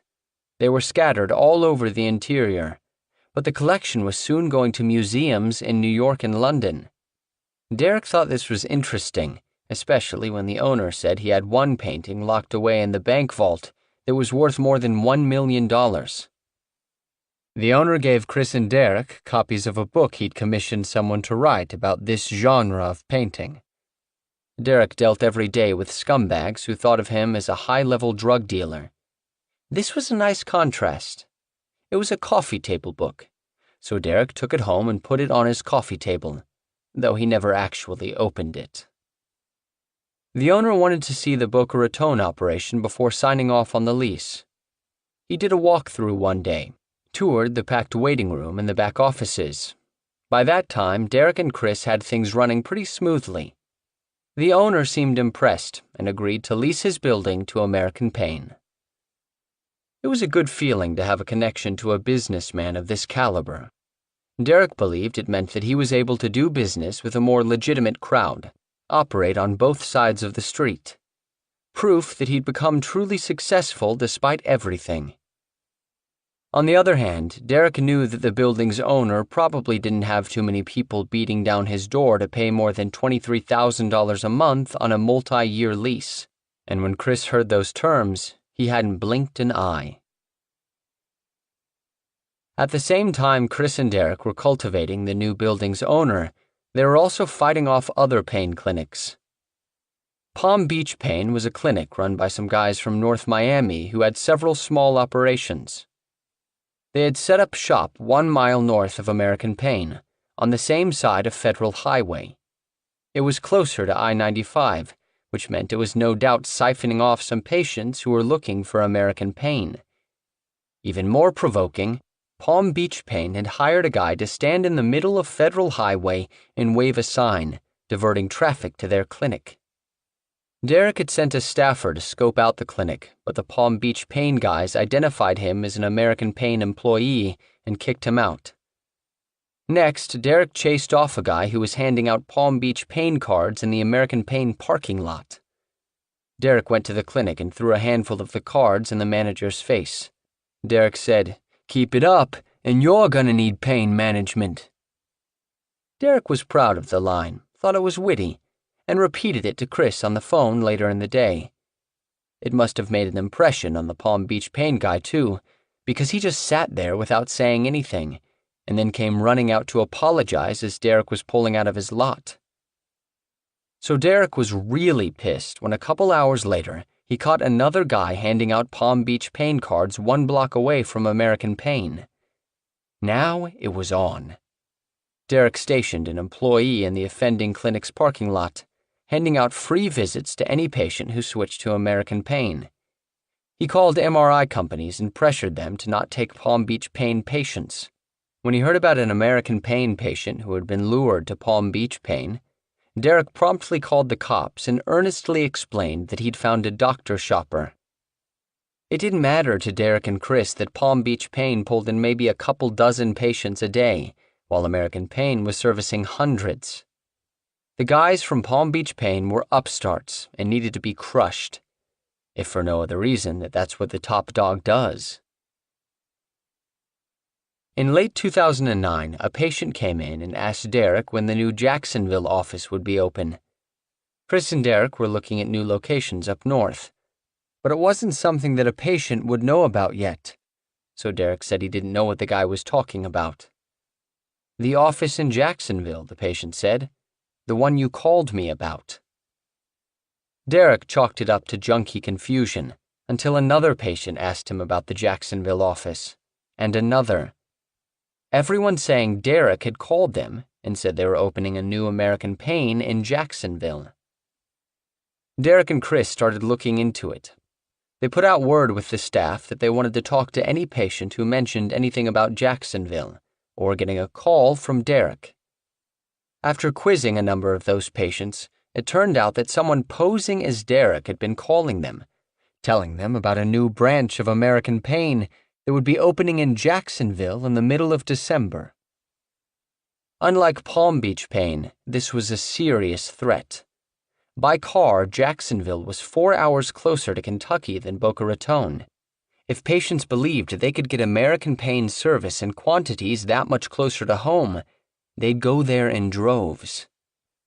Chris and Derek wondered how the new clinic had gotten their patients' names and phone numbers. They looked up the clinic's state corporate records, and that's when things clicked. They found a connection between the Jacksonville clinic and the MRI service Derek had made a deal with way back at the Oakland Park Boulevard location, the company that had promised and delivered 24-hour turnaround on MRI reports. American Pain had made the MRI company a lot of money, and now they believed the company was stabbing them in the back by partnering with a new competing clinic. Derek got the imposter clinic's phone number from a patient and called it. Someone picked up. "Derek. Can I speak to Derek?" The guy. "Hold on." Pause. Another guy. "Yeah, this is Derek." Derek. "Derek Nolan?" Derek. "Uh-huh." Derek, enjoying himself. "That's funny, because I'm Derek Nolan too, asshole." He caught the guy by surprise for a second, but the guy recovered, barked back at Derek, saying they were going to take the top spot away from American Pain. The guy had a lot of balls. Derek told Chris, "Let me take care of Jacksonville." The place was set to open December 14th. Derek told Chris to give him $5,000, and he'd make sure it didn't stay open long. He'd burn the place down, literally. Chris overruled Derek. "Go up to Jacksonville," he told Derek, "but don't destroy the place. Just check it out. See if someone from the MRI company is there. See how many patients they have. If the new clinic really stole American Pain's patient list, Chris would have grounds to sue." Derek's first mistake was taking his little brother with him to Jacksonville. His brother was 19, a good kid, not someone who should have been involved in this kind of thing. They'd driven up to case the clinic early one morning in mid-December 2009. The place was called Jacksonville Pain and Urgent Care. It was a decent location, a thoroughfare 1 mile off Interstate 10, though Derek knew from experience that the parking lot was too small, and the neighbors in the oak-lined residential streets behind the red brick building would probably cause trouble once the zombies descended. Derek saw a guy from the MRI company standing outside the clinic, bold as he could be. Derek called Chris and told him about it. Chris said he was coming up to Jacksonville. He wanted to talk to the owner, give him one last chance to cut a deal before he filed a lawsuit. Derek knew Chris's temper, knew a face-to-face was a mistake. Derek wanted to get a peek inside the place, but knew they might recognize him. So at 11 a.m., Derek's brother filled out some new patient paperwork and paid $250. But when his brother returned a couple hours later for his doctor's appointment, the owner, a guy named Zachary Rose, told him he was too young to be a patient. Derek's brother went back outside, got $400 from Derek, came back in and offered it to Rose. But Rose was firm. His doctor wouldn't see a 19-year-old. Derek met Chris and his buddy, and they headed into the clinic. Derek was last inside the door, and they were ready for them. A guy stepped inside right after Derek, and he had a gun. Derek told the guy that if he pointed it at him, he'd better be ready to empty the clip. Rose came out, and Chris was yelling and cursing, saying he wanted 50% of the clinic's take, or he'd burn the place down. Rose refused, and another one of his guys pulled a gun on Chris. Then the cops showed up. They separated everyone for questioning and searched the American Pain crew's cars. The cops seemed to know a lot about American Pain, kept dropping hints that made Derek wonder why they knew so much about a pain clinic located 300 miles away, like when they called Chris the $40 million man, which was a pretty accurate accounting of American Pain's revenue. They also knew Derek's name and what kind of car he drove, even before Derek told them. They asked him whether he'd gone to college, and when he said he'd taken only a few college courses, they made a big deal about that, saying that he couldn't possibly be running a legitimate doctor's office with so little college. They said he was nothing but a thug, driving 300 miles to extort local businesses. They arrested the 4 guys from American Pain on charges of extortion by verbal threat, and everybody spent the night in jail. The next morning, a squad of defense lawyers appeared in the courtroom.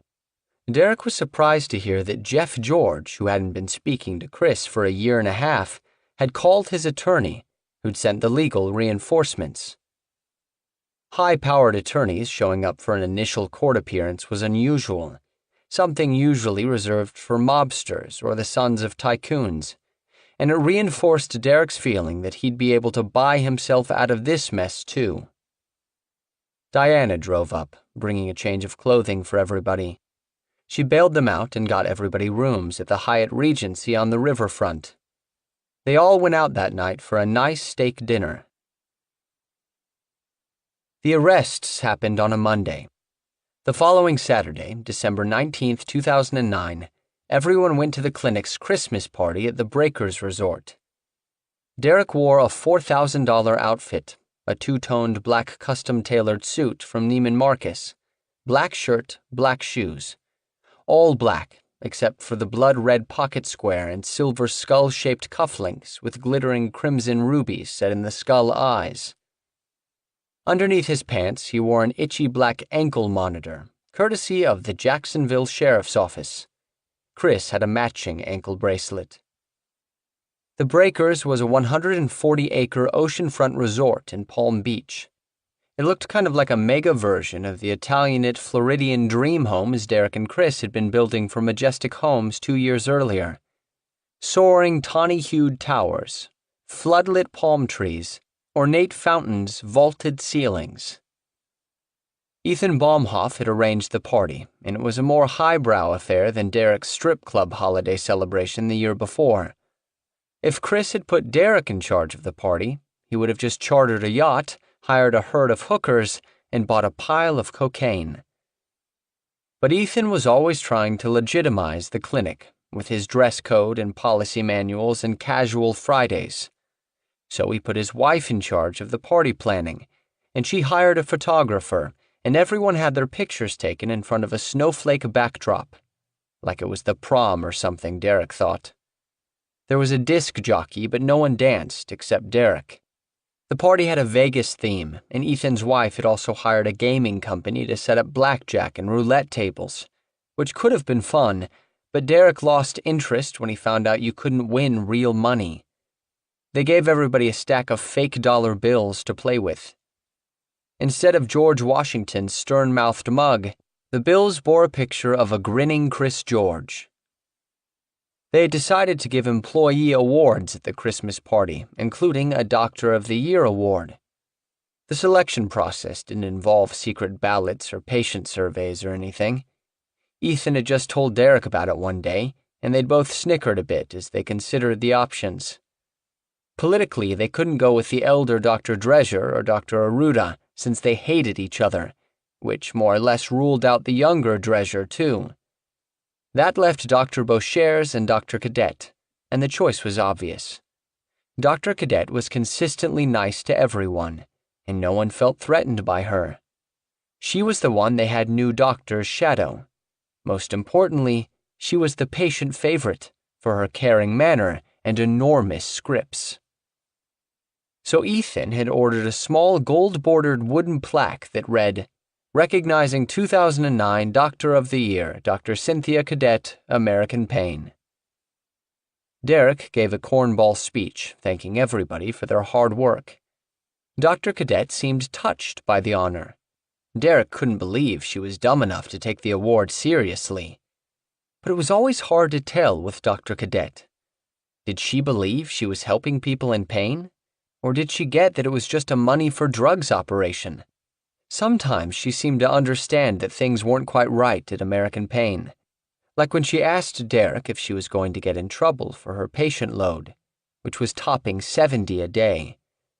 Or was she somewhere in the middle, justifying her actions, grasping at every nugget of favorable evidence, like the Doctor of the Year plaque, to convince herself that she was still practicing medicine? Derek wasn't sure, and he wasn't going to question her about it. People were entitled to their delusions. The ankle monitor Derek wore after his Jacksonville arrest was the size of a BlackBerry phone. It was strapped to his ankle, and he was always aware of its presence, which was maybe the point of the thing. It had to be charged like a cell phone, so he would plug it in at night before he went to bed. But he'd thrash around in his sleep, and it sometimes detached from the charger cord, and in the morning the battery would be low. So then he'd take the charger cord to the clinic and charge it there, sitting at his desk, tethered to the wall outlet like a dog on a leash. Derek was told that his movements weren't actually being monitored, that the device was designed to alert the authorities only if he got close to the pain clinic in Jacksonville. Which was fine. Derek had no desire to go back there. After Jacksonville, Chris and Derek worried that the police had put listening devices in their cars while they were impounded. They remembered how the police there seemed to know a lot about them, and they wondered if Pedro Martinez had been telling the truth back in October, and there really was a big DEA chart somewhere with all of their names and pictures on it. They worried their phones were tapped and their offices bugged. One day, Derek came into the office to find the private investigator who had tried to convince Chris to let him launder his money. Ethan was with him. They had a machine, and they said they were using it to sweep the office for bugs. Ethan was enamored with the guy, maybe because he used to be a DEA agent, and then had gone bad, just like ex-cop Ethan had done. When the guy left, Chris told Ethan to stop hanging around with him. Derek's lawyer on the Jacksonville case was making him nervous. The lawyer said if the feds came after them, they would go after the weakest people first.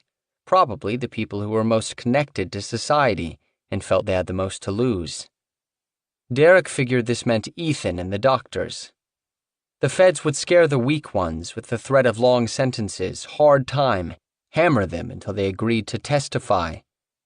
The lawyer said it would be a racketeering case, because that would be the only way to hold Chris and Derek responsible for what the doctors were or were not doing behind their office doors. RICO was probably their best option, unless they could get Chris and Derek on some other charges, like selling pills out the back door, or the Jacksonville extortion charges. Derek and Chris grew even closer after Jacksonville. They made a pact not to turn on each other. They'd sat in jail together, were both looking at up to 15 years of prison time on the extortion charges, and those things strengthened their connection. They each knew plenty of damaging evidence about the other one, and they trusted each other not to rat. After the Jacksonville arrest, Derek once and for all gave up any plans to open his own clinic with Dr. Cadet. He and Chris couldn't split up now. They had identical black ankle bracelet monitors strapped to their legs. What could bond two guys more than that? Their other rival clinic, Palm Beach Pain, wouldn't give up. Derek kept finding flyers and cards from the nearby clinic on tables in American Pain's waiting room. Finally, Derek summoned his 2 jumbo-sized Samoan security guards and Chris, and the 4 of them drove up to Palm Beach Pain.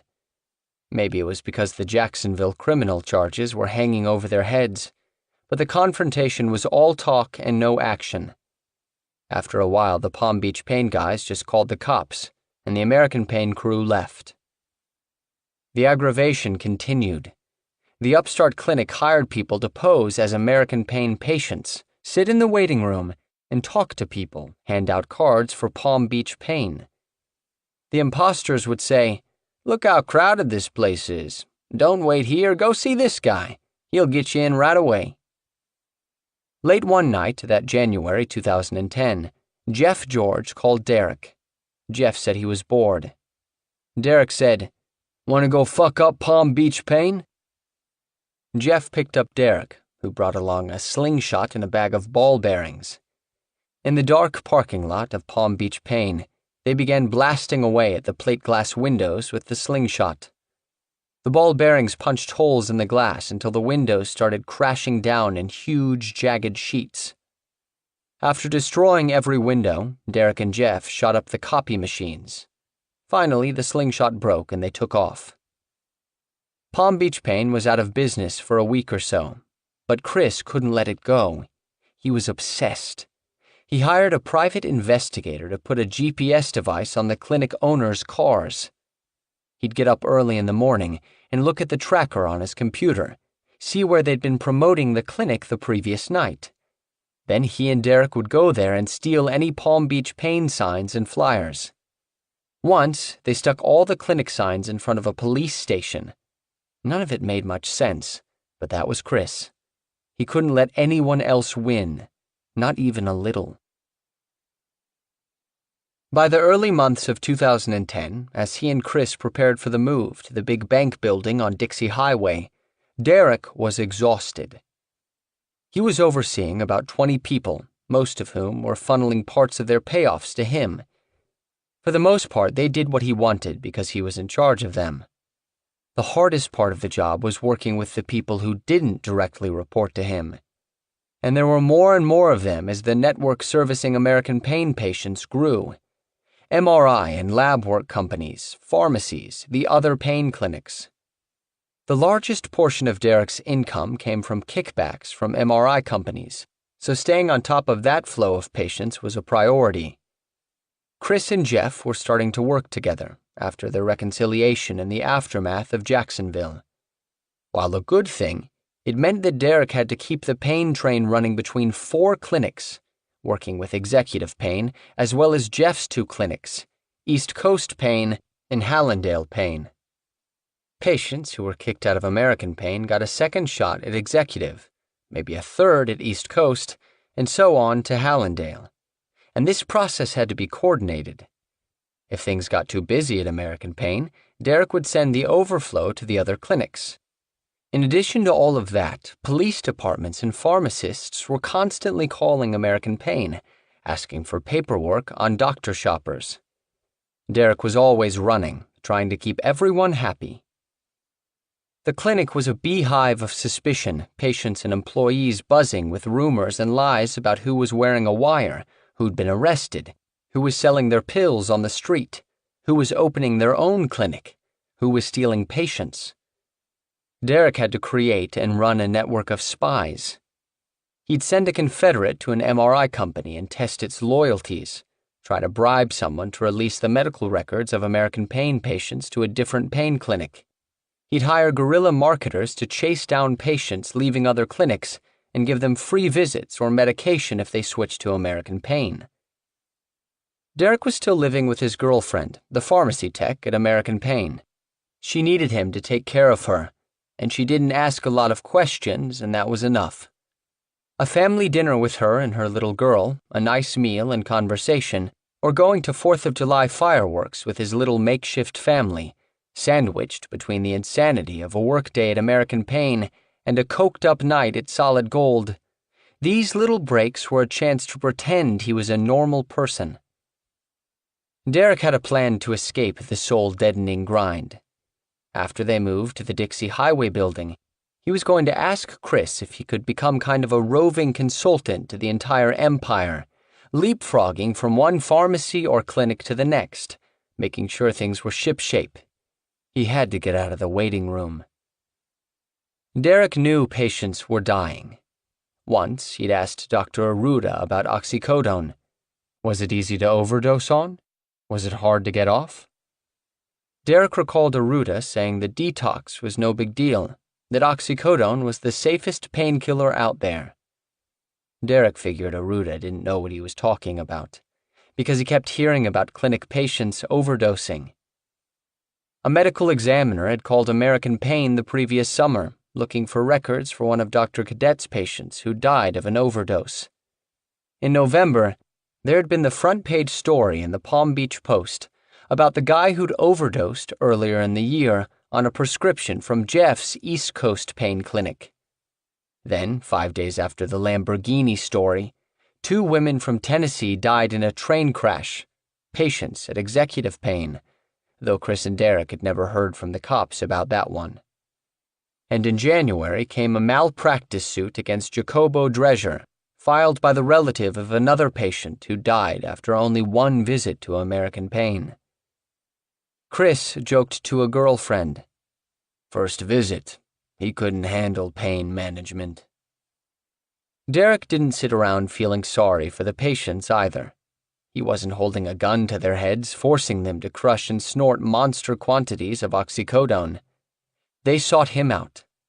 It was their decision, though sometimes he wondered if that was strictly true, like the time he saw the little boy grasping the pill bottle filled with candy, the kid wanting to be like his daddy. It made him sick. What chance did that boy have? The guys kept a close eye on the news. There were stories almost every day about pill mills. Palm Beach County was considering prohibiting cash-only sales and requiring clinics to list the names of clinic owners and operators in state records. Florida lawmakers had proposed 4 separate bills, each containing different measures. One would require doctors to be in good standing to own or operate a pain clinic. Another would prohibit anyone convicted of a felony from owning or operating a clinic. The toughest bill was one that would prohibit doctors from dispensing more than 72 hours' worth of narcotics to a patient, which would cripple the entire Kentucky to Florida pipeline.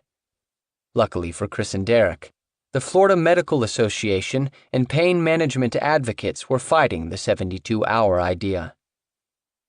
Chris and Derek believed they'd be able to operate in Florida for another year, maybe 2, before new laws squeezed them out. So Chris was researching the laws in other states, especially Texas, Missouri, and Georgia. They also had staffers making lists of patients' hometowns every day to identify potential locations that already had a concentration of patients. If Florida ever cracked down, he wanted to be ready to move operations. So in February, Chris and Jeff opened a 1-doctor clinic called Pain Express in Kennesaw, Georgia. The new clinic was in a suburban strip mall just off Interstate 75 north of Atlanta, 9 hours closer to their customer base in Kentucky and Tennessee. Georgia's laws were about as lax as Florida's, and Chris believed the state was a potential gold mine. Georgia didn't license pain clinics either, and nobody was sure how many there were in the state, though the state Drug and Narcotics Agency believed the number to be in the single digits. But mainly, Chris concentrated on preparing American Pain's new home. The first floor of the bank building on Dixie Highway was wide open, so it needed a full build-out. Doctor examination rooms, offices for Chris and Derek and Ethan, a large work area for the office staff, and a huge waiting room. Majestic Homes did the work.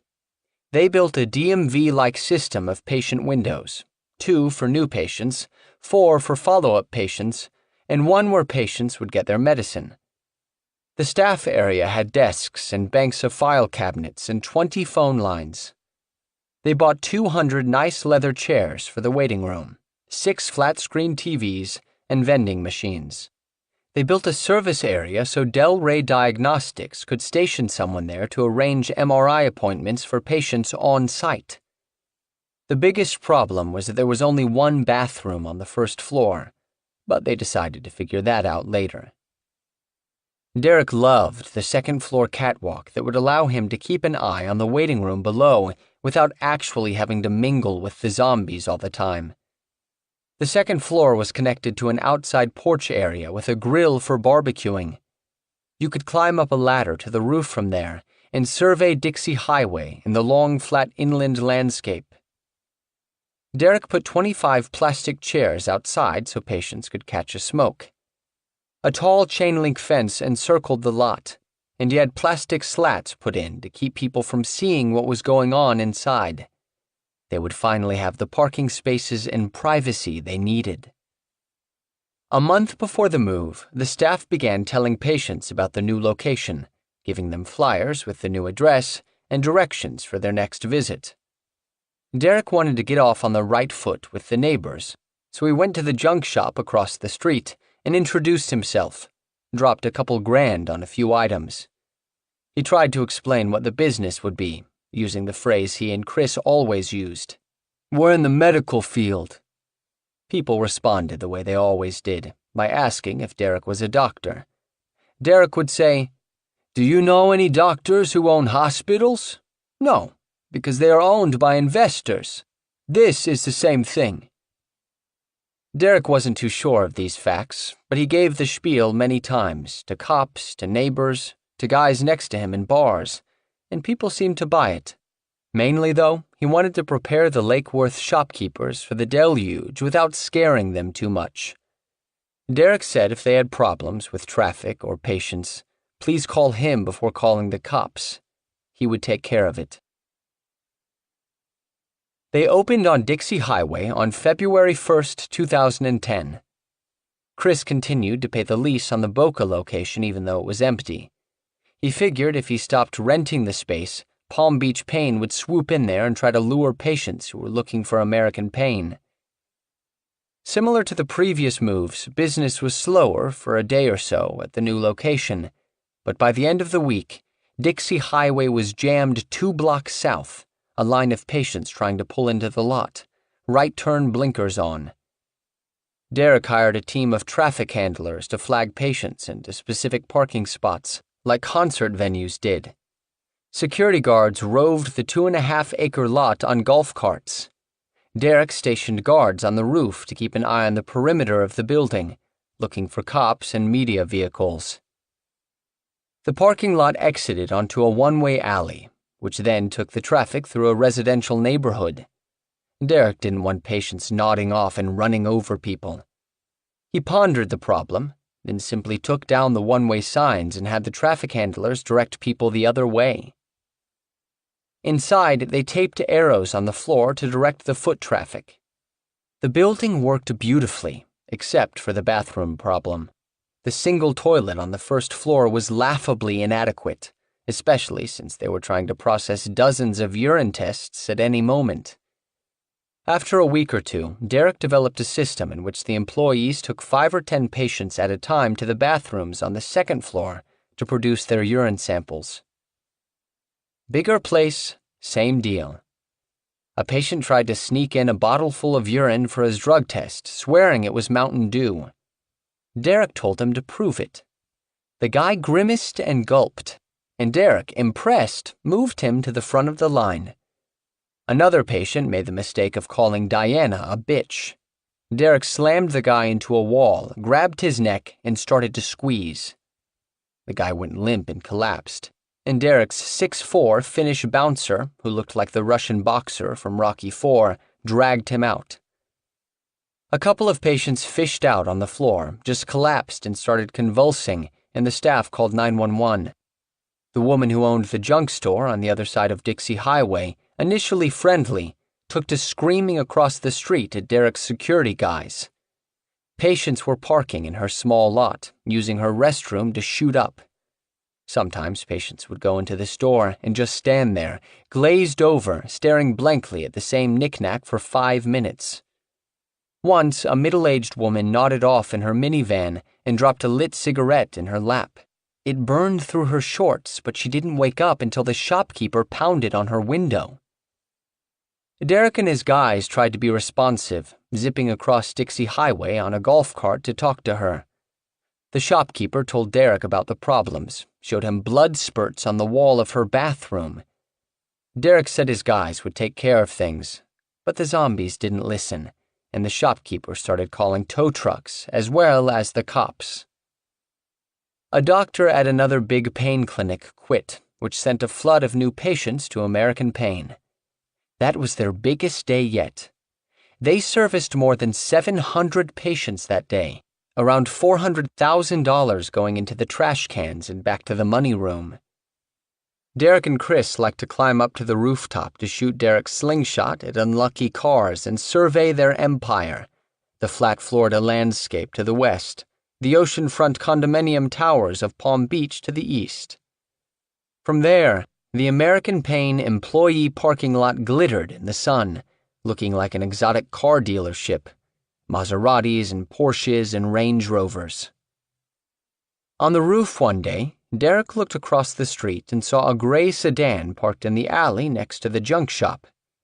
2 people were in the front seat, a broad-shouldered man and a tall woman with blonde hair.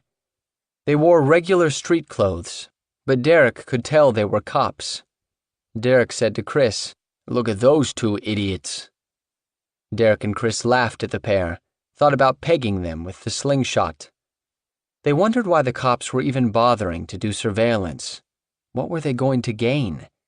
Everyone knew what was going on in American Pain. It was like staking out a Walgreens. They'd been operating out in the open for 2 years and 1 month. The cops could stare across the street through binoculars all they wanted, but until Florida changed its laws, American Pain was legal. One day in February, Chris called Derek and said he could cut off the ankle monitor. He was off the hook on the Jacksonville charges. Derek said, "Huh?" Chris started laughing. The people from the Jacksonville clinic were backing off, not pressing charges. They hadn't shown up for depositions. Derek was suspicious. Chris would think it was a clever practical joke to trick Derek into cutting off the ankle bracelet, get him in trouble. Derek got off the phone and called his lawyer, but didn't reach him. Word got around the clinic, and pretty soon everyone was urging Derek to cut it off, laughing at his reluctance. Eventually, Derek got in contact with his lawyer, who told him it was true. He could lose the monitor. At the end of the day, after the patients were gone, everyone gathered around like Derek was blowing the candles out at an office birthday party. Derek stood in the middle of the work area of the clinic and cut the itchy strap off his leg. He threw it in a box to be mailed back to the bail bond office. He was free. At 7 in the morning on Wednesday, March 3rd, 2010, Derek was in the shower in the fancy new home he'd leased 2 weeks earlier in Black Diamond Estates. His cell phone was already blowing up, ringing again and again. Derek had gotten used to this. There was always some kind of crisis at the clinic. But this was too much. He let it ring until his girlfriend said it was going to wake her little girl. Derek told her to put the phone on vibrate. He dressed in a suit, the phone still jittering. He finally looked at it. Something like 10 missed calls from Chris. Derek called him back. Chris, "What the fuck? The FBI is everywhere."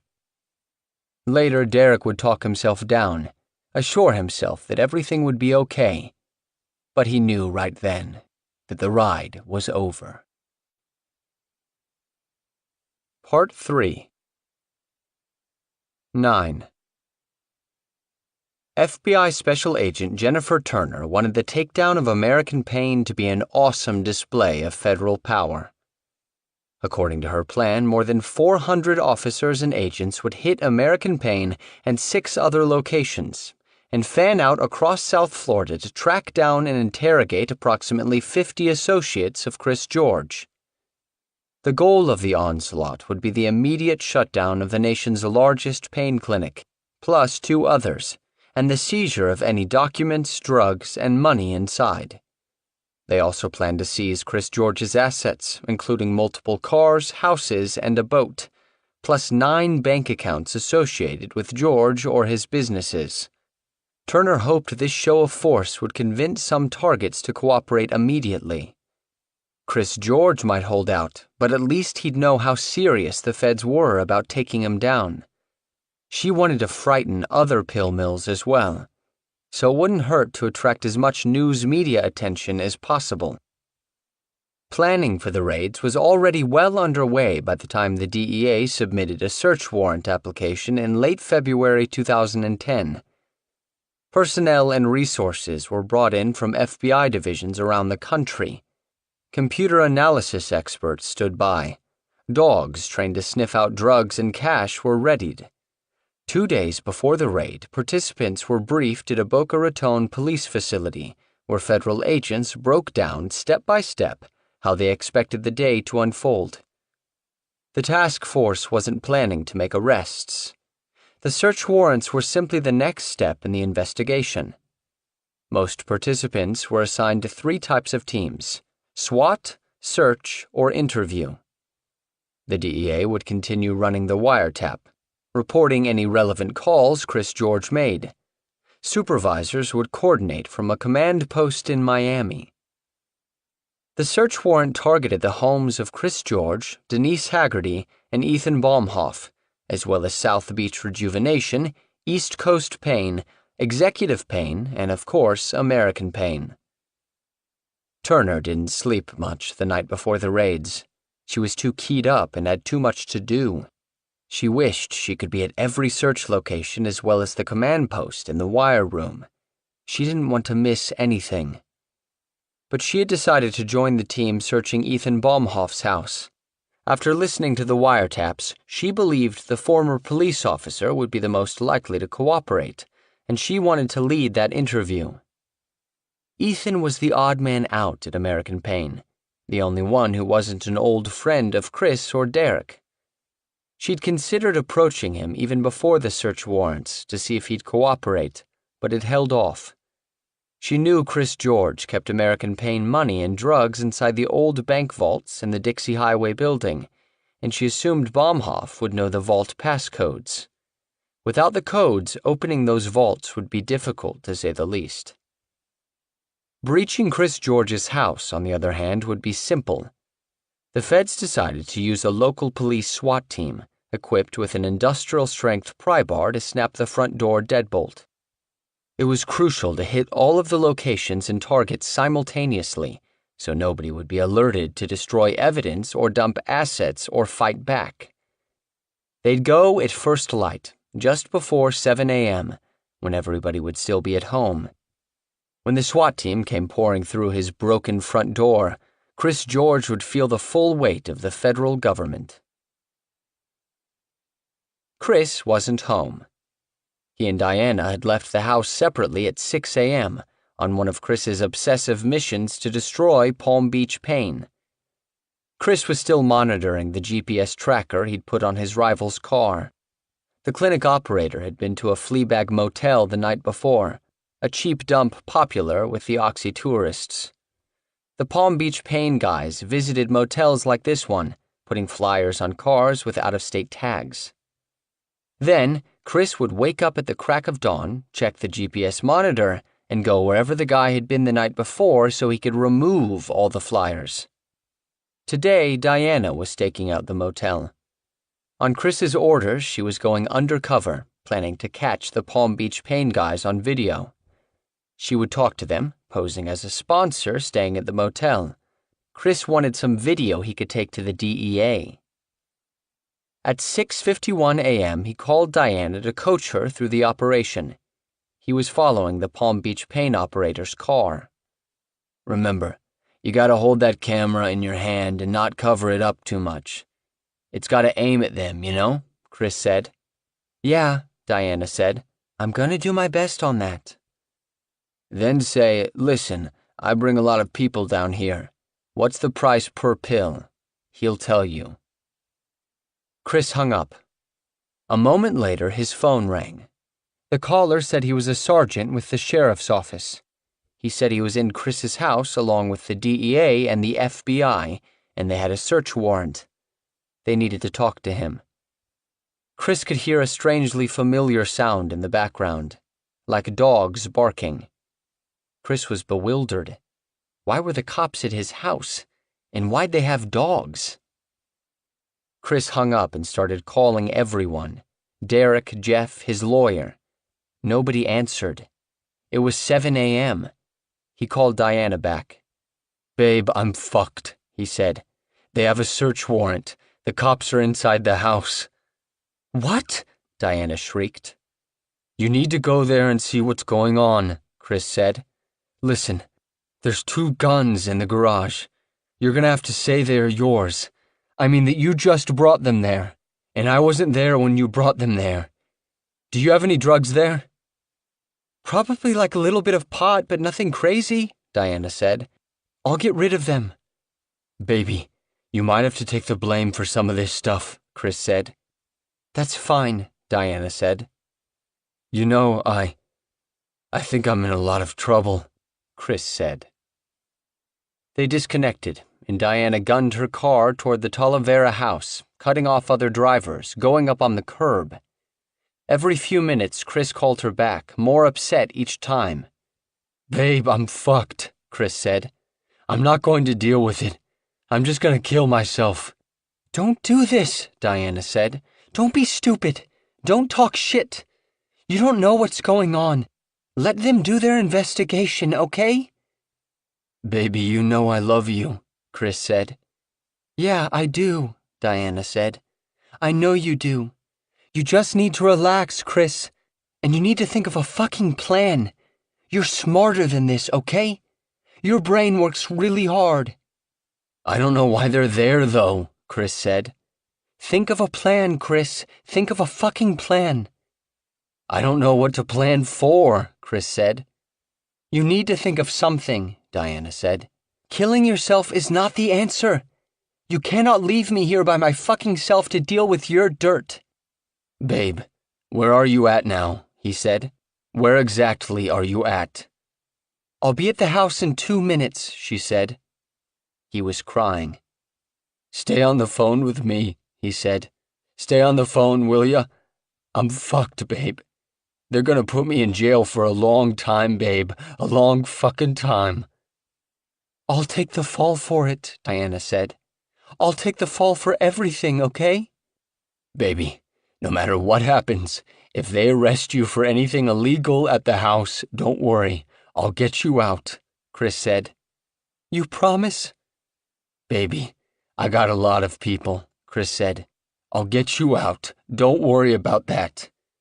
Let me call you back. Derek's calling me back."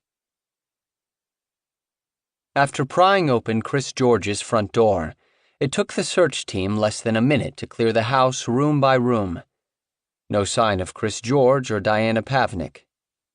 They did find a sophisticated surveillance system, and in a second-floor bedroom, what looked like explosive materials. They called the bomb squad, not something they had anticipated needing. Agents monitoring the Chris George wiretap said he'd told Diana Pavnik there were firearms in the house, and this was true. They found 2 shotguns, a Remington 870 and a Benelli I-12 Diamond, leaning against a refrigerator in the garage, next to a red, white, and black Nazi flag. They also found a loaded Smith & Wesson 9mm pistol in a nightstand in an upper bedroom, and some ammunition that didn't belong to any of the guns, which made the agents wonder if George, wherever he was, had a gun on him. The agents on the wire said George was driving around, crying, talking about killing himself. He was a desperate man, and they hoped he was unarmed.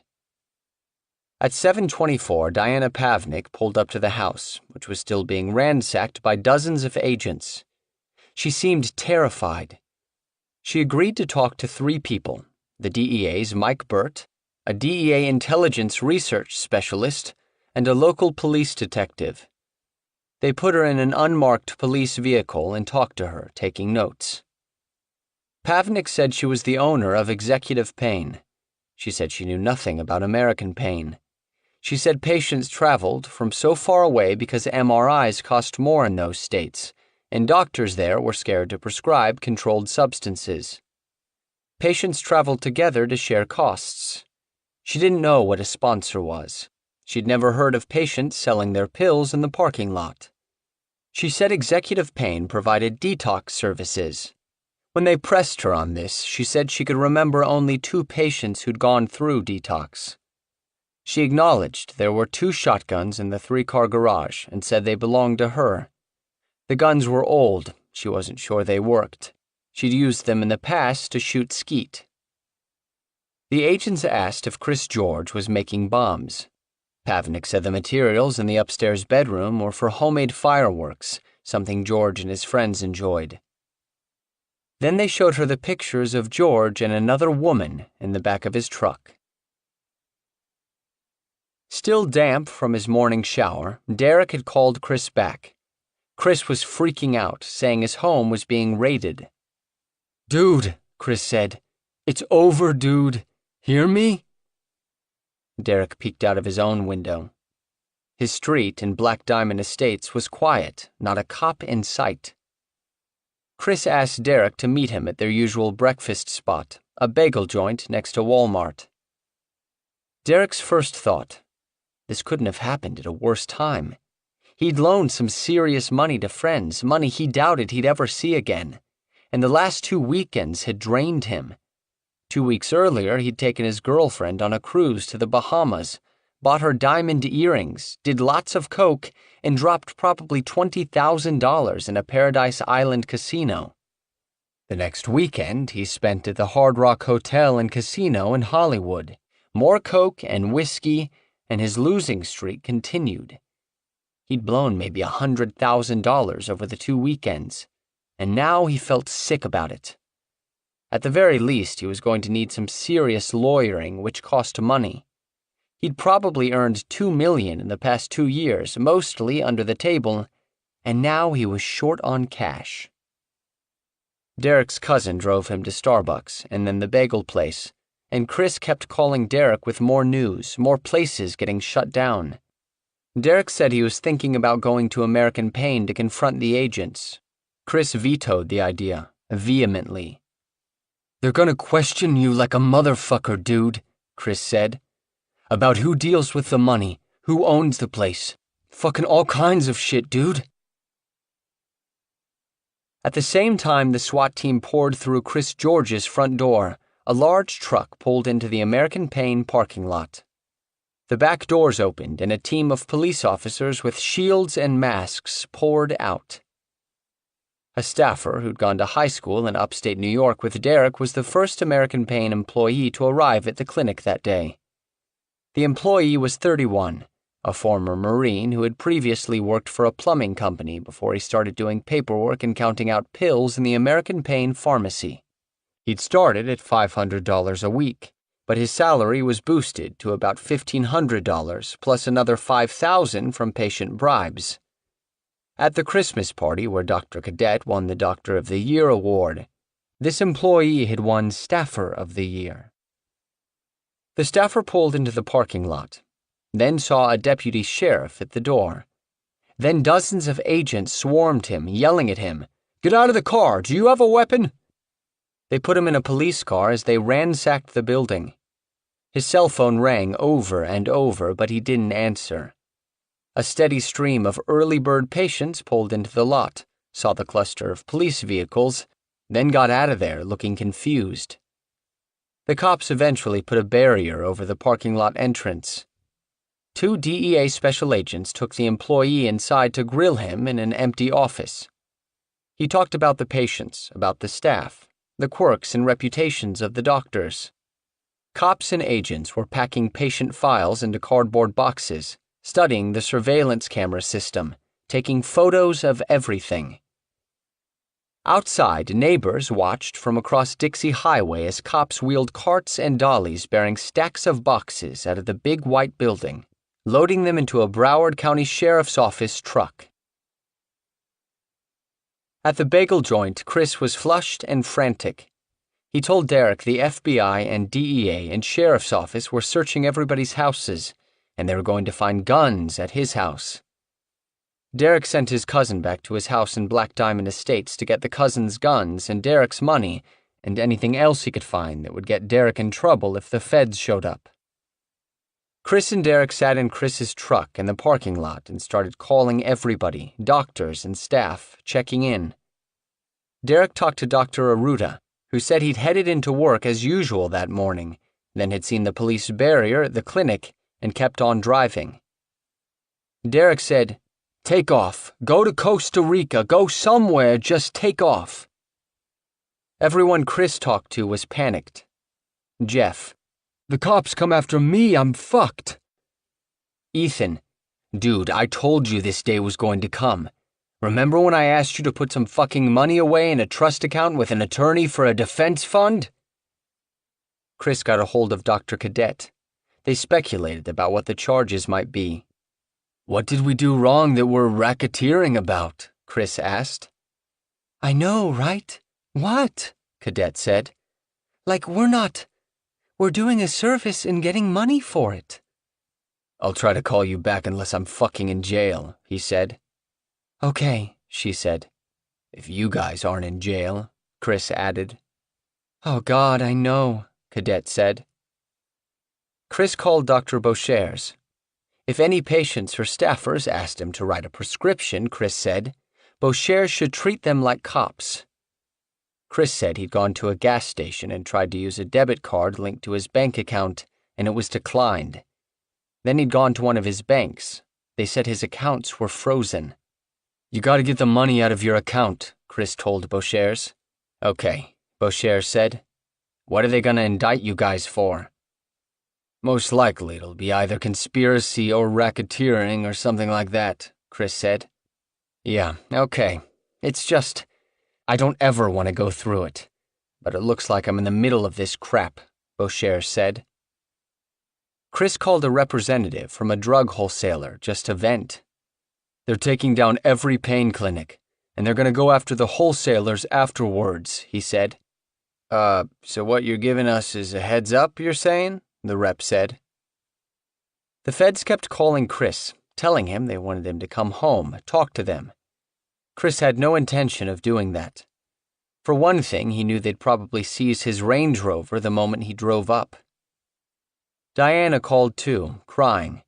She was still at the Talavera house, talking to the feds, and they were showing her pictures of Chris and another woman in his truck. Everything going on, and she was frantic about Chris and other women. Under his breath, Chris said, "Oh, God." Then to Diana, "That's not true." Eventually, Chris and Derek went to see Chris's attorney, who'd represented him during his 2003 steroid conviction. They met Diana and Jeff's girlfriend there. Chris signed over his new white Range Rover to the lawyer as a retainer fee, since his bank accounts were frozen.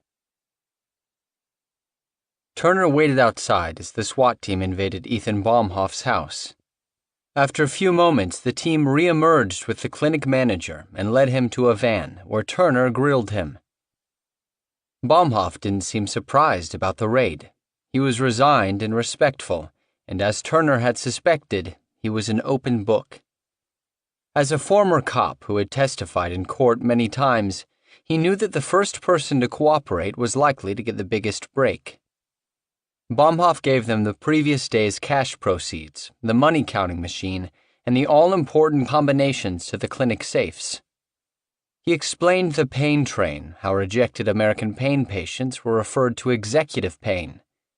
He outlined how the doctors wrote scripts for staffers, how Ronnie Drescher had a cocaine problem, how Aruda and Beauchers carried guns at work, how Baumhoff had tried to institute standards to inventory pills to buy a crash cart for patients going into seizures, and how nobody cooperated with his efforts to give the clinic a more legitimate appearance.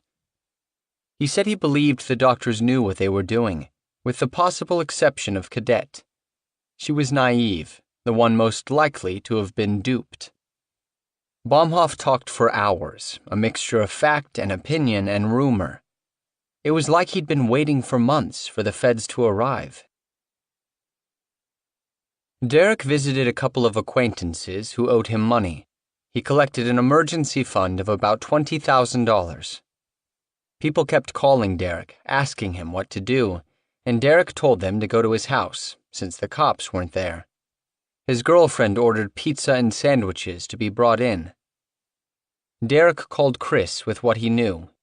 "They got all the doctors and suspended all their licenses," Derek said. "They took Ronnie in and gave him a piece of paper saying his DEA license was suspended.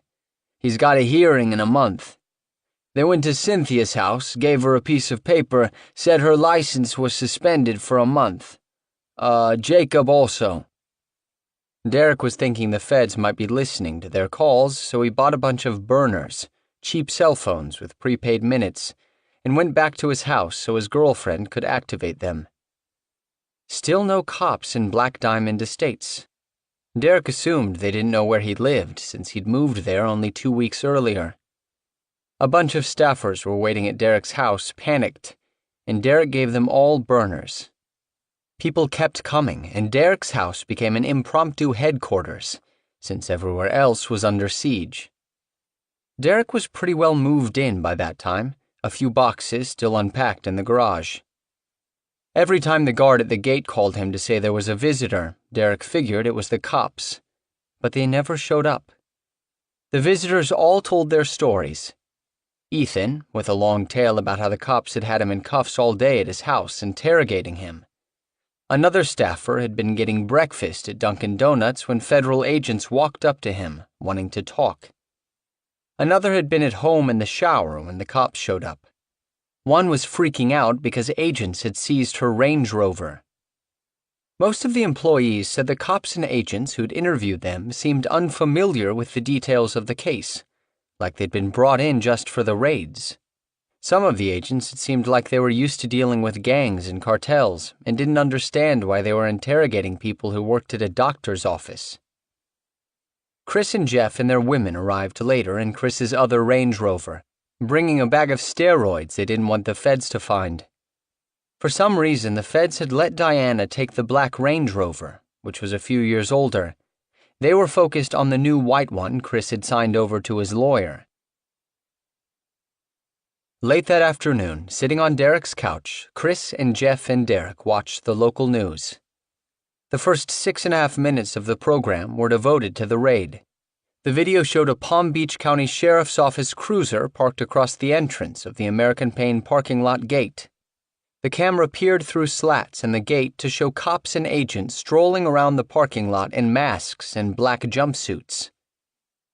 Derek felt sick to his stomach. Chris and Jeff couldn't believe what was happening either.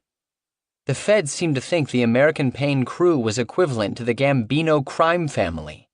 They couldn't believe the feds could do this, just come in and take everything before they'd been proven guilty. How was that legal? And if they had the power to do that, who knew what else they'd done? Were their phones tapped? Had all the legal advice they'd bought and paid for over the years been completely wrong? The news anchor cut to a live shot of a reporter standing in front of Chris's home in Talavera. "Neighbors said there was never any cause for alarm," the reporter said, "until the bomb squad showed up." Video showed the street blocked off with a bomb squad truck, orange traffic cones, and fire trucks. A bomb tech in a full military green armored suit and mask lurched into the house. Derek thought this was overkill. He and Chris and Jeff liked to build and blow up homemade fireworks. It had nothing to do with American Pain. Derek's grandmother in Deerfield kept calling. She knew where he worked and was worried he was in trouble. She said, "You're on TV!" Derek said, "I'm fine, Grandma. I'm just sitting in my house." Eventually, everyone split.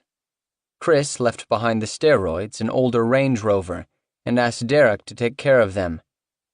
Derek wasn't happy about this and wondered if Chris was going to cut him off again, like the time when Derek had gone to jail on the traffic charge and Chris stopped picking up his calls. But Derek did what Chris asked. He hid the vehicle under the covered back porch of a friend's house in Loxahatchee and threw the bag of steroids in a garbage bin behind a McDonald's. 10. The day after the raids, Derek and Chris went back to the big building on Dixie Highway, and reality set in again. It was over. The clinic, which had bustled with staff and patients just 2 days earlier, was an echoing ghost town of office furniture. Signs gone from the walls, filing cabinets empty, barely a sheet of paper left. Not a single pill. Nothing in the desk drawers. No computers or mainframes. The security system taken right off the walls. Even the ATM was gone. The feds had taken everything. They'd also seized most everything Chris owned, confiscating more than $7 million in cash and bank accounts, plus his cars. Chris knew they'd also be going after his 3 houses in the Talavera development. A few days later, Derek again visited a lawyer, this time by himself. In the past, lawyers usually made him feel better about his prospects. Not this time. The lawyer basically said Derek needed to prepare himself to go to prison. If the cops came after him, and the lawyer believed they would, Derek needed to think about accepting a plea bargain. If he refused to plead guilty, he would go to trial, which could lead to a life sentence. Derek couldn't believe what he was hearing. Lawyers they'd consulted had always said the clinic was legal, that Derek couldn't be held responsible for what the doctors did behind closed doors.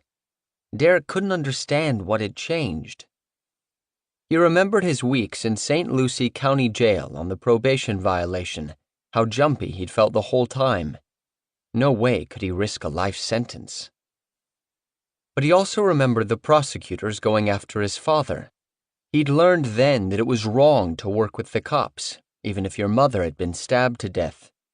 He couldn't turn on his friends, couldn't turn rat. He was trapped. But the days went by and nobody was arrested. The cops never even contacted Derek, possibly because they didn't know where he was. His name wasn't in documents filed in federal court. In optimistic moments, Derek wondered if he was going to squeak by somehow. Maybe nobody knew about him. After all, his name hadn't made the papers. Meanwhile, the George twins had become famous overnight. On Sunday, March 7th, the Palm Beach Post ran a long front-page profile of Chris and Jeff. Even though American Pain had dwarfed Jeff's clinics, and the brothers hadn't been speaking to each other for most of the time the clinics were open, the story made it sound like they were equal partners in a single criminal network. In the papers, Chris's lawyer played down the case against the Georges. These guys may have talked a big game, but they really didn't do anything illegal, he told a reporter.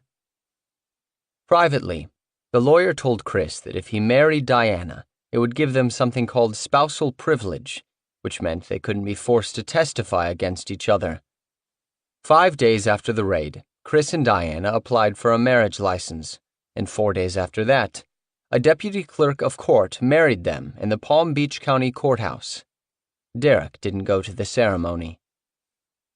Derek didn't know whom to trust, and he grew suspicious of friends he'd known since he was a kid, hyper-aware of the subtleties of every comment or question. He studied phone texts for signs that the sender was being handled by the cops, was trying to catch Derek doing something illegal or saying something that could be used in court.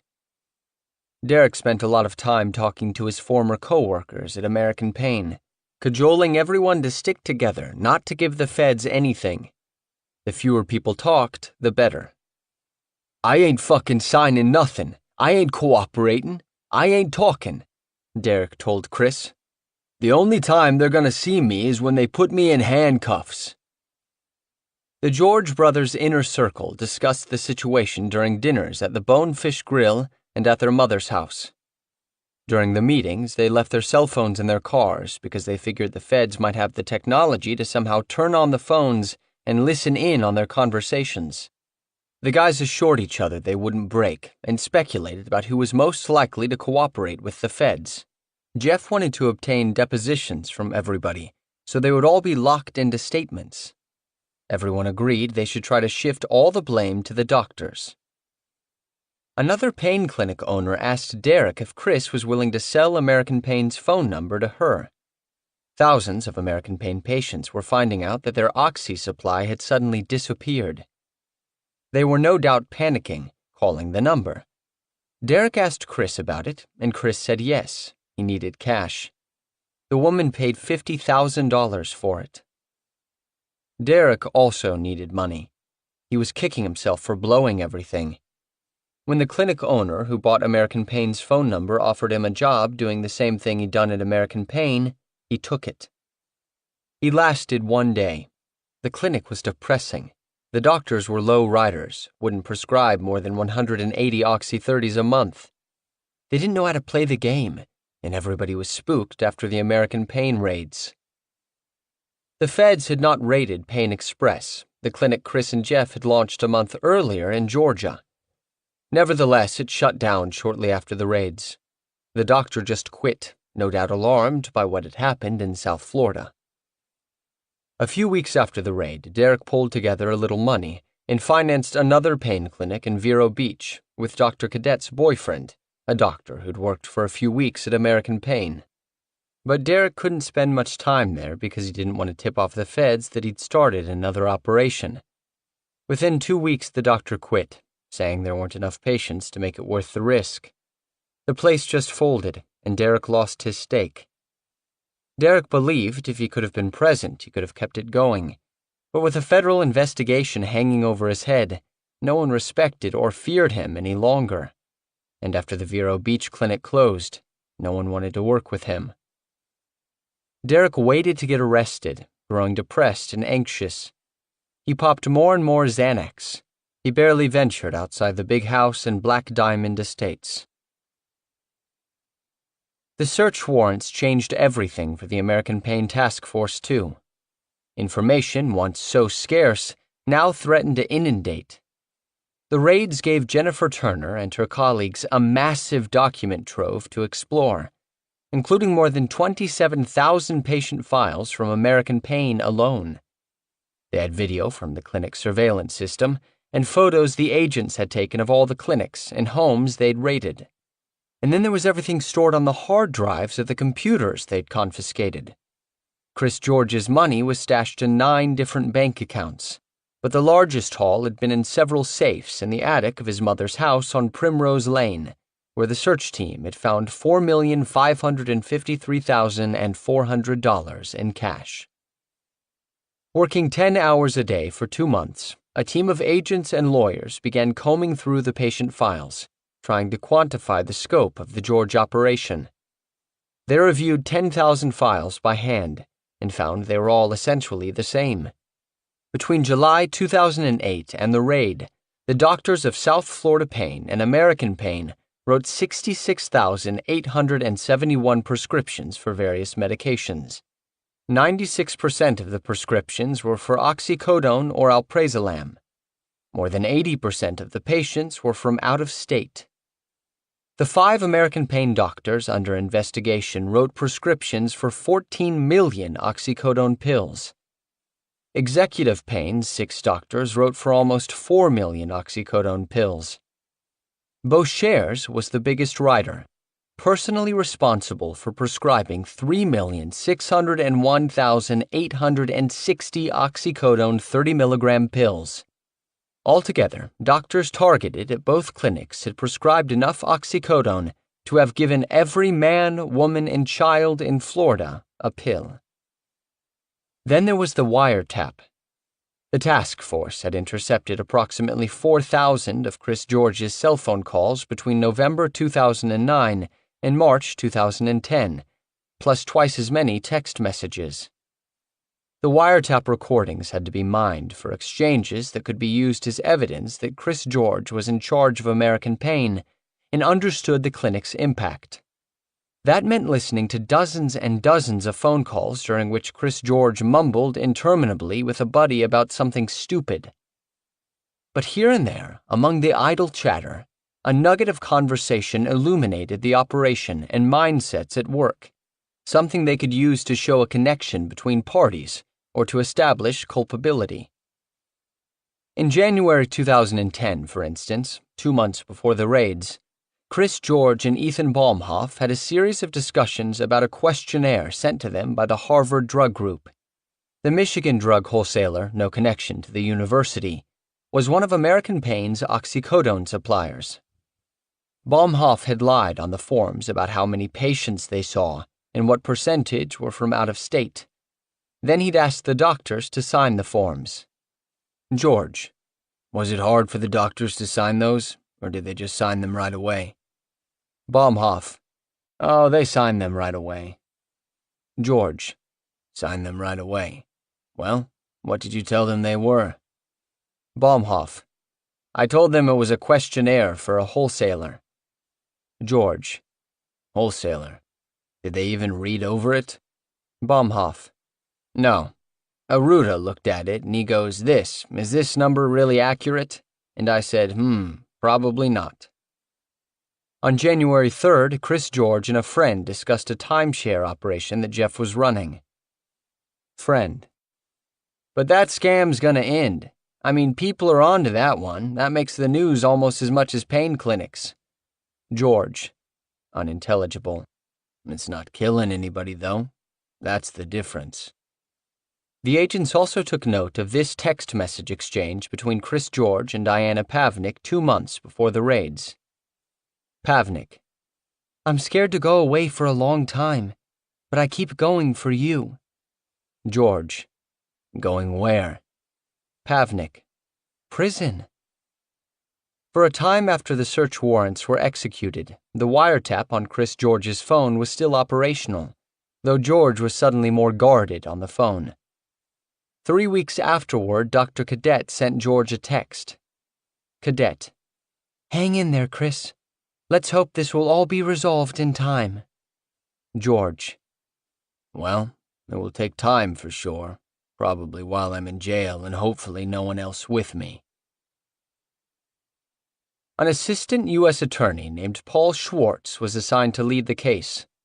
Schwartz was in his mid-50s and had spent much of his career prosecuting South Florida branches of the Colombo, Lucchese, and Gambino families, leaning hard on alleged capo regimes with nicknames like Fat Tommy and Carmine the Snake and Ronnie One Arm. He'd used RICO laws to go after a Bloods-affiliated street gang in Miramar. During a Gambino prosecution in 2004, it was alleged that mobsters were planning to murder Schwartz, and that wasn't his first death threat. Schwartz was hard and foul-mouthed in meetings with defendants, but quick to call defense attorneys and apologize afterward.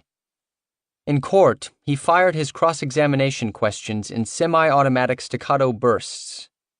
His Bronx patter was so profuse that even veteran court reporters had to ask him to slow down. A fanatical exerciser, his twice-a-day workouts were legendary in courthouse circles. During trials, he woke at 4:30 a.m. and strapped on a 40-pound weight vest to run 100 flights of stairs at the courthouse. He said it relieved the stress of his job. He was fit but lacked athletic grace. His movements, like his speech, were herky-jerky, stiff. His diet was as rigid as his workouts: oatmeal and fish and no French fries. He was of average size, but you could see the chest and shoulders under his dress shirts, and his face was lean and creased and hard. He approached his job with a fierce joy, whether he was interrogating wise guys or studying textbooks. He was always learning something new, and that kept him interested. He was very glad the U.S. Attorney's Office had no mandatory retirement age. Jennifer Turner believed Schwartz was a perfect fit for this case, not just because he was a warrior, but because he was willing to stray from his niche. Many prosecutors stuck to cases that fit into their realm of experience, but this case was the first of its kind in many ways. It called for a prosecutor who was not only willing to learn a new field, but one who could think creatively about how to apply old laws to a new kind of crime. Most of the people who'd worked at the George Brothers clinics had hired lawyers, tying up many of the most prominent criminal attorneys up and down the Gold Coast. Most of the high-level targets weren't talking to the federal agents, including Derek Nolan and Chris George. However, The agents had nabbed early interviews with 2 doctors. Dr. Michael Arruda had met agents from the FBI and IRS at a restaurant the morning of the raid. Dr. Beau Beauchers talked to agents 2 days later.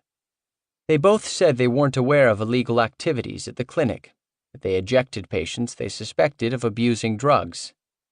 Beauchers said yes, Appalachian patients came to the clinic in carloads, but they were just carpooling to save on costs.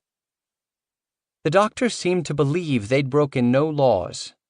How could they have broken the law by simply prescribing legal medication? That was their job, after all. Schwartz wasn't accustomed to having to persuade targets that their actions were criminal. Wise guys knew they were violating the law. For them, law-breaking was a way of life. They had to be persuaded only that the prosecutors had enough evidence to find them guilty at trial. These pill mill people, especially the doctors, were another story. The whole idea that they could have broken the law seemed unacceptable to them. Schwartz knew that before he could educate them about their culpability, he needed to educate himself. He needed to know more about pain medicine than the doctors did. He embarked on a self-guided medical education. He read everything he could find: med school textbooks, academic journal articles, magazine stories. He flew to New York City to grill leading pain management experts. He learned about pain diagnosing and opioid weaning. Schwartz's colleagues joked that his mother would finally be proud of him now that he was a doctor. Schwartz wasn't ready to make arrests yet, but the DEA believed it did have enough evidence to revoke the American Pain Doctors' certificates of registration, which allowed them to prescribe controlled substances. All 5 doctors requested hearings, and the cases were adjudicated in Miami at the same 3-day hearing in July 2010. At the hearing, DEA Special Agent Mike Burt testified about the deaths of 2 patients, based on reports he'd received from Barry Adams, the Rockcastle County Deputy Sheriff. One was Stacy Mason. The other was a 45-year-old man, also from Rockcastle, named Timothy York.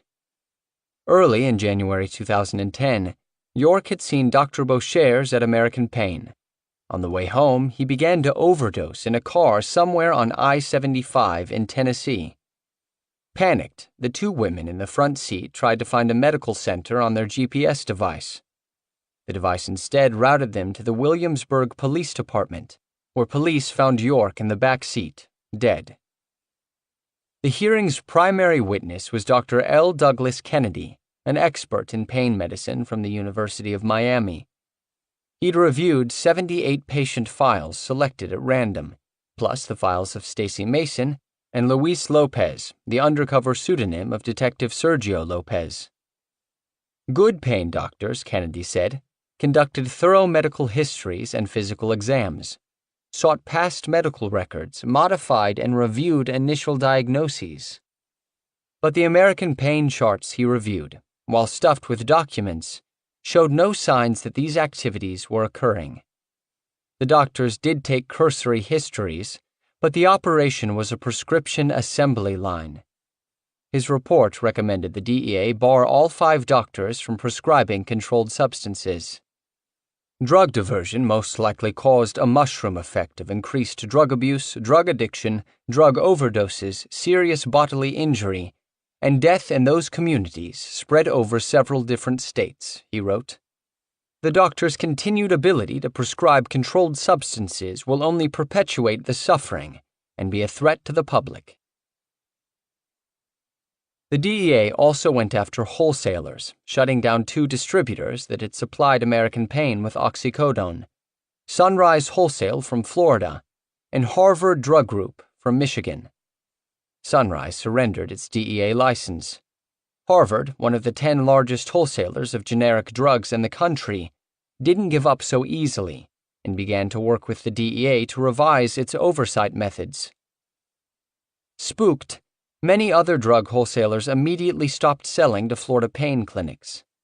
By July 2010, the amount of oxycodone doses purchased by Florida doctors had fallen from more than 8 million per month to around 1 million. Out of prospects and almost out of money, Derek packed up the big house in Black Diamond Estates in July 2010 and drove back home to upstate New York. His girlfriend and her daughter moved back in with her parents. Derek and his cousin were going to run a sub shop in Lake George, but that plan went bust, and Derek moved back to the farm where he'd grown up with his aunt and uncle. He put a new roof on the barn, mended some fences, shoveled horse manure, and tried to get his head right, forget what was going on in Florida. One day, Derek took his aunt to a doctor's appointment and had a revelation. Her doctor's office was a pill mill. It was basically American Pain, just a fraction of the size and without the out-of-state patients. The cars in the parking lot all had New York plates, but they were from counties all over the state. The amount of oxycodone his aunt was taking explained a few things, Derek believed, such as why she disconnected from his life over time, and his sisters too. Stopped answering the phone or sending birthday cards. She'd been on the meds for years, and Derek had never paid much attention, figured it was okay because a doctor had prescribed it. Like most people, he never questioned it, not until he'd been running American Pain for 2 years and knew the signs. It made him wonder, how many of these places were out there, doing the same thing as American Pain, just not as aggressively? It would be so easy to fly under the radar, make a lot of money without going all out like he and Chris had. A few weeks after Derek moved up to New York, Mike Burt called his cell phone early in the morning. Derek told the DEA agent to speak to his lawyer. Paul Schwartz, the lead prosecutor, called Derek's lawyer, and the news wasn't good. Schwartz said Derek was going to prison for life, that he was a dangerous individual, and they had him cold on kidnapping, extortion, and running a drug ring in Loxahatchee. Derek's lawyer said he was, basically, fucked. He said Derek needed to meet with the feds, if only to find out what cards they were holding. Derek returned to Florida. The feds were pressuring Chris the same way. Derek and Chris agreed to meet with the prosecutors individually. Chris went first. The feds told Chris they had 3 months of wiretaps of his phone, which was actually kind of a relief since Chris and Derek had been worried that everybody's phones had been tapped for the past year. Chris refused to give them anything, and they kicked him out. Derek met with the feds a week later. Before the meeting, he went over to Chris's house. Derek was freaking out, and Diana gave him a handful of Valium, which he downed. The meeting was in an 8th-floor conference room in the U.S. Attorney's office in downtown Fort Lauderdale, palm trees and sunny boulevards visible far below, through the plate glass windows. A dozen lawyers and agents crowded around a long table. Derek recognized Mike Burt and the tall blonde FBI agent Jennifer Turner. He'd seen them before, the day he and Chris had been on the roof of American Pain, looking down at an unmarked car across the street. He and Chris had laughed, wondering why the cops were bothering to surveil. That seemed like a long time ago. Now, Derek was prepared for an interrogation or a negotiation or some kind of offer. But the agents and lawyers didn't ask questions at first. They seemed hostile, like they hoped he didn't plead guilty, like they wanted him to go to trial, so they could send him away for good. Schwartz had a close-trimmed beard and an intense stare. He said he was going to quote some lines from the wiretap recordings, some things Derek had said to Chris George. One quote was from one of Derek's lengthy rants about Ethan Baumhoff. "You hate cops, I hate cops. If he was still a cop, he would throw the handcuffs on us." Awkward to hear those words in a room full of cops. Then one of the cops asked, "Do you hate cops, Derek?" It didn't seem like a question from someone who wanted to make a deal. Derek shrugged, said something about how, yeah, man, he hated cops. Schwartz read something else Derek had apparently said to Chris, referring to the large crew of Loxahatchee construction workers who'd become American Pain patients. "Loxahatchee is a gold mine." Schwartz said, "Did someone discover gold in Loxahatchee, Derek?" The Valium was starting to penetrate Derek's brain. The whole scene seemed unreal. He didn't know what to say. A deputy sheriff from Palm Beach, playing the good cop, said, "Okay, Derek, you need to tell the truth here. This is your one shot." Then he started to ask real questions. He wanted Derek to confess to selling pills on the street. They'd heard that Derek had sold a large stash of pills. Derek said he hadn't sold any pills directly, and the cop lost his temper. Derek got up to leave, and Schwartz barked, "Sit down!" Derek sat down. They asked about a different pill-selling situation, and Derek said they had the story wrong. Derek said he knew what they were talking about, but someone else had done it. They said he was lying. The meeting was going in the wrong direction. Derek's lawyer asked for a moment, and they left the room, went down to a parking garage. Derek nervously lit a cigarette and asked the lawyer why he hadn't warned him the feds were going to be so aggressive. The attorney said he hadn't expected it either. They went back inside, and Schwartz asked the same question in a broader way. Had Derek ever illegally diverted pills from American Pain? Derek said no. Schwartz was finished with him. He gave Derek 24 hours to get back to him, or he said they were going to put him away for life. Derek got out of there, feeling wobbly. Chris was getting the same pressure. Schwartz called Chris's new attorney, a well-known mob lawyer, and asked if Chris was ready to cooperate. The lawyer said no. Schwartz said, "Well, I'm going to put his ass in jail and see if that will change his mind." Over the next few weeks, Derek and Chris kept hearing rumors that one person or another had flipped, including Jeff.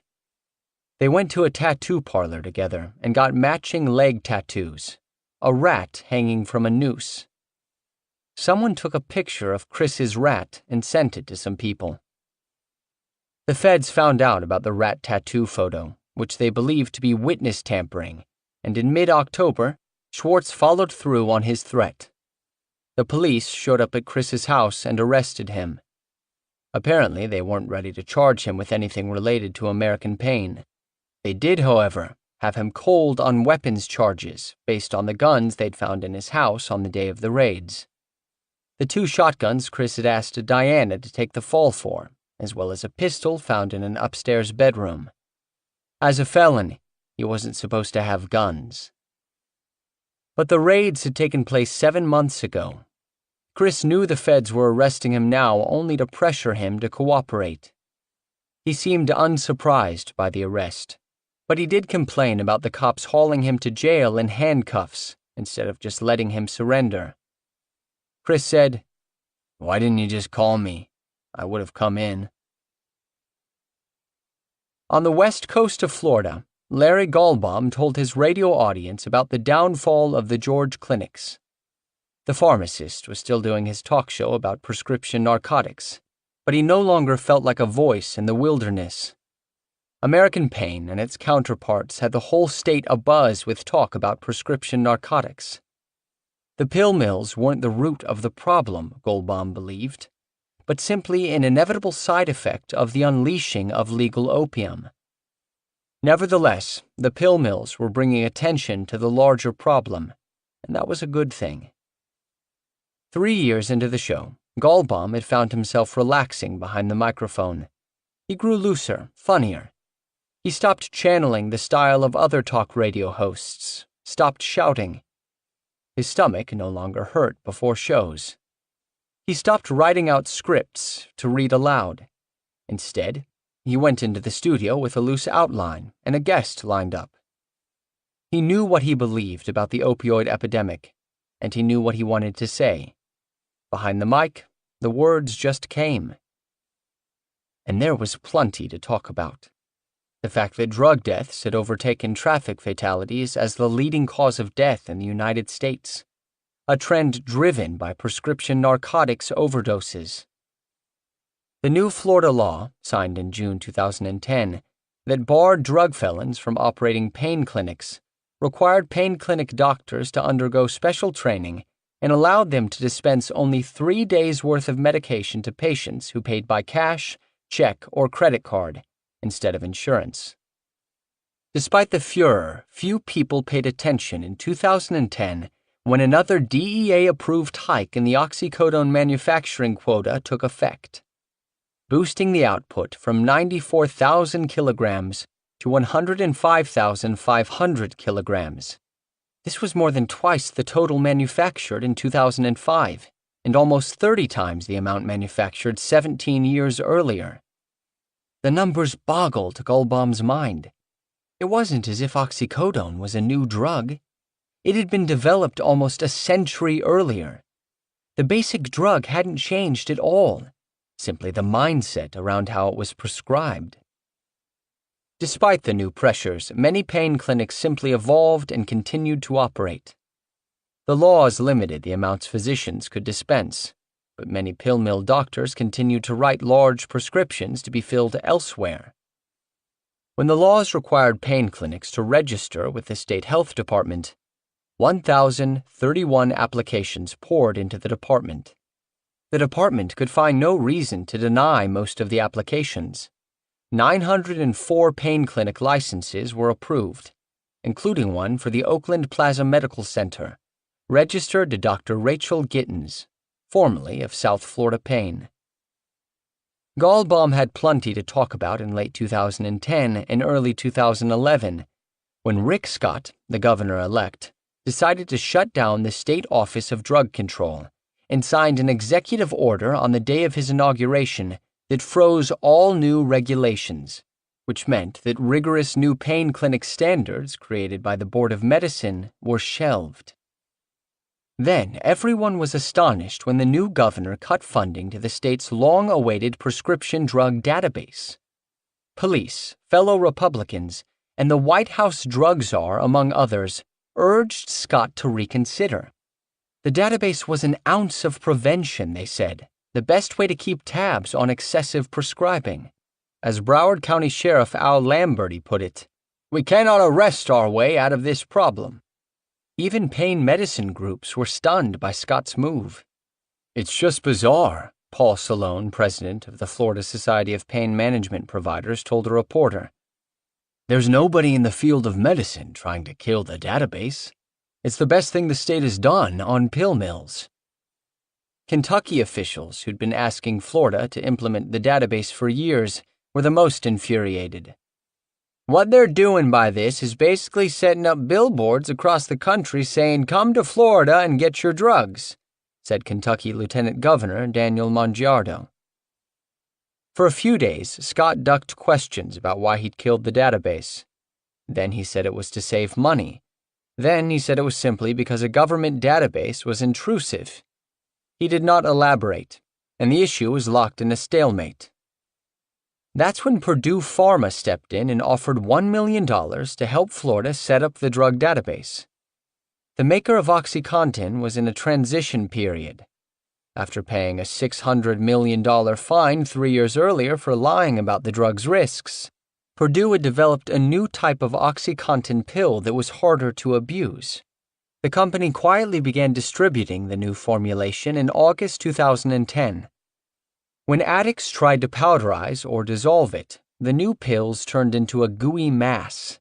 Addicts tried filing the pills down to powder, tried cooking them in microwaves. They reported their findings on druggy websites. Nothing worked. Junkies called the new pills gummies or jelly noses, because when they put it in their noses or mouths or needles, the pills caked up. Users who hadn't built a tolerance could still get high by swallowing the pills. But hardcore users could no longer get the full rush at once. The effects were immediate. Brand name OxyContin vanished from the streets. Few addicts wanted it. In Boston, an addict killed his dealer because he thought the dealer had sold him the new OxyContin. Prescriptions of the popular 80 milligram OxyContin dropped 33.6% within 2 years. Less of Purdue's product was going to the black market, and the company had transformed into a crusader for abuse-resistant opioids. It lobbied the FDA to deny other companies from making oxycodone pills with an easy-to-beat formulation, Companies like Mallinckrodt and Actavis, who made the oxycodone 30 milligram pills that were the standard fare offered by Florida pill mills. Then the drug company offered to help fund Florida's prescription database. Governor Scott rejected the offer.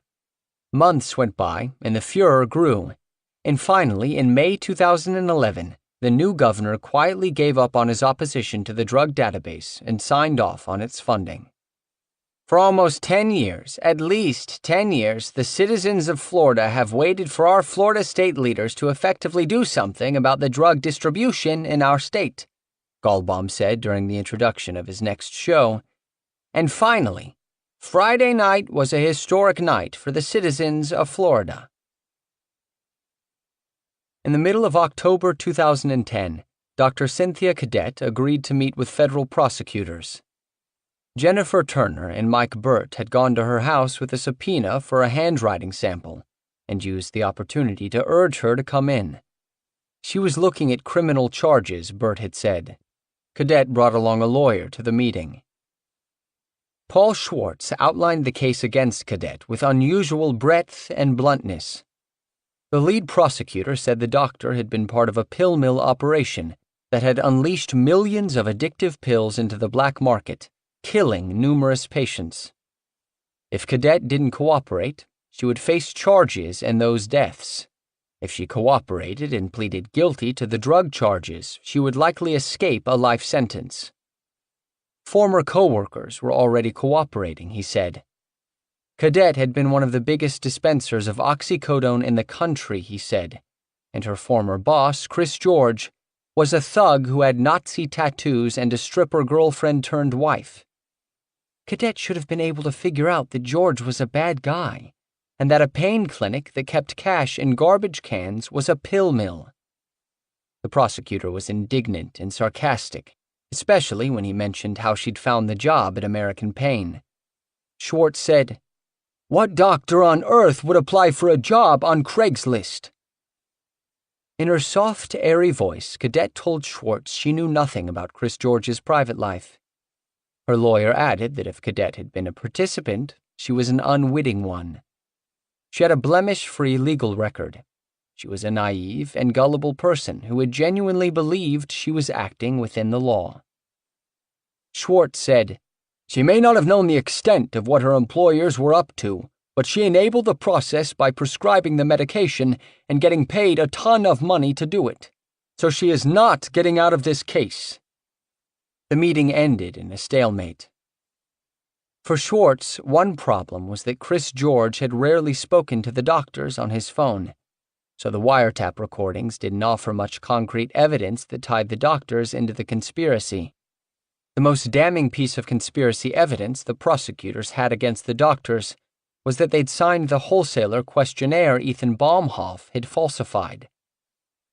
Before they could indict the whole group, the prosecutors needed at least one of the American Pain doctors to cooperate, to admit that he or she knew the clinic was a pill mill, and to describe the clinic's medical practices. But the doctors still didn't seem to understand they were in real trouble. Schwartz didn't mince words in his meetings with the doctors. He told them he knew they'd gone to medical school, but to him they were drug dealers. He said what they'd done at American Pain wasn't practicing medicine, because anyone could have done it, with or without medical training. Some doctors responded arrogantly, rolled their eyes during the meetings, acted bored. Some meetings ended quietly, others with yelling and F-bombs.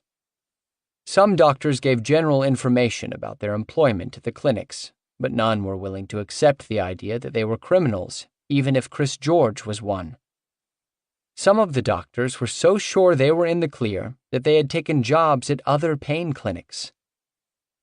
Typically, Jennifer Turner was the second most aggressive person in the room after Paul Schwartz. She knew the doctors were in denial about their actions, that it would take them time to confront their guilt, but her patience dwindled as the months passed. Sometimes she just took a break, walked out of the room for a while. The most compelling leverage against the doctors was the threat of death charges. By December 2010, the agents had created a database from the patient records they had seized in the raid of American Pain. The team cross-referenced the names in the patient database with the names of 1,600 people who had died of drug overdoses in Florida. More than 50 American Pain patients were on the overdose list.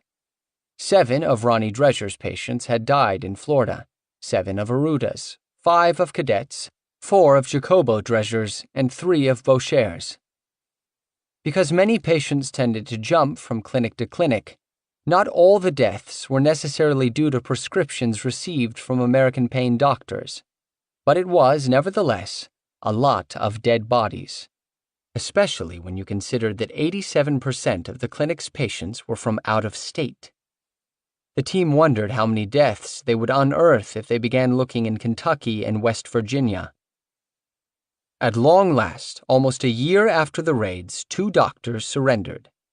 Both Dreschers agreed to talk to the feds, and in separate February 2011 meetings, the father and son finally acknowledged that they'd known American Pain was a pill mill, though it wasn't something discussed or acknowledged at the clinic.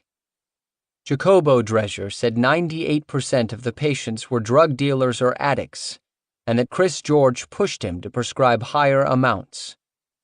Ronnie Drescher said he'd known within a month that the place was illegal, and the other doctors must have known too, even if they didn't speak about it.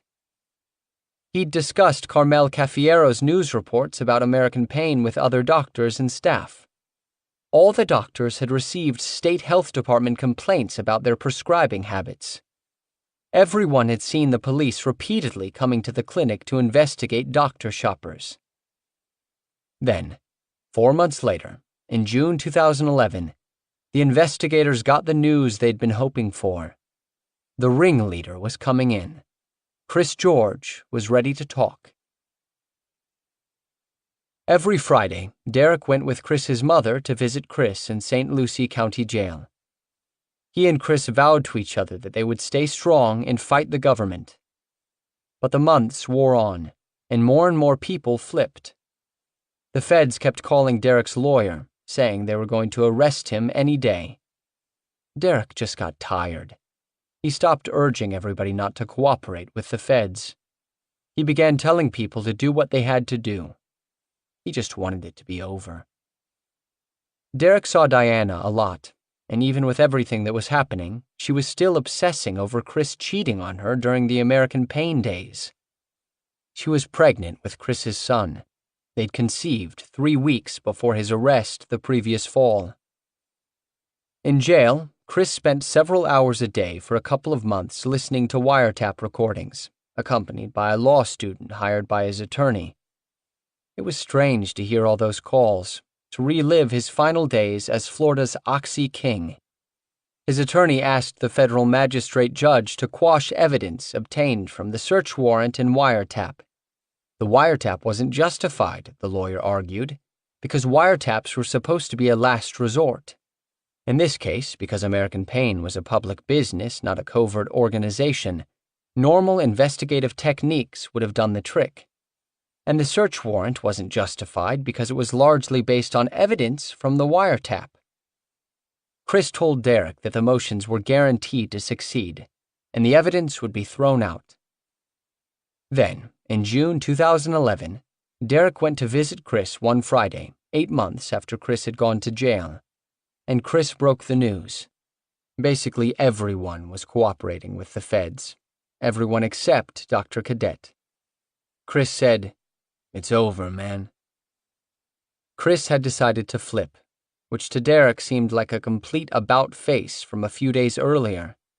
Chris told Derek he believed it was his only chance at avoiding a life sentence. They would get long sentences initially, Chris explained, but they could eventually bargain down by testifying against the doctors and drug wholesalers. Factor in time off for good behavior, and at most, Chris said they'd do 5 years. Derek wasn't so sure, but he knew he had no choice but to flip.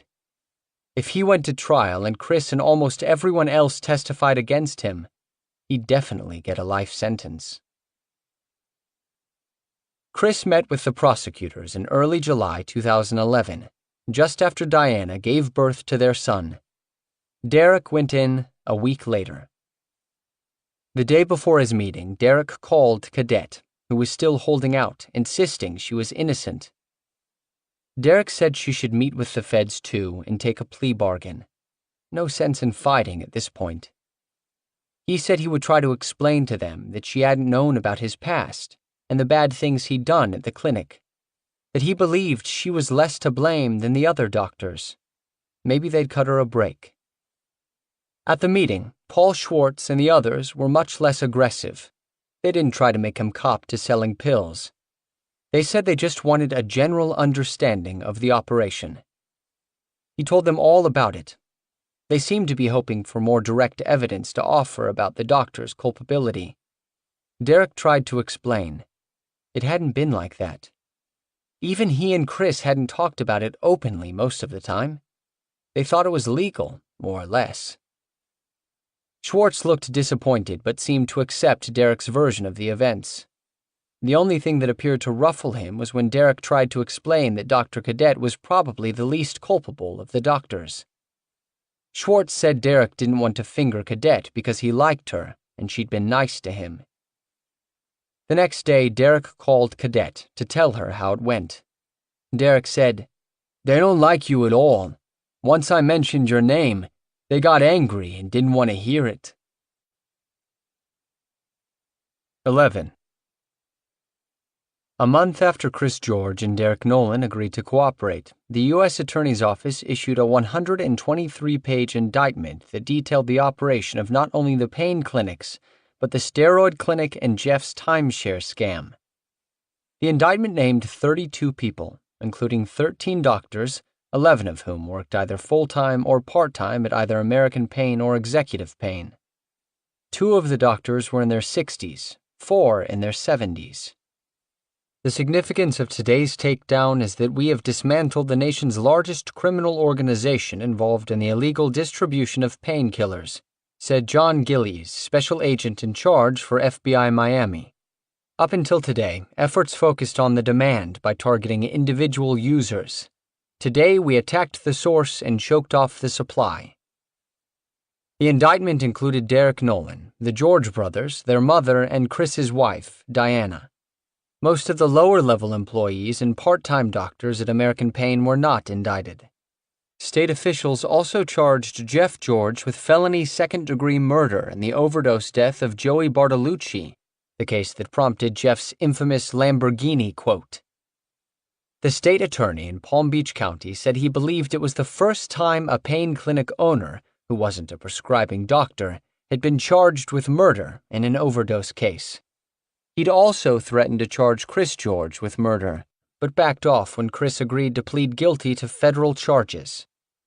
Schwartz made sure the indictment was longer than usual and full of juicy details. He wanted to bring as much news media attention to the pill mill problem as possible, and the newspapers and TV stations lavished attention on the piles of cash, the doctors carrying guns, the expensive cars. As usual, Jeff captured more than his share of the spotlight. The brothers were portrayed as equal partners, never mind that Jeff's clinics were only a small fraction of the size of American Pain. Though the whole thing had been his idea initially, Jeff was essentially just another of the hundreds of clinic operators who followed in the wake of American Pain. Those other clinic operators also paid close attention to the indictment.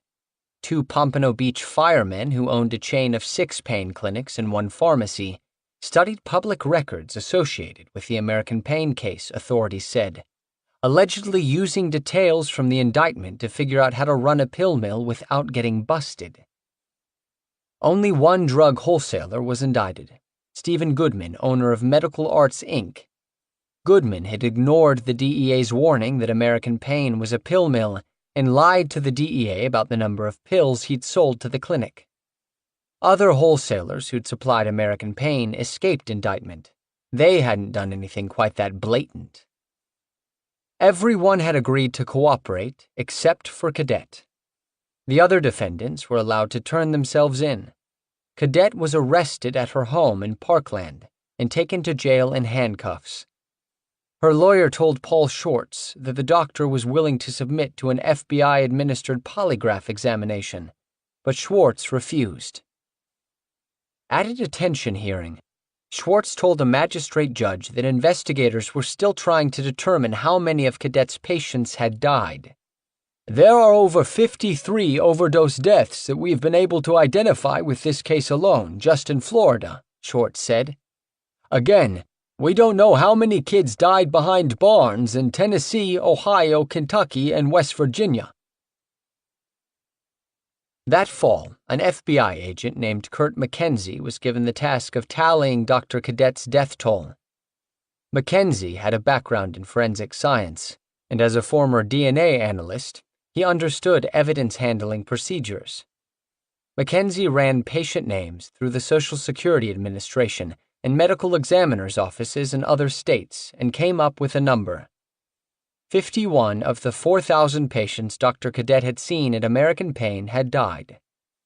Probably others had died from drugs she'd prescribed because many of the pills were sold on the street. But even if Mackenzie could have tracked down those deaths, it would have been a stretch to charge the doctor with them, so Mackenzie didn't work those cases.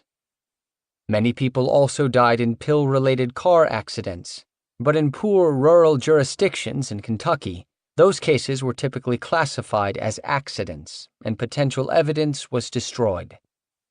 So Mackenzie built a database of the 51 deaths and worked to determine how much time had elapsed between when Dr. Cadet wrote the prescription and when the patient died.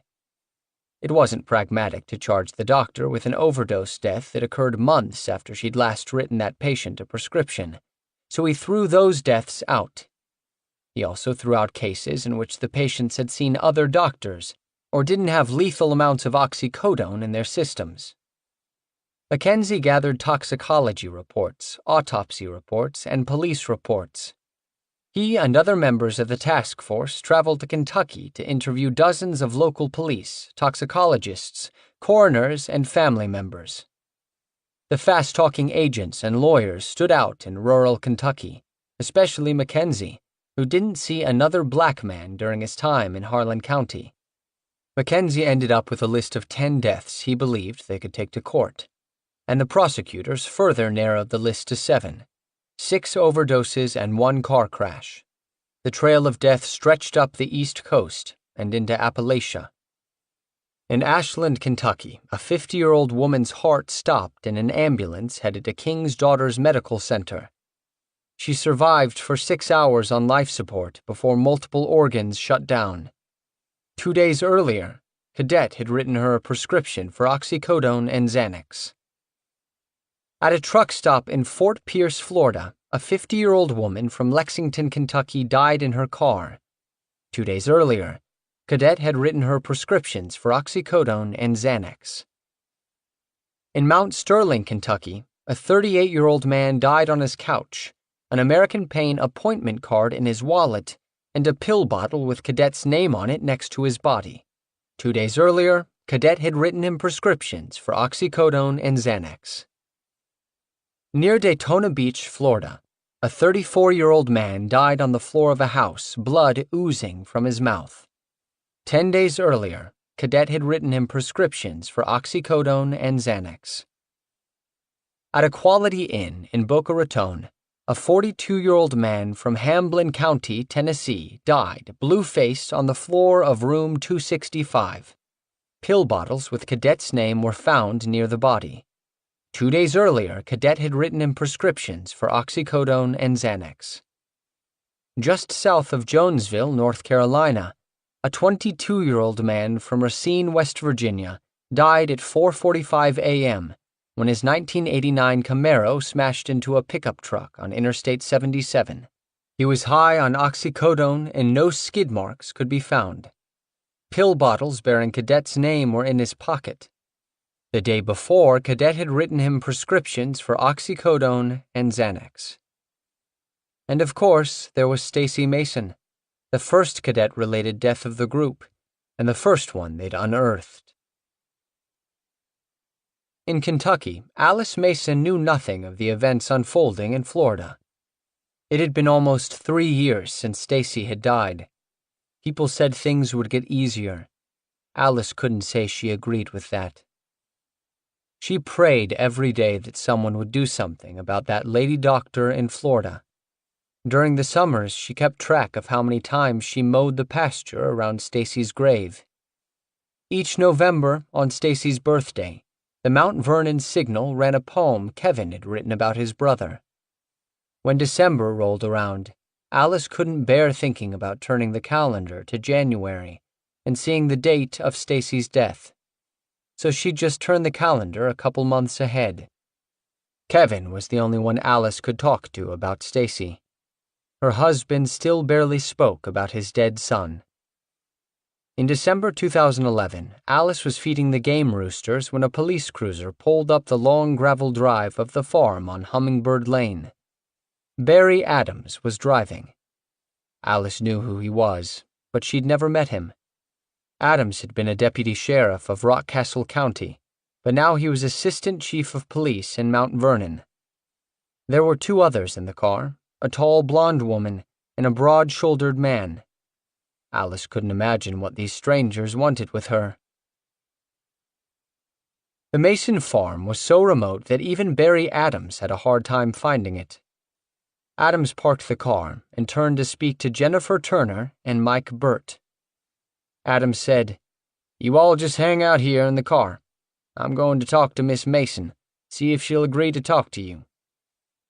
He got out. The agent sat in the cruiser, feeling conspicuous, studying the fields, the barn, the tethered roosters. Presently, Adams returned to the cruiser and said Alice Mason had agreed to speak to them. They got out and smiled at the little woman. She was short and round and covered with dirt. Adams said, "Now, Alice, this here is Mike, who is with the DEA, and this is Jennifer, who is with the FBI. They're here to talk with you about Stacy." Alice invited the agents to come inside the house. Inside the simple house, Alice told the agents how she'd found her son behind the barn, how she'd gone to Florida to speak to the doctor. She cried during the story and clasped Turner's hand. Turner cried too. Alice took them to the barn to show them where they'd found his body. She gave them the pill bottles she'd found in Stacy's jacket pocket that day, and said she felt a great relief.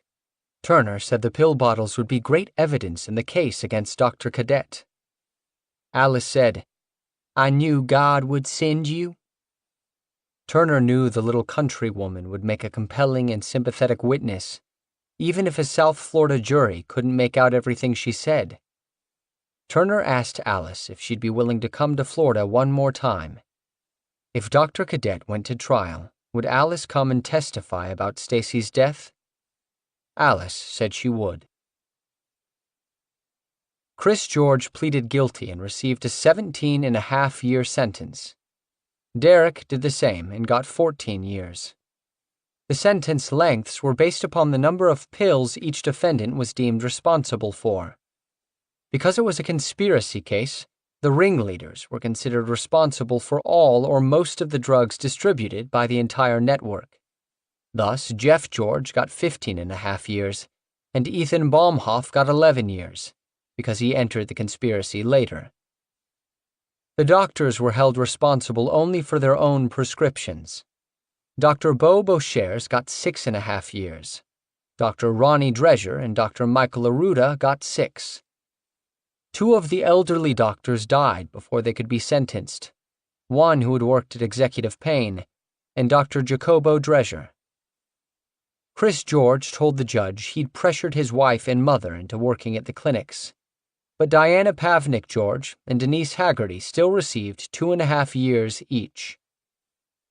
Stephen Goodman, the drug wholesaler, received 2.5 years of home confinement because he weighed 524 pounds and would have been a tremendous burden for any prison to care for. A doctor testified at his sentencing hearing that Goodman was not expected to live much longer anyway. The defendants were given a few weeks to get their affairs in order before reporting to different federal prisons between April and June of 2012. They all held out hope that they would get their sentences reduced. They'd been given no promises, but they knew if they cooperated at Cadet's trial, Schwartz would likely ask the judge to slash their time. One defendant, who'd initially cooperated with the feds, Dr. Joseph Castronuovo, had second thoughts and refused to sign a plea bargain. Dr. Castronuovo, 72, had worked at Executive Pain for about a year. Before working at the pain clinic, he'd been a prominent specialist in internal and nuclear medicine at several hospitals around New York. When Castronuovo stopped cooperating, the federal team began looking into overdose deaths they could tie to him, as they were doing with Cadet. In July 2012, a second indictment charged Cadet and Castronuovo with distributing narcotics outside the scope of professional practice and not for legitimate medical purpose, that resulted in the death of patients. 7 death charges for Cadet, 2 for Castronuovo. Over the next 11 months, the doctors' defense teams pored over 1.2 million documents tied to the case. The documents filled 4 rooms, and the government spent $250,000 on photocopy costs alone. The defendants also exchanged pretrial blows with the prosecution, claiming the death charges should be thrown out. Schwartz's team had acted vindictively, they said, punishing the 2 doctors for not accepting plea deals. The judge disagreed. Both doctors wanted to be tried separately. They'd worked at different clinics and barely knew each other. Dr. Cadet didn't want a jury to associate her with Dr. Castronuovo, who had allegedly told the feds, "This place was illegal, my motivation was financial, and I needed the money." For his part, Dr. Castronuovo didn't want to be tied to a co-defendant who was facing 7 death charges. The judge said 1 trial would suffice. Dr. Cadet's attorneys outlined her defense in a 90-page motion. They asked the judge to dismiss the death charges and argued that Cadet had, in fact, complied with Florida's standards for pain treatment. She discharged patients who showed signs of illicit drug use or didn't have valid MRIs. If patients lied to her, they were in violation of the pain management agreement they had signed. She said it wasn't illegal to treat out-of-state patients, even if the DEA considered that a red flag for pill mills. She cited emails from patients thanking her for getting them back on their feet. She argued that Chris George and Derek Nolan had created a system of paperwork and policies designed to bamboozle the Florida Department of Health, and it was so successful that it had also fooled her. Despite years of work, months of wiretaps, and numerous undercover operations, the government had no concrete evidence that showed she had knowingly engaged in a conspiracy to deal drugs. The prosecutors said they didn't have to prove that Cadet and Chris George had had a formal agreement to unlawfully prescribe pills together. Circumstantial evidence was enough. The trial brief referred to a 2006 ruling by the U.S. Court of Appeals for the Fourth Circuit that upheld the drug convictions of Ronald McIver, a pain doctor in North Carolina. In that case, the appeals court said federal prosecutors had to prove only that McIver actually knew of the conspiracy or that he was willfully blind to it by purposely closing his eyes to avoid knowing what was taking place around him. Flanked by federal marshals, Derek Nolan entered the courtroom and headed for the witness box. It was hard to swagger wearing leg irons, but he managed. Seated in the box, he leaned back, cocked his head to the side. He tried to be cool, but inside his heart was thumping hard. He didn't look at Cynthia Cadet, but she was over there to his right, sitting at the defense table, as girlish as ever, a quiet little librarian type, defenseless. He couldn't believe what he was about to do to her, but he had no choice. He'd been behind bars for 13 months. No way he'd make it 13 more years. He believed the prosecutors would ask the judge to slash his sentence by a third or even by half if they approved of his cooperation. He was 35 years old. If he could get out by his early 40s, he figured he still had a chance to live a semi-normal life, maybe even have a family. He wore a blue short-sleeved jail-issue shirt that showed off his tattooed arms. He didn't feel remorseful, and he didn't put on a display of it either. The prosecutors wanted Derek to be himself in front of the jury, in all his outlaw glory. During a prep session with the prosecutors, he'd called himself a wolf in wolf's clothing, and Paul Schwartz had loved it, his eyes rolling to the ceiling in jubilation. Schwartz had said, "Exactly like that. Say it exactly like that." So now, as Schwartz asked him questions, Derek let loose and told the whole grand tale as it deserved to be told, head bobbing and shaking, gesturing with his manacled hands. He explained how he'd gotten to know Chris and Jeff building houses in Northport, how Chris had met Dr. Overstreet, how Derek helped build out the clinic and gradually took on more duties, how they'd played it fast and loose the first 6 months on Oakland Park Boulevard, then gradually, as the lines outside the clinic grew longer and longer each morning, reined it in. How they'd grown the staff, tried to curb the junkie stunts, hired the hot girls and muscle guys, lost doctors, then hired more from Craigslist, including Cadet. His stories rambled on and on, until the defense lawyers were objecting and the court reporter was asking him to please slow it down. Day 2, he was happy to see his sister sitting among the agents and defendants' relatives in the rear of the courtroom. He'd asked her to come. A year earlier, his sister had driven him to Louisiana so he could turn himself in at FCI Oakdale. Derek hadn't been willing to face his last hours of freedom sober, so he'd asked a cab driver where he could get some coke. He'd still been high when he reported to prison. Now, in the witness box, Derek worked in Schwartz's favorite line when the prosecutor asked him whether everybody, meaning Cadet, had seen him discharging patients, sometimes through threats or manhandling. "Was it out in the open?" Schwartz asked. "Yeah, man," Derek said. "I mean, look at me. I'm not a wolf in sheep's clothing. I'm a wolf in wolf's clothing. I mean, I don't hide nothing from nobody."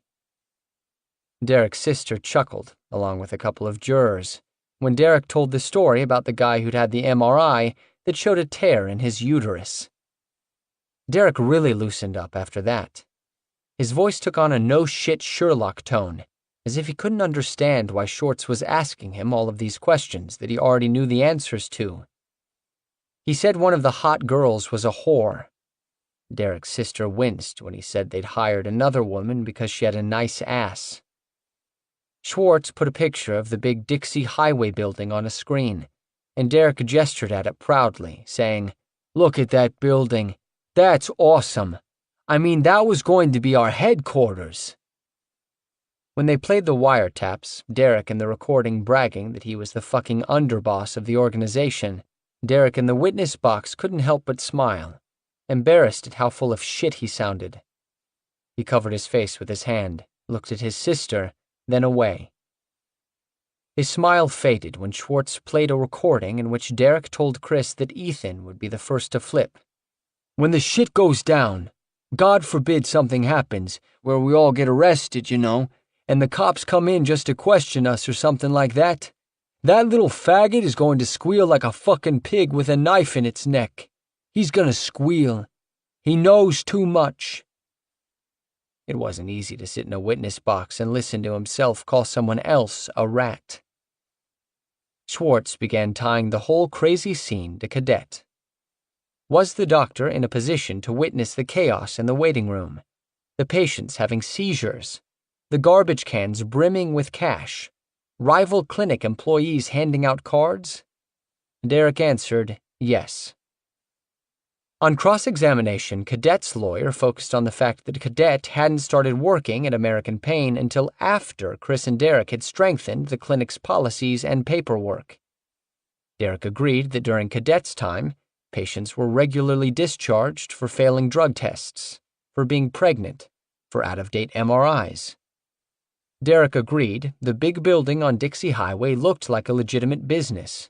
After Ethan's dress policy changes, Derek agreed that even he eventually began wearing conservative office attire, slacks and dress shirts. The lawyer asked if Derek believed Cadet had been fooled by the clinic's legitimate exterior, but Schwartz objected, since Derek had no way of knowing what Cadet truly believed. The judge sustained it. But then, Cadet's lawyer asked Derek about the time he called Cadet, right before he'd flipped. Had Derek assured Cadet that he would tell the prosecutors that she hadn't known what was going on at American Pain? Derek didn't know what to say. He was exhausted. It was after 4 p.m. He'd been answering questions since 9 a.m. Schwartz's eyes bored in on him from the prosecutor's table. He felt lost. He rambled, trying to explain how he'd felt when he'd flipped. "Listen, I was one of the last ones. Pretty much the last one to go in there," he said. "I don't want anybody, even the people I don't like in this case, in jail. I'll do whatever. It is what it is. I don't remember my exact conversation with the government, you know. I said I liked Dr. Cadet. She's an awesome person. She's my friend. I don't want to see anybody hurt. But I wanted Dr. Cadet to take a plea bargain. Everything would be easy, be done with, you know. I feel horrible." On Derek's third day of testimony, Paul Schwartz was angry on his redirect, and Derek was scared he'd lost any chance of getting out of prison before his late 40s. Schwartz's movements were even jerkier than usual, his questions like bullets.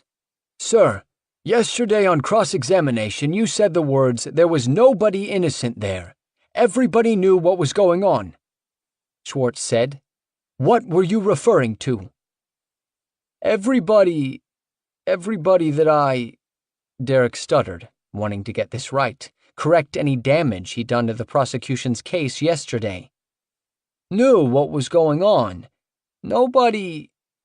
Then simply, "There's no children here." "You say everybody knew what was going on," Schwartz said. "Explain that." "You've seen the videos," Derek said. "It's hard to comprehend the fact that anybody could not know that we were a pill mill."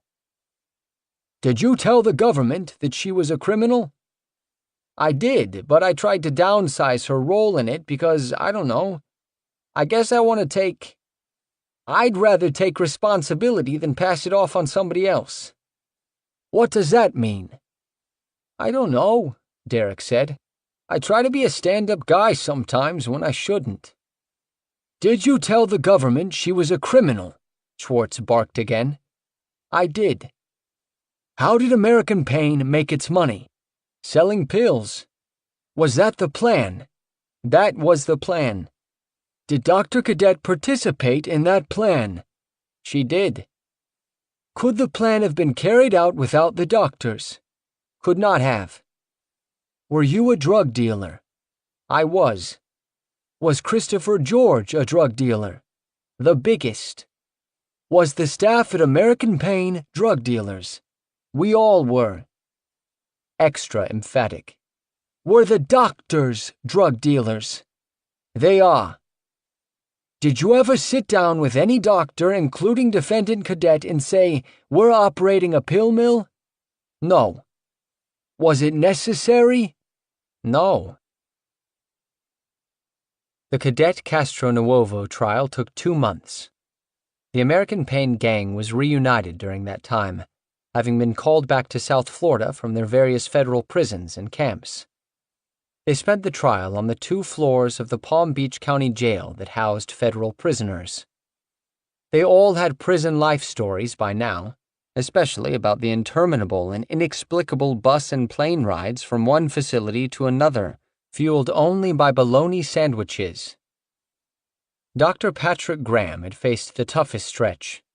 He'd been incorrectly assigned to a Mississippi prison for illegal immigrants, and before his transfer could be worked out, a riot broke out, and his neck was grazed by a bullet. After that, he spent 6 weeks in solitary confinement.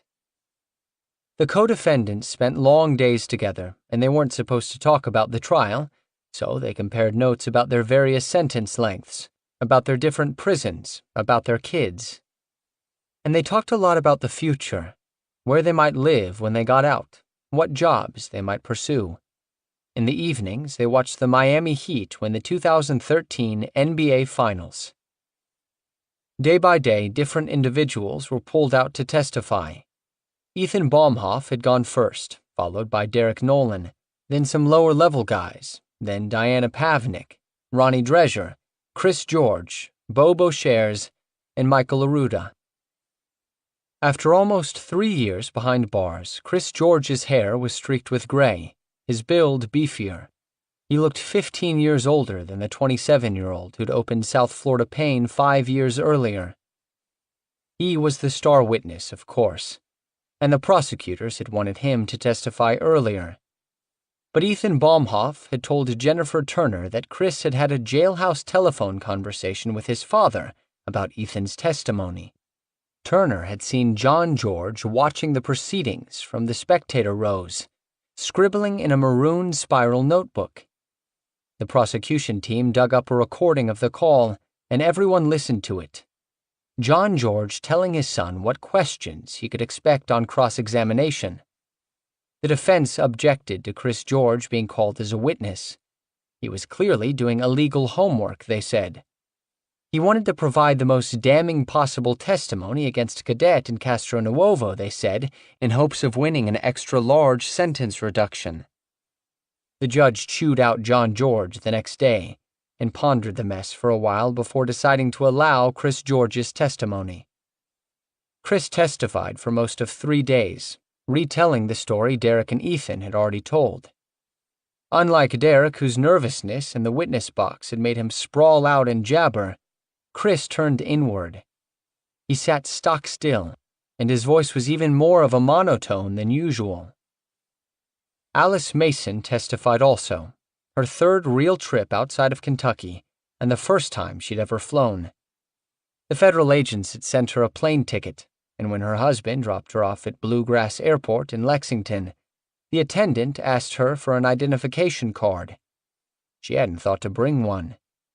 She explained that she was going to Florida to testify about her son's death in a big court case, and she just had to get on that flight, no matter what.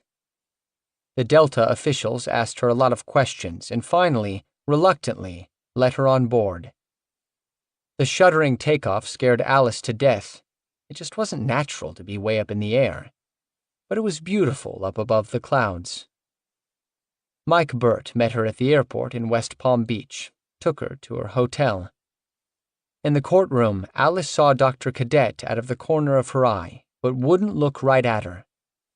She cried through much of her testimony, which embarrassed her, and the judge didn't let her tell how she'd gone to American Pain to talk to Cadet. She couldn't understand half of what the lawyers said, but at the end, gasping through tears, she said what she'd come to say. "Me and my husband?" She couldn't speak for a moment, then said simply, "It's hard on us, and I hope there's not nary a family that has to go through what I've had to go through. I don't wish it on my worst enemy. I can't hardly talk about my son without breaking down, and I'm so sorry." Cadet's lawyer just wanted this to end. "Ma'am, I'm very, very, very sorry." "I know it's been 4 years, but to me it's just like yesterday," Alice said. She stumbled climbing down from the witness stand, and Jennifer Turner jumped up to help her. Alice leaned against the tall FBI agent on the way out of the courtroom. Jennifer told Alice she'd done a great job. Alice was glad to get out of there, away from all those people she didn't know, and go back home. Paul Schwartz called 64 witnesses, ringleaders, staffers, doctors, cops, agents, toxicologists, medical examiners, and pain management experts.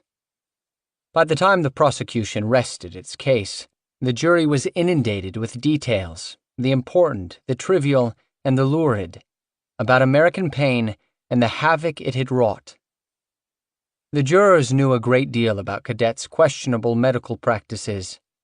They knew she tended to write higher than the other doctors. They knew she saw an average of 73 patients a day toward the end, and spent an average of 4 minutes and 40 seconds with each one. They knew that the staffers who regularly went into her office couldn't remember ever seeing her actually examining a patient. They knew that the doctor never questioned the misspellings and dubious statements on the patient forms she used every day. What they didn't know for sure was exactly what Cadet knew or believed about what she was doing, whether she was just a bad doctor or a criminal one. The doctor did not testify on her own behalf, and none of the prosecution witnesses offered a smoking gun, a moment when Cadet had said or done something that showed beyond a reasonable doubt that she knew she was writing scripts for junkies. What Cadet did know, according to witnesses, was that American Pain was called out as a pill mill on news reports. She knew that various patients were being investigated for doctor shopping. She knew that patients were ejected on a regular basis for having track marks or dope in their urine. And still, she kept seeing more and more patients, pocketing $1,217,125 during her 16 months at the clinic. The parts of Derek Nolan's testimony that had directly concerned Cadet were so tortured and conflicted that despite the ring of truth in much of the rest of his story, it was unclear what he really thought about the doctor's culpability. Detective Sergio Lopez testified about his experiences as an undercover patient at American Pain, but he'd seen Boucher's, not Cadet. Aruda, Boucher's, and Drezier testified that it hadn't taken them long to figure out that American Pain was a pill mill, but they also said they'd never had explicit conversations about that subject with Cadet. The prosecution's pain management expert, Dr. Rafael Miguel, testified that he studied more than 300 of Cadet's patient files and found them to be clearly the work of a pill mill doctor. The defense's pain management expert, Dr. Carol Warfield, testified that she'd studied the same randomly selected files, and they looked fine to her. Paul Schwartz's closing argument, in a nutshell, was this. The doctor had to have known that her patients were lying. Everyone else at American Pain had known. There's no way she didn't know. Her actions had directly led to the deaths of 7 people, and she deserved a life sentence. Cadet's lawyer told the jury that in 2010, the government was in a fight for the very soul of Florida. They had to get the prescription drug problem under control by any means necessary, and Dr. Cadet had been swept into a dragnet prosecution. But, he argued, the case was already over. For all intents and purposes, the government had won, and the real criminals were already behind bars. The jurors spent 20 hours deliberating. They decided they couldn't see inside the doctor's brain any more than the doctor could see inside her patients' brains. Whether or not she truly believed her patients were in pain, Dr. Cadet chose to accept the stories her patients told. And the jurors chose to accept Dr. Cadet's story. Epilogue. Oakdale, Louisiana, May 31st, 2014. The visitation room at the Federal Correctional Institution at Oakdale contains about 150 beige plastic chairs, lined up in rows, armrest to armrest. Vending machines and microwave ovens occupy one concrete block wall, restroom doors and water fountains another. At peak visiting hours, most of the seats are filled with prisoners and their families, and it's hard to hear over the din. It's a self-contained ecosphere, a single room designed to confine inmates for hours at a time. It's weirdly equivalent to the waiting room at American Pain, a handful of guards overseeing dozens of desperate captives. Except, of course, that Derek Nolan was the head warden at American Pain. At Oakdale, he's just another prisoner. Derek reported to prison more than 2 years ago, and this is his first time in the visitation room. No friends or family have made the long trip to central Louisiana. We sit across from each other, and he drinks cranberry juice, sipping it slowly so he won't have to ask the CO if he can go to the bathroom. I bought the bottle of juice for him from one of the vending machines. He has no money, of course, so I've brought a prison-approved plastic bag of quarters so we can get something for lunch. He's not allowed to get up and get food for himself, so I buy and heat his double cheeseburger. Derek has gained weight in prison. The food is crap. Anything decent that comes into the kitchen goes into the inmate black market, and most of what's left is pure starch. So he eats a lot of rice and beans and works out until he can't move. And he reads, hours every day. He barely cracked a book in his first 35 years, but now he blows through 3 or 4 a week. It's a good way to kill time and stay out of beefs with other inmates. He likes crime stories and historical fiction. It's the only exercise his brain gets, and that, to him, is the worst thing about prison. Out in the world, he had to use his smarts to get by. In prison, he has a roof over his head and 3 squares a day, and his brain is starting to shrivel. He and Chris sometimes exchange letters. He doesn't hear much from his other co-defendants, and none of them are in Oakdale.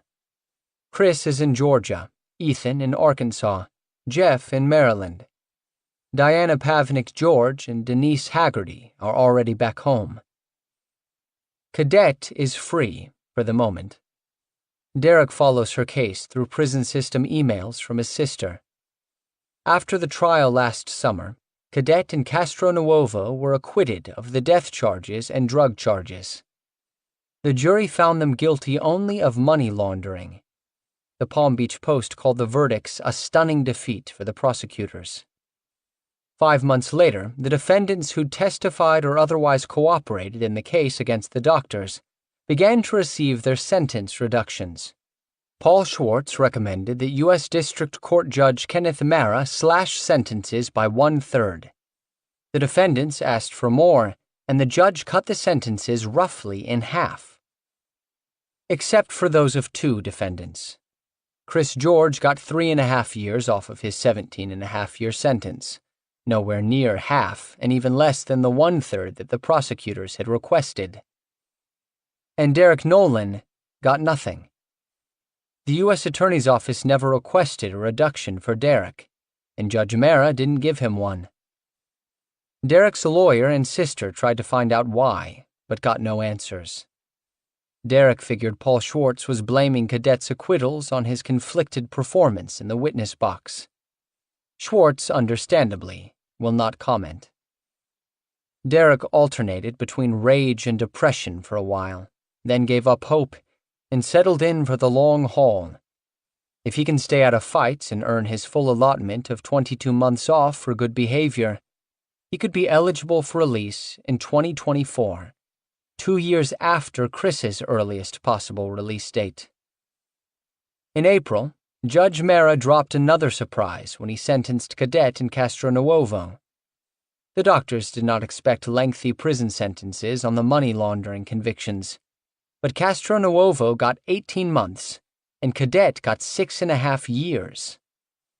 Mara didn't buy Cadet's defense that she had been fooled, and he specifically pointed to the undercover video of Derek yelling at the patients to not shoot up in the parking lot. All you have to do is look at that and see the chaos, the madness that was going on in that facility, Mara said.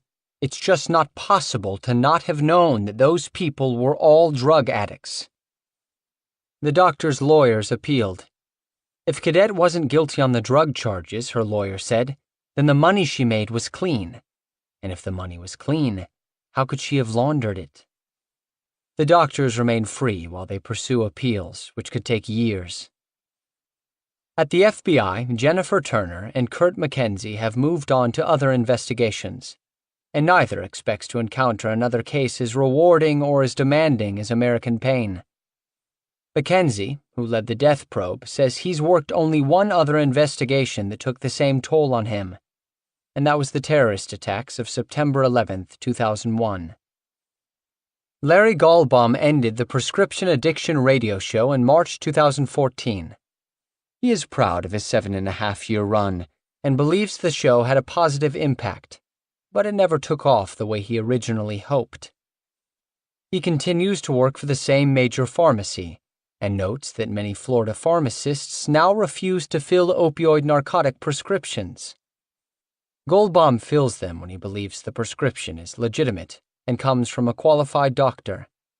He's not anti-opioid. He just wants people to understand the drugs. Meanwhile, many in the medical profession are beginning to recognize that rampant prescribing of addictive narcotics for chronic pain has proven to be a devastating mistake in many cases. Short term, the drugs make you feel great. Long term, many legitimate pain patients are taking the drugs as prescribed and finding it harder and harder to get out of bed in the morning. Take these drugs too long, and not under the watchful eye of a doctor who understands the subtleties of opioid pain management, and it may be difficult to regain a normal life. Studies have demonstrated that opioids may actually increase pain over the long run, and that non-drug treatments are much more effective than opioid therapy. The Federal Centers for Disease Control and Prevention have declared that painkiller overdose deaths are an official epidemic. At the same time, Florida is celebrating having beaten back the pill mill scourge through arrests and legislation. In 2010, 90 of the top 100 oxycodone purchasing doctors in the country lived in Florida. By 2014, the DEA said, the state contained only one. The number of oxycodone pills shipped to Florida dropped from 650 million in 2010 to 313 million in 2013. The number of pain clinics dropped from more than 1,000 to less than 400. Some of the pill mills moved to other states, notably Missouri, home of Mallinckrodt's U.S. headquarters, and the last state in the country that lacks a prescription database. Meanwhile, pills grew more scarce and expensive in Kentucky, and Hill Country sheriffs began seeing heroin for the first time ever. The same fix, now cheaper. So the pill mills left Florida, to great fanfare, but unabated and under the radar, the country's appetite for pills has only continued to grow. That much is clear because the manufacturing companies keep asking the DEA for permission to make more pills, and the DEA keeps granting it. All those pills are going somewhere. In 2014, even as supplies shipped to Florida were shrinking, the total number of kilograms of oxycodone manufactured took another big leap, from 131,500 to 149,375. Almost 3 times the amount produced a decade earlier, and 42 times the amount made in 1993. Any narco cop will tell you, when you kill off one secondary source of narcotics, 2 more tend to pop up elsewhere. You have to choke off the source, strangulate the fountainhead. Or as Derek puts it, junkie's gonna get them pills, somehow, some way. Derek doesn't know what he'll do if he makes it out of prison. Chris's mom sent him magazines not long ago, and the pictures of Ireland made him want to go there. When old friends email him, which is infrequently, he thinks about returning to South Florida. When he hears it snowing up north, he remembers growing up on the farm near Binghamton, New York, and he longs to go back home. I've been communicating with Derek almost daily over the phone and email for months, and he shows little remorse about his role in supplying millions of pills and fueling a gigantic wave of addictions up and down the East Coast. He mainly feels sorry for himself. But he does feel bad about certain things. He feels bad when he thinks about the kids he saw at American Pain. He feels bad when he thinks about how he fired the homeless guy who watched over the parking lot. He feels bad about testifying against Cadet, though he believes she knew what she was doing. And that's the thing. He wasn't alone. For a few years, in plain view, hard drugs were for sale in Florida, and it seemed to Derek that almost everyone was in on the take. He and Chris turned doctors into drug dealers. They turned an ex-cop into a bagman. They turned pharmaceutical wholesalers into accomplices. Politicians and realtors and lawyers and landlords and medical associations and the New Times weekly newspaper helped them pull off the scam. And in the end, it was the big boys, activists and Mallinckrodt, who made the big money in Florida. He and Chris were bad guys, no doubt about it. Felons, violent men. So why did everyone make it so easy for them? No doubt this line of thinking is a way for Derek to blame the whole thing on somebody else. But that doesn't mean it's not true. The fucked up thing isn't that we did this, Derek says. Of course we did it. The fucked up thing is that we were allowed to do it. That they let us do it. Why were two guys like me and Chris allowed to set up a business like this? When we said we wanted to set up a pain clinic, they should have been like, no. Or, let's see your criminal record. When we said we wanted to order $100,000 worth of pain medication, they should have said no. He pauses, raising his eyebrows high to emphasize his point. They should have said fuck no. This concludes American Pain by John Temple, narrated by Charlie Thurston. Copyright 2015 by John Temple.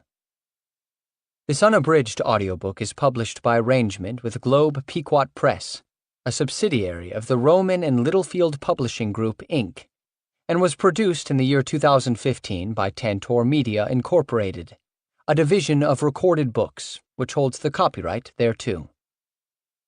Please visit tantor.com for more information on our growing library of unabridged audiobooks and to take advantage of special offers. Audible hopes you have enjoyed this program.